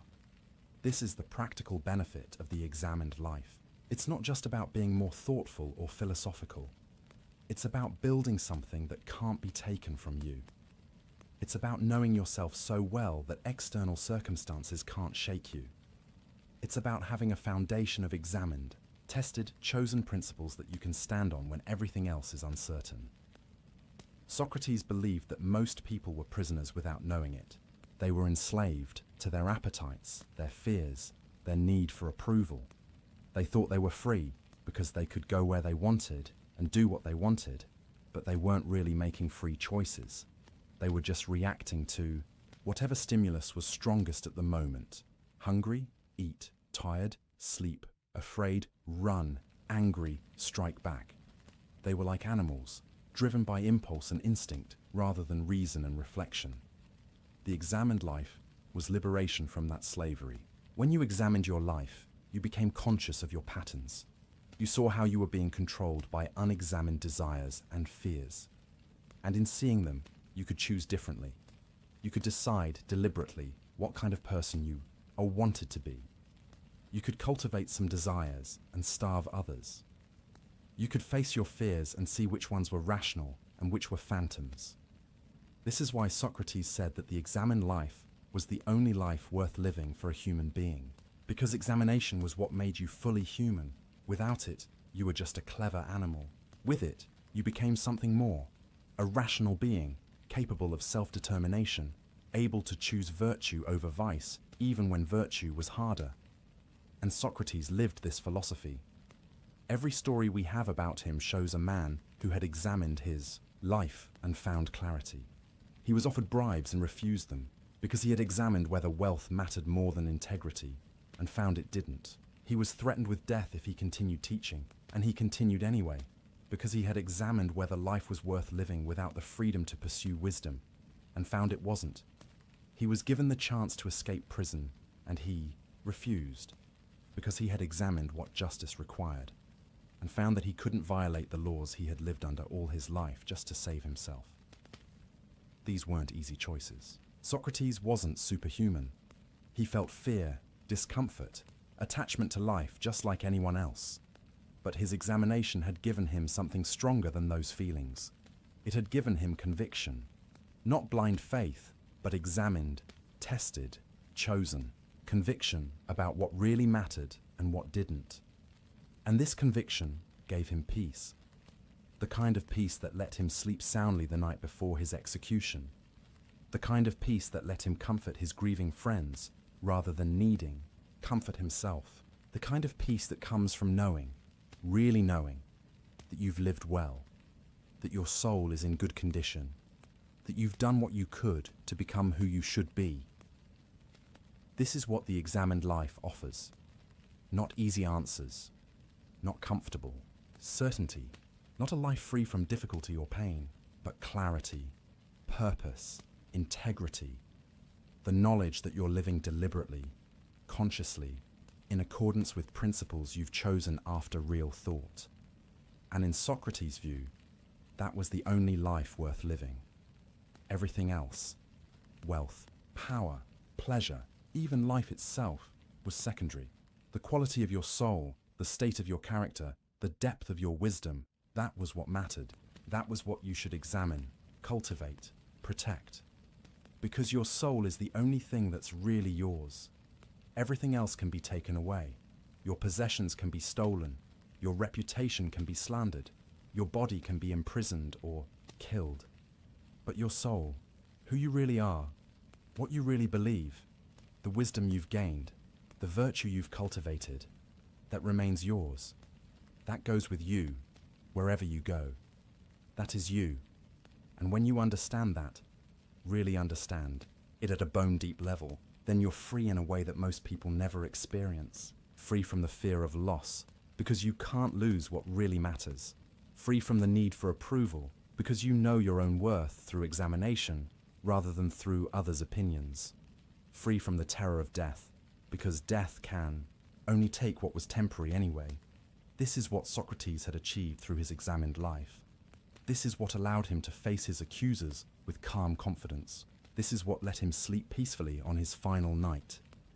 But to understand how he got to that point, to really grasp the full story, we need to see how his examined life, his refusal to compromise, his insistence on questioning everything, eventually brought him into fatal conflict with Athens itself. We need to see what happens when the examined life collides with power, fear, and a city looking for someone to blame. We need to see the accusation. Athens in 404 BCE is not the Athens of Socrates' youth. The city that once led the Greek world, that built the Parthenon and pioneered democracy, that produced the great playwrights and thinkers, is broken. The Peloponnesian War, a brutal, decades-long conflict with Sparta, has finally ended, and Athens lost catastrophically. The long walls that protected the city from invasion have been torn down. The powerful navy that made Athens an empire has been reduced to a handful of ships. The democracy that Athenians were so proud of has been temporarily overthrown by a brutal oligarchy called the 30 Tyrants, sponsored by Sparta. The city is traumatized, defeated, humiliated, and deeply, deeply afraid. Fear makes people dangerous. Fear makes them look for enemies within. Fear makes them suspicious of anyone different, anyone questioning, anyone who doesn't fit neatly into the story the city tells itself. And there's one man in Athens who has spent his entire adult life questioning everything, who has made enemies among the powerful, who has an entire generation of young followers who learned from him to challenge authority. That man, of course, is Socrates, and his enemies have been waiting for this moment. Let's be clear about who these enemies were and why they hated him so much. There was Anytus, a wealthy leather merchant who had been prominent in the democratic resistance against the 30 Tyrants. He was a patriot by his own estimation, a defender of Athenian values, and his son had fallen under Socrates' influence, spending time with the philosopher instead of learning his father's business. Worse, the young man had apparently started questioning his father's beliefs, using Socratic methods to point out contradictions in Anytus's thinking. You can imagine how well that went over. Then there was Miletus, a poet, or someone who fancied himself one. Socrates had probably humiliated him in public at some point, as he had so many self-important artists who claimed their work came from divine inspiration, but couldn't explain what wisdom their poetry actually contained. Miletus wasn't particularly bright or influential, but he was angry and willing to be used as a tool. And there was Lycon, a rhetorician, representing a whole class of professional speakers and teachers whom Socrates had spent years demonstrating weren't as wise as they pretended to be. These men and others like them had been collecting grievances for years. Every time Socrates embarrassed someone in the agora, every time he made a politician look foolish, every time a young man questioned his father's authority after studying with Socrates, every time someone's reputation suffered because Socrates exposed their ignorance. All of it had been building, accumulating, like a debt that would eventually come due. But they needed the right moment. You couldn't just charge Socrates when Athens was confident and secure. He was too well known, too well liked by too many people, including powerful ones. His students included Plato from one of Athens' most distinguished families, and Xenophon, who would become a famous general and historian. Alcibiades, one of Athens' most brilliant but controversial leaders, had been associated with Socrates. Ah, Alcibiades. There's a name that matters. This is important for understanding what happens next. Alcibiades was extraordinarily talented, charismatic, intelligent, ambitious, and completely unscrupulous. He'd been a student of Socrates in his youth. Later, he'd betrayed Athens, defecting to Sparta during the war. Then, he'd betrayed Sparta too. He was brilliant and immoral, exactly the kind of person who learns Socratic questioning, but uses it for manipulation rather than wisdom. When Athens was looking for someone to blame for its defeat, for its loss of moral character, for its young, men becoming disrespectful and cynical, it was easy to point at Socrates and say, "Look at what he produced. Look at Alcibiades. Look at Critias," another former associate who became one of the most brutal of the 30 tyrants. See what happens. When you teach young men to question everything, they lose respect for tradition, for the gods, for authority. They become dangerous. It was a profoundly unfair argument. Socrates had tried to teach Alcibiades virtue, not vice. He'd tried to show him that wisdom was more valuable than power. It wasn't Socrates' fault that Alcibiades had learned to argue brilliantly, but had no interest in becoming good. But fair or not, the association was damaging. So, in 399 BCE, 5 years after the war ended, and 3 years after democracy had been restored, Socrates' enemies finally made their move. The city was still fragile, still paranoid, still looking for scapegoats. The timing was perfect. The charges were carefully crafted. 3 accusations, each one technically a capital offense. First, corrupting the youth of Athens. This was vague, enough to mean almost anything. It could refer to his questioning of authority, his influence on young men like Alcibiades, his encouragement of independent thinking. It played on every parent's fear that their children were being led astray. Second, not believing in the gods of the city. This was potentially the most dangerous charge. Athens took religion seriously. The gods weren't abstract theological concepts. They were thought to directly influence the city's welfare. If Socrates didn't believe in them properly, if he was impious, he could be bringing divine wrath down on Athens. This could explain why Athens had suffered such devastating defeat. The gods were angry because men like Socrates had corrupted the city's piety. Third, introducing new divinities. This charge was interesting because it contradicted the second one. How could he both not believe in the gods and also introduce new ones? But the accusers were referring to something Socrates often talked about.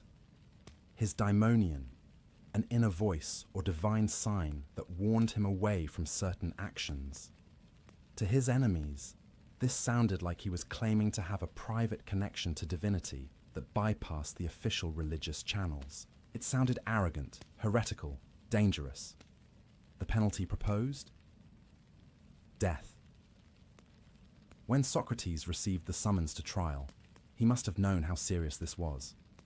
At 70 years old, he'd lived through enough Athenian politics to recognize a politically motivated prosecution. He knew these men.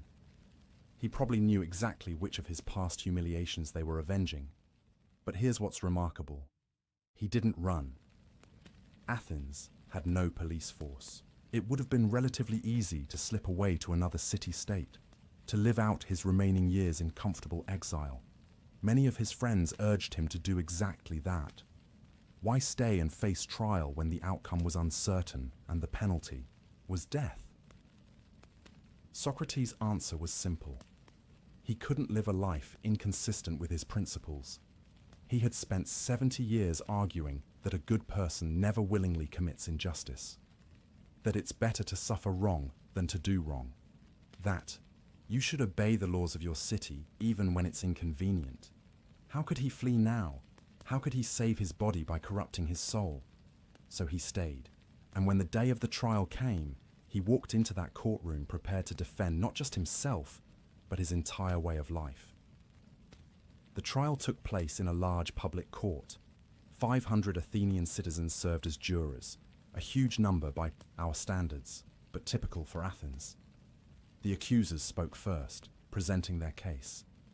Then Socrates would have his chance to defend himself. There were no lawyers.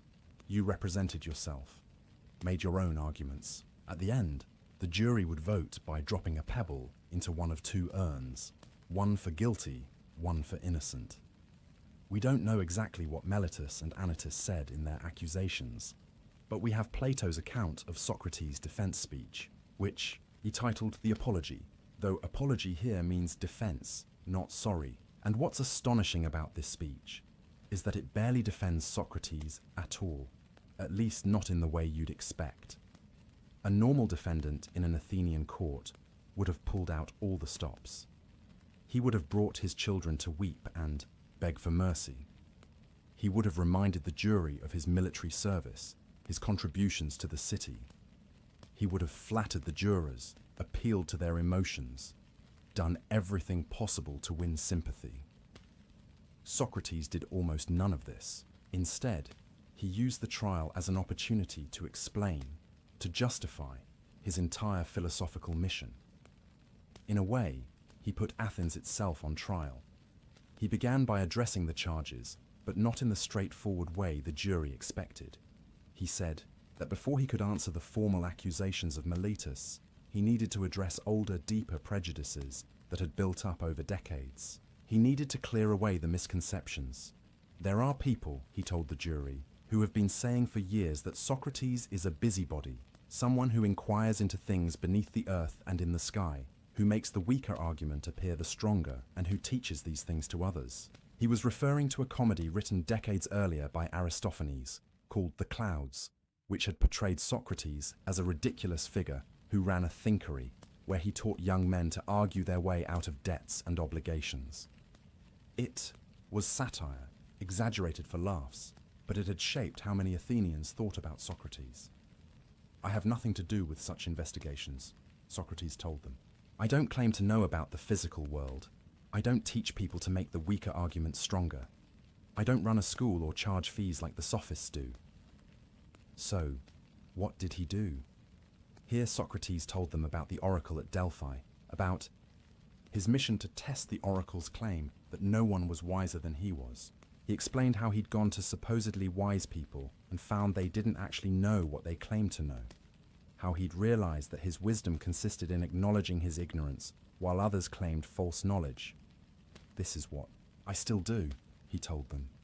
I go around examining anyone who seems to be wise, and when I find they're not, I help the god by revealing this. This work keeps me busy.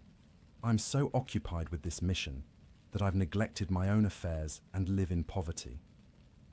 Can you imagine how this sounded to the jury? He's on trial for his life, and instead of begging for mercy, he's explaining that he's on a divine mission to expose people's ignorance. He's essentially admitting to the very behavior his accusers found so offensive, but framing it as a service to the god. Then he addressed why the young men followed him around. They enjoy hearing people questioned who think they're wise but aren't. And they try to imitate me, examining others. And when they do, those who are exposed get angry, but not at themselves for being foolish. They get angry at Socrates for supposedly corrupting these young men. It's a brilliant rhetorical move. He's saying, you don't really think I'm corrupting the youth. You're just angry because I and my students have exposed your ignorance. But then he did something extraordinary, something that probably sealed his fate. He turned to Meletus directly and began to cross-examine him, right there in court, using the Socratic method on his accuser. "Meletus," he said, "you claim I corrupt the youth, but tell me, who improves them? Who makes them better?" Meletus, probably not expecting this approach, fumbled a bit and said, "The laws? No, I mean what person? Who has the knowledge to improve young people?" "The jurors," Meletus answered. "All of them?" "Yes." "What about the audience here, and the council members, and the assembly? Do they all improve the youth?" "Yes, all of them." "So, according to you," Socrates said, "every Athenian improves the youth except me, and I alone corrupt them. Is that really what you're saying?" You can almost hear the trap closing, because obviously it's absurd to claim that literally everyone improves young people, except one man. Socrates was demonstrating, right there in court, that Meletus hadn't thought through his accusations. He was revealing the prosecutor's ignorance the same way he'd done to countless people in the agora. Then Socrates pressed further. "Tell me, Meletus, is it better to live among good citizens or bad ones?" "Good ones, obviously. And does anyone want to be harmed by those around them?" "Of course not." "Then you're accusing me either of corrupting the youth unintentionally, or of corrupting them knowing that they'll harm me. The first means I shouldn't be punished. You should educate me. The second makes no sense. Why would I intentionally make my neighbors worse, knowing they'd harm me?" It was classic Socratic argumentation. He was showing that the charges were incoherent. But he wasn't making friends with the jury. He was doing to Meletus what he'd done to so many others, and the jury was watching someone they might know personally, someone who'd brought these charges, being made to look foolish. When Socrates addressed the religious charges about not believing in the gods, he was even more pointed. He got Meletus to contradict himself, first saying Socrates didn't believe in gods at all, then saying he introduced new ones. "You can't have it both ways, Meletus. Either I'm an atheist, or I believe in new gods. Which is it?" By the time Socrates was done with Meletus, he'd thoroughly demolished the logical consistency of the charges. He'd shown them to be poorly thought out, contradictory, probably motivated by personal grudges rather than genuine concern for Athens. But then, and this is crucial, instead of stopping there, instead of pivoting to sympathy and mercy, Socrates doubled down. He told the jury that even if they offered to acquit him on the condition that he stopped philosophizing, he would refuse. "I cannot stop," he said. "The God has placed me here to question people and help them care for their souls. If you kill me, you won't find another like me easily. I'm like a gadfly on a noble but sluggish horse. I sting you awake. You might swat me away, but you'll regret it when you fall back into sleepy thoughtlessness." And then he said something that must have infuriated many in that courtroom. "I'm doing you a favor by being here. In fact, Athens should give me free meals for life in the Prytaneum, the highest honor the city could bestow, usually reserved for Olympic victors and great benefactors. Because no one cares more for your welfare than I do. Can you imagine? He's on trial for his life, and he's telling 500 jurors that they should be honoring him, not prosecuting him. That he's Athens' greatest asset. That they need him more than he needs them. It was defiant, proud, uncompromising. And it was completely in character, because Socrates had never compromised his principles for comfort or safety. Why would he start now? He did, toward the end of his speech, acknowledge his military service. He mentioned that he'd served with distinction at 3 major battles: Potidaea, Amphipolis, Delium. He'd held his post when others fled. He'd been brave in the face of death. "If I was willing to risk death in battle to serve Athens," he said, "how can I abandon the post the God has given me now, just because I'm afraid? That would be true impiety, disobeying the divine mission because I fear death." And he concluded with a statement that would echo through history. "I'm not afraid of death, gentlemen. I'm afraid of doing wrong. Death is nothing to fear. What I fear is standing before the gods someday and having to explain why I betrayed truth and virtue. to save my life. When the speech ended, the jury voted. It was close, much closer than his accusers probably expected. Out of 500 jurors, about 280 voted guilty. About 220 voted to acquit. If just 30 people had voted differently, Socrates would have walked free, but they didn't. The verdict was guilty. Now came the penalty phase. In Athenian law, the prosecution proposed a penalty, and the defense could propose an alternative. The jury would then choose between them. The prosecution had proposed death. This was Socrates' chance. He could propose exile. He could propose a fine. The jury had voted guilty, but it was close enough that they might choose a gentler punishment if he gave them the option. Many jurors probably wanted to punish him somehow, but didn't want him dead. Instead, Socrates initially proposed that Athens give him free meals for life in the Prytaneum. He was serious, or at least he was making a philosophical point about what justice really required. But obviously, this wasn't going to fly with a jury that had just convicted him. His friends, watching in horror, finally convinced him to at least propose a fine. Socrates offered to pay 30 minae, a significant sum, guaranteed by wealthy friends like Plato. It was still less than might be expected, still somewhat insulting to the court's dignity. The jury voted again on the penalty. This time, more. Voted for death. The margin was larger. By trying to maintain his dignity, by refusing to grovel or compromise, Socrates had alienated jurors who might have shown mercy.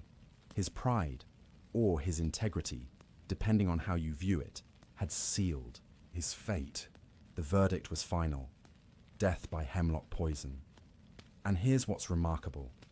Socrates' immediate reaction wasn't fear or anger or even sadness. It was philosophical speculation. He turned to the jurors and gave one final speech, separate from his defense about what this meant. To those who had voted to acquit him, he said, "Don't be upset for me. This might be a blessing. My daimonion, my inner warning voice, which has stopped me whenever I was about to do something wrong, it didn't stop me at all today. Not when I entered the court, not during my speech, not at any point. That suggests that what happened to me is good, not bad." And then he offered that analysis of death we've already touched on. Either death is like a dreamless sleep, in which case it's pleasant, a relief from life's troubles, or death is a journey to another place, where he'll meet the great thinkers and heroes of the past. Either way, nothing to fear. If I die now, having lived a good life, what loss is that? But if I'd compromised my principles to live longer, that would have been true death, the death of my soul. To the jurors who had voted for his death, he was less kind. You think you've escaped being tested by condemning me, but I warn you, you'll have more critics now, younger ones, harsher ones. By killing me, you won't silence the questions. You'll just create more questioners. It was a prophecy, and it would prove true. Plato would write. Xenophon would write. Others would remember. The death of Socrates would become more powerful than the life of Socrates. His enemies thought they were silencing a troublesome gadfly. They were creating a martyr for philosophy itself. As the court session ended and the guards prepared to take Socrates to prison, he turned to his friends with what might have been a slight smile. "Now it's time for us to go. I to death, and you to life. Which of us goes to the better fate, only the God knows." Even at that moment, sentenced to die, he was questioning. Still uncertain, still humble in the face of the ultimate mystery. But one thing he was certain of: he'd lived according to his principles. He'd maintained his integrity. He'd refused to compromise his soul to save his body. And that meant, in the deepest sense, he'd won. The jury might have condemned him to death, but they couldn't make him do wrong. They couldn't corrupt his virtue. They couldn't touch what really mattered. The examined life had prepared him for this moment, and he was ready. But between the sentencing and the execution, there would be weeks of waiting, weeks in prison, time for friends to visit, to argue, to plead, to plan escapes, time for Socrates to have conversations that would be remembered forever. Time for one particular dream, mysterious and symbolic, that would reveal something about what he was feeling beneath that philosophical calm. Time for temptation. Time for final tests. Time for goodbyes. And time, on that last night, for the deepest sleep a condemned man had ever slept. The prison is quiet now. It's early morning, that liminal time between night and dawn, when the world holds its breath.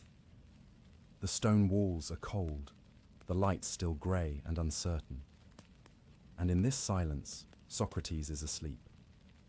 His friend Crito sits, watching him, as we mentioned at the beginning of our story. But what we didn't tell you yet is what Socrates was dreaming. What vision came to him in that prison cell, in those weeks between his trial and his execution.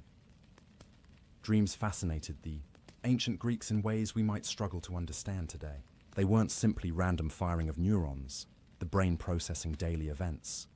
Dreams were messages, prophecies, windows into a reality deeper than the waking world. The gods spoke through dreams. The dead visited in dreams. Your dreams could tell you the future, warn you of danger, reveal hidden truths. So when Socrates had a particular dream during his imprisonment, and when he chose to tell people about it, they paid attention. They tried to interpret it.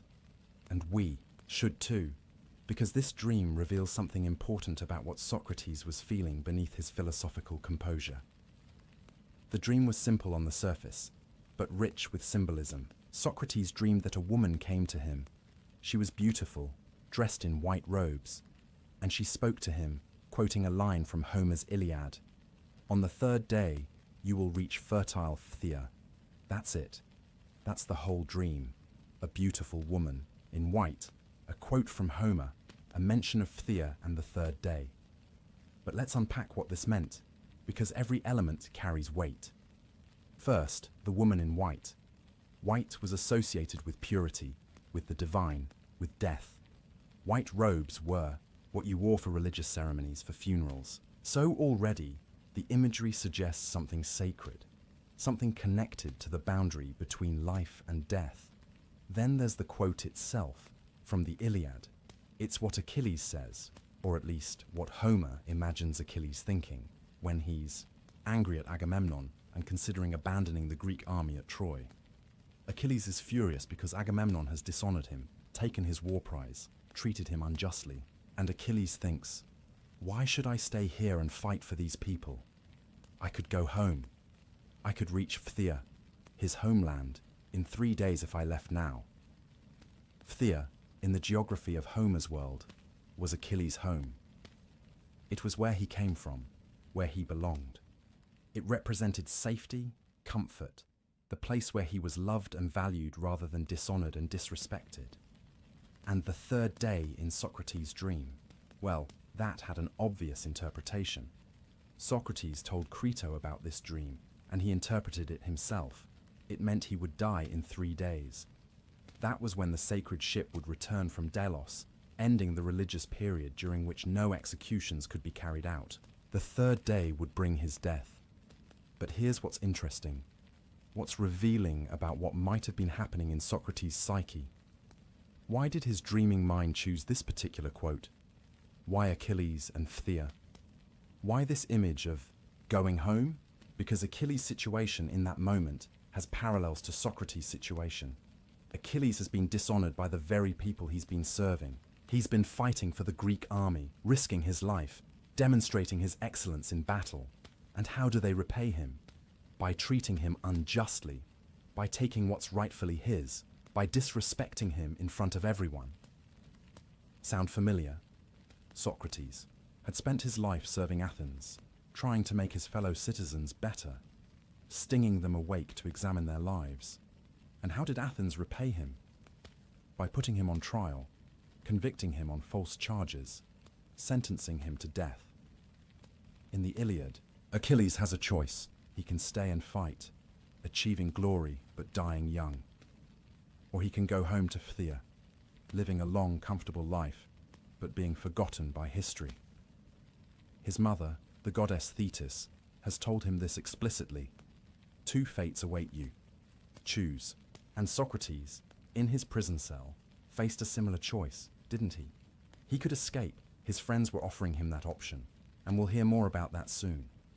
He could flee to Thessaly, which was, coincidentally, the region where historical Phthia was located. He could go home, metaphorically speaking, return to safety and comfort, live out his remaining years in peace, or he could stay, face death, achieve the kind of immortality that comes from dying for your principles. So the dream reveals something. Beneath Socrates' philosophical calm, beneath his rational arguments about why death is nothing to fear, there was a human being who felt what had been done to him, who felt dishonored, like Achilles, who thought about escape, about going somewhere safe, about leaving this whole unjust situation behind. The woman in white, was she calling him home? Was she death itself, beautiful and pure, promising relief?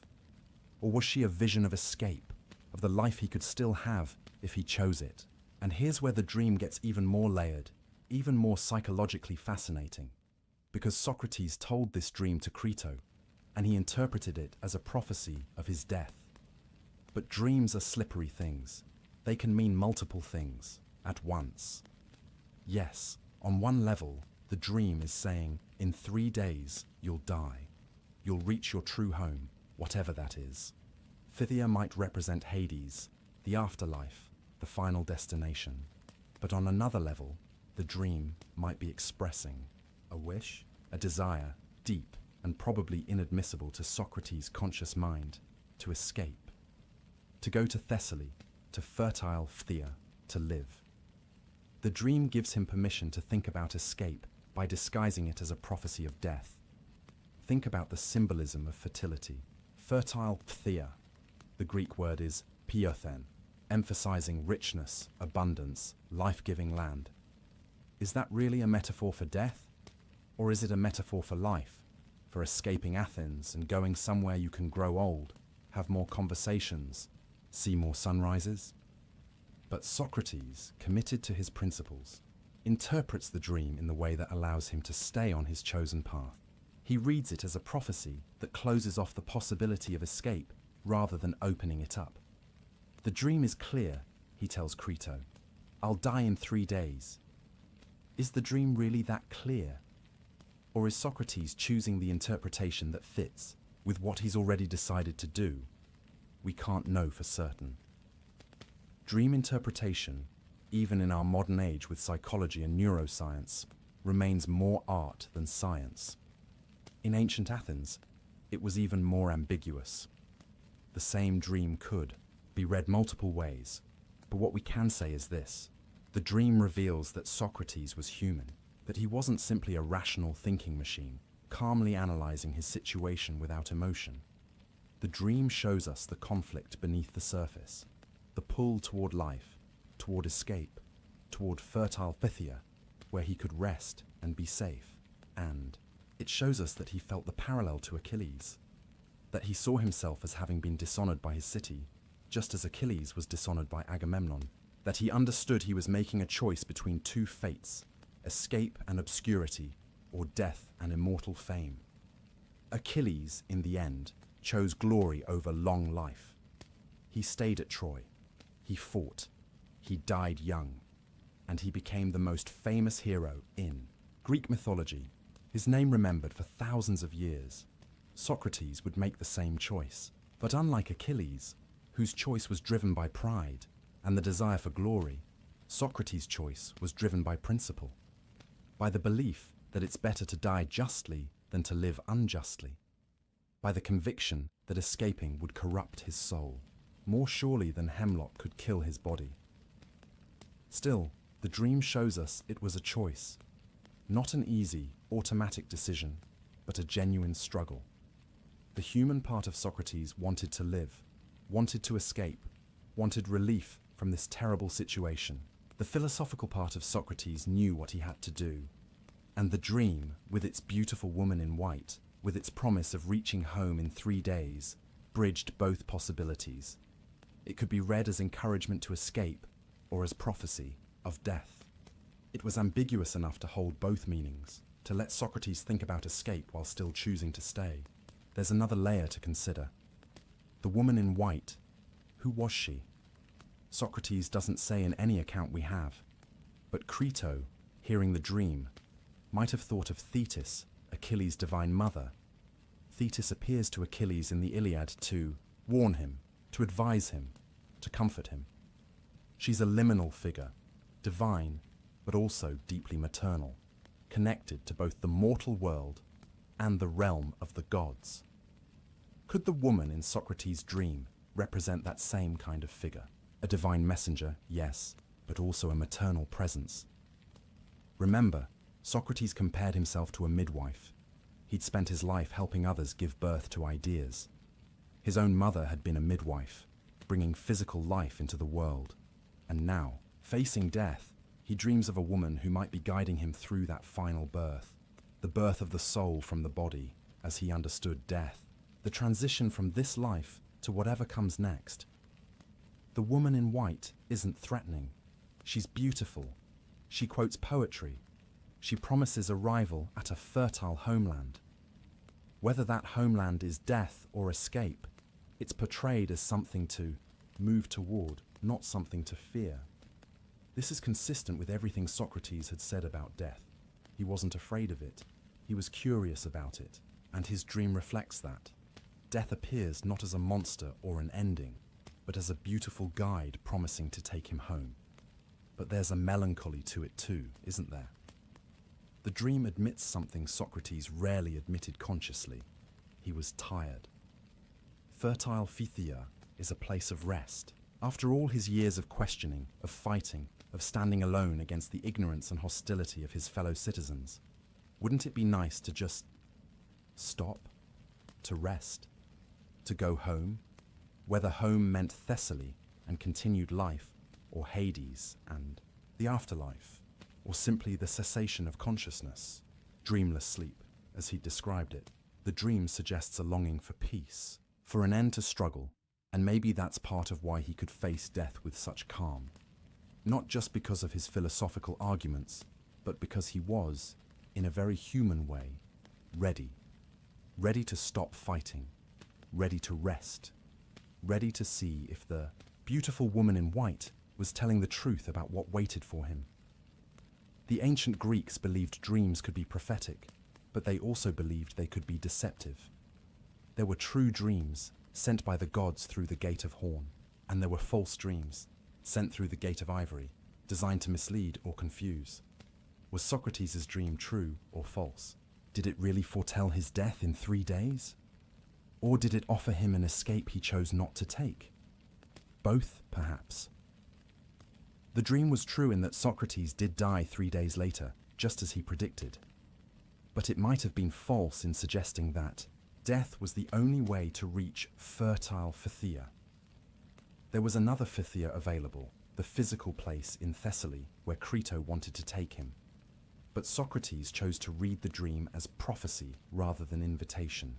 He chose to see the woman in white as psychopomp, a guide to the underworld, rather than as a call to escape. And in choosing that interpretation, he made it true. This is the power of interpretation, of the stories we tell ourselves about what things mean. Socrates could have used the dream as justification to escape. The gods are telling me to go to Phthia, to Thessaly. He could have read it that way. Many might have. Instead, he used it as confirmation of his chosen path. The dream became evidence that he was right to stay, right to face death, right to trust that whatever came next would be his true homecoming. And when Crito woke him, when they talked about the dream, Socrates was at peace with his interpretation. The dream is clear, Crito. In 3 days, I'll reach fertile Phthia. I'll go home. But Crito wasn't ready to accept that interpretation. Crito heard the dream and thought, 3 days. We have 3 days to save him. 3 days to convince him, to escape. 3 days before we lose the best man we've ever known. Because Crito had a different dream. Not a sleeping dream, but a waking one. A dream of getting Socrates out of Athens, safely away to Thessaly, where they could sit together and talk philosophy for a few more years. Where Socrates could live out his days in peace, respected and honored, far from the fear and pettiness of defeated Athens, and Crito was going to try one last time to make that dream real. He was going to present Socrates with an offer of escape, with arguments for why it was right and good, and what Socrates should do. The beautiful woman in white had appeared in a dream, ambiguous and mysterious. But Crito was real, present, pleading. And the choice between Socrates' interpretation of the dream and Crito's hope would become the subject of one of the most moving conversations in all of philosophy. A conversation about duty and friendship, about justice and survival, about whether it's ever right to break the law to save your own life. A conversation that would test everything Socrates believed about the examined life, about virtue, about what really matters when death is 3 days away and escape is possible. The dream of the woman in white was mysterious and symbolic, open to interpretation, dwelling in the ambiguous realm between waking and sleeping, between prophecy and wish fulfillment. But the conversation with Crito would be concrete, real, immediate, and far more difficult to navigate than any dream. Because in dreams, you're alone with your subconscious, your wishes, your fears. But when you wake up, you're confronted with the people who love you, who want you to live, who think they know what's best for you, even when you've chosen differently. And that's a test no philosophy can fully prepare you for. When Socrates finally wakes from his dream, the first thing he sees is Crito's face. His old friend has been sitting there for some time, watching him sleep, wrestling with what he's about to do. Crito is a wealthy man, one of Socrates' oldest friends. They grew up together in Athens. They're roughly the same age, though Crito has lived a more conventional life, managing his estates, raising his family, participating in civic affairs without making waves. He's always admired Socrates, perhaps even been a bit in awe of him, but he's also worried about him, worried that Socrates' principles will get him killed. And now those fears have come true. The trial is over. The sentence has been passed. In just a few days, 3 days, as Socrates' dream suggested, the ship will return from Delos and the execution will be carried out. But Crito has a plan, and he's been waiting for Socrates to wake up so he can present it.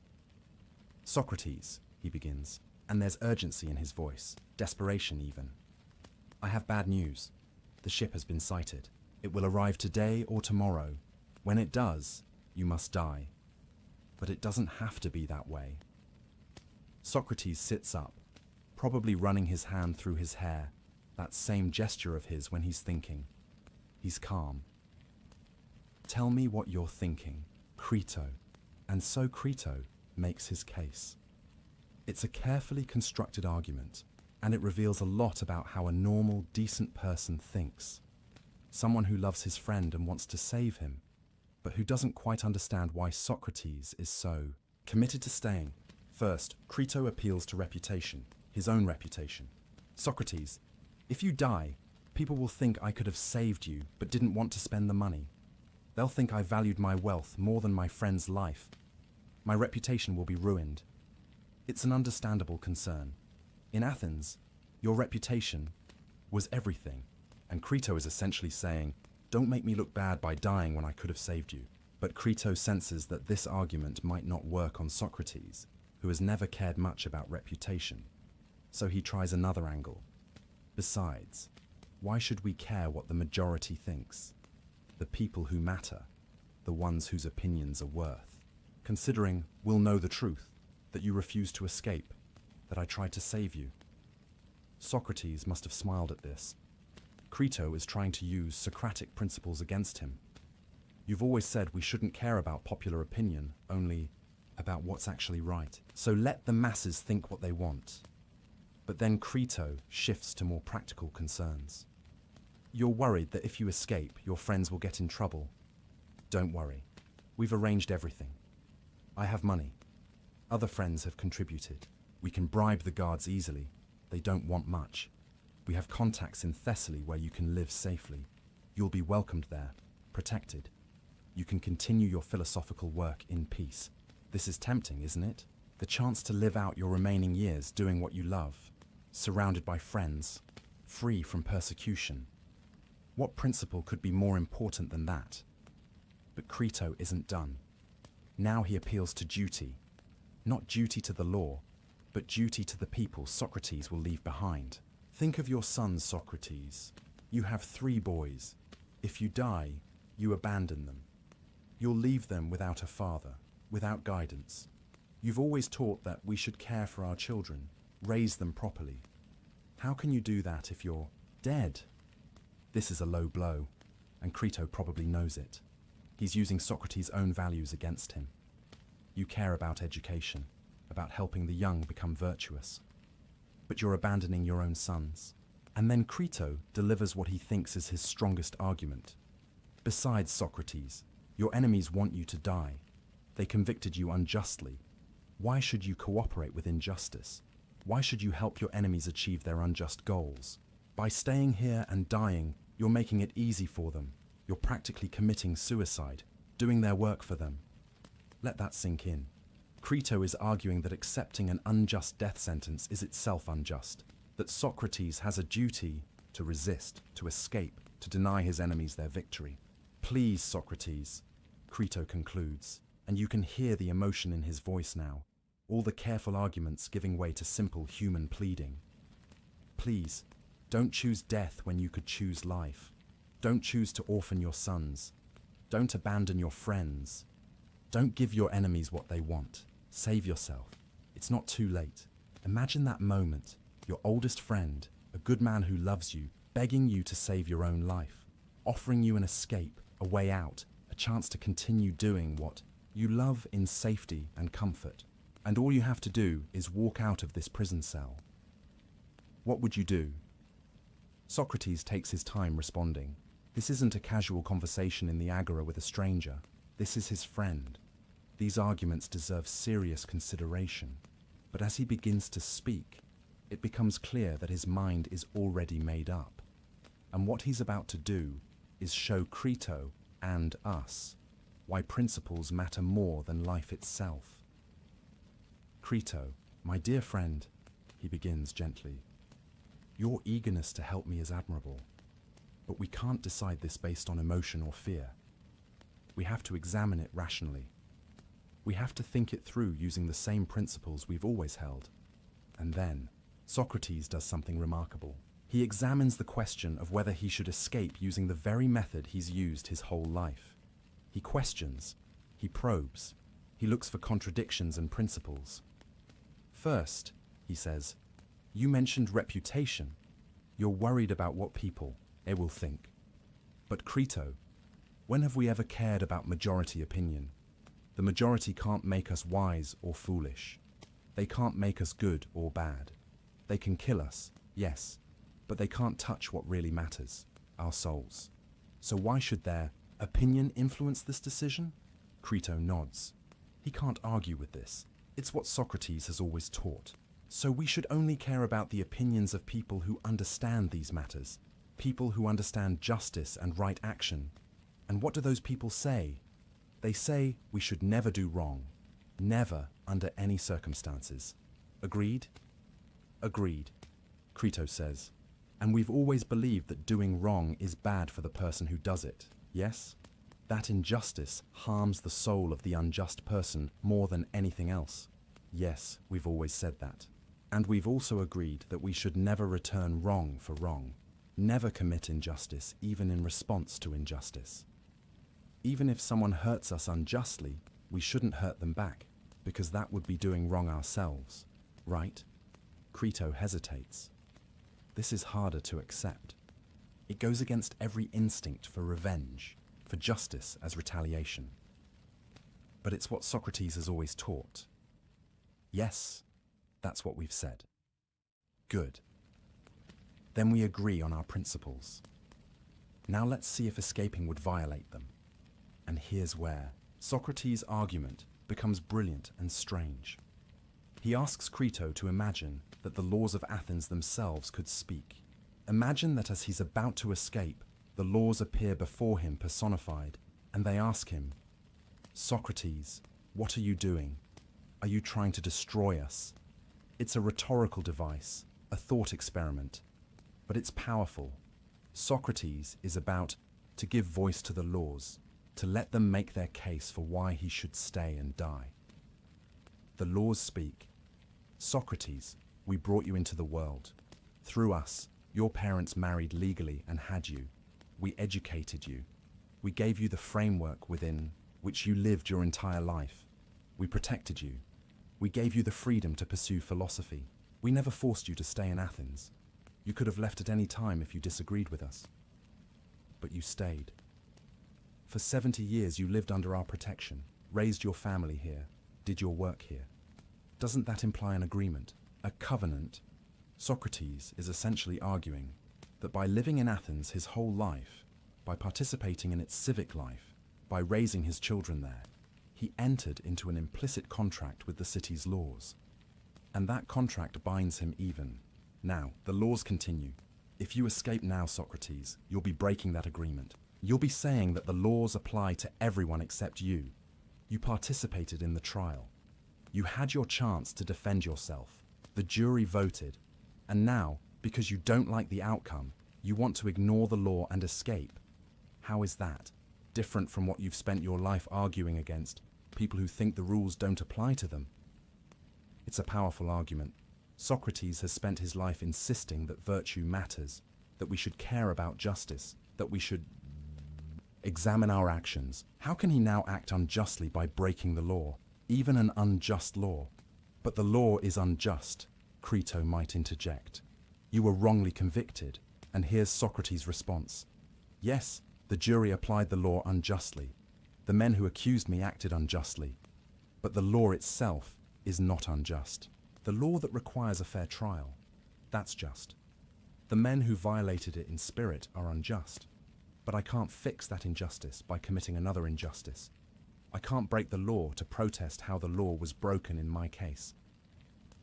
Think about what Socrates is saying. He's making a distinction between the law as a system and the particular application of that law by imperfect humans. The system is worth preserving, even when individuals within that system act badly.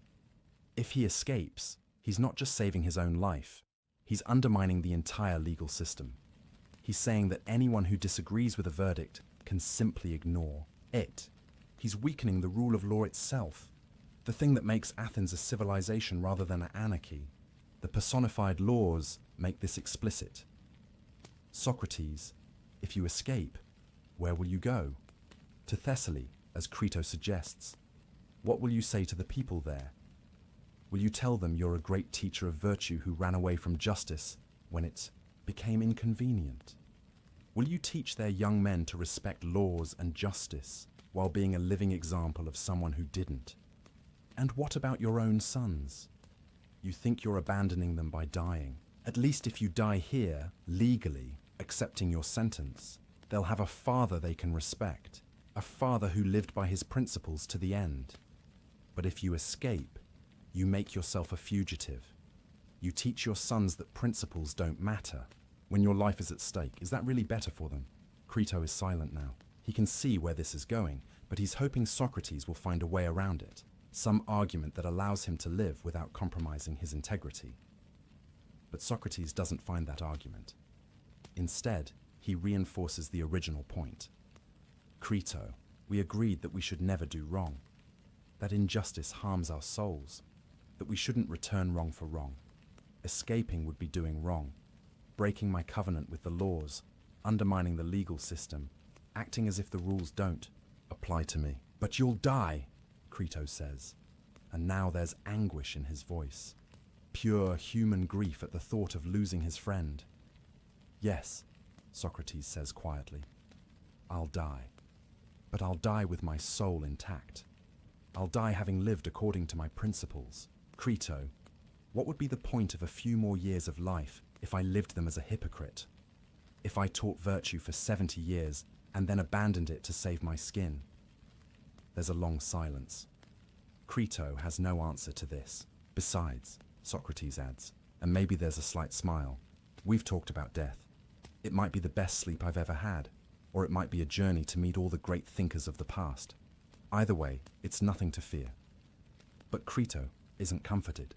You're thinking of yourself, of your principles. What about us? What about the people who love you? Don't we get a say? Don't our feelings matter?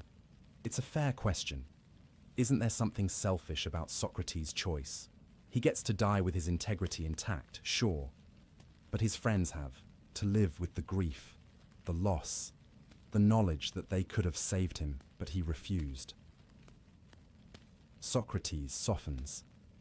Crito, I know this is hard. I know you want me to live. And I love you for that. But you have to understand, if I escaped, I couldn't live with myself.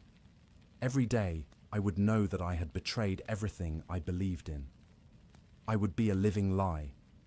Would you really want me to survive that way? And then he offers one final image, one final argument. Crito, imagine we're about to escape, and the laws appear before us. They ask me, Socrates, after all we've done for you, after 70 years of protection and freedom, are you really going to betray us now? Are you going to destroy us by showing that anyone can ignore the law when it's inconvenient? What could I possibly say to justify that? How could I look at the laws and claim I'm acting virtuously? Crito has no response. He knows Socrates is right, at least according to Socrates' own principles. But that doesn't make it any easier to accept. The voice I hear, Socrates says finally, is like the sound of flutes in a religious ecstasy, drowning out all other arguments. I can't hear anything else, Crito. The laws are speaking to me, and I cannot disobey them. It's almost mystical, this language. Socrates, the great rationalist, the questioner of everything, is describing his moral certainty in religious terms. He hears voices, not his usual daimonian warning him away from wrong action, but the voice of the laws themselves, calling him to stay true to his covenant. And Crito, faced with this absolute conviction, this unshakable commitment to principle, can only surrender. If you say so, Socrates, then I have nothing more to say, but it breaks my heart. I know, dear friend, I know. They sit together in silence for a while. The conversation is over. The decision is made. There will be no escape. Socrates will face his execution with the same integrity he's shown his entire life. But what this conversation reveals, what Crito's temptation exposed, is just how strong Socrates' principles really were. It's one thing to talk about virtue and justice in the abstract, in the agora, when you're not facing death. It's another thing entirely to choose death over life, because escaping would require you to act unjustly. Most of us, if we're honest, would escape. We'd find a way to rationalize it. We'd say the law is unjust, so breaking it is justified. We'd say our lives matter more than abstract principles. We'd say our families need us. We'd find a reason, because the instinct for self-preservation is so strong. But Socrates didn't. He examined the question using the same rigorous method he'd always used, and he found that escaping would violate the principles he'd lived by for 70 years. So he stayed, not because he wanted to die, but because living as a hypocrite was worse than dying with integrity. This is what the examined life looks like when it's truly tested. This is what it means to care more about your soul than your body. This is the practical application of everything Socrates had been teaching.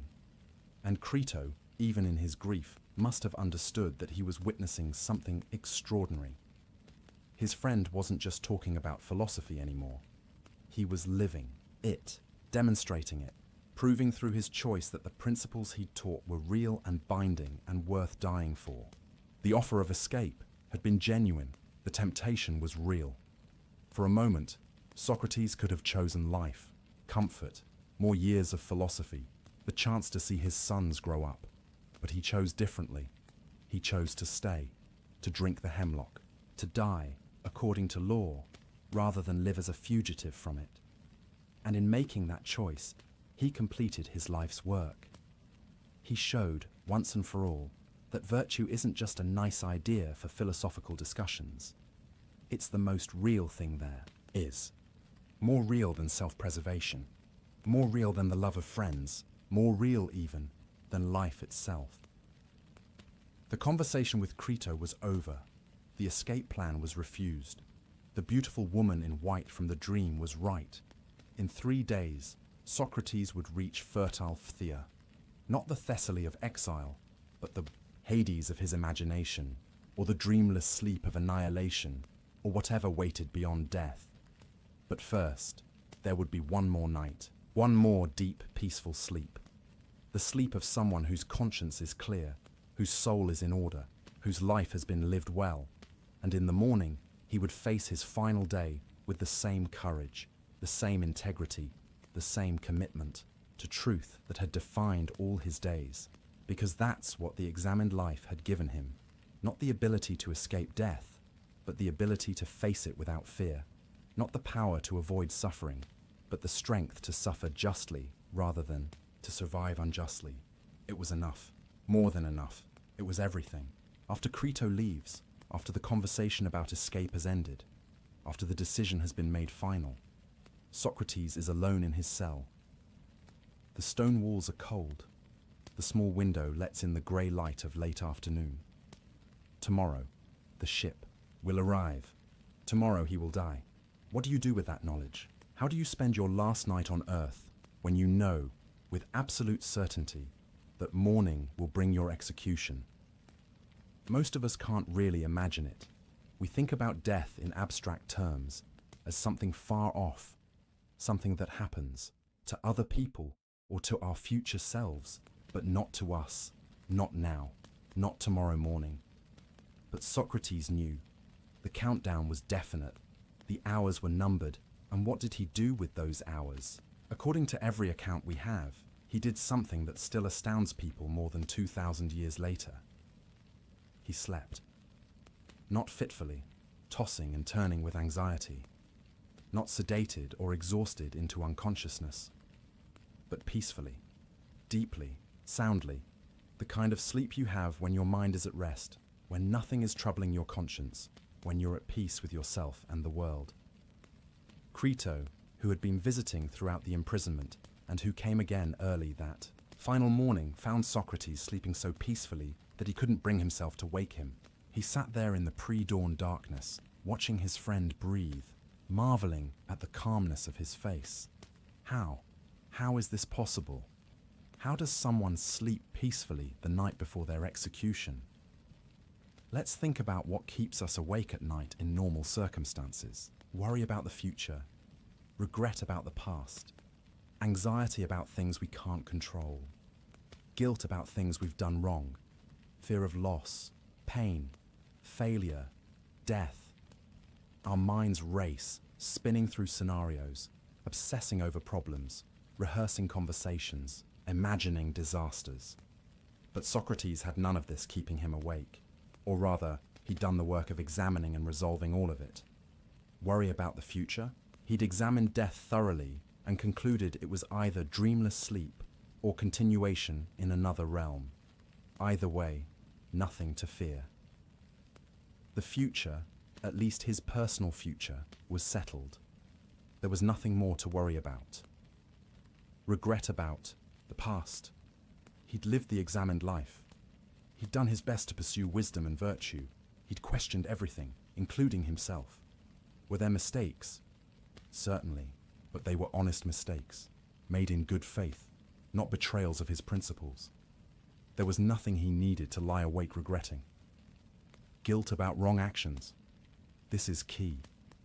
Socrates hadn't compromised his principles to save himself. He'd refused to escape even when he could have. He was dying unjustly, yes, but he wasn't acting unjustly. His conscience was clear. There was no guilt gnawing at him, no voice saying, "You betrayed yourself. You're a hypocrite. You didn't live up to what you believed." Anxiety about things beyond his control. He'd long ago accepted that he couldn't control what other people did, their opinions, their judgments, their actions. He could only control himself, his own choices, his own soul, and he'd controlled that well.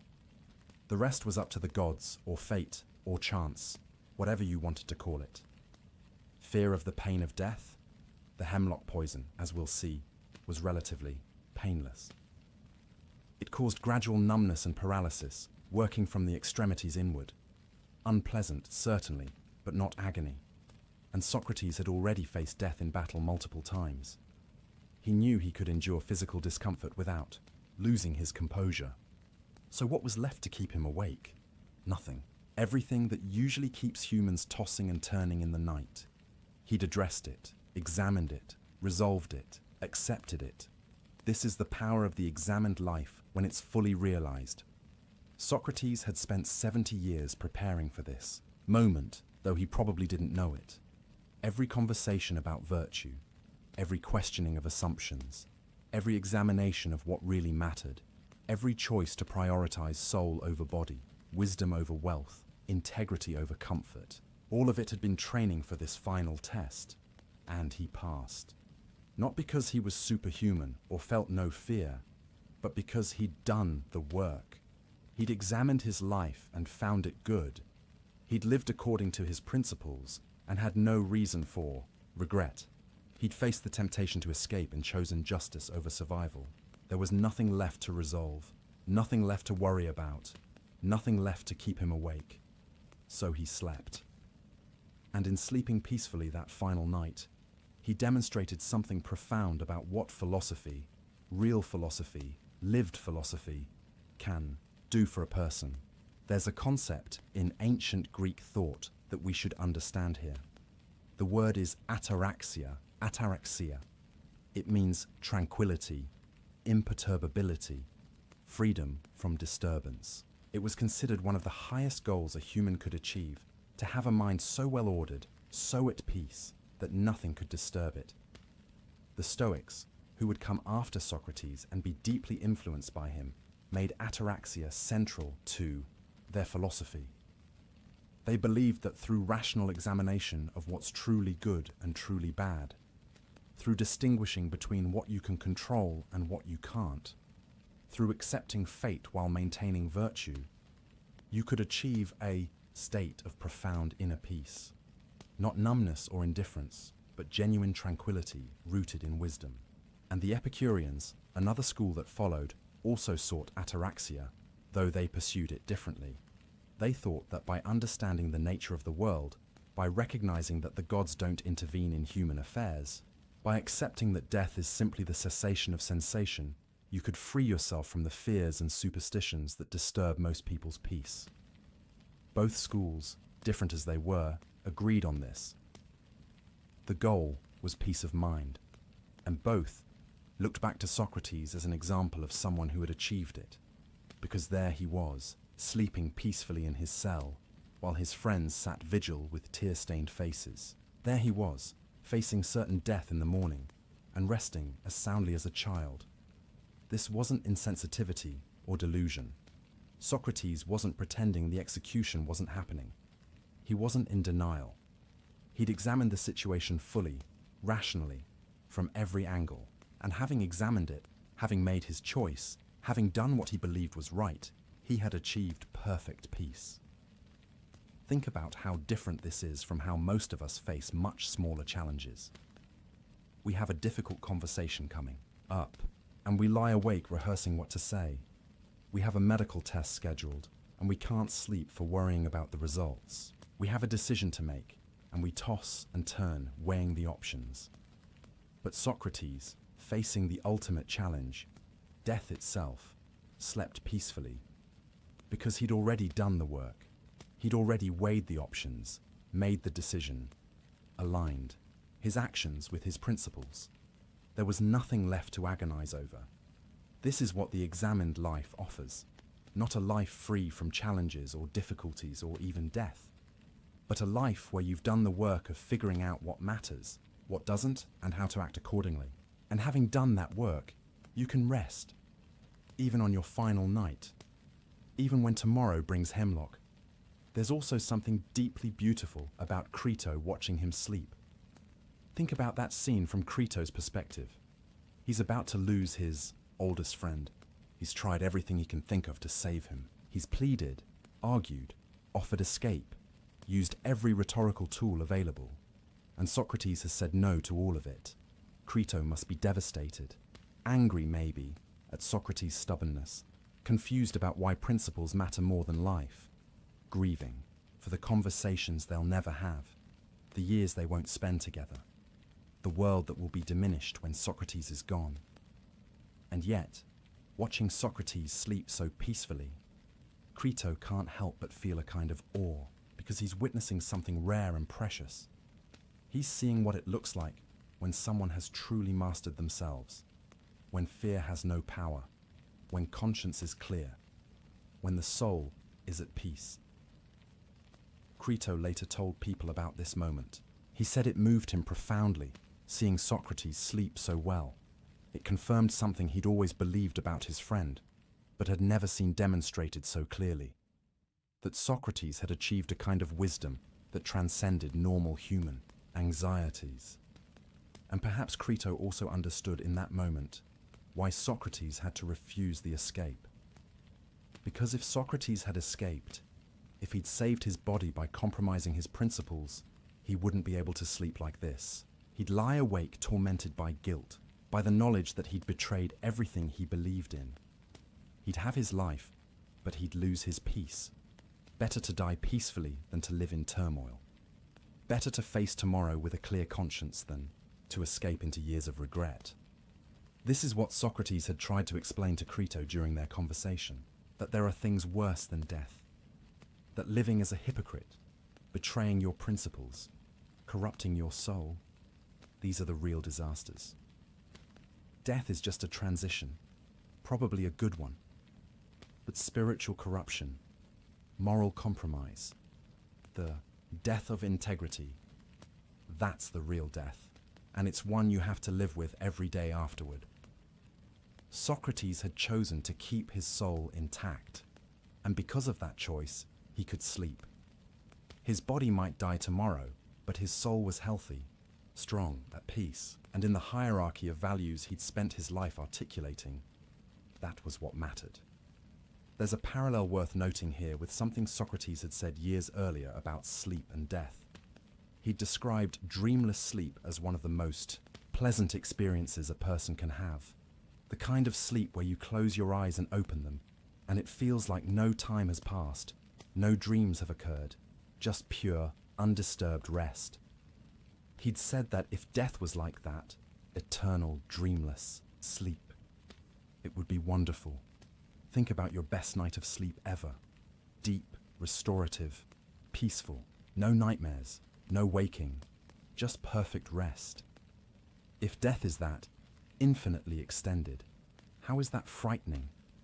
And now, on his final night, Socrates was experiencing exactly that kind of sleep. Deep, dreamless, peaceful. Was this a preview, a taste of what death might be like? If so, it was nothing to fear. It was actually quite pleasant. Or maybe, if death turned out to be continuation rather than cessation, the peaceful sleep was Socrates' way of showing that he had no fear of that possibility either. He wasn't staying awake fretting about the afterlife, worrying about judgment or punishment, or whether he'd measure up. He'd lived well.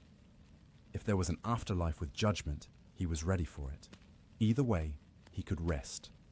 And rest he did.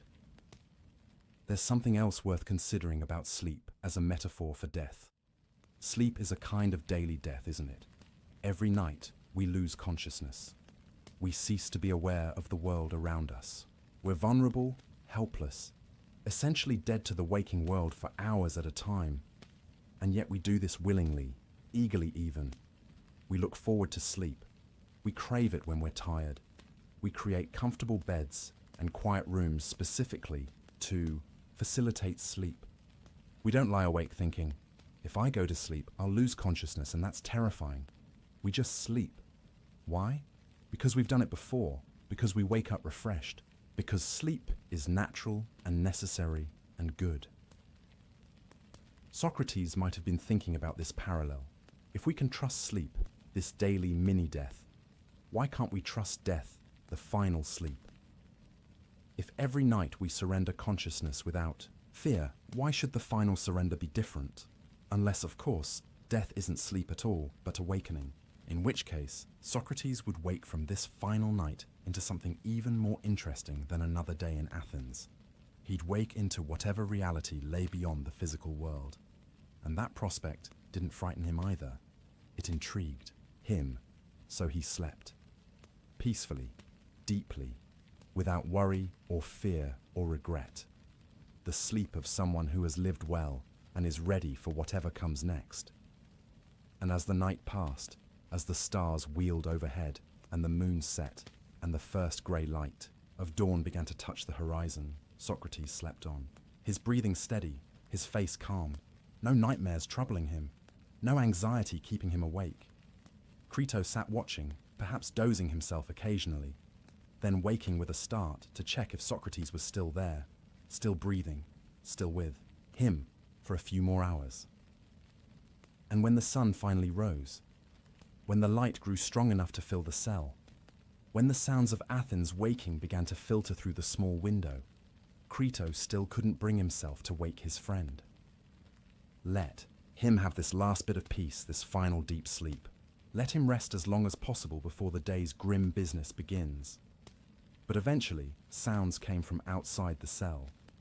Footsteps, voices, the guards moving about, the prison official who would oversee the execution preparing for his duties. The morning was advancing. The ship from Delos must have arrived, or would arrive soon. It was time. Time for Socrates to wake. Time for the final conversations, the final preparations, the final hours. Crito leaned forward. He probably put his hand on Socrates' shoulder gently. "Socrates," he said quietly. "It's morning. It's time to wake up." And Socrates opened his eyes, not startled or disoriented, but calmly, as one wakes from a good night's sleep. He looked at Crito. Maybe he smiled slightly. "Good morning, my friend," he might have said. "Is it time?" "Yes," Crito answered, and his voice probably broke a little. "It's time." Socrates sat up, stretched perhaps, oriented himself to the day, his last day, and according to every account we have, he greeted it with the same calm he'd shown the night before. No panic, no last-minute regrets, no breakdown or crisis, just acceptance, readiness, peace. Because he'd slept well. He'd rested. His conscience was clear, his principles intact, his soul at peace. Whatever this day brought, he was ready for it. The examined life had given him this gift, the ability to face his final morning with tranquility, to wake from peaceful sleep into the day of his death without fear. And that gift, that profound, inner peace in the face of ultimate loss, was the culmination of everything he taught and lived. It was proof that philosophy wasn't just words, wasn't just clever arguments and abstract principles. It was something real, something powerful, something that could sustain you, even when everything else was being taken away. Socrates had slept peacefully on his final night. And in doing so, he'd demonstrated something extraordinary about what human beings can achieve when they live deliberately, examine thoroughly, and choose virtue over everything else. He'd shown that death, the thing we fear most, can be faced without terror. That life, even when it's about to end, can still be lived with grace. That the soul, properly tended, can remain at peace even when the body faces destruction. He'd shown, in the simplest and most profound way possible, what the examined life makes possible. And now, as morning light filled his cell and his final day began, he would show one more thing: how to die well, how to face the end with dignity, with courage, with philosophical grace. But before we get to that final scene, we need to understand what Socrates believed about death itself. We need to explore his two possibilities in depth: the dreamless sleep or the journey to another realm. We need to understand why neither option frightened him, and what that tells us about how to think about our own mortality. Because Socrates' peaceful sleep was rooted in his philosophical understanding of death. And that understanding, radical in its time and still challenging today, is the key to everything that follows. Now that Socrates is awake, now that his final day has begun, we need to step back and really understand what he believed about death. Because his calm in the face of execution wasn't just personal courage or stoic resignation. It was rooted in a carefully thought-out philosophy of death that challenged everything most people believed and still challenges us today. Let's return to the argument Socrates made to the jury after they'd sentenced him to death. This wasn't his defense speech trying to avoid conviction. That was over. The verdict was in. Death was certain. And with nothing left to lose, Socrates could speak with complete honesty about what he really thought. He told them that death was one of two things. Just two possibilities, that's all. And either way, there was nothing to fear.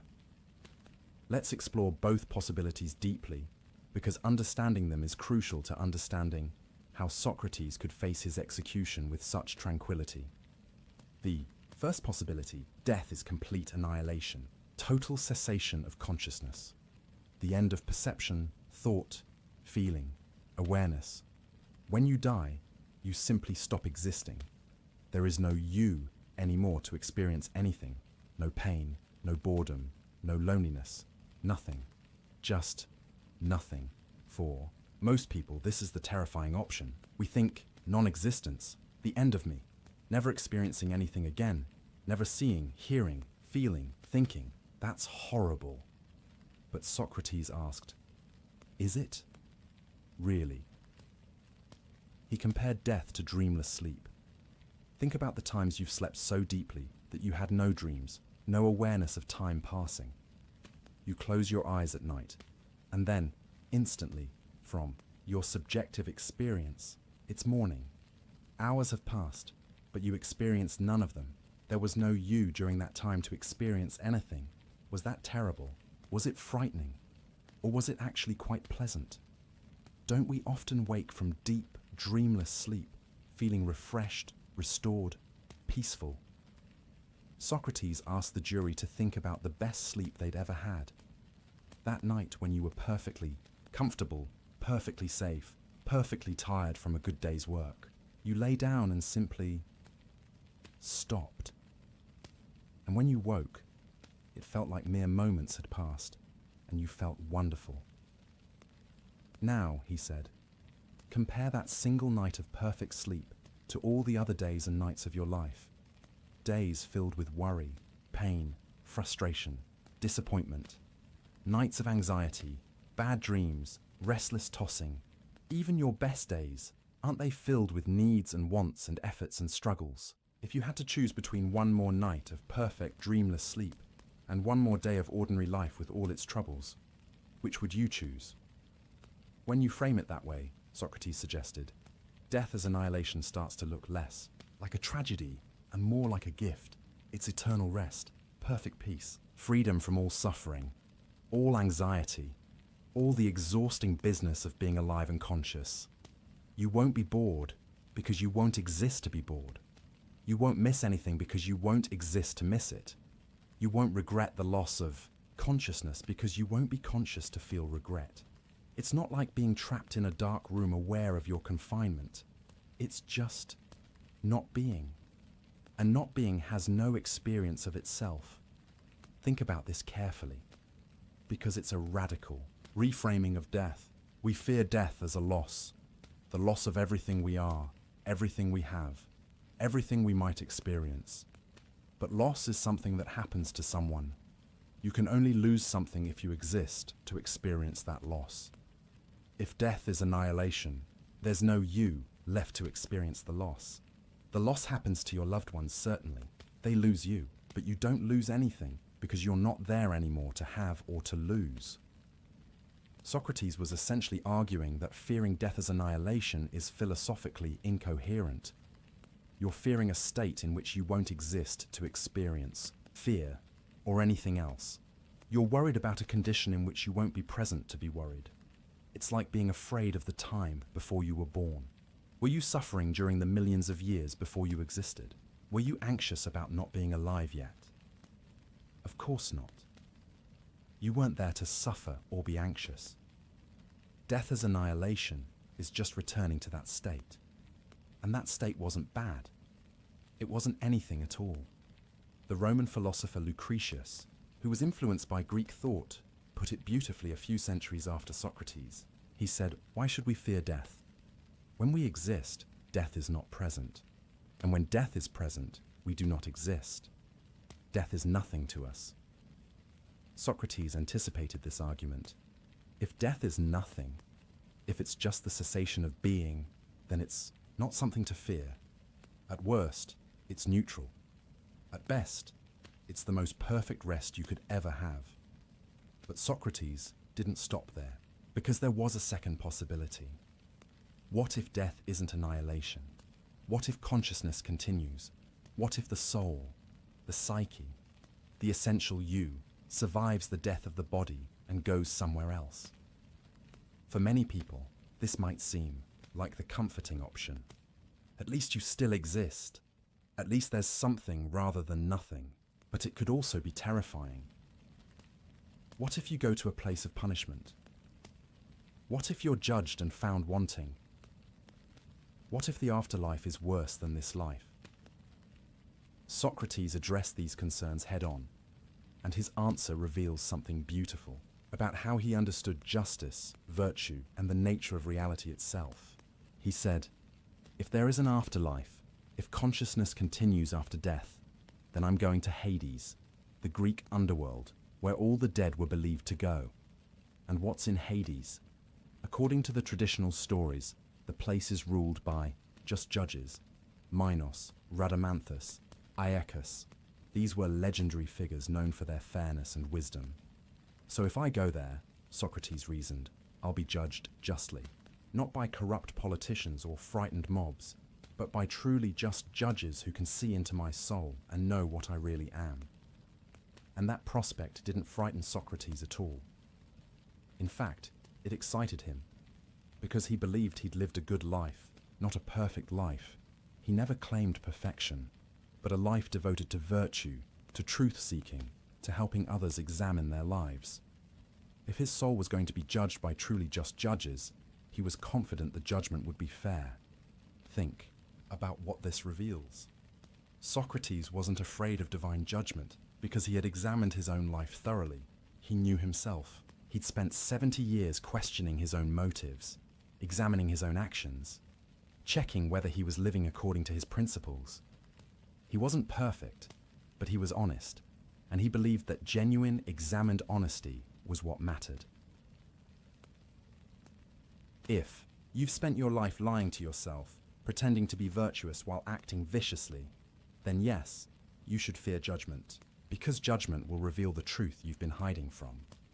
But if you've lived the examined life, if you've been honest with yourself about your flaws and worked to improve, if you've tried genuinely to be good rather than merely to appear good, then judgment is nothing to fear. It's just truth-telling, and truth is what philosophers seek. So that was Socrates' first reason not to fear an afterlife with judgment. He'd lived well enough that he had nothing to hide from just judges. But there was more. There was something that excited him about the possibility of an afterlife, something that made him almost eager for death if this was what awaited him. All the dead are in Hades. All of them. Every person who ever lived and died before you, which means, and this is what made Socrates' eyes light up when he talked about it, he would get to meet all the great thinkers and heroes of the past. Homer, the legendary poet whose works defined Greek culture. Hesiod, who wrote about the origin of the gods. Odysseus, that clever hero who spent 10 years trying to get home from Troy. Agamemnon, who led the Greek army. Ajax, the great warrior. All the wise men and women who had puzzled over the same questions Socrates spent his life asking. Imagine being Socrates and thinking about this. You've spent your entire life seeking wisdom, asking questions, trying to understand virtue and justice and the good life. You've talked with thousands of people, but most of them didn't really understand what you were trying to do. They got defensive or confused or angry when you questioned them. But in Hades, You'd be surrounded by the greatest minds in history, and you'd have eternity to talk with them. No interruptions for meals or sleep or bodily needs, because you wouldn't have a body anymore. Just pure conversation, pure thought, pure philosophical inquiry, forever. For Socrates, this sounded like paradise. This was his idea of heaven, not harps and clouds, but endless philosophical dialogue with the most interesting people who ever lived. And here's the best part. According to Socrates, they don't execute you in Hades for asking annoying questions. He'd be free to do what got him killed in Athens. Question everyone, examine every claim, pursue truth relentlessly, without any risk of being silenced. He could ask Odysseus whether he really was as wise as Homer claimed. He could question the famous lawmakers about whether they truly understood justice. He could spend centuries just exploring the meaning of courage with Achilles and Ajax. The work he'd started in Athens could continue forever, but without all the inconvenient limitations of having a body. Can you hear the genuine excitement in this? Socrates wasn't just making the best of a bad situation, wasn't just rationalizing away his fear. He was genuinely intrigued by the possibility of death as continuation. If that's what death was, it might actually be better than life. And he pointed out something else interesting. In Athens, his questioning had made him enemies. It had gotten him condemned to death.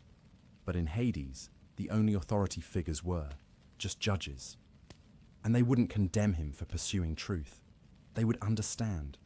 They would appreciate. They might even join in. So if death was continuation, Socrates win-win. He'd either be with just judges who would recognize his virtue, or he'd be free to do what he loved most without fear of persecution. Either way, it was good. Do you see what Socrates did here? He took the two basic possibilities that most people fear, either non-existence or judgment, and reframed both of them as potentially positive. Non-existence. That's perfect rest, dreamless sleep, freedom from all suffering. Judgment. That's finally being evaluated fairly by those who truly understand justice, plus the opportunity to pursue wisdom forever. Neither option is frightening. Both could be good. Therefore, death itself is nothing to fear. But there's something even deeper in Socrates' argument that we need to understand. His lack of fear wasn't just based on abstract logical possibilities. It was rooted in something more fundamental, his understanding of what really matters. Remember what Socrates believed was most important: the quality of your soul. Not your body, not your possessions, not your reputation, your soul, your character, your virtue, your wisdom. That was what really mattered, what really defined who you were. And here's the crucial point. Death can't touch that. If death is annihilation, then yes, your soul ceases to exist along with everything else. But in that case, there's no you left to regret it or suffer from it. And before you cease to exist, your soul was good. You lived well. The quality of your existence while it lasted was high. That's what mattered. If death is continuation, then your soul is literally all you take with you. Your body gets left behind. Your possessions stay in Athens. Your reputation is in the hands of whoever wants to gossip about you. But your soul, your character, your wisdom, everything you've cultivated through examination and effort that goes with you, that's yours forever. So either way, having invested in your soul rather than in external things, you're prepared. You've put your energy into the one thing that either doesn't matter if you cease to exist, or is all that matters if you continue to exist. This is why Socrates could say that a good person has nothing to fear from death. Not because good people get special treatment or divine protection, but because if you've cultivated your soul, if you've lived virtuously, if you've examined your life and found it good, then you've prepared for either possibility. The person who has spent their life accumulating wealth, death takes that away. The person who has invested everything in their body, their beauty, their strength, their physical pleasures. Death destroys that. The person whose entire identity is wrapped up in their social status or their career or other people's opinions of them, death strips all of that away. But the person who has cultivated virtue, who has gained wisdom, who has developed their character, death can't touch any of that. It either preserves it eternally or ends everything, including the capacity to suffer, loss. This is the genius of Socrates' philosophy of death. It's not wishful thinking or blind faith. It's a careful analysis of possibilities, combined with a clear understanding of what's valuable. If you value things that death can take away, you'll fear death. If you value the one thing death either preserves or makes irrelevant, you won't fear death. It's almost that simple. Of course, Socrates acknowledged that he didn't know which possibility was true. He couldn't know. No one who was alive could know for certain what happened after death. That was one of the few things he was absolutely certain of, his own ignorance about death's true nature. But that's the point. He didn't need to know. He'd examined both possibilities, thought them through carefully, and found that neither was frightening. So death itself, whatever it turned out to be, held no terror. This is the examined life applied to the ultimate question. Instead of just inheriting fears about death from culture or religion or other people, Socrates examined those fears. He looked at what death might actually be, thought through the implications of each possibility, and realized that there was nothing there that should frighten a person who had lived well. And this brings us back to why he could sleep peacefully that final night. He wasn't in denial about death. He wasn't pretending it wasn't happening or suppressing his fear. He had genuinely examined death, understood it as well as anyone could, and concluded that it was, at worst, nothing, and, at best, wonderful. So, why not sleep? Why lie awake worrying about something that might be perfect rest, or might be the greatest adventure? Why fear losing consciousness when that's either the end and thus not fearful, or the beginning of something better? The examined life had given him this gift. The ability to think clearly about death without panic, to analyze it rationally, to strip away the culturally inherited fears and see what was really there. And what was really there was either nothing or something good, not much to lose sleep over. But we need to be honest about something. This works if, and only if, you've lived well. Socrates' calm in the face of death was rooted in his confidence that he'd cultivated his soul, that he'd lived virtuously, that he had nothing to be ashamed of before just judges. What if you haven't? What if you've spent your life pursuing wealth and power and pleasure? What if you've betrayed your principles for comfort? What if you've harmed others for personal gain? What if you've lived unexamined, driven by appetites and fears rather than reason and virtue? Then death becomes terrifying. Because if it's annihilation, you've wasted the only existence you had. You spent your one life accumulating things that don't matter, neglecting the one thing that does, your soul. And if it's continuation with judgment, then you face an accounting that you're not prepared for. You've built a soul that's corrupt, weak, driven by base desires rather than wisdom. And that's what you take with you into eternity. Socrates' philosophy of death is comforting, but it's not cheap comfort. It's not, everyone goes to heaven regardless of how they lived. It's, if you live well, examining your life and cultivating virtue, then death holds no terror because you've invested in what matters. The comfort comes from the work. The peace comes from the examination. The fearlessness comes from the virtue. You can't fake it. You can't suddenly adopt this philosophy on your deathbed and expect it to work. It's the culmination of a lifetime of living examined, thinking clearly, choosing virtue over vice, soul over body, truth over comfort. Socrates could face death with calm because he'd spent 70 years preparing for it. Not intentionally preparing for this specific execution.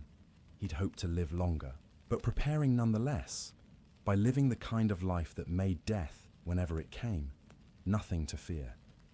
This is what the examined life offers. Not immortality, not escape from death, but the ability to face death without terror, to meet it with curiosity rather than dread, to see it as a friend rather than an enemy, because you've done the work. You've cultivated what matters, you've lived well, and whatever death brings, perfect rest or eternal conversation with the greatest minds in history, you're ready for it. That readiness, that peace, that freedom from fear, that's the gift of philosophy properly lived. That's what Socrates demonstrated in that prison cell. That's why he could sleep peacefully and wake calmly and face his final hours with grace. He'd examined death, found it good, and was ready to experience it. But before he would drink the hemlock, before the final moment came, there would be more conversations, more examinations, more demonstrations of how to live and die with wisdom. Because even in his final hours, Socrates had lessons to teach. There's an aspect of Socrates' philosophy that might seem strange to us, even troubling. But to understand why he could face death not just calmly, but almost eagerly, we need to explore it.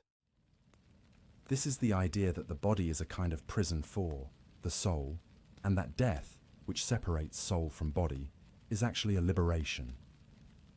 Now, before we go further, we should be clear. This doesn't mean Socrates hated life or was suicidal, or thought existence was inherently bad.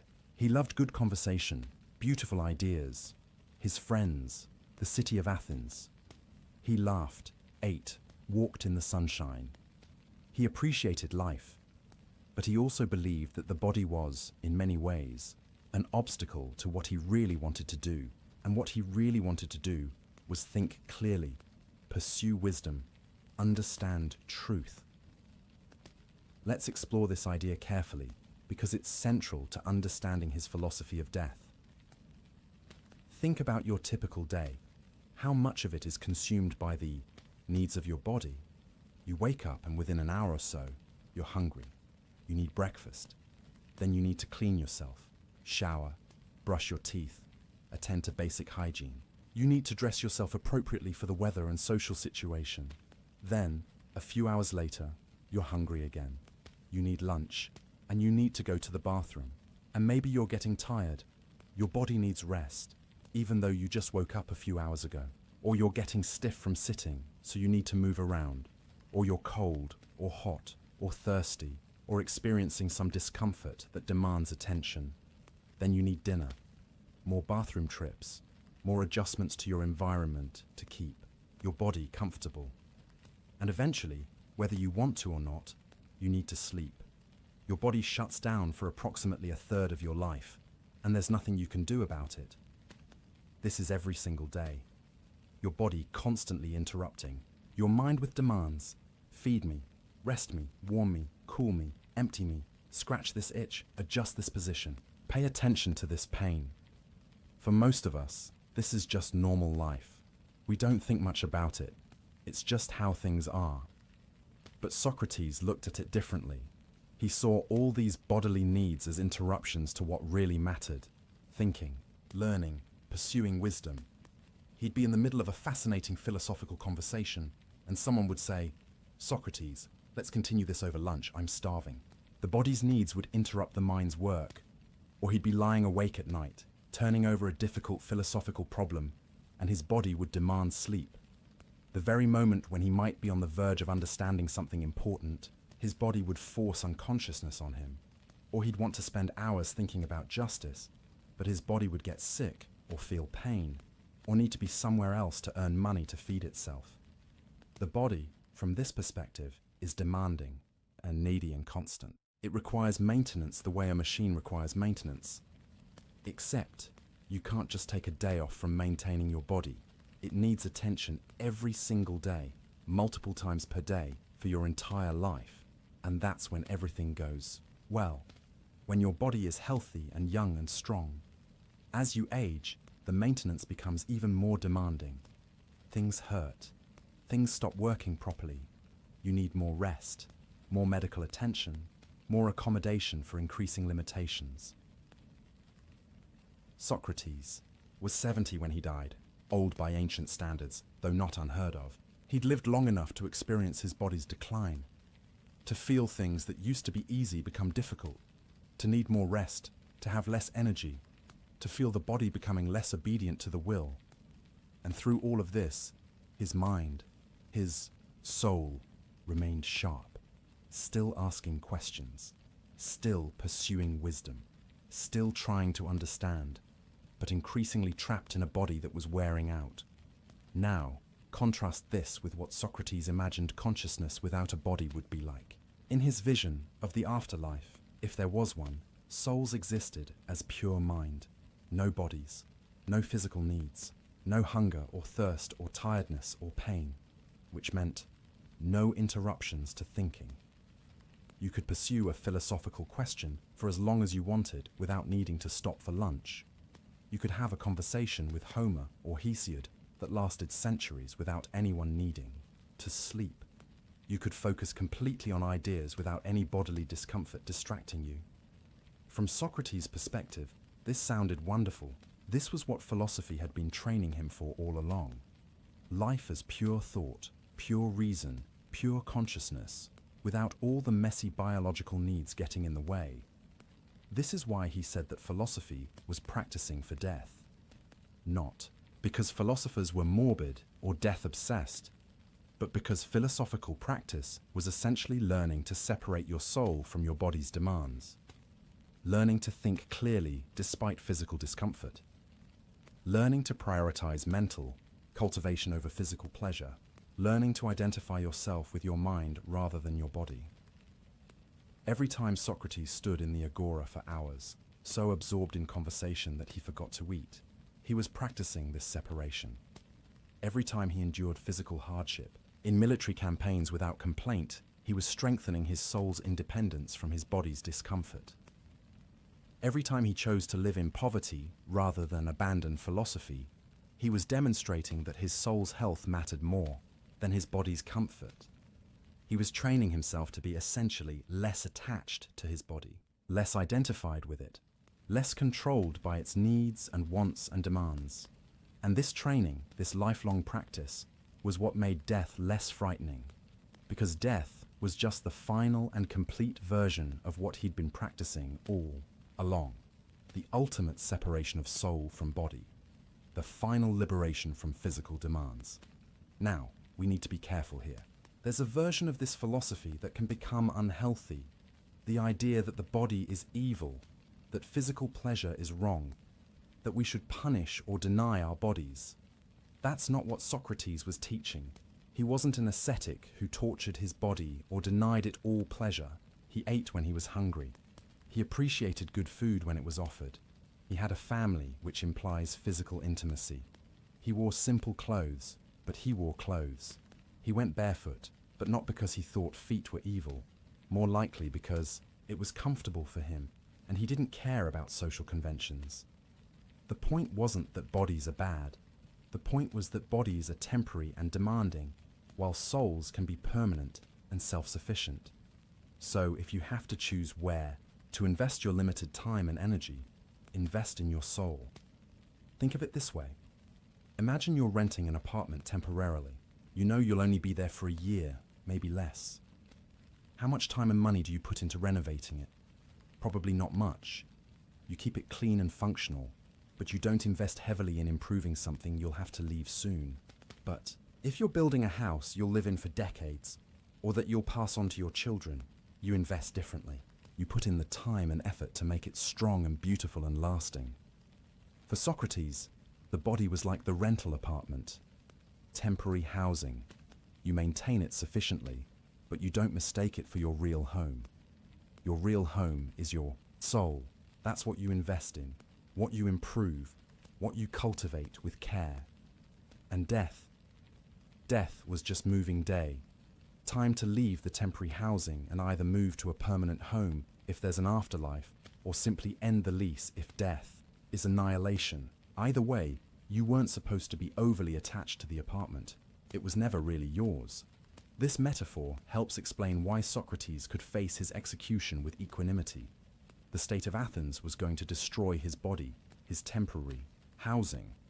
So what? He'd known from the beginning it was temporary. He hadn't invested his identity in it. He'd focused on his soul, on cultivating virtue and wisdom, and that couldn't be destroyed by hemlock. There's a story that illustrates this beautifully. During Socrates' imprisonment, a friend came to visit and found him sitting up, rubbing his leg where the chains had been removed. The guard had just taken off the leg irons, and Socrates was experiencing that mixture of pain and pleasure as circulation returned. He remarked on how strange it was, pain and pleasure, such opposites, yet they follow each other so closely. Remove the pain, and pleasure comes. Indulge in too much pleasure, and pain often follows. They're bound together, these physical sensations. And then he made an offhand comment about how if someone were going to write a fable about pain and pleasure, they could describe them as two creatures that Zeus decided to tie together by their heads, so that wherever one goes, the other follows. This is revealing.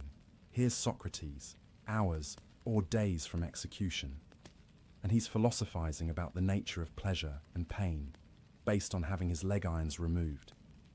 He's not despairing about his fate or raging against injustice.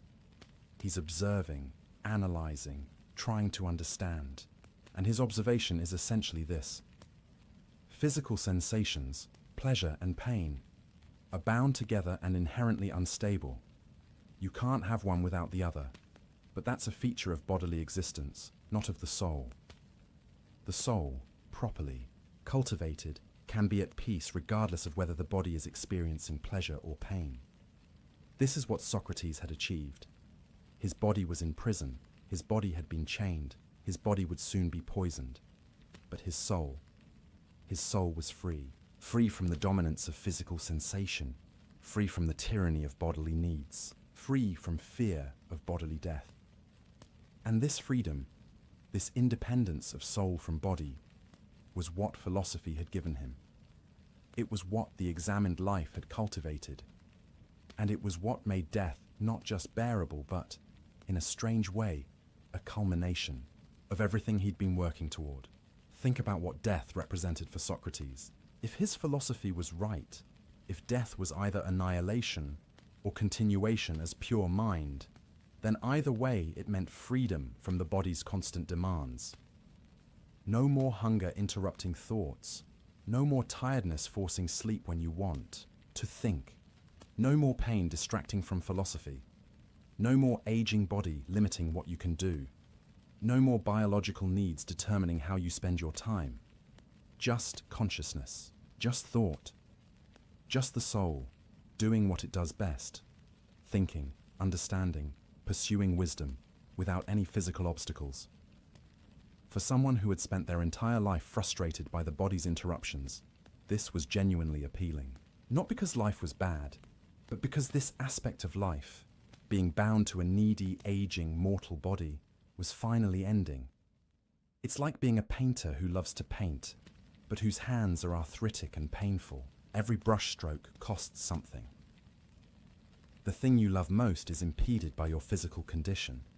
And then imagine someone offers you a way to paint without hands, to create directly from imagination without physical limitations. Wouldn't that be appealing? Not because you hate painting or hate life, but because you could finally do what you love without the physical impediments. That's how Socrates thought about death. He loved wisdom, loved philosophy, loved thinking and understanding, and his body increasingly got in the way. Death promised either perfect rest, fine, he was tired anyway, or pure consciousness, even better, philosophy without physical limitations. This is radically different from how most of us think about death. We fear losing our bodies because we identify with them. We are our bodies, in our understanding, our experiences, our pleasures, our connections to the world, all mediated through our bodies.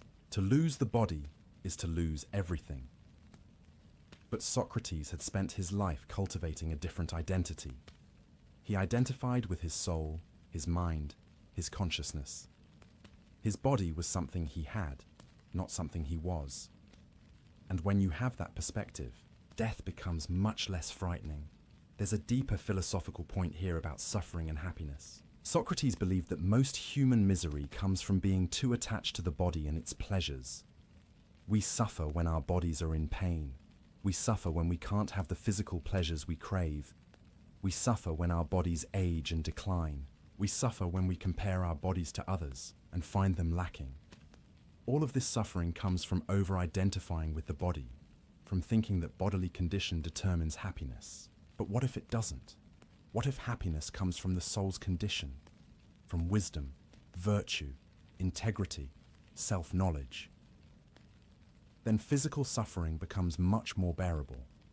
Not because it doesn't hurt, it does, but because it doesn't threaten what really matters. Your body can be uncomfortable, imprisoned, even dying, and your soul can still be at peace. This was Socrates' lived experience in that prison. His body was confined, awaiting execution, but his soul was free. He spent his final days having fascinating conversations, thinking through difficult problems, teaching and learning and doing what he loved most. The prison couldn't confine what really mattered, and the hemlock would soon kill his body. But his soul, if it continued, wonderful. If it didn't, he wouldn't be there to regret it. Either way, the hemlock was powerless against what truly mattered. This is the ultimate freedom that Socrates' philosophy offered. Freedom from the fear of bodily death, because you've learned to distinguish yourself from your body. Freedom from dependence on physical circumstances for happiness, because you've cultivated something interior that circumstances can't touch. It's not easy to achieve. It takes a lifetime of practice, of examination, of choosing soul over body, again and again. But for someone who does achieve it, death loses its sting. The body might be a prison, but the soul can be free. And death? Death was just the prison door opening. Socrates was ready to walk through that door. Not because he hated the prison, but because he'd never really been imprisoned in the first place. His soul had been free all along, and death would just make that freedom complete and obvious. In a few hours, he would demonstrate this one final time. He would show his friends that a man who has cultivated his soul can face bodily death with grace, with calm, with philosophical clarity. He would prove that the body's death is not the person's death, or at least not the death of what really matters. But we're not quite there yet. We have a few more things to understand about those final hours, about the people who gathered to say goodbye, about the conversations that happened, and the children who came to see their father one last time. Because even as Socrates prepared to demonstrate his philosophy of death, he remained fully human, a father, a friend, a teacher, a man saying farewell to the life he had loved, even as he welcomed what came next. The sun is climbing higher now. Morning has fully arrived, and with it comes the certainty. Today is the day. The ship from Delos has been sighted. The sacred period is over. There are no more delays, no more waiting, no more maybe tomorrow. Today, Socrates will die. His friends have been arriving at the prison since early morning. Not just Crito, but others, many others. They've come to spend these final hours with him, to say goodbye, to be present for whatever wisdom he might offer in his last moments. Plato would later write down the names he remembered. Apollodorus, who was emotional and dramatic, prone to tears. Critobulus and his father Crito, of course. Hermogenes, Epigenes, Aeschines, Antisthenes, Ctesippus, Menexenus, and others, about 18 or 20 men in total, crowding into that prison cell. Plato himself was sick that day, he tells us. He wasn't there, but he heard about it from those who were, and he reconstructed it as best he could. So what we know about Socrates' final hours comes to us filtered through the memories of grieving friends and the literary artistry of Plato. But even accounting for that, the basic story seems reliable, and it's extraordinary. When his friends enter, they find Socrates sitting up on his cot. His wife Xanthippe is there, holding their youngest son. She's been allowed to visit, But when she sees all the friends arriving, when she realizes this is it, this is the final day, she breaks down. "Socrates," she cries out, "this is the last time your friends will speak to you, and you to them." It's a raw, human moment of grief. Whatever their relationship had been over the years, ancient sources suggest it was complicated. She's losing her husband today. Her sons are losing their father, and she can't contain the anguish of that. Socrates looks at Crito and gently asks him to have someone take Xanthippe home. Not because he doesn't care, not because he's cold, but probably because he can see this is too much for her. And maybe because he knows that if he lets himself fully feel her grief, fully acknowledge what he's doing to his family, it will be harder to maintain his philosophical composure. So Xanthippe is led away weeping, holding their child, and Socrates turns to his friends, his philosophical companions. The men who have followed him through the agora, listened to his questions, tried to learn his methods. These are the people he'll spend his final hours with. And what does he do? What would you do if you knew you had only a few hours left to live? Socrates does what he's always done. He philosophizes. He asks questions. He pursues truth.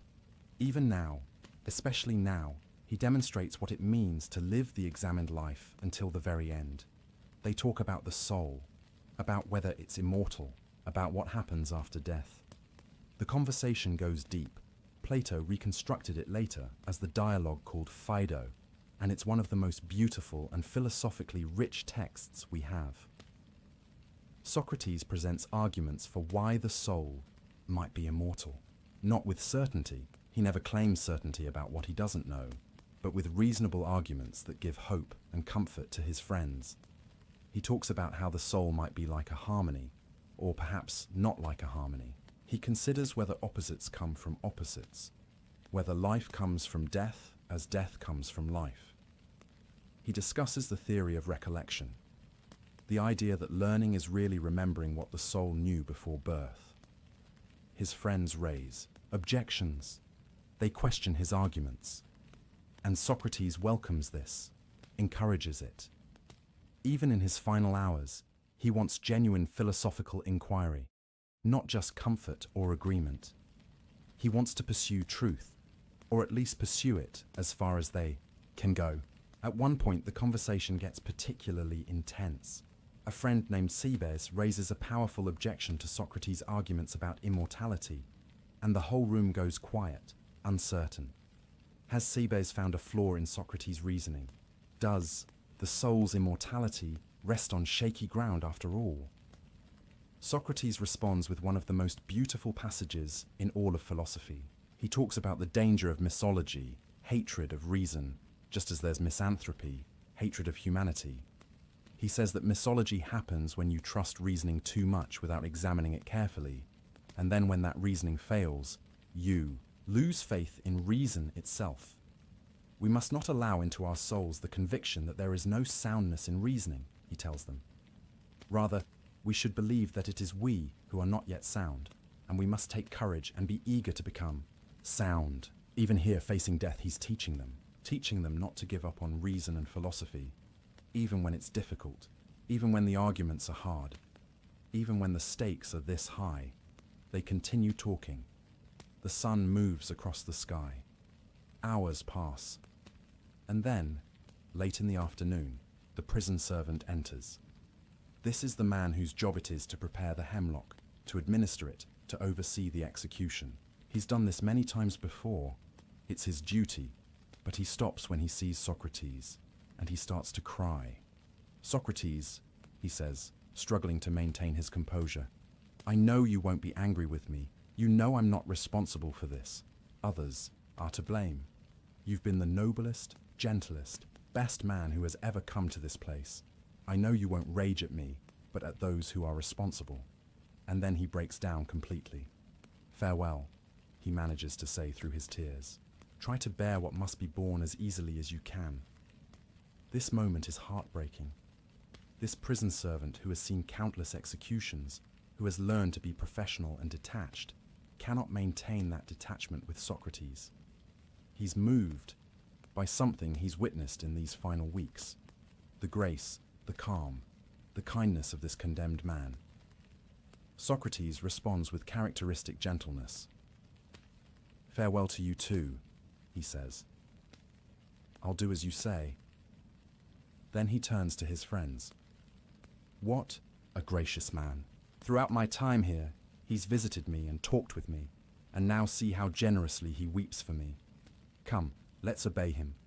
Let someone bring the poison if it's ready. If not, let the servant prepare it."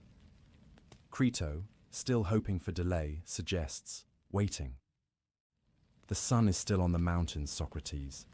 It hasn't set yet. Others have delayed, feasting and drinking, spending time with their loved ones. There's no rush." But Socrates is firm. "Those men you mention have their reasons for doing that. They think they gain something by it, but I have my reasons for not doing it. I think I'd gain nothing by drinking the poison a little later, except to become ridiculous in my own eyes, clutching at life when there's nothing more to gain." "Go on," he tells Crito. "Do as I say." So Crito nods to the servant, who leaves to prepare the hemlock. While he's gone, there's a heavy silence in the room. Everyone knows what's coming. Some of the men are weeping openly now. The philosophical discussion seems impossible to continue. But then Socrates breaks the silence with something almost mundane. He asks if he should bathe before drinking the poison. It's a practical question. The custom was to wash the body before death, to save the women the trouble of washing a corpse. They tell him yes, that would be appropriate. So Socrates goes off to bathe, accompanied by Crito. The other friends wait, talking among themselves in low voices, thinking about what's about to happen, thinking about the loss they're about to suffer. When Socrates returns, clean and prepared, his 3 sons are brought to him. 2 older boys and the youngest, just a child. Xanthippe returns with them for a brief time. We don't know what Socrates said to his sons. Plato doesn't record it. Maybe it was too private, too painful. Maybe Plato wasn't told. But we can imagine. Instructions on how to live. Encouragement to pursue virtue. Apologies perhaps for leaving them. Love expressed in whatever way Socrates expressed love. Probably through teaching, through trying to make them understand why he had to do what he was doing. Then Xanthippe and the children are taken away again. Socrates returns to his friends, and the servant enters carrying a cup. The hemlock is ready. Socrates takes the cup without any hesitation, without any trembling. His friends later remarked on this.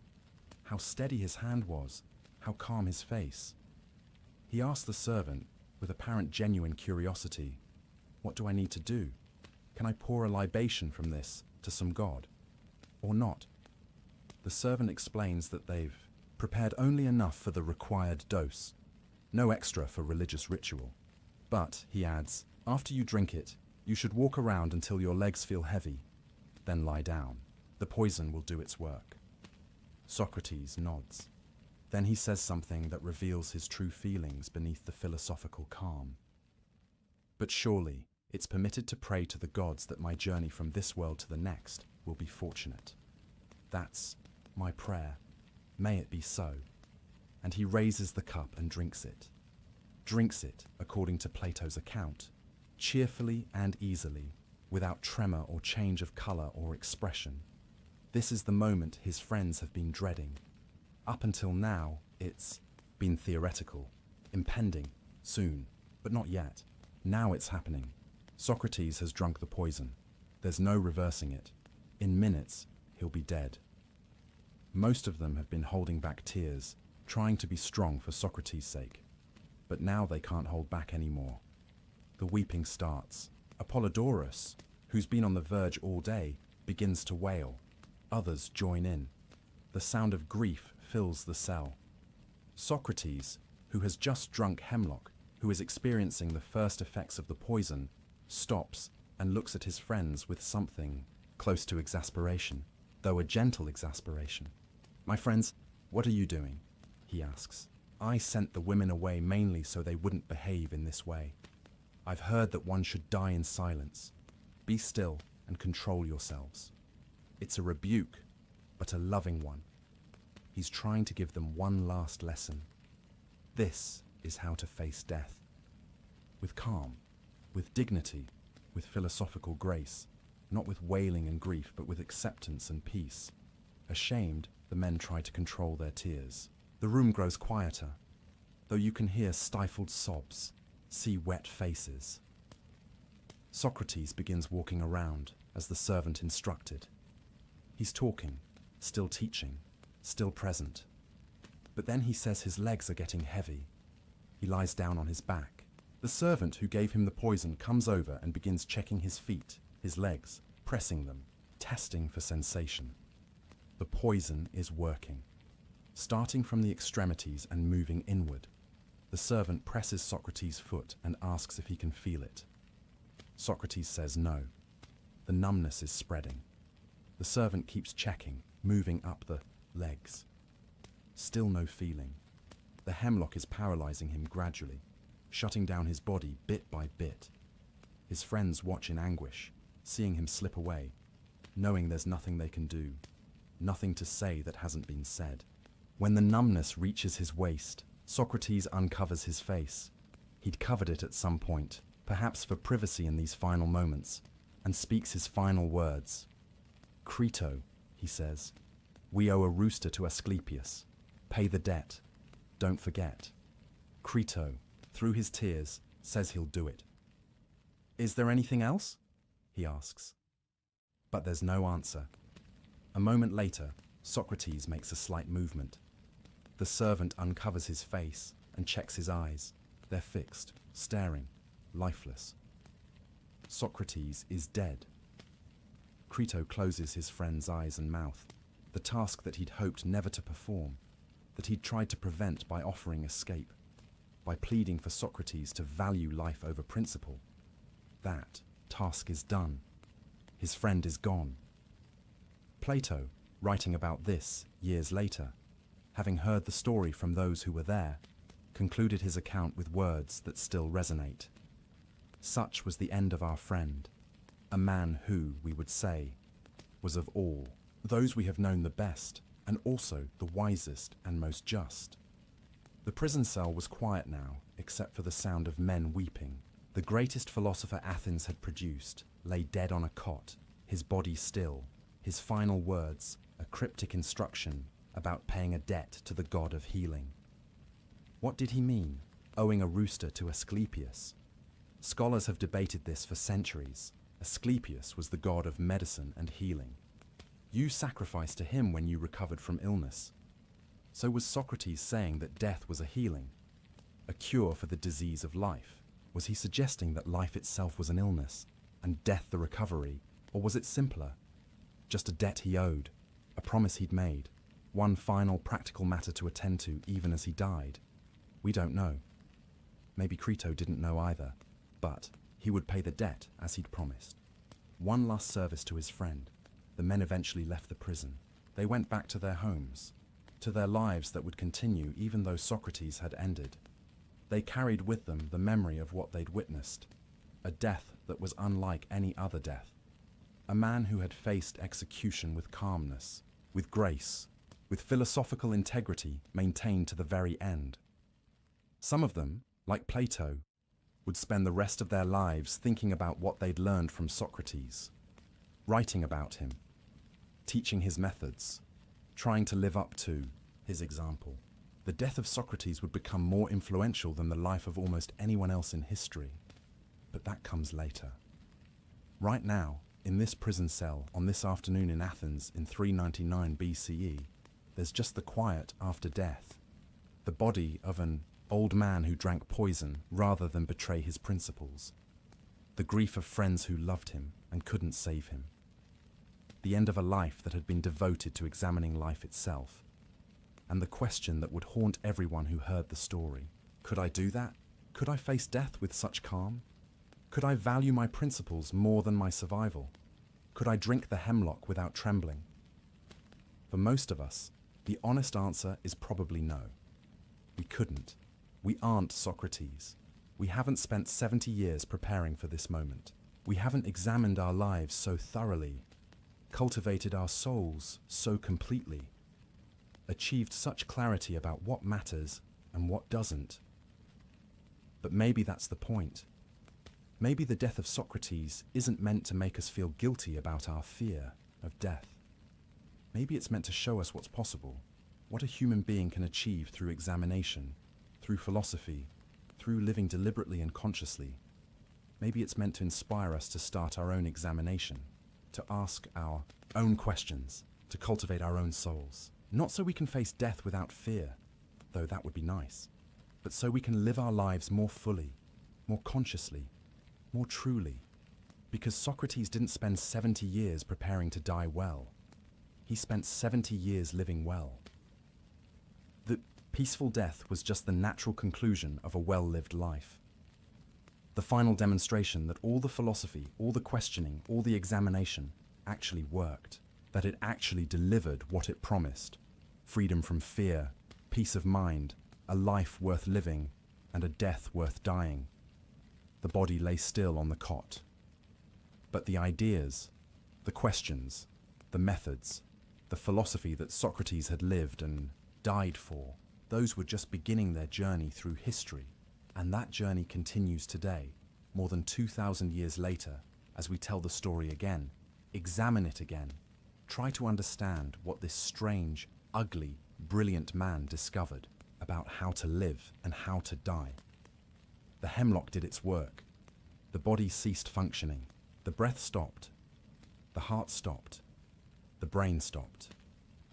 But what about the soul? Did it cease too, returning to the dreamless sleep Socrates had described? Or did it continue, making its way to Hades to meet all those ancient heroes and thinkers he'd been eager to question? We don't know. We can't know. Just as Socrates didn't know.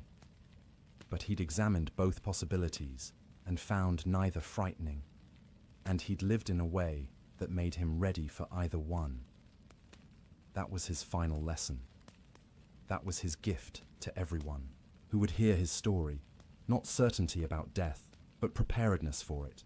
Not knowledge of what comes next, but peace about whatever does come next. And that peace, that readiness, that freedom from fear, it came from living the examined life. The sun was setting now on Athens. The light that had filled the prison cell was fading. Soon it would be dark. But something was just beginning to dawn. The news of Socrates' death spread through Athens quickly. By evening, everyone knew. The strange old philosopher who questioned everyone, who had been convicted of corrupting the youth and disrespecting the gods, had drunk the hemlock. He was dead. For his enemies, it must have been a relief. The gadfly was finally silenced. The questioner who had made them look foolish, who had exposed their ignorance, who had turned young men against traditional values. He was gone. Athens could return to normal now. But they were wrong, profoundly wrong, because Socrates' death didn't end his influence. In many ways, it was just the beginning. Think about what would have happened if Socrates had escaped, if he'd fled to Thessaly, as Crito had begged him to do. He would have lived a few more years, perhaps. He could have continued teaching in exile. Some students might have followed him, but he would have been diminished. A man who talked about principles, but abandoned them when they became inconvenient. A philosopher who preached virtue, but chose survival over integrity. His enemies in Athens would have said, "See?" All his fine talk about the examined life, and when it mattered, he ran away like a coward. His teachings would have lost their power. His example would have been compromised. He might have lived longer, but his philosophy would have died. Instead, by refusing to escape, by drinking the hemlock with calm dignity, by dying exactly as his philosophy said a wise person should die, Socrates did something extraordinary. He proved that everything he'd taught was real, not just clever words or abstract theory, but a genuine way of living and dying that actually worked. His death became the ultimate validation of his philosophy. It said, this isn't just talk, this is real. A person who lives the examined life, who cultivates their soul, who values virtue over survival, really can face death without fear. I'm showing you. I'm proving it. Watch. And people did watch. People are still watching. More than 2,000 years later, Plato was 28 when Socrates died. He'd been studying with him for 8 years or so. He was devastated by the death. So devastated that he left Athens for a while, traveling, processing his grief, trying to make sense of what had happened. But then he came back, and he began to write. Not abstract philosophical treatises, but dialogues, conversations, dramatized recreations of Socrates in action, questioning, examining, pursuing wisdom. He wrote about the trial, about the prison conversations, about the death scene. He wrote dialogue after dialogue, always with Socrates as the central character, the questioner, the searcher for truth. Through Plato's writings, Socrates became immortal. Not just remembered, but present. Anyone who read Plato's dialogues could meet Socrates, hear his voice, see him at work. The man was dead, but the method lived on, and Plato wasn't the only one. Xenophon wrote about Socrates too. Other students wrote, taught, founded schools based on what they'd learned from him. Within a generation, Socrates was famous not just in Athens, but throughout the Greek world. And the philosophers who came after, the Stoics, the Cynics, the Skeptics, various schools with different interpretations, almost all of them looked back to Socrates as the founder, the exemplar, the one who showed what philosophy really was. He became, in death, what he'd never quite been in life, the father of Western philosophy, not because he wrote anything, he didn't. Not because he founded a school, he didn't do that either. But because he lived and died in a way that proved philosophy wasn't just intellectual games. It was a way of life that could transform how you thought, how you lived, and how you faced death. The Stoics in particular were profoundly influenced by Socrates' death. They built an entire philosophy around the idea that virtue is the only true good, that external things like health and wealth and even life itself are indifferent, neither good nor bad in themselves. What matters is how you respond to them, what choices you make, how you maintain your character regardless of circumstances. And when they wanted to illustrate this philosophy, when they needed an example of someone who had truly achieved Stoic virtue, they pointed to Socrates. Look at how he died, they said. That's what we mean. That's what it looks like to value virtue over everything else. Epictetus, a Stoic philosopher who lived centuries after Socrates, used him as an example again and again. When Epictetus wanted to explain that you can't be harmed by external things, only by your own vice, he pointed to Socrates. Did Athens have the power to harm Socrates? No, it could kill him, but it couldn't harm him. The harm would have come only if he'd betrayed himself by escaping.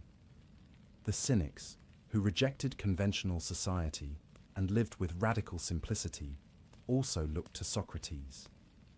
They saw in him someone who cared nothing for wealth or status or comfort, who lived according to reason and virtue alone. Even the Epicureans, who disagreed with much of Socratic philosophy, respected his death. Their whole philosophy was about achieving tranquility by understanding that death is nothing to fear. And Socrates had demonstrated that tranquility perfectly. So Socrates' death became a touchstone for all of Greek and Roman philosophy. Different. Schools interpreted him differently, claimed him as their predecessor, argued about what he really meant. But they all agreed on one thing. His death mattered. It showed something important about how a philosopher, how any wise person, should face mortality. And this influence didn't stop with ancient philosophy. When Christianity spread through the Roman Empire, Christian thinkers had to grapple with Socrates. Here was a pagan who had died for truth, who had remained faithful to his principles, even unto death, who had spoken of the soul's immortality and divine judgment. In some ways, he seemed almost like a Christian saint avant la lettre, before Christianity even existed. Some early Christian writers, like Justin Martyr, argued that Socrates had been inspired by the divine Logos, the same force that would later be fully revealed in Christ. They saw his death as a kind of proto-martyrdom, a prefiguring of Christian witness. Throughout the Middle Ages, despite being a pagan, Socrates was respected and studied. Medieval philosophers read Plato's dialogues, encountered Socrates, and had to reckon with this man who seemed to have discovered important truths through reason alone, without revelation. The Renaissance humanists were even more enthusiastic. They saw in Socrates an example of human dignity, of the power of reason, of the nobility of dying for truth. He became a hero of the humanist movement, proof that human beings could achieve wisdom and virtue through their own efforts. And in the modern era, Socrates has remained endlessly fascinating. Philosophers, historians, playwrights, novelists, all have returned again and again to this story. The trial, the prison conversations, the death scene, they've been retold, reimagined, reinterpreted countless times. Why? What is it about this? Death, this particular death of one old man in Athens 2,400 years ago, that continues to grip people's imagination. Part of it is surely the drama. It's a great story. The unjust accusation, the dignified defense, the refusal to escape, the calm. Death. It has all the elements of tragedy, except Socrates himself doesn't seem to experience it as tragic. He's at peace. That paradox is fascinating. But it's more than just dramatic. Socrates' death asks us a question that never gets old, never becomes irrelevant. What would you die for? What principles, what values, what truths matter enough to you that you choose death rather than betray them? Most of us, if we're honest, don't have a good answer to that question. We'd like to think we have principles we'd die for, but we're not sure. We haven't been tested. We hope we never will be. Socrates shows us what it looks like when someone actually faces that test and passes, when someone really does value their soul more than their body, truth more than survival, integrity more than life itself. And in showing us that, he forces us to examine our own lives. Would we drink the hemlock? Could we? What would it take for us to develop the kind of wisdom, the kind of courage, the kind of clarity that Socrates had? This is why the death of Socrates is still taught in philosophy classes, still referenced, in ethical discussions, still appearing in books and films and plays, because it represents something we aspire to, even if we doubt we could achieve it. It represents the examined life taken to its logical conclusion. It shows us what philosophy looks like when it's not just academic or theoretical, but actually lived, when it actually transforms how you face the ultimate test. But there's something else important about Socrates' legacy that we need to understand. His death didn't just validate his philosophy. It also changed what philosophy was, what philosophers did, how they understood their mission. Before Socrates, Greek philosophy was mostly about understanding the natural world. What is everything made of? How did the cosmos come into being? What are the fundamental elements? These were important questions, but they were external. They were about the world out there. Socrates changed the focus. He made philosophy about the self, about how to live, about virtue and the soul. He made it personal and practical. Philosophy wasn't just about understanding nature. It was about improving yourself, examining your life, becoming a better person. And he showed that this kind of philosophy had real stakes. It wasn't just interesting, intellectual work. It was a way of life that could get you killed, because it challenged power, exposed hypocrisy, questioned authority. But it was also a way of life that could give you a kind of peace and freedom that nothing else could. After Socrates, that's what philosophy became. Not just natural science or logic puzzles, but a guide to living. A way of achieving wisdom and tranquility. A path to the good life. The Stoics made this explicit. They divided philosophy into three parts: logic, physics, and ethics. But they said ethics was the most important, and the others only mattered insofar as they helped you live well. Philosophy was about how to live and how to die. This Socratic understanding of philosophy dominated for centuries. Whether you were Stoic or Epicurean or Cynic or skeptic, You agreed that philosophy was supposed to transform your life, not just fill your head with theories. It's only in the modern era that philosophy has become primarily academic, primarily theoretical, primarily separated from life. And even now, there's a counter-movement. People trying to recover philosophy as a way of life, trying to make it practical again, trying to return to the Socratic ideal. And when they do, when they ask what that ideal looks like, they look back to Socrates, to his method of questioning, to his focus on ethics, to his calm in the face of death. The death itself becomes a teaching. It says, this is what matters. This is what philosophy is for. Not publishing papers or winning arguments, but developing the kind of wisdom and courage that lets you face anything, even death, with tranquility. There's a famous painting of the death of Socrates by Jacques-Louis David, painted in 1787, more than 2,000 years after the event. It shows Socrates, upright in bed, one hand reaching for the cup of hemlock, the other hand raised as if still teaching, still making a point. Around him are his grieving students. His body is idealized, heroic, like a classical statue. It's not historically accurate. Socrates was 70 and probably didn't look that noble. But it captures something true about how his death has been remembered, as noble, as heroic, as a moment of supreme moral courage. That painting influenced how generations of people thought about death, about principle, about courage. It became an icon of the Enlightenment, of the power of reason, of the dignity of dying for truth. And it's just one of hundreds of artistic representations of Socrates' death. Sculptures, paintings, plays, operas, films. Artists keep returning to this moment, trying to capture it, to understand it, to show what it means, because it does mean something, not just historically, not just philosophically, but personally. It asks each person who encounters it, how will you face death? What will you have lived for? When everything is stripped away, what will remain? Socrates had an answer. He'd examined his life thoroughly. He'd cultivated his soul carefully. He'd lived according to his principles consistently. And when death came, he was ready. He'd done the work. His soul was in order. There was nothing to fear. Most of us haven't done that work, haven't examined that thoroughly, haven't lived that consistently. And so death remains frightening, because we know we're not ready. We know there are things unexamined, things unresolved, things we've been putting off. But Socrates' death tells us it's not too late. Start now. Begin the examination. Ask the questions. Pursue wisdom. Cultivate your soul. Live deliberately, consciously, according to principles you've actually thought through. You probably won't have to drink hemlock.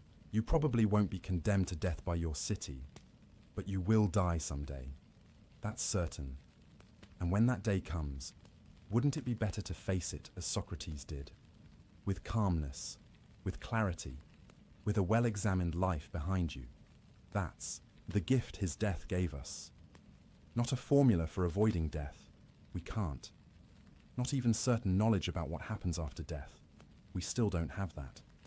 But an example of how to face death when it comes. An example of a life well lived, a soul well cultivated, a death well met, and the knowledge that it's possible, that a human being really can achieve this, that through examination and philosophy and virtue, you really can develop the kind of wisdom that makes death nothing to fear.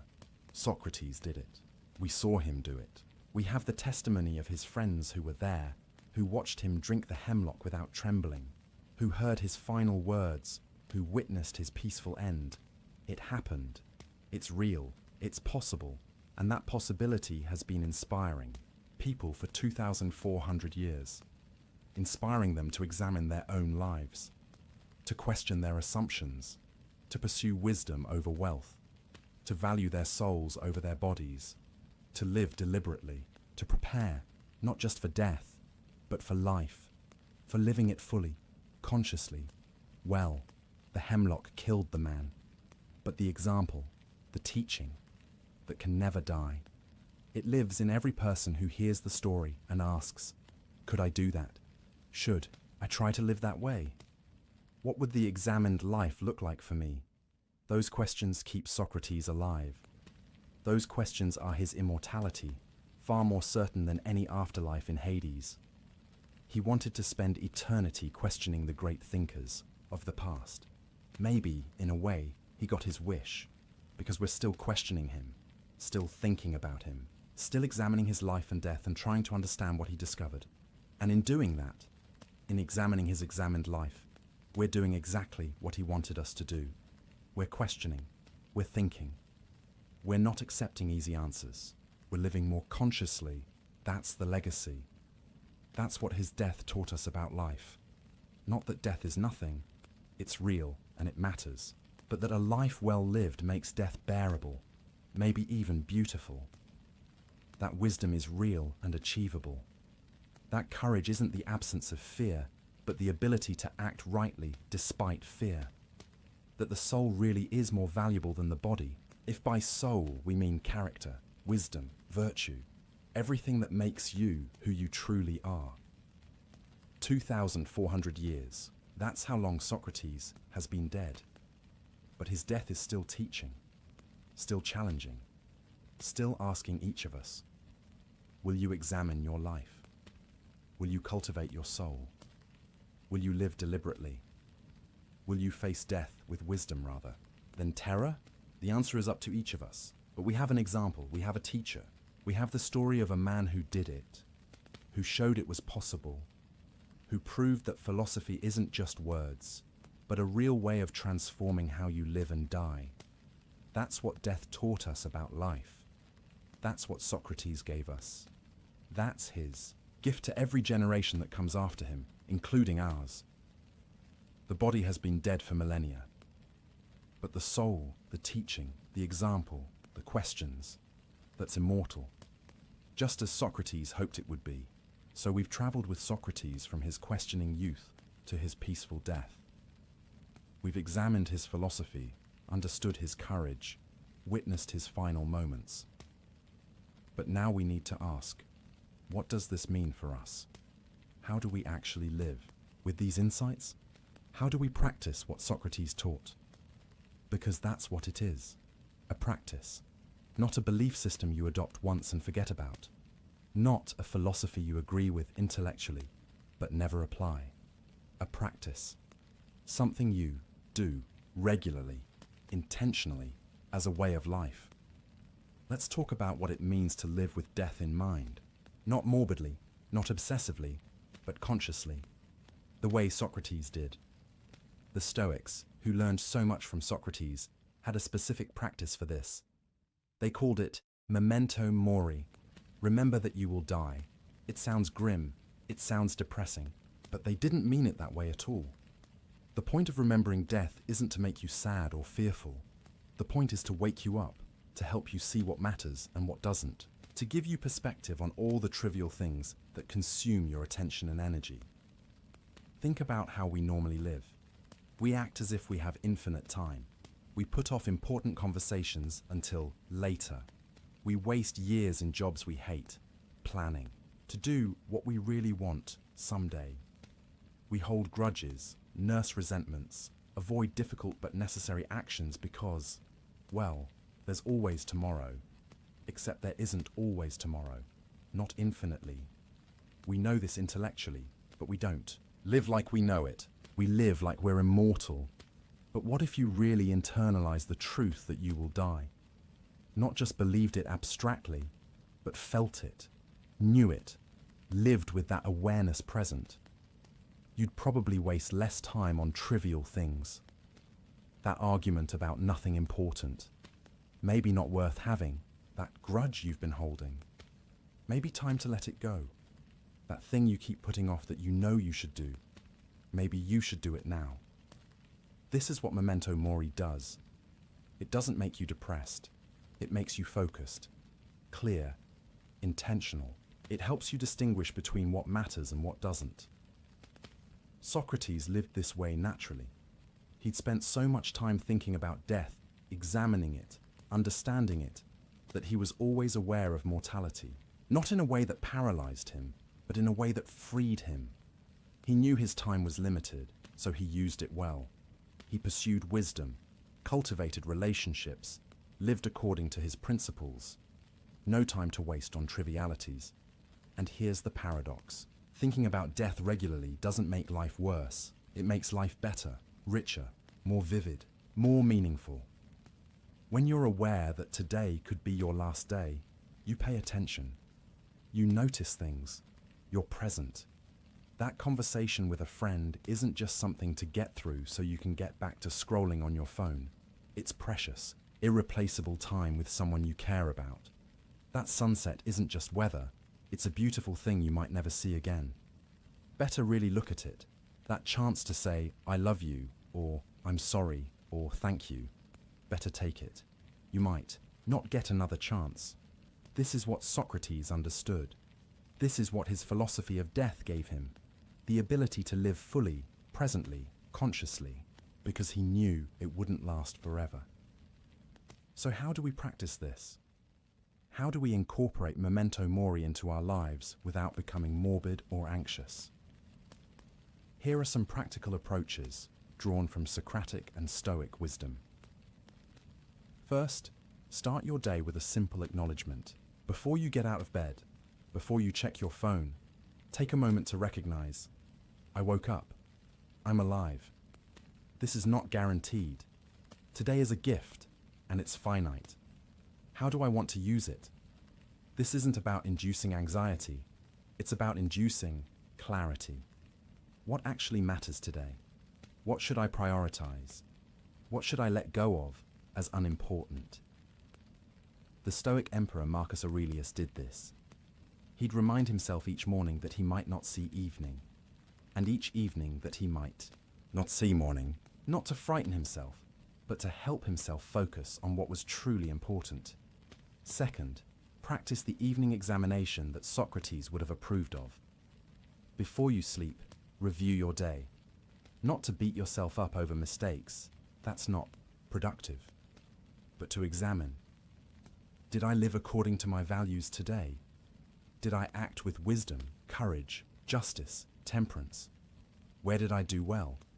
Where did I fall short? What can I learn? This is the examined life in practice. Daily examination, regular reflection, constant course correction. You're not trying to be perfect. You're trying to be conscious, to be intentional, to be improving. Seneca, the Stoic philosopher, described doing this every night. He'd review his day's actions, his words, his thoughts. Not harshly, but honestly. What did I do well? What could I have done better? How can I be wiser tomorrow? This practice, done regularly, compounds over time. You become more self-aware, more conscious of your patterns, better able to catch yourself when you're about to make a mistake, more aligned with your actual values rather than just reacting to circumstances. Third, and this is crucial, identify what you value most. Really examine this. Don't just accept the default values of your culture or your family or your peer group. Question them, the way Socrates questioned everything. What do you actually believe is important? Not what you're supposed to believe, not what sounds good to say, but what you really, genuinely value when you think about it deeply. Is it wealth? Be honest. Is accumulating money really what you want your life to be about? If you knew you'd die in a year, would you spend that year trying to make more money? Is it status? If you're gone tomorrow, how much will it matter what people thought of you? Would you trade a year of your life for a better title or more social media followers? Is it pleasure? If life is just about maximizing pleasant experiences, what happens when you can't have those experiences anymore? What happens when you're too old or too sick, or simply when the pleasures become boring? Or is it something else? Wisdom, perhaps? Love? Creativity? Service? Growth? Meaning? Virtue? Socrates was very clear about what he valued. Wisdom, virtue, the quality of his soul. And because he was clear about that, he could make hard decisions. He could refuse escape because he valued integrity more than survival. He could face death calmly because he'd invested in things that death couldn't touch. If you're not clear about your values, you'll be blown around by circumstances, by other people's expectations, by whatever seems urgent in the moment. But if you examine your values, really think them through, make conscious choices about what matters most, then you have a foundation, a center, something to navigate by. Fourth, practice small deaths. This might sound strange, but bear with me. What I mean is, practice letting go of things before you're forced to. That argument you want to win but doesn't really matter. Let it go. That grudge you're holding, release it. That attachment to being right, to being admired, to being comfortable. Practice loosening your grip. These are small deaths, small experiences of losing something, accepting loss, surviving it, and discovering you're okay. You're still you. The loss didn't destroy you, and this practice, repeated many times, prepares you for bigger losses, for aging, which is the body slowly dying, for the loss of loved ones, eventually for your own death. If you've never practiced letting go of anything, if you cling desperately to everything you have, then every loss will be devastating. But if you've practiced, if you've learned that you can lose things and be okay, then even major losses become more bearable. This was part of Socratic philosophy too. The recognition that everything external to your soul, your body, your possessions, your reputation, other people's opinions, all of it can be taken away. And if your happiness depends on keeping all of that, you'll be miserable, because loss is inevitable. But if your happiness comes from your soul's quality, from your wisdom and virtue and character, then you're free, because those can't be taken away unless you abandon them yourself. Fifth, contemplate worst-case scenarios. Not to induce fear, but to remove it. The Stoics called this premeditatio malorum, premeditation of evils. What's the worst thing that could happen? Really think about it. You could lose your job. You could get sick. Someone you love could die. You could die. And then ask, if that happened, would I survive it? Could I handle it? What would I do? Usually you realize that even worst-case scenarios are survivable. Not easy, not pleasant, but survivable. And this realization is liberating. It removes much of the fear that controls us. Socrates faced the actual worst case, unjust execution, and he handled it. He demonstrated that even that was survivable in a sense. His body died, but his soul, his integrity, his wisdom, his principles remained intact. Most of us will never face anything that extreme. But if we contemplate difficult scenarios ahead of time, we prepare ourselves psychologically. We remove the shock factor. We have a plan, or at least a sense that we could handle it. Sixth, and this is perhaps most important, live in a way that you wouldn't be ashamed of if you died tomorrow. This is the heart of the Socratic practice. Ask yourself regularly, if I died tonight, would I be satisfied with how I spent today? With how I treated people? With what I prioritized? With who I was? This isn't about being perfect. It's about being honest, about living authentically, according to your actual values, rather than on autopilot. Socrates could face death calmly because he'd been asking himself these questions for 70 years. He'd lived examined. He'd course-corrected when he'd gotten off track. He'd prioritized what mattered. So when death came, he was ready. His life had been what he wanted it to be. There was nothing major left undone. Most of us can't say that.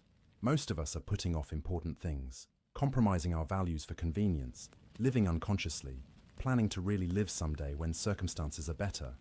But someday might not come. And even if it does, the habit of postponing, of compromising, of living unconsciously, those habits get stronger with practice. They don't magically disappear when circumstances change. So start now. Today. This moment. Live as if this were your last day. Not frantically, not desperately, but intentionally, consciously, according to your examined values. Say the things that need saying. Do the things that matter. Let go of the grudges and petty concerns. Be present with the people you're with. Create what you want to create. Love who you want to love. Become who you want to become. Not tomorrow, not someday, now. This is what living with death in mind really means. Not being obsessed with dying, but being committed to living. Really living. Consciously, intentionally, according to examined principles. And here's the beautiful thing. If you live this way, if you really practice this, then death loses much of its power over you. Not because you stop caring about life, you care more, not less. But because you're living so fully, so consciously, that death becomes just a transition rather than a tragedy. You've done the work. You've examined your life and found it good. You've cultivated your soul. You've lived according to your principles. Whatever death brings, you're as ready as a person can be. This doesn't mean you'll never fear death. Fear is a natural response to the unknown, to loss, to change. Even Socrates might have felt some fear, though he chose not to be controlled by it. But the fear becomes manageable. It doesn't paralyze you. It doesn't prevent you from living well. It's just an emotion, passing through, acknowledged, but not obeyed. The practice of living with death in mind, the Socratic practice, gives you this freedom. Freedom from the tyranny of unconscious living. Freedom from being controlled by trivialities. Freedom from wasting your precious, finite time on things that don't matter. And it gives you something else too. Gratitude. When you really know that today might be your last, you stop taking things for granted. The ordinary becomes precious. Another sunrise, another conversation, another moment of being alive and conscious. Socrates experienced this. You can hear it in how he talked about simple pleasures, how he appreciated good conversation, how he valued his friends.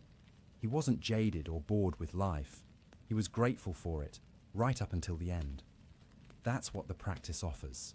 Not depression or anxiety, but clarity and gratitude. Not a worse life, but a better one. Not more fear of death, but less and more appreciation for life. So start today. Practice a little examination. Acknowledge your mortality. Consider your values. Let go of something unimportant. Live a bit more consciously, a bit more intentionally. You don't have to be Socrates. You don't have to face execution with perfect calm. You just have to be a little more awake than you were yesterday, a little more examined, a little more alive.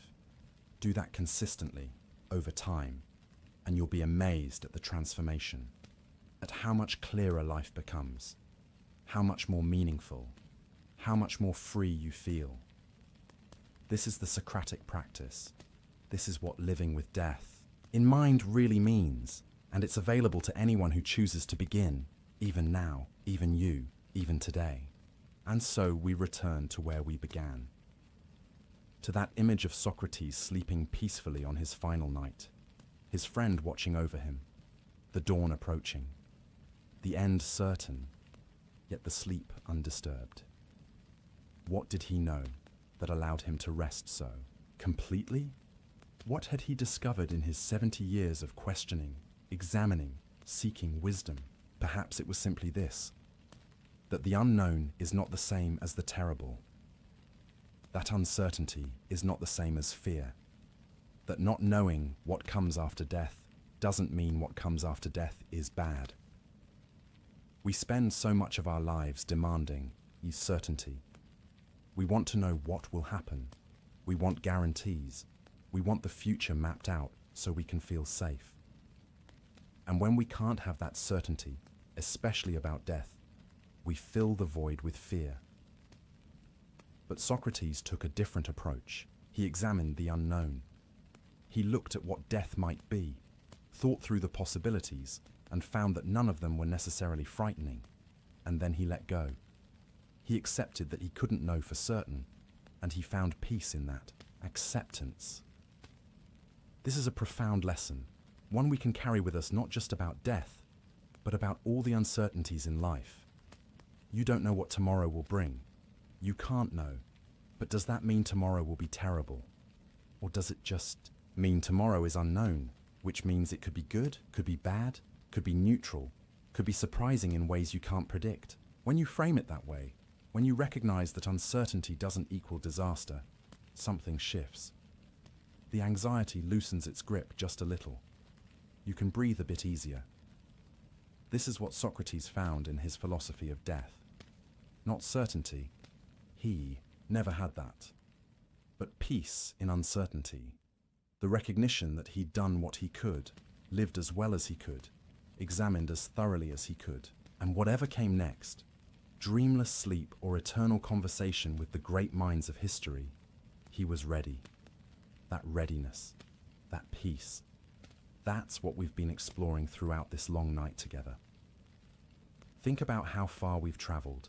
We met young Socrates, questioning the parable of the birds, already seeing the world differently than those around him. We watched him develop his method, his mission, his commitment to the examined life.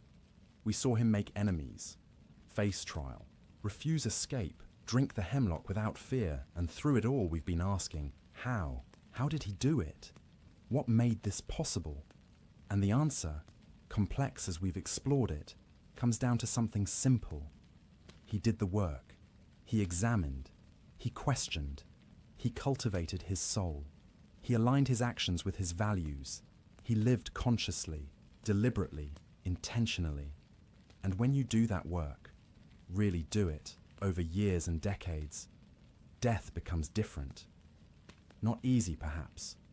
Not without natural fear or sadness at leaving life behind, but not the terror that haunts so many.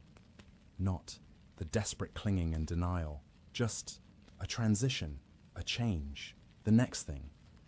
As you lie here now, in this moment, thinking about these ideas, you're doing something Socrates would have approved of. You're examining, you're thinking, you're not just accepting the default fears and assumptions about death. You're looking at them, questioning them, trying to understand. That's the beginning. That's how it starts. One question, one examination, one moment of conscious thought instead of unconscious reaction. And if you continue that practice, if you make examination a habit, if you question your assumptions regularly, if you cultivate your soul consciously, then over time, you'll find what Socrates found. Not certainty, not perfect peace, but something real and valuable. You'll find that you're less controlled by fear, less driven by unconscious impulses, more aligned with your actual values, more present in your life, more able to face difficulties with clarity rather than panic.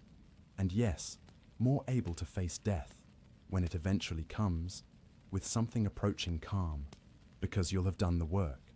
You'll have examined your life and found it good, or at least found it honest. You'll have cultivated what matters. You'll have lived deliberately, and that's all anyone can do. That's all Socrates did. He was just a man, after all. Not a god, not perfect, not immune to human feelings. Just a man who questioned everything, thought deeply about how to live, and then lived according to what he discovered. You can do that too. Maybe not as thoroughly as Socrates. 70 years is a long time to devote to philosophy. But you can do some of it. Start where you are. Examine what you can. Question what seems questionable. Live a bit more consciously each day and over time that compounds. The examined life becomes easier, more natural. The peace becomes more accessible. The fear becomes more manageable. You might not ever sleep as peacefully as Socrates did on his final night, but you might sleep better than you do now.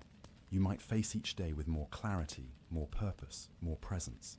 And when death does come, whether soon or far in the future, you might be able to greet it not with joy perhaps, but without terror, with acceptance, with readiness, with the knowledge that you lived well, that you did what you could, that your soul is in order. That's what Socrates gave us. Not a way to avoid death, not certainty about what comes after, but a way to face death without being destroyed by fear. A way to live that makes death bearable. And maybe, just maybe, if his philosophy is right, if death really is either perfect rest or beautiful continuation, then it's not just bearable. It's actually fine, maybe even good. We won't know until we experience it ourselves, but we don't need to know. We just need to live well, to examine, to cultivate wisdom and virtue, to care for our souls, to be present, conscious, intentional. Do that, and whatever comes, whether in this life or after it, you'll be as ready as any person can be. So rest now. Let these thoughts settle. Let the story of Socrates wash over you, not as something to figure out or solve, but as something to absorb, a reminder, an inspiration, an example. He slept peacefully on his final night because he'd lived an examined life, because he'd done the work, because he was ready. You're not on your final night. You have time still. Time to examine. Time to question. Time to grow. Time to cultivate your soul and live deliberately. What a gift that is. Not the gift of certainty or immortality or perfect peace, but the gift of time, the gift of consciousness, the gift of choice. You can choose, as Socrates did, to examine your life, to question your assumptions, to live according to your actual values rather than unconscious habits. You can choose to prioritize your soul, your character, your wisdom, your growth, over the temporary pleasures and pains of the body. You can choose to practice small deaths, letting go of attachments, learning to accept loss. You can choose to live with death in mind, not morbidly, but as a clarifying force that helps you see what matters. These choices are available to you. They were available to Socrates 2,400 years ago. They're available to you now. They'll be available tomorrow and the next day and every day you have left. That's the beauty of philosophy as a practice. It's never too late to start. Never too late to begin examining. Never too late to live a bit more consciously, a bit more deliberately. And who knows, maybe decades from now, when your own final night comes, you'll find yourself able to rest peacefully, not because you've achieved perfection, no one does, but because you've done the work. You've examined your life. You've lived according to your principles. You've cultivated your soul. And if death is dreamless sleep, then you'll rest well. The best rest imaginable. Perfect, undisturbed, eternal peace. And if death is continuation, if consciousness goes on, if there's something after, well, then you'll have taken the best of yourself with you. Your wisdom, your character, your virtue. The things that really matter. The things that really are you. Either way, you'll be ready. As ready as Socrates was. As ready as any examined life makes possible. That's the promise. That's what this philosophy offers. Not certainty, but readiness. Not the elimination of death, but the ability to face it without terror. Not a perfect life, but a conscious one. An examined one. A meaningful one. So sleep now. Rest. Let your mind settle. Let your body relax. Tomorrow you'll wake and you'll have another day to examine, to question, to grow. But tonight, for these remaining hours, just rest. Rest as Socrates rested. Not because everything is certain, but because you've done what you could today. Because you're working on examining your life. Because you're cultivating your soul, even if imperfectly. That's enough. More than enough. The unknown still lies ahead. Death still waits in the future for all of us. But the unknown is not the terrible.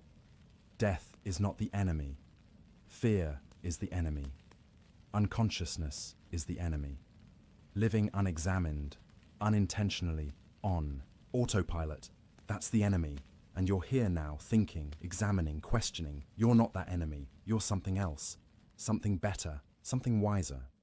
You're someone who's willing to look at death, to think about mortality, to examine the ultimate question. That takes courage. That takes wisdom. And if you can do that, if you can face these questions now, then you're already practicing what Socrates practiced. already walking the path he walked. Maybe you won't walk it as far as he did. Maybe you'll take a different path eventually. That's fine. That's good even. Socrates would want you to question him too, to examine his philosophy, to make your own choices. But for now, for tonight, you've walked with him. You've heard his story. You've understood his method. You've glimpsed what the examined life makes possible. That glimpse is valuable. Hold on to it. Let it inform how you live. Let it help you examine a bit more, question a bit more, live a bit more consciously, and rest. Rest peacefully, as Socrates did. Not because you've solved the mystery of death, but because you don't need to solve it tonight. Because you've done enough for today. Because you're on the path, even if you've only taken the first steps. The woman in white from Socrates' dreams said he would reach fertile Phthia in 3 days. For him, that meant death. But for you, it might mean something else. A place of rest, a place of peace, a place where the examined life bears fruit. You'll get there, not in 3 days perhaps, but eventually, if you keep examining, keep questioning, keep living consciously. And when you arrive, whether in this life or after it, you'll find what Socrates found. Not all the answers, but peace with not having them. Not certainty, but readiness for whatever comes. That's enough. That's everything, really. So rest now, dear friend. Rest peacefully. Tomorrow brings another chance to examine, to question, to grow. But tonight, just sleep. Sleep as deeply as Socrates slept on his final night. Sleep without fear, without anxiety, without clinging. Just sleep. The examined life awaits you in the morning. But for now, let it wait. For now, just rest. Rest well. Sleep peacefully. And may you wake tomorrow ready to examine, to question, to live consciously once more. Until then, good night. Welcome back, dear friends. Before we begin, let me know where in the world you are watching, and please don't forget to subscribe and like to support the channel. Picture this. A 13-year-old boy stands in a sunlit courtyard in northern Greece, surrounded by gardens that will become his classroom for the next 3 years. His father, the most powerful king in the Greek world, has just introduced him to a middle-aged philosopher with small, penetrating eyes and a slight lisp. The boy is Alexander, destined to conquer an empire stretching from Greece to India. The philosopher is Aristotle, who will conquer something far more enduring. He will map the territory of human excellence itself. Aristotle leans forward and asks the young prince a question that will echo through 23 centuries to reach us tonight. What does it mean to live well? Not how to conquer kingdoms, not how to accumulate wealth or fame or power, but something more fundamental, more urgent, more intimately relevant to each of us preparing for sleep on this quiet evening. What does it mean for a human being to flourish? What is the good life? Tonight, as the world settles into darkness and your breathing slows, we will follow Aristotle's answer to this question. We will trace his path from the dusty academies of ancient Athens to his private conversations with history's greatest conqueror. We will discover why this question still matters, why Aristotle's response speaks to our modern anxieties perhaps more powerfully than it did to his contemporaries, and why the ancient Greek word eudaimonia contains a vision of happiness that our culture has largely forgotten. This is not a lecture. Think of it as an evening walk through one of the most beautiful minds in human history, a mind that believed human excellence was not only possible but achievable, that understood virtue as a practical skill we could develop through practice, that saw happiness not as a fleeting emotion, but as a way of being in the world. As you settle deeper into comfort, let Aristotle's measured reasoning guide you. His logic has a way of being unexpectedly captivating, building understanding slowly, stone by careful stone, until suddenly you see the complete architecture of a life well lived. Fair warning, you may find yourself wide awake at the end, mind illuminated by ideas that have guided humanity's greatest achievements. But even if sleep claims you early, these thoughts will settle into your rest like seeds in fertile soil, quietly working their transformation while you dream. So breathe deeply, Let the tensions of your day release and allow yourself to wonder, as that young prince wondered in a garden 2 millennia ago, what would it mean for me to truly flourish? The ancient Greeks had no word for religion as we understand it. They had no word for science as a separate discipline. They had no division between mind and body, no split between reason and emotion, no separation of private ethics from public politics. What they had was philosophy, literally the love of wisdom, and it encompassed everything. To study philosophy in ancient Athens was to ask the most practical question imaginable. How should I live? Into this world, in the year 384 before the Common Era, a boy was born in the small coastal city of Stagira on the Macedonian frontier. His name was Aristotle. His father, Nicomachus, served as court physician to King Amyntas of Macedon, and from his earliest years Aristotle was exposed to the careful observation, the empirical attention to detail that characterized medical practice. While other children learned through myths and stories, young Aristotle watched his father examine symptoms, make diagnoses, test remedies. The lesson would shape everything that followed. Look first at what actually is before theorizing about what might be. Tragedy struck early. Nicomachus died when Aristotle was still a boy, perhaps 10 years old. The young philosopher-to-be was sent to live with a guardian, Proxenus, who recognized something remarkable in his charge's hungry intellect. At 17, Aristotle was dispatched on the long journey to Athens, to the greatest center of learning the world had ever known, Plato's Academy. Imagine the journey. A young man from the provinces carrying whatever scrolls and tablets a travelling student could manage, walking the dusty road southward, past villages and olive groves, over mountain passes where bandits lurked, through landscapes sacred to gods whose temples crowned every prominent hill. And then, finally, Athens herself. The city of Pericles and Socrates, still glorious despite recent defeats in war, her white marble temples catching the Mediterranean sun, her agora buzzing with merchants and philosophers, her theatre where Sophocles had premiered his tragedies, her law courts where citizens argued about justice and the good. The academy stood outside the city walls, in a grove sacred to the hero Academus. Here Plato, already in his 60s, taught a remarkable collection of students how to think. Not what to think, but how. Through dialogue and debate, through mathematical precision and logical rigor, through the relentless questioning that his teacher Socrates had pioneered. The method was simple and devastating. Take any claim about reality, any assumption about justice or beauty or truth, and ask, what do you mean by that? How do you know? Could it be otherwise? Question after question after question until either the claim stood on solid foundation or collapsed into incoherence. Aristotle arrived at this intellectual crucible at precisely the right moment. His mind was formed enough to engage seriously with Plato's ideas, but flexible enough to be shaped by them. And for the next 20 years, he remained, studying and eventually teaching, absorbing Plato's vision while slowly developing his own. What was that vision? Plato believed that the world we experience through our senses, this world of stones and trees and flesh, is not fully real. Behind it, or above it, or somehow beyond it, exists a realm of perfect forms. The triangle you draw on paper is always imperfect, but there exists the form of triangle, perfect and eternal. The beautiful person you see is beautiful only by participating in the form of beauty itself. Justice in our world is always approximate, but justice itself exists in this transcendent realm, perfect and unchanging.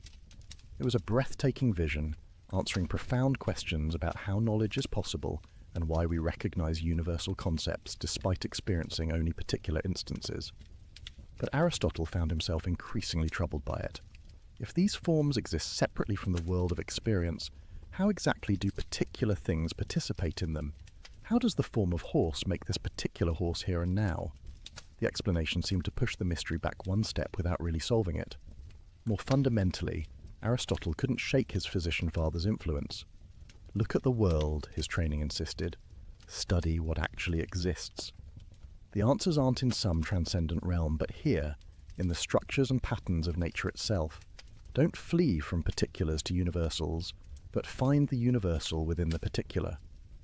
Walking through the Academy's gardens, past the stone colonnades where students debated, beneath olive trees that dappled the sunlight, Aristotle began formulating an alternative.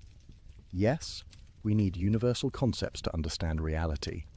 Yes, we recognize patterns that transcend individual instances, but perhaps these universals exist in things themselves, not in some separate realm.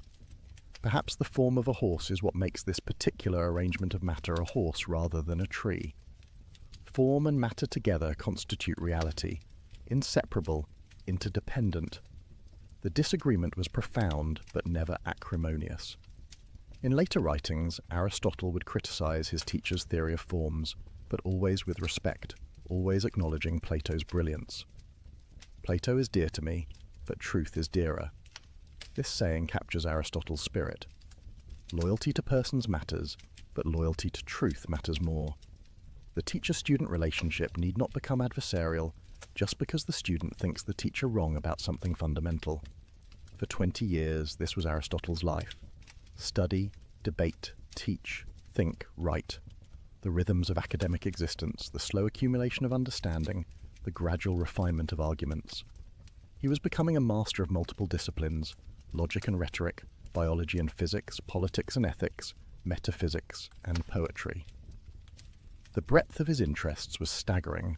While his contemporaries specialized, Aristotle ranged across the entire landscape of human knowledge, finding connections, building systems, constructing a unified vision of reality. Then, in 347 BCE, Plato died. The Academy passed to Plato's nephew Speusippus, and Aristotle chose to leave. The reasons remain debated. Was it disappointment at not being chosen to lead? Was it time for the student to step out of his master's shadow? Or was it simply that Aristotle's intellectual project required independence? Whatever the reason, Aristotle departed Athens.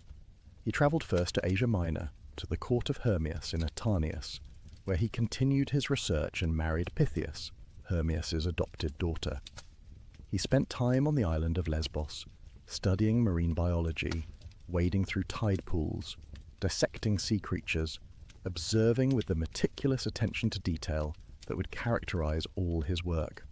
These were years of intellectual wandering, of gathering observations, of letting his systematic approach mature. He studied how baby squids develop inside their eggs. He examined the hearts of different animals, noting structural variations. He watched the migration patterns of birds and wondered what internal mechanism drove them. In all of this, he was developing a method. Observe first, observe carefully, observe repeatedly. Record what you find. Notice patterns. Form hypotheses. Test them. Build explanations from the ground up. This was radically different from the prevailing approach to natural philosophy, which tended towards speculation from first principles. Aristotle was teaching himself to be empirical, to trust experience, to build theory on the foundation of observed fact. The lessons learned watching his father practice medicine were flowering into a comprehensive scientific method. His personal life in these years remains shadowy to us. We know he married Pythias and loved her. We know they had a daughter together. We know that when Pythias died, Aristotle grieved deeply. Later he would form a relationship with Herpyllis, with whom he had a son, Nicomachus. But Aristotle rarely wrote about his private emotions. His work focused outward, on the structures of reality, on the patterns of nature, on the principles of living well. Then, around 343 BCE, an invitation arrived that would change everything. King Philip of Macedon, who was transforming his kingdom into the dominant military power in Greece, wanted a tutor for his 13-year-old son. And he wanted that tutor to be Aristotle. Why? Perhaps because Aristotle's father had served Philip's own father as court physician, creating a family connection. Perhaps because Aristotle, though not yet famous, had already acquired a reputation for brilliance. Perhaps because Philip, in his ambition to unite Greece under Macedonian leadership, wanted his heir educated in the finest Greek traditions. Whatever the reason, the offer came with considerable inducements. Philip promised to rebuild Stagira, Aristotle's home city, which he himself had destroyed in an earlier campaign. The payment would be generous, the position would be prestigious, but most importantly, Aristotle would have the opportunity to shape the mind of a future king, to plant ideas of justice and virtue and excellence in a boy who would wield tremendous power, to perhaps create through education a ruler who would govern wisely and well, for a philosopher who believed that ethics and politics were inseparable, that the good life required a good community, this opportunity must have been irresistible. And so Aristotle journeyed north, back to the Macedonian frontier of his youth, to meet the young prince who would become Alexander the Great. The teaching took place at Mieza, a small village in the verdant countryside outside the Macedonian capital.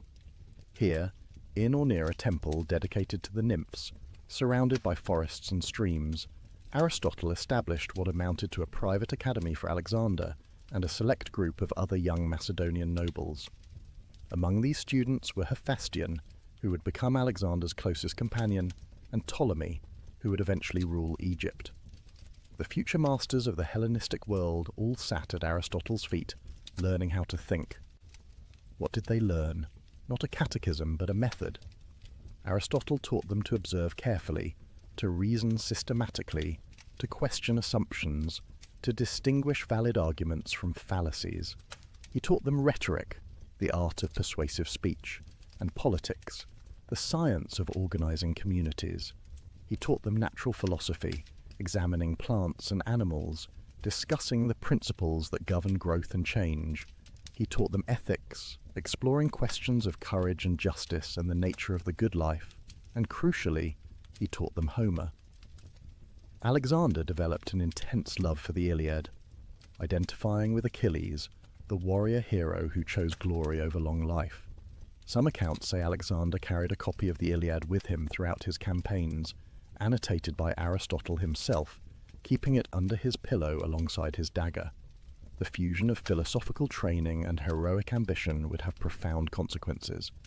The relationship between teacher and student was complex, mixing genuine affection with fundamental disagreements that would only deepen over time. Aristotle saw himself as forming Alexander's character, instilling virtue, teaching moderation and practical wisdom. But Alexander's nature ran to extremes. He was passionate where Aristotle counseled balance, impetuous where Aristotle advised deliberation, hungry for glory where Aristotle emphasized the contemplative life. They walked together through the countryside around Mieza, the middle-aged philosopher and the adolescent prince, discussing the nature of courage, the different forms of government, the relationship between happiness and virtue. Aristotle must have known even then that his student would achieve great things. What he couldn't have known was how completely those achievements would diverge from his own values. For Aristotle believed in Greek superiority. He viewed non-Greeks, Persians, Egyptians, all the peoples who would fall to Alexander's conquests, as barbarians, natural slaves, suited only to serve their Greek masters. This ugly prejudice was common in classical Greece, born from centuries of conflict with Persia, reinforced by cultural chauvinism. When Aristotle advised Alexander on politics, he apparently suggested treating Greeks as free citizens and barbarians, as subjects to be ruled despotically. Alexander would ultimately reject this advice. His great vision, perhaps his greatest, was of a multicultural empire where Greeks and Persians could intermarry, where talent mattered more than ethnicity, where civilization could transcend its Greek origins. In this, the student proved wiser than the teacher. But that lay in the future. For 3 years the education continued. Philosophy in the morning, physical training in the afternoon, discussions of metaphysics and dissections of animals, poetry and mathematics, the young nobles learning not just information but how to think, how to argue, how to analyze. Aristotle was forming minds, planting seeds that would bear fruit in ways he couldn't anticipate. Then, in 340 BCE, Philip summoned his son home. At 16, Alexander would serve as regent while his father campaigned in Thrace. The formal education was over. Teacher and student would never again spend extended time together, though they continued corresponding. Alexander sent back specimens and observations from his conquests, plants and animals unknown to Greek science, reports of distant lands, puzzles for his old teacher to study. But the intellectual relationship was ending, and philosophical differences were hardening into ideological opposition. When Alexander began integrating Persians into his administration, adopting Persian customs, even demanding prostration from Greek visitors, Aristotle was appalled. This violated everything he believed about Greek superiority and proper political order. The student had moved beyond the teacher's wisdom, making his own path through history. There is a poignant tragedy here.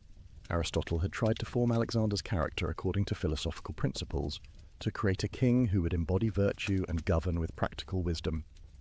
But character, as Aristotle himself taught, comes from habituation, from repeated practice, from the slow shaping of desires and responses. 3 years of philosophical instruction couldn't overcome Alexander's fundamental nature. Brilliant, passionate, ambitious beyond measure, unable to recognize limits, the greatest philosopher of antiquity and the greatest conqueror of antiquity touched each other's lives profoundly.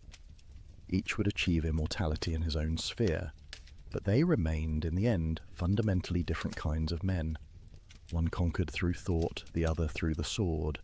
One believed in moderation and the contemplative life, the other in glory and endless achievement. One stayed mostly in Athens, thinking and writing. The other marched to the edges of the known world, never content, never stopping. When Alexander departed for his Asian campaigns in 335 BCE, Aristotle was 50 years old. He returned to Athens, to the city of his intellectual formation, ready at last to establish his own school, to develop his own systematic philosophy, to offer his answer to the question he had posed to young Alexander so many years before. What does it mean to live well? Athens in 335 BCE had changed since Aristotle first arrived as a 17-year-old student. Philip's victory at Chaeronea had ended the era of independent Greek city-states. The Macedonian king now dominated Greece, and after Philip's assassination, his son Alexander ruled. For Athenians who treasured their democratic traditions, this new reality was bitter. They lived under the shadow of Macedonian power. Technically independent, but actually subject.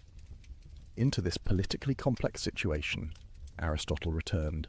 His connections to the Macedonian court made some Athenians suspicious, but his reputation as a philosopher, his years at the academy, and his undeniable brilliance earned him respect. He established his school in the Lyceum, a gymnasium dedicated to Apollo Lysias, located just outside the city walls.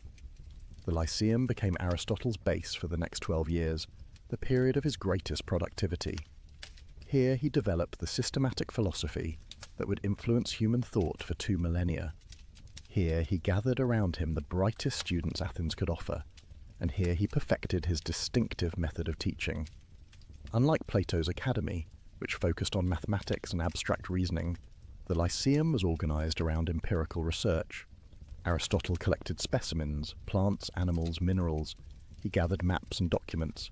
He compiled observations sent by correspondents throughout the Greek world, including, remarkably, from Alexander's campaigns.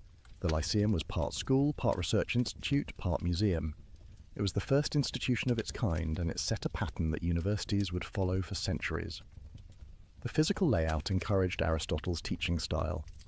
The Lyceum had a covered walkway called a peripatos, where Aristotle liked to walk while lecturing. This habit gave his school its name, the Peripatetics, the walkers. Picture him there, in his 50s now, walking slowly along the colonnade, a small group of advanced students following, discussing the nature of causation or the structure of logical argument or the relationship between soul and body. His lectures came in 2 types.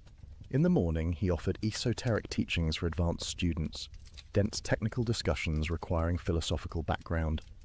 These were the lectures that would eventually be compiled into the treatises we possess: the physics, the metaphysics, the Nicomachean ethics.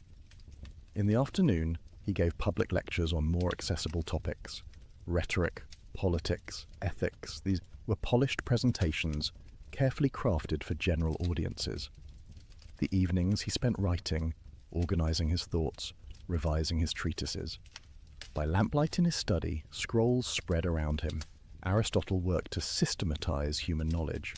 He was attempting something unprecedented, a comprehensive account of reality, from the principles of logic that govern all reasoning, through the structures of the natural world, to the best way for human beings to live.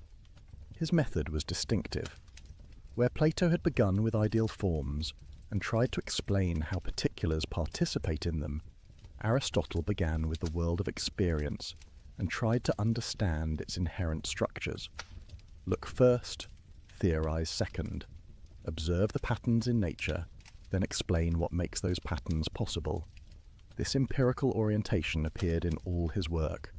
His biological writings describe hundreds of animal species with careful attention to anatomy and behavior.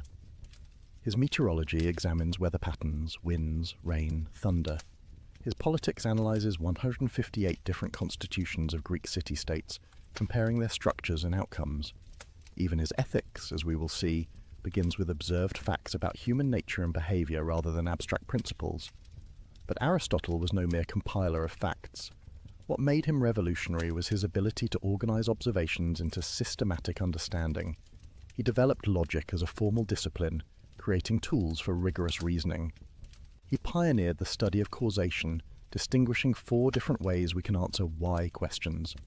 He analyzed motion, change, time, place, infinity. He investigated language, categorizing different types of statements and studying how meaning works. And running through all of this was a deep conviction that the universe makes sense. Reality is not chaos but cosmos, not random but ordered. Natural things have purposes, built-in tendencies, characteristic activities. Understanding something means grasping its nature, its function, what it's meant to be and do. This teleological vision, the idea that things have inherent purposes, would remain influential until the scientific revolution 2,000 years later. Yet despite this comprehensive intellectual productivity, Aristotle's time at the Lyceum was politically precarious. He was a metic, a resident alien, without citizenship rights. He depended on the tolerance of a city that had reasons to distrust him. When Alexander died suddenly in 323 BCE, everything changed. The death of the conqueror unleashed a wave of anti-Macedonian sentiment across Greece. Athens erupted in rebellion, and Aristotle, known to have been Alexander's tutor, connected to the Macedonian court, suddenly found himself in danger. Charges of impiety were brought against him, the same charges that had led to Socrates' execution 76 years earlier. Aristotle was 62 years old, at the height of his intellectual powers. He had spent 12 years building the Lyceum into one of the ancient world's great centres of learning. His systematic philosophy was substantially complete, but the political situation was untenable. Rather than stand trial, Aristotle chose to leave Athens. He reportedly said he would not let the city sin twice against philosophy, a reference to Socrates' fate. He retired to Chalcis on the island of Euboea, where his mother's family had property. And there, less than a year after leaving Athens, he died of a stomach illness. It was 322 BCE. The greatest systematic philosopher in history was gone, leaving behind an intellectual legacy that would shape Western thought for 2,000 years. But we've spent long enough on biography. We know the man, the context, the journey. Now we must turn to what matters most, his ideas. Specifically, his answer to the question that launched our evening together, the question he posed to young Alexander in that sunlit garden at Mieza. What does it mean to live well? What is the good life for human beings? What should we aim at? These questions drive Aristotle's ethical philosophy, and to understand his answers, we must begin with a single word that captures his vision of human flourishing: eudaimonia. The word sounds strange to modern ears. Eudaimonia. It's usually translated as happiness, but this translation misleads almost as much as it clarifies. When we think of happiness, we typically imagine a feeling, an emotional state, something that comes over us when things go well. I feel happy when I eat delicious food, or succeed at a difficult task, or spend time with people I love. Happiness, in our common usage, is something that happens to us, a pleasant sensation we experience. But this is not what Aristotle means by eudaimonia at all. The word itself gives us a hint. It combines eu, meaning good or well, with daimon, meaning spirit or divinity. Literally, eudaimonia means something like having a good spirit, being well-spirited, having your inner nature in good condition. It suggests not a temporary feeling, but a state of being, not an episode, but a way of existing. Perhaps the best translation is flourishing, or living well, or faring well. Think of a plant. What does it mean for an oak tree to flourish? Not that it feels happy, plants don't have feelings, but that it's achieving what it's meant to achieve, developing according to its nature, becoming an excellent specimen of oak tree. It has good soil, adequate water, proper sunlight. Its roots run deep, its trunk grows strong, its branches spread wide, its leaves are full and green. The acorns it produces are healthy. This is oak tree eudaimonia, being a thriving, excellent oak. Now ask the parallel question. What does it mean for a human being to flourish? What is human eudaimonia? This is Aristotle's central question, and answering it requires understanding human nature itself. But before we get to Aristotle's answer, we need to understand why he thinks this question matters so much. Here's where his thinking becomes both elegant and persuasive. Every action we take aims at some good, Aristotle observes. When you eat, you aim at satisfying hunger or maintaining health or enjoying flavor. When you work, you aim at earning money or accomplishing something or serving others. When you exercise, you aim at fitness or stress relief or the pleasure of physical exertion. All human action is goal-directed. Notice what follows from this. Some goods are sought for the sake of other goods. We earn money to buy things. We buy things to satisfy needs or wants. We satisfy needs to maintain life. We maintain life to what? Eventually we must reach some final good, something we want for its own sake, not as means to something else. Otherwise we're caught in an infinite regress, each goal pursued for the sake of another, never reaching any ultimate purpose. What is this final good? What do we want for its own sake? Aristotle thinks the answer is obvious. Eudaimonia. Everyone, he says, pursues happiness or flourishing. It's what we ultimately aim at in all our activities. We want other things for the sake of happiness, but we don't want happiness for the sake of anything else. Happiness is self-sufficient. Having it, we lack nothing essential. Consider what this means. Honor? Yes, we value honor, but why? Because being honored makes us happy. Pleasure? Yes, we enjoy pleasure, but why do we seek it? Because it contributes to happiness. Wealth? Certainly useful, but obviously not the ultimate good. We want wealth to secure happiness, not happiness to secure wealth. Even virtue, and this is crucial, we value ultimately because virtuous living leads to flourishing. So eudaimonia stands at the top of the hierarchy of goods. It's what everything else aims toward. It's the bull's eye on the target, the destination of all our striving. Get clear about what eudaimonia really is, and you've answered the most important question about how to live. But here's where things get interesting. People agree that eudaimonia is the ultimate good, Aristotle notes, but they disagree profoundly about what eudaimonia actually is. Ask different people what happiness consists in, and you'll get radically different answers. The common people, identify happiness with pleasure.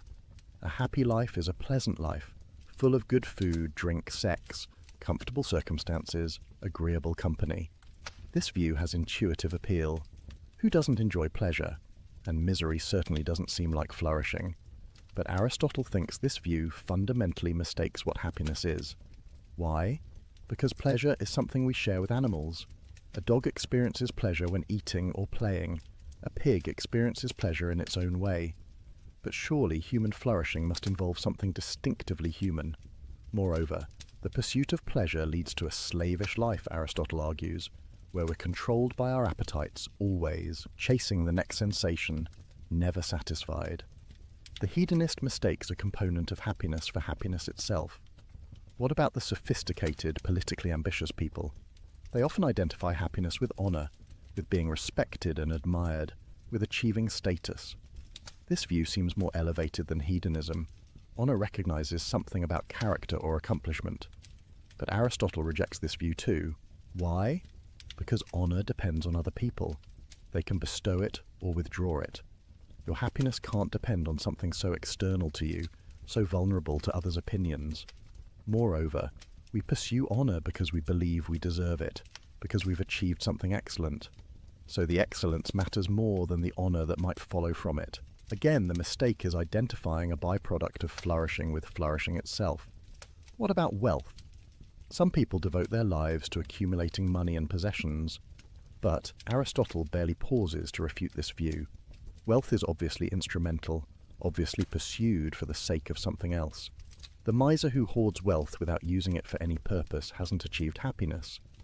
Wealth is like a tool, valuable for what it enables, worthless as an end in itself. So if happiness isn't pleasure or honor or wealth, what is it? Aristotle's answer emerges from his distinctive method, examining the function of human beings. Here's the reasoning. Everything has a characteristic activity, a function, something it does that makes it the kind of thing it is. The function of the eye is to see. A good eye sees well, a bad eye sees poorly.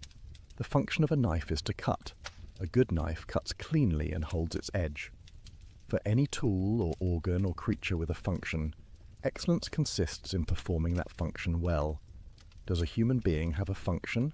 Not in the sense of being a tool for some external purpose, but in the sense of having a characteristic activity, something that defines what we distinctively are. Aristotle thinks yes. What is our function? It can't be merely living, growing, and maintaining ourselves. We share that with plants. It can't be sensing and responding to our environment. We share that with all animals. The distinctive human function must involve our unique capacity, reason.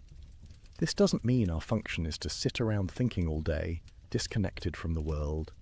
Reason permeates all distinctively human activities. When we deliberate about what to do, we're exercising reason. When we form friendships based on mutual respect rather than mere pleasure or utility, reason guides those relationships. When we appreciate beauty, when we understand truth, when we act courageously in the face of fear, when we judge fairly between competing claims, we're exercising rational capacities that animals lack. Human flourishing, then, consists in exercising these rational capacities excellently. It's not passive, but active. Not a state we fall into, but an activity we perform. Not something that happens to us, but something we do.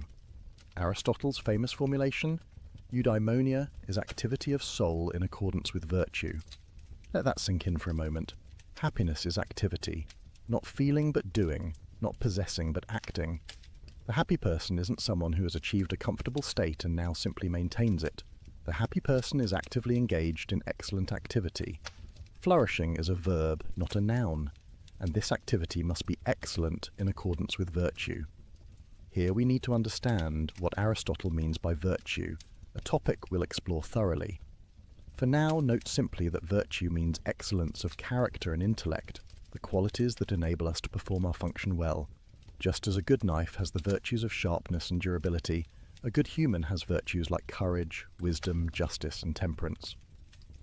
One more crucial qualification: eudaimonia requires a complete life. One swallow doesn't make a spring, Aristotle says, and one day or brief period doesn't make someone happy. Flourishing is assessed over a lifetime. The young can't yet be called happy because their lives remain unfinished. Only from the perspective of a complete life can we judge whether someone achieved eudaimonia.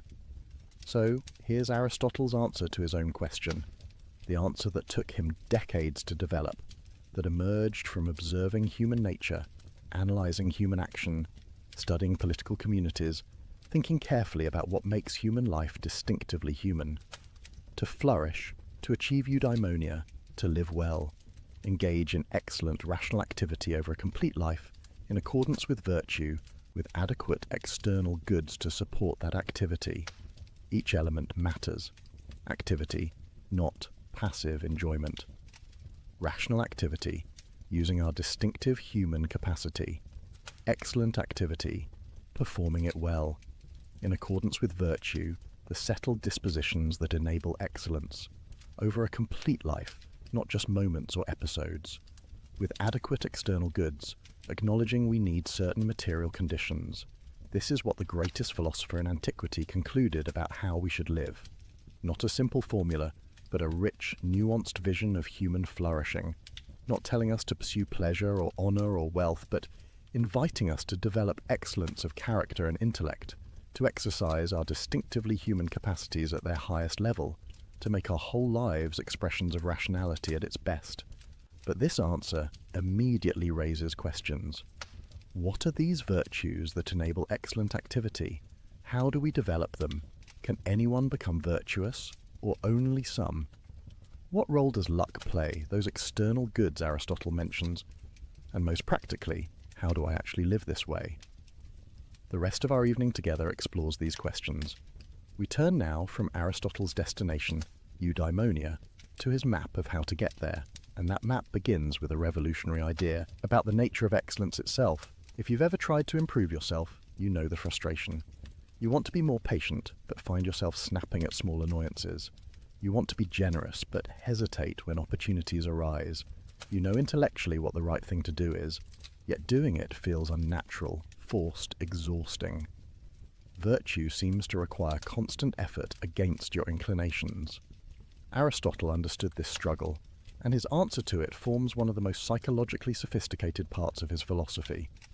Virtue, he argued, is not knowledge alone. You can't become courageous simply by understanding what courage is. You can't become just by studying the theory of justice. Virtue is not information in your head, but disposition in your character. The Greek word Aristotle uses is arete, usually translated as virtue or excellence. But notice what the word captures. Not moral goodness as we typically conceive it, but a kind of excellence, a way of being that realizes potential, achieves what something is capable of. The arete of a racehorse is speed and endurance. The arete of a sword is sharpness and strength. What is the arete of a human being? For Aristotle, virtue is a hexis, a stable state or disposition of character. It's not a fleeting decision, but a relatively permanent way of being. The virtuous person doesn't simply perform virtuous acts occasionally through gritted teeth. Rather, they've developed a settled way of responding to situations such that virtuous action flows naturally from who they've become. But how do you develop such dispositions? Here Aristotle makes his most revolutionary claim, one that contradicted his teacher Plato fundamentally. Plato had argued that virtue is knowledge. If you truly know what's good, you'll do it. Vice is just ignorance. Education, then, is the key to virtue. Aristotle disagreed. Virtue requires knowledge, yes, but knowledge isn't sufficient. You also need proper habituation, repeated practice, the formation of emotional responses and action patterns through experience. In the famous formulation, we become just by doing just acts, temperate by doing temperate acts, courageous by doing courageous acts. Think of learning to play an instrument. You can study music theory, understand harmony and rhythm intellectually, but that won't make you a pianist.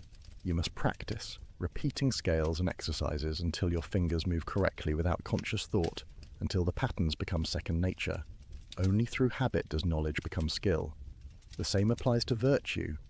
You must practice acting virtuously until virtuous responses become habitual, until you spontaneously respond with courage to danger, with generosity to need, with justice to competing claims.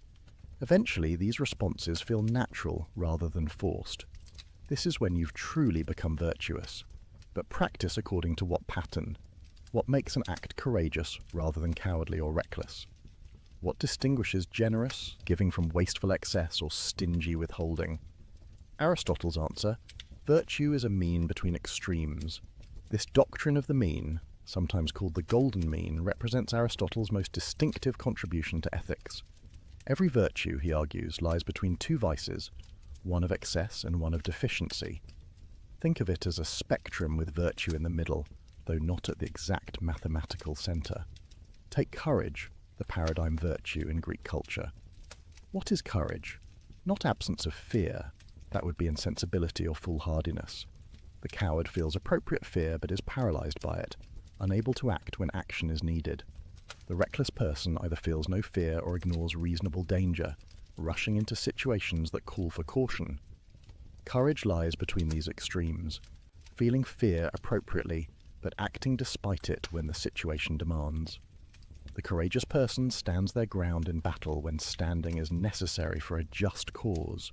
They speak truth to power when silence would be cowardice.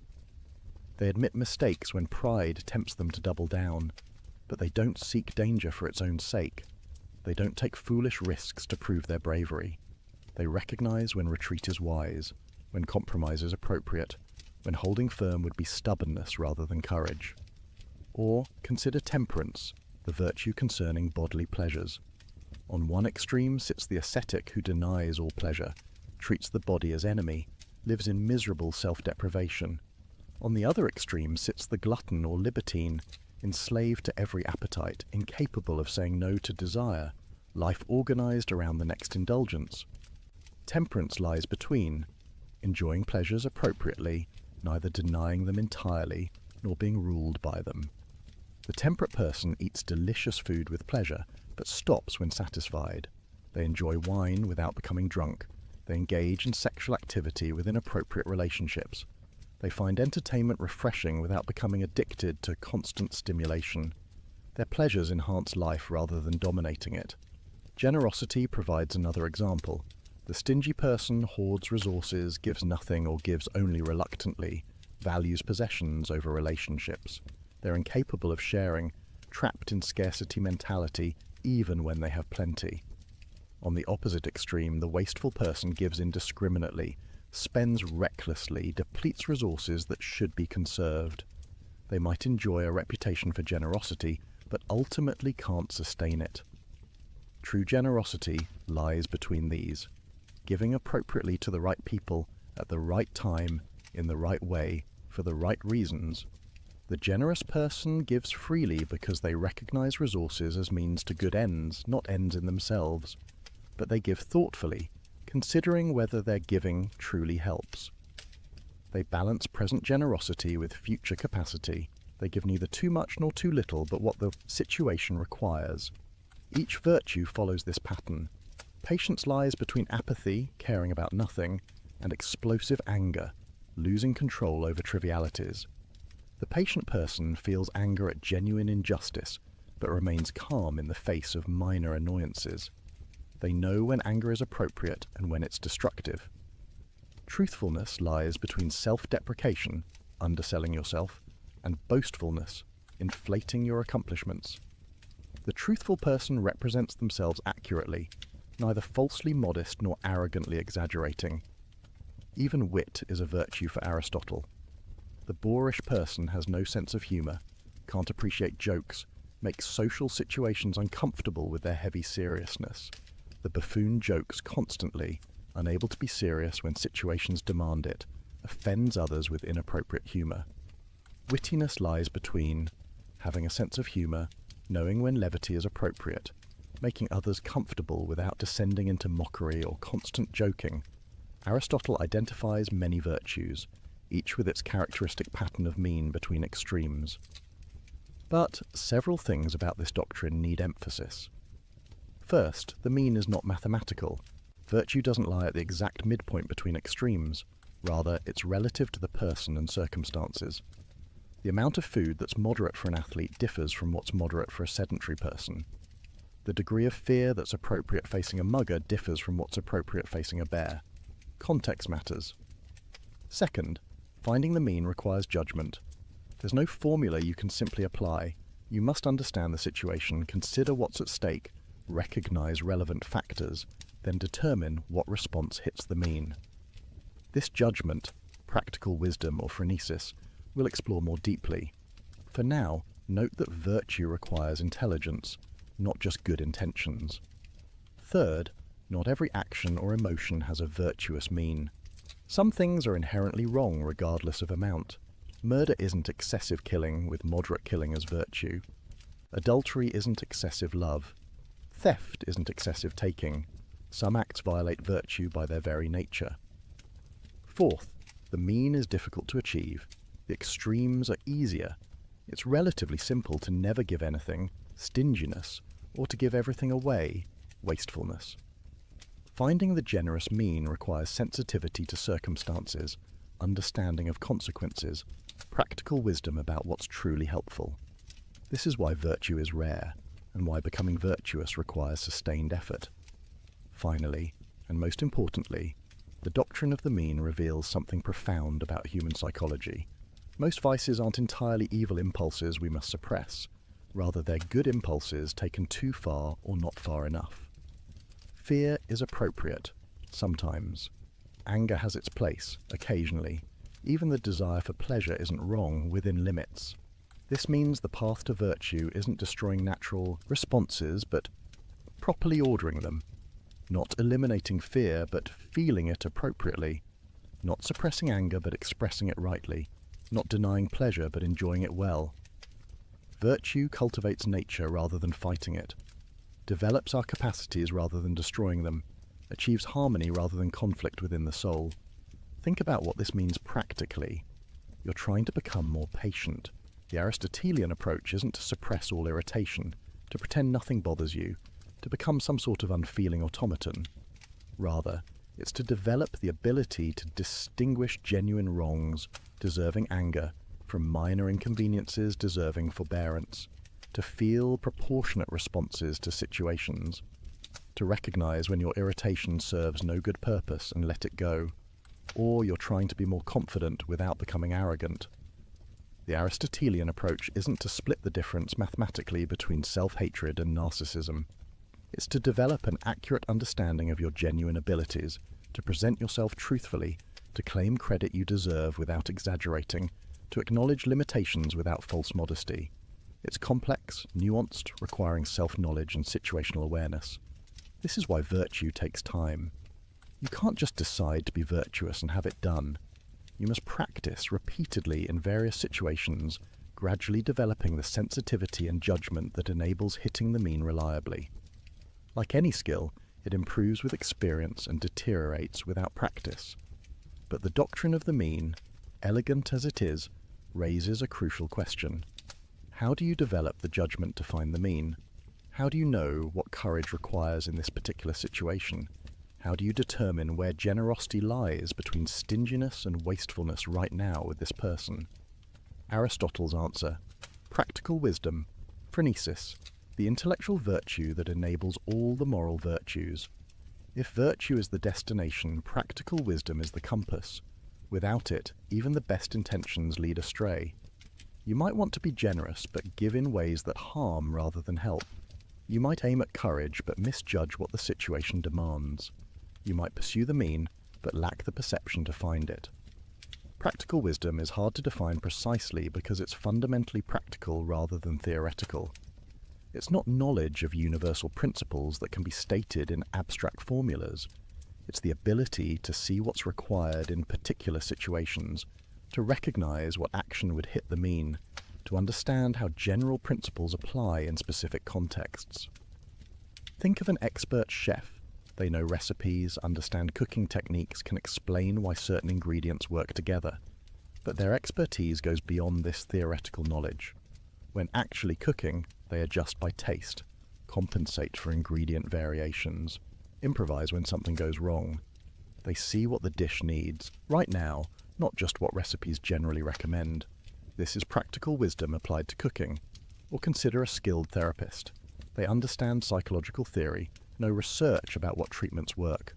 But with any particular client, they must perceive that person's specific needs, recognize what approach will help them, adjust strategies when initial attempts don't work. They exercise judgment that goes beyond applying rules, wisdom that emerges from experience with particulars. Practical wisdom works similarly in ethics. The person with phronesis perceives what situations truly demand. They see that this apparent conflict between friendship and honesty actually requires tactful truth-telling. They recognize that this request for help, though sincere, would enable destructive behavior. They understand that standing firm here would be courage, but standing firm there would be stubbornness. How do they see these things? Through experience, primarily. Practical wisdom develops over time as you face various situations. Try different responses, observe consequences, learn from mistakes. You can't acquire it from books alone, any more than you can become a chef or therapist purely through reading. You must practice repeatedly in the messiness of actual circumstances. But experience alone isn't sufficient.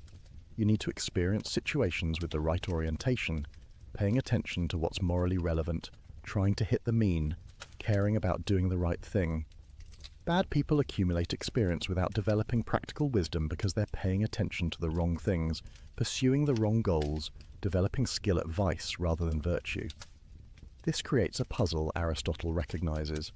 You need virtue to develop practical wisdom, because only the virtuous person perceives situations correctly, judges what's truly good, aims at the right target. But you need practical wisdom to exercise virtue, because without it, you can't determine what the virtuous response requires. They seem to depend on each other, creating a circle.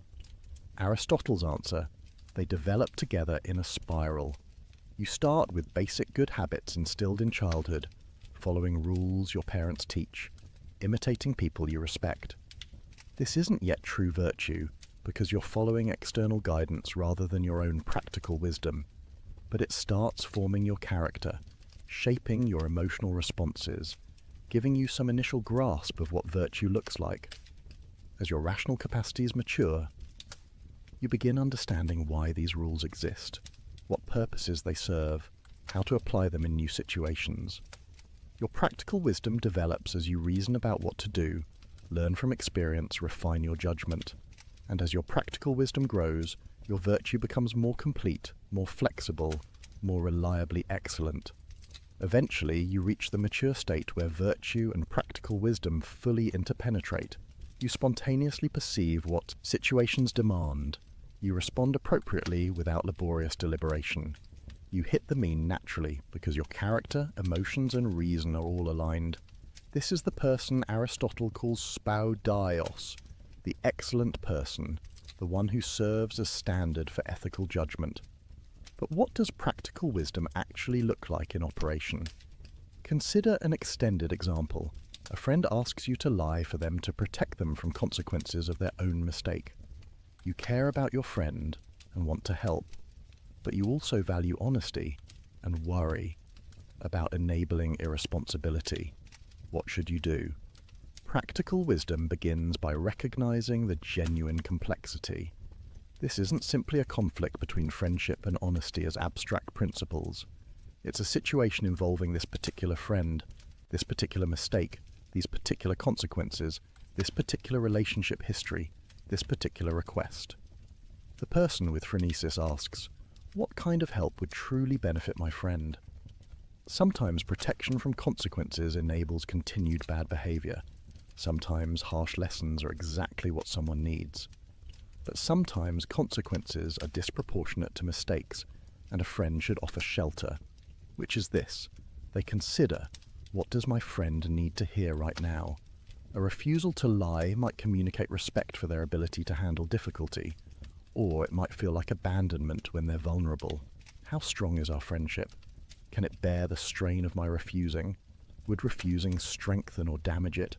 They weigh. What are the actual stakes? Will this lie enable serious harm to my friend or others? Will the truth lead to catastrophic consequences? Or are the stakes relatively minor, more about comfort than genuine well-being? They think through, what are the alternatives? Maybe there's a way to help without lying, to support while still being honest, to stand beside my friend without endorsing their evasion. Notice what's happening here. Practical wisdom doesn't consult some ethical decision procedure, doesn't apply an algorithm, doesn't reduce the situation to a simple case of conflicting principles. It perceives the situation in all its particularity, brings various considerations to bear, exercises judgment about what would be good here and now. And crucially, it does this quickly. The person with developed phronesis doesn't labor through all these considerations explicitly.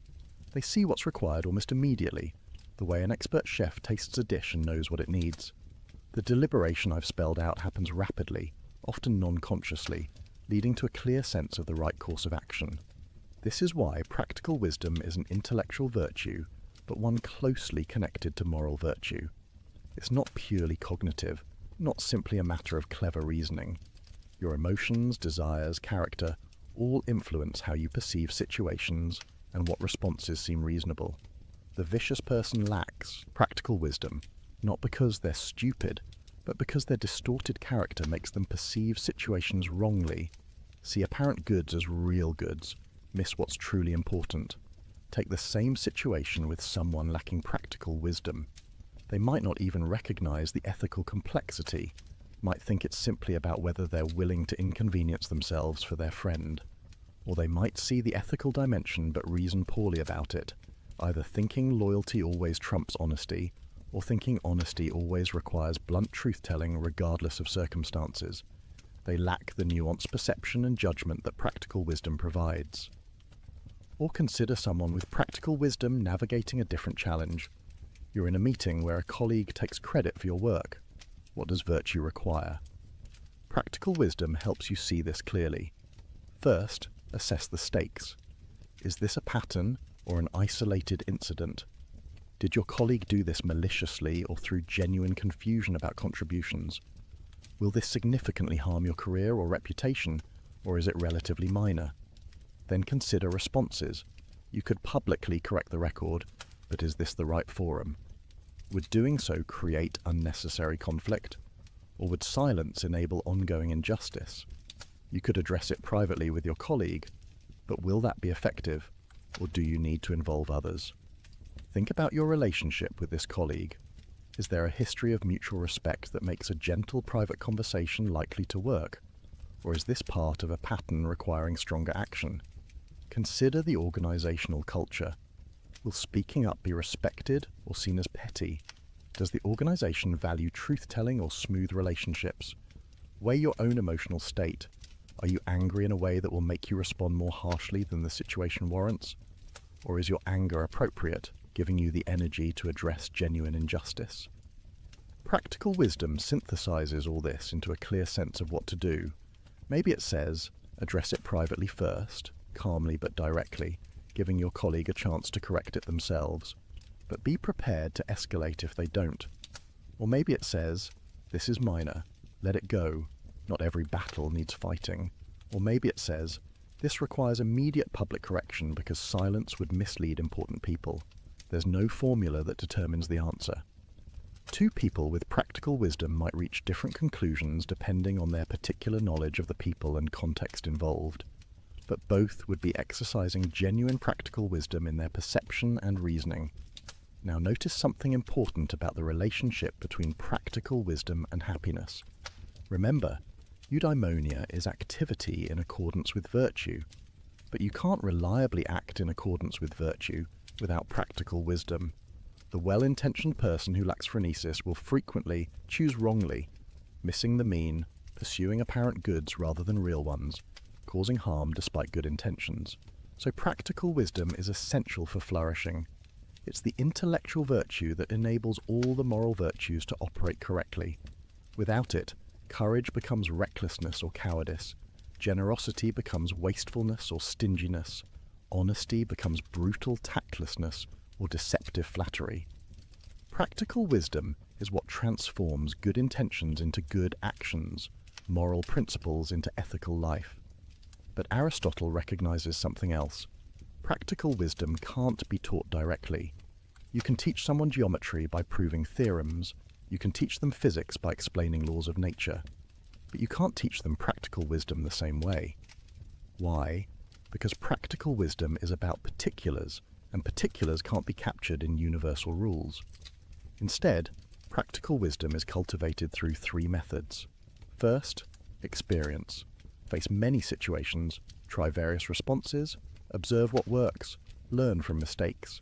The person with practical wisdom has seen enough cases to recognize patterns, understand consequences, predict outcomes.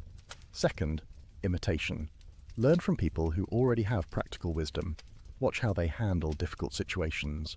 Ask them for advice. Model your responses on theirs until you develop your own judgment.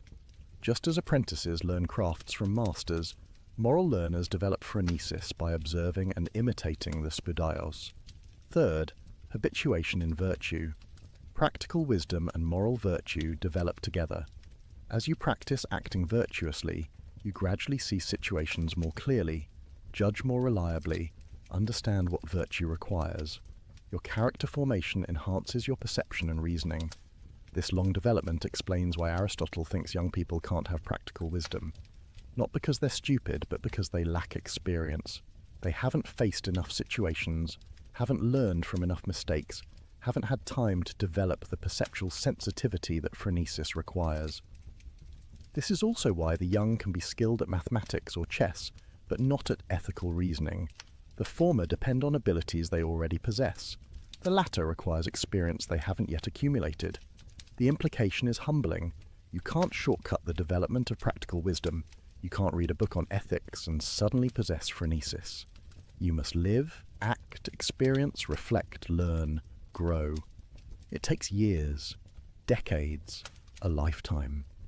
The development of practical wisdom is the work of a complete life. But here's the hopeful part. The development is possible. You can become someone with practical wisdom through sustained effort over time. And as you develop it, making good choices becomes easier, more natural, more reliable.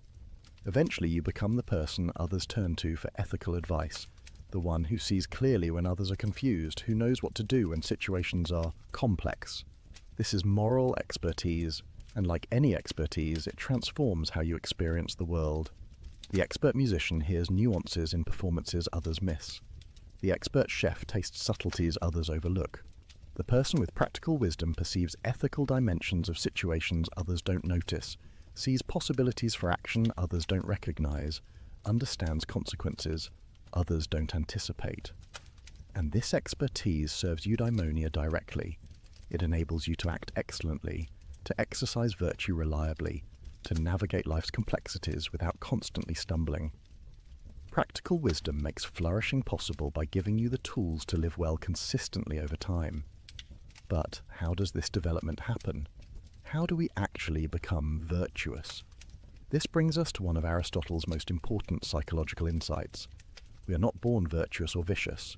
Human infants are born with capacities for virtue, with the raw material, but not with virtue itself. A child can become courageous or cowardly, generous or stingy, just or unjust. Which they become depends on their formation.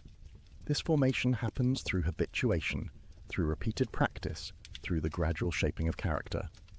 We become just by doing just acts, temperate by doing temperate acts, courageous by doing courageous acts.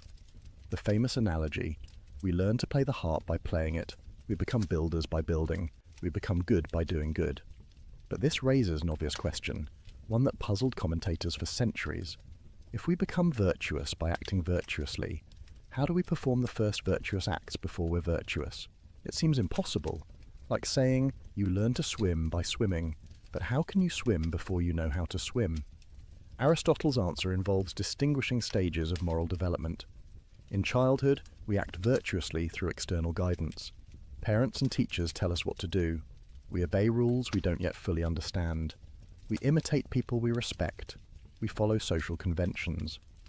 At this stage, we're doing virtuous acts without having virtue as a settled disposition. This childhood formation is crucial. Through it, we develop the right emotional responses. We learn to take pleasure in noble actions and pain in shameful ones. Our desires begin aligning with what's genuinely good. We build the foundation on which virtue will eventually stand. As we mature and our rational capacities develop, we begin understanding why these rules exist, what purposes they serve. We internalize the principles rather than just following external commands. We start choosing virtuous acts for their own sake, because we recognize them as good, not merely because authority figures say so. Eventually, for those who successfully develop, virtue becomes a settled hexis, a stable disposition. Now we spontaneously perceive what situations require. We feel appropriate emotions and perform appropriate actions without constant deliberation. The struggle diminishes. Virtuous action flows naturally from who we've become. This is true virtue, choosing virtuous acts for their own sake, from a stable character with the right emotions and motivations. It's qualitatively different from simply performing the same external behaviors out of fear of punishment or hope for reward. But the transition between stages isn't always smooth. Many people get stuck in intermediate states, understanding intellectually what they should do, but finding themselves unable to do it consistently. Aristotle has a name for this frustrating condition, acrasia, usually translated as weakness of will or incontinence. The person with acrasia knows what's right. They genuinely believe they should exercise, control their temper, resist the extra dessert, do the work they've been avoiding. But when the moment comes, they act against their better judgment. They do what they know they shouldn't and immediately regret it. This phenomenon puzzled Greek philosophers. How is acrasia possible? If you truly know what's good, why would you choose what's bad? Socrates had argued that acrasia is impossible. If you choose badly, you must not really know what's good. What looks like choosing bad while knowing good is actually not knowing at all. Aristotle disagrees. Acrasia is real. People genuinely do act against their knowledge. But how? His explanation involves distinguishing different ways of having knowledge. You can know something in an abstract, theoretical way without that knowledge being active and operative in your current situation. Like the drunk person who can recite moral principles but can't apply them to their own behavior right now. When desire overwhelms reason, your knowledge becomes merely potential rather than actual. You have the information stored somewhere but can't access it effectively. Your emotions or appetites override your rational judgment in the moment. Afterwards, when desire subsides, your knowledge becomes active again, and you wonder how you could have acted so foolishly. The person with complete virtue doesn't face this problem because their emotions and reason are aligned. They don't just know intellectually what's good, they desire it emotionally. Their appetites have been shaped through habituation to want what's genuinely worth wanting, so they don't experience the internal conflict that characterizes acrasia. This explains why moral formation must start young before reason fully develops. If you wait until someone is an adult to start instilling virtue, their emotional responses are already set. They can understand intellectually why virtue matters, but their desires pull in opposite directions. Achieving virtue becomes much harder, maybe impossible. But this raises troubling questions. If character formation depends on childhood habituation, does that mean people who had bad upbringings are doomed? Can someone with vicious character ever reform? Or is virtue available only to those lucky enough to receive proper early training? Aristotle is somewhat pessimistic here. He thinks character change is very difficult once dispositions are set. The person whose appetites were poorly formed in youth will struggle to achieve virtue later.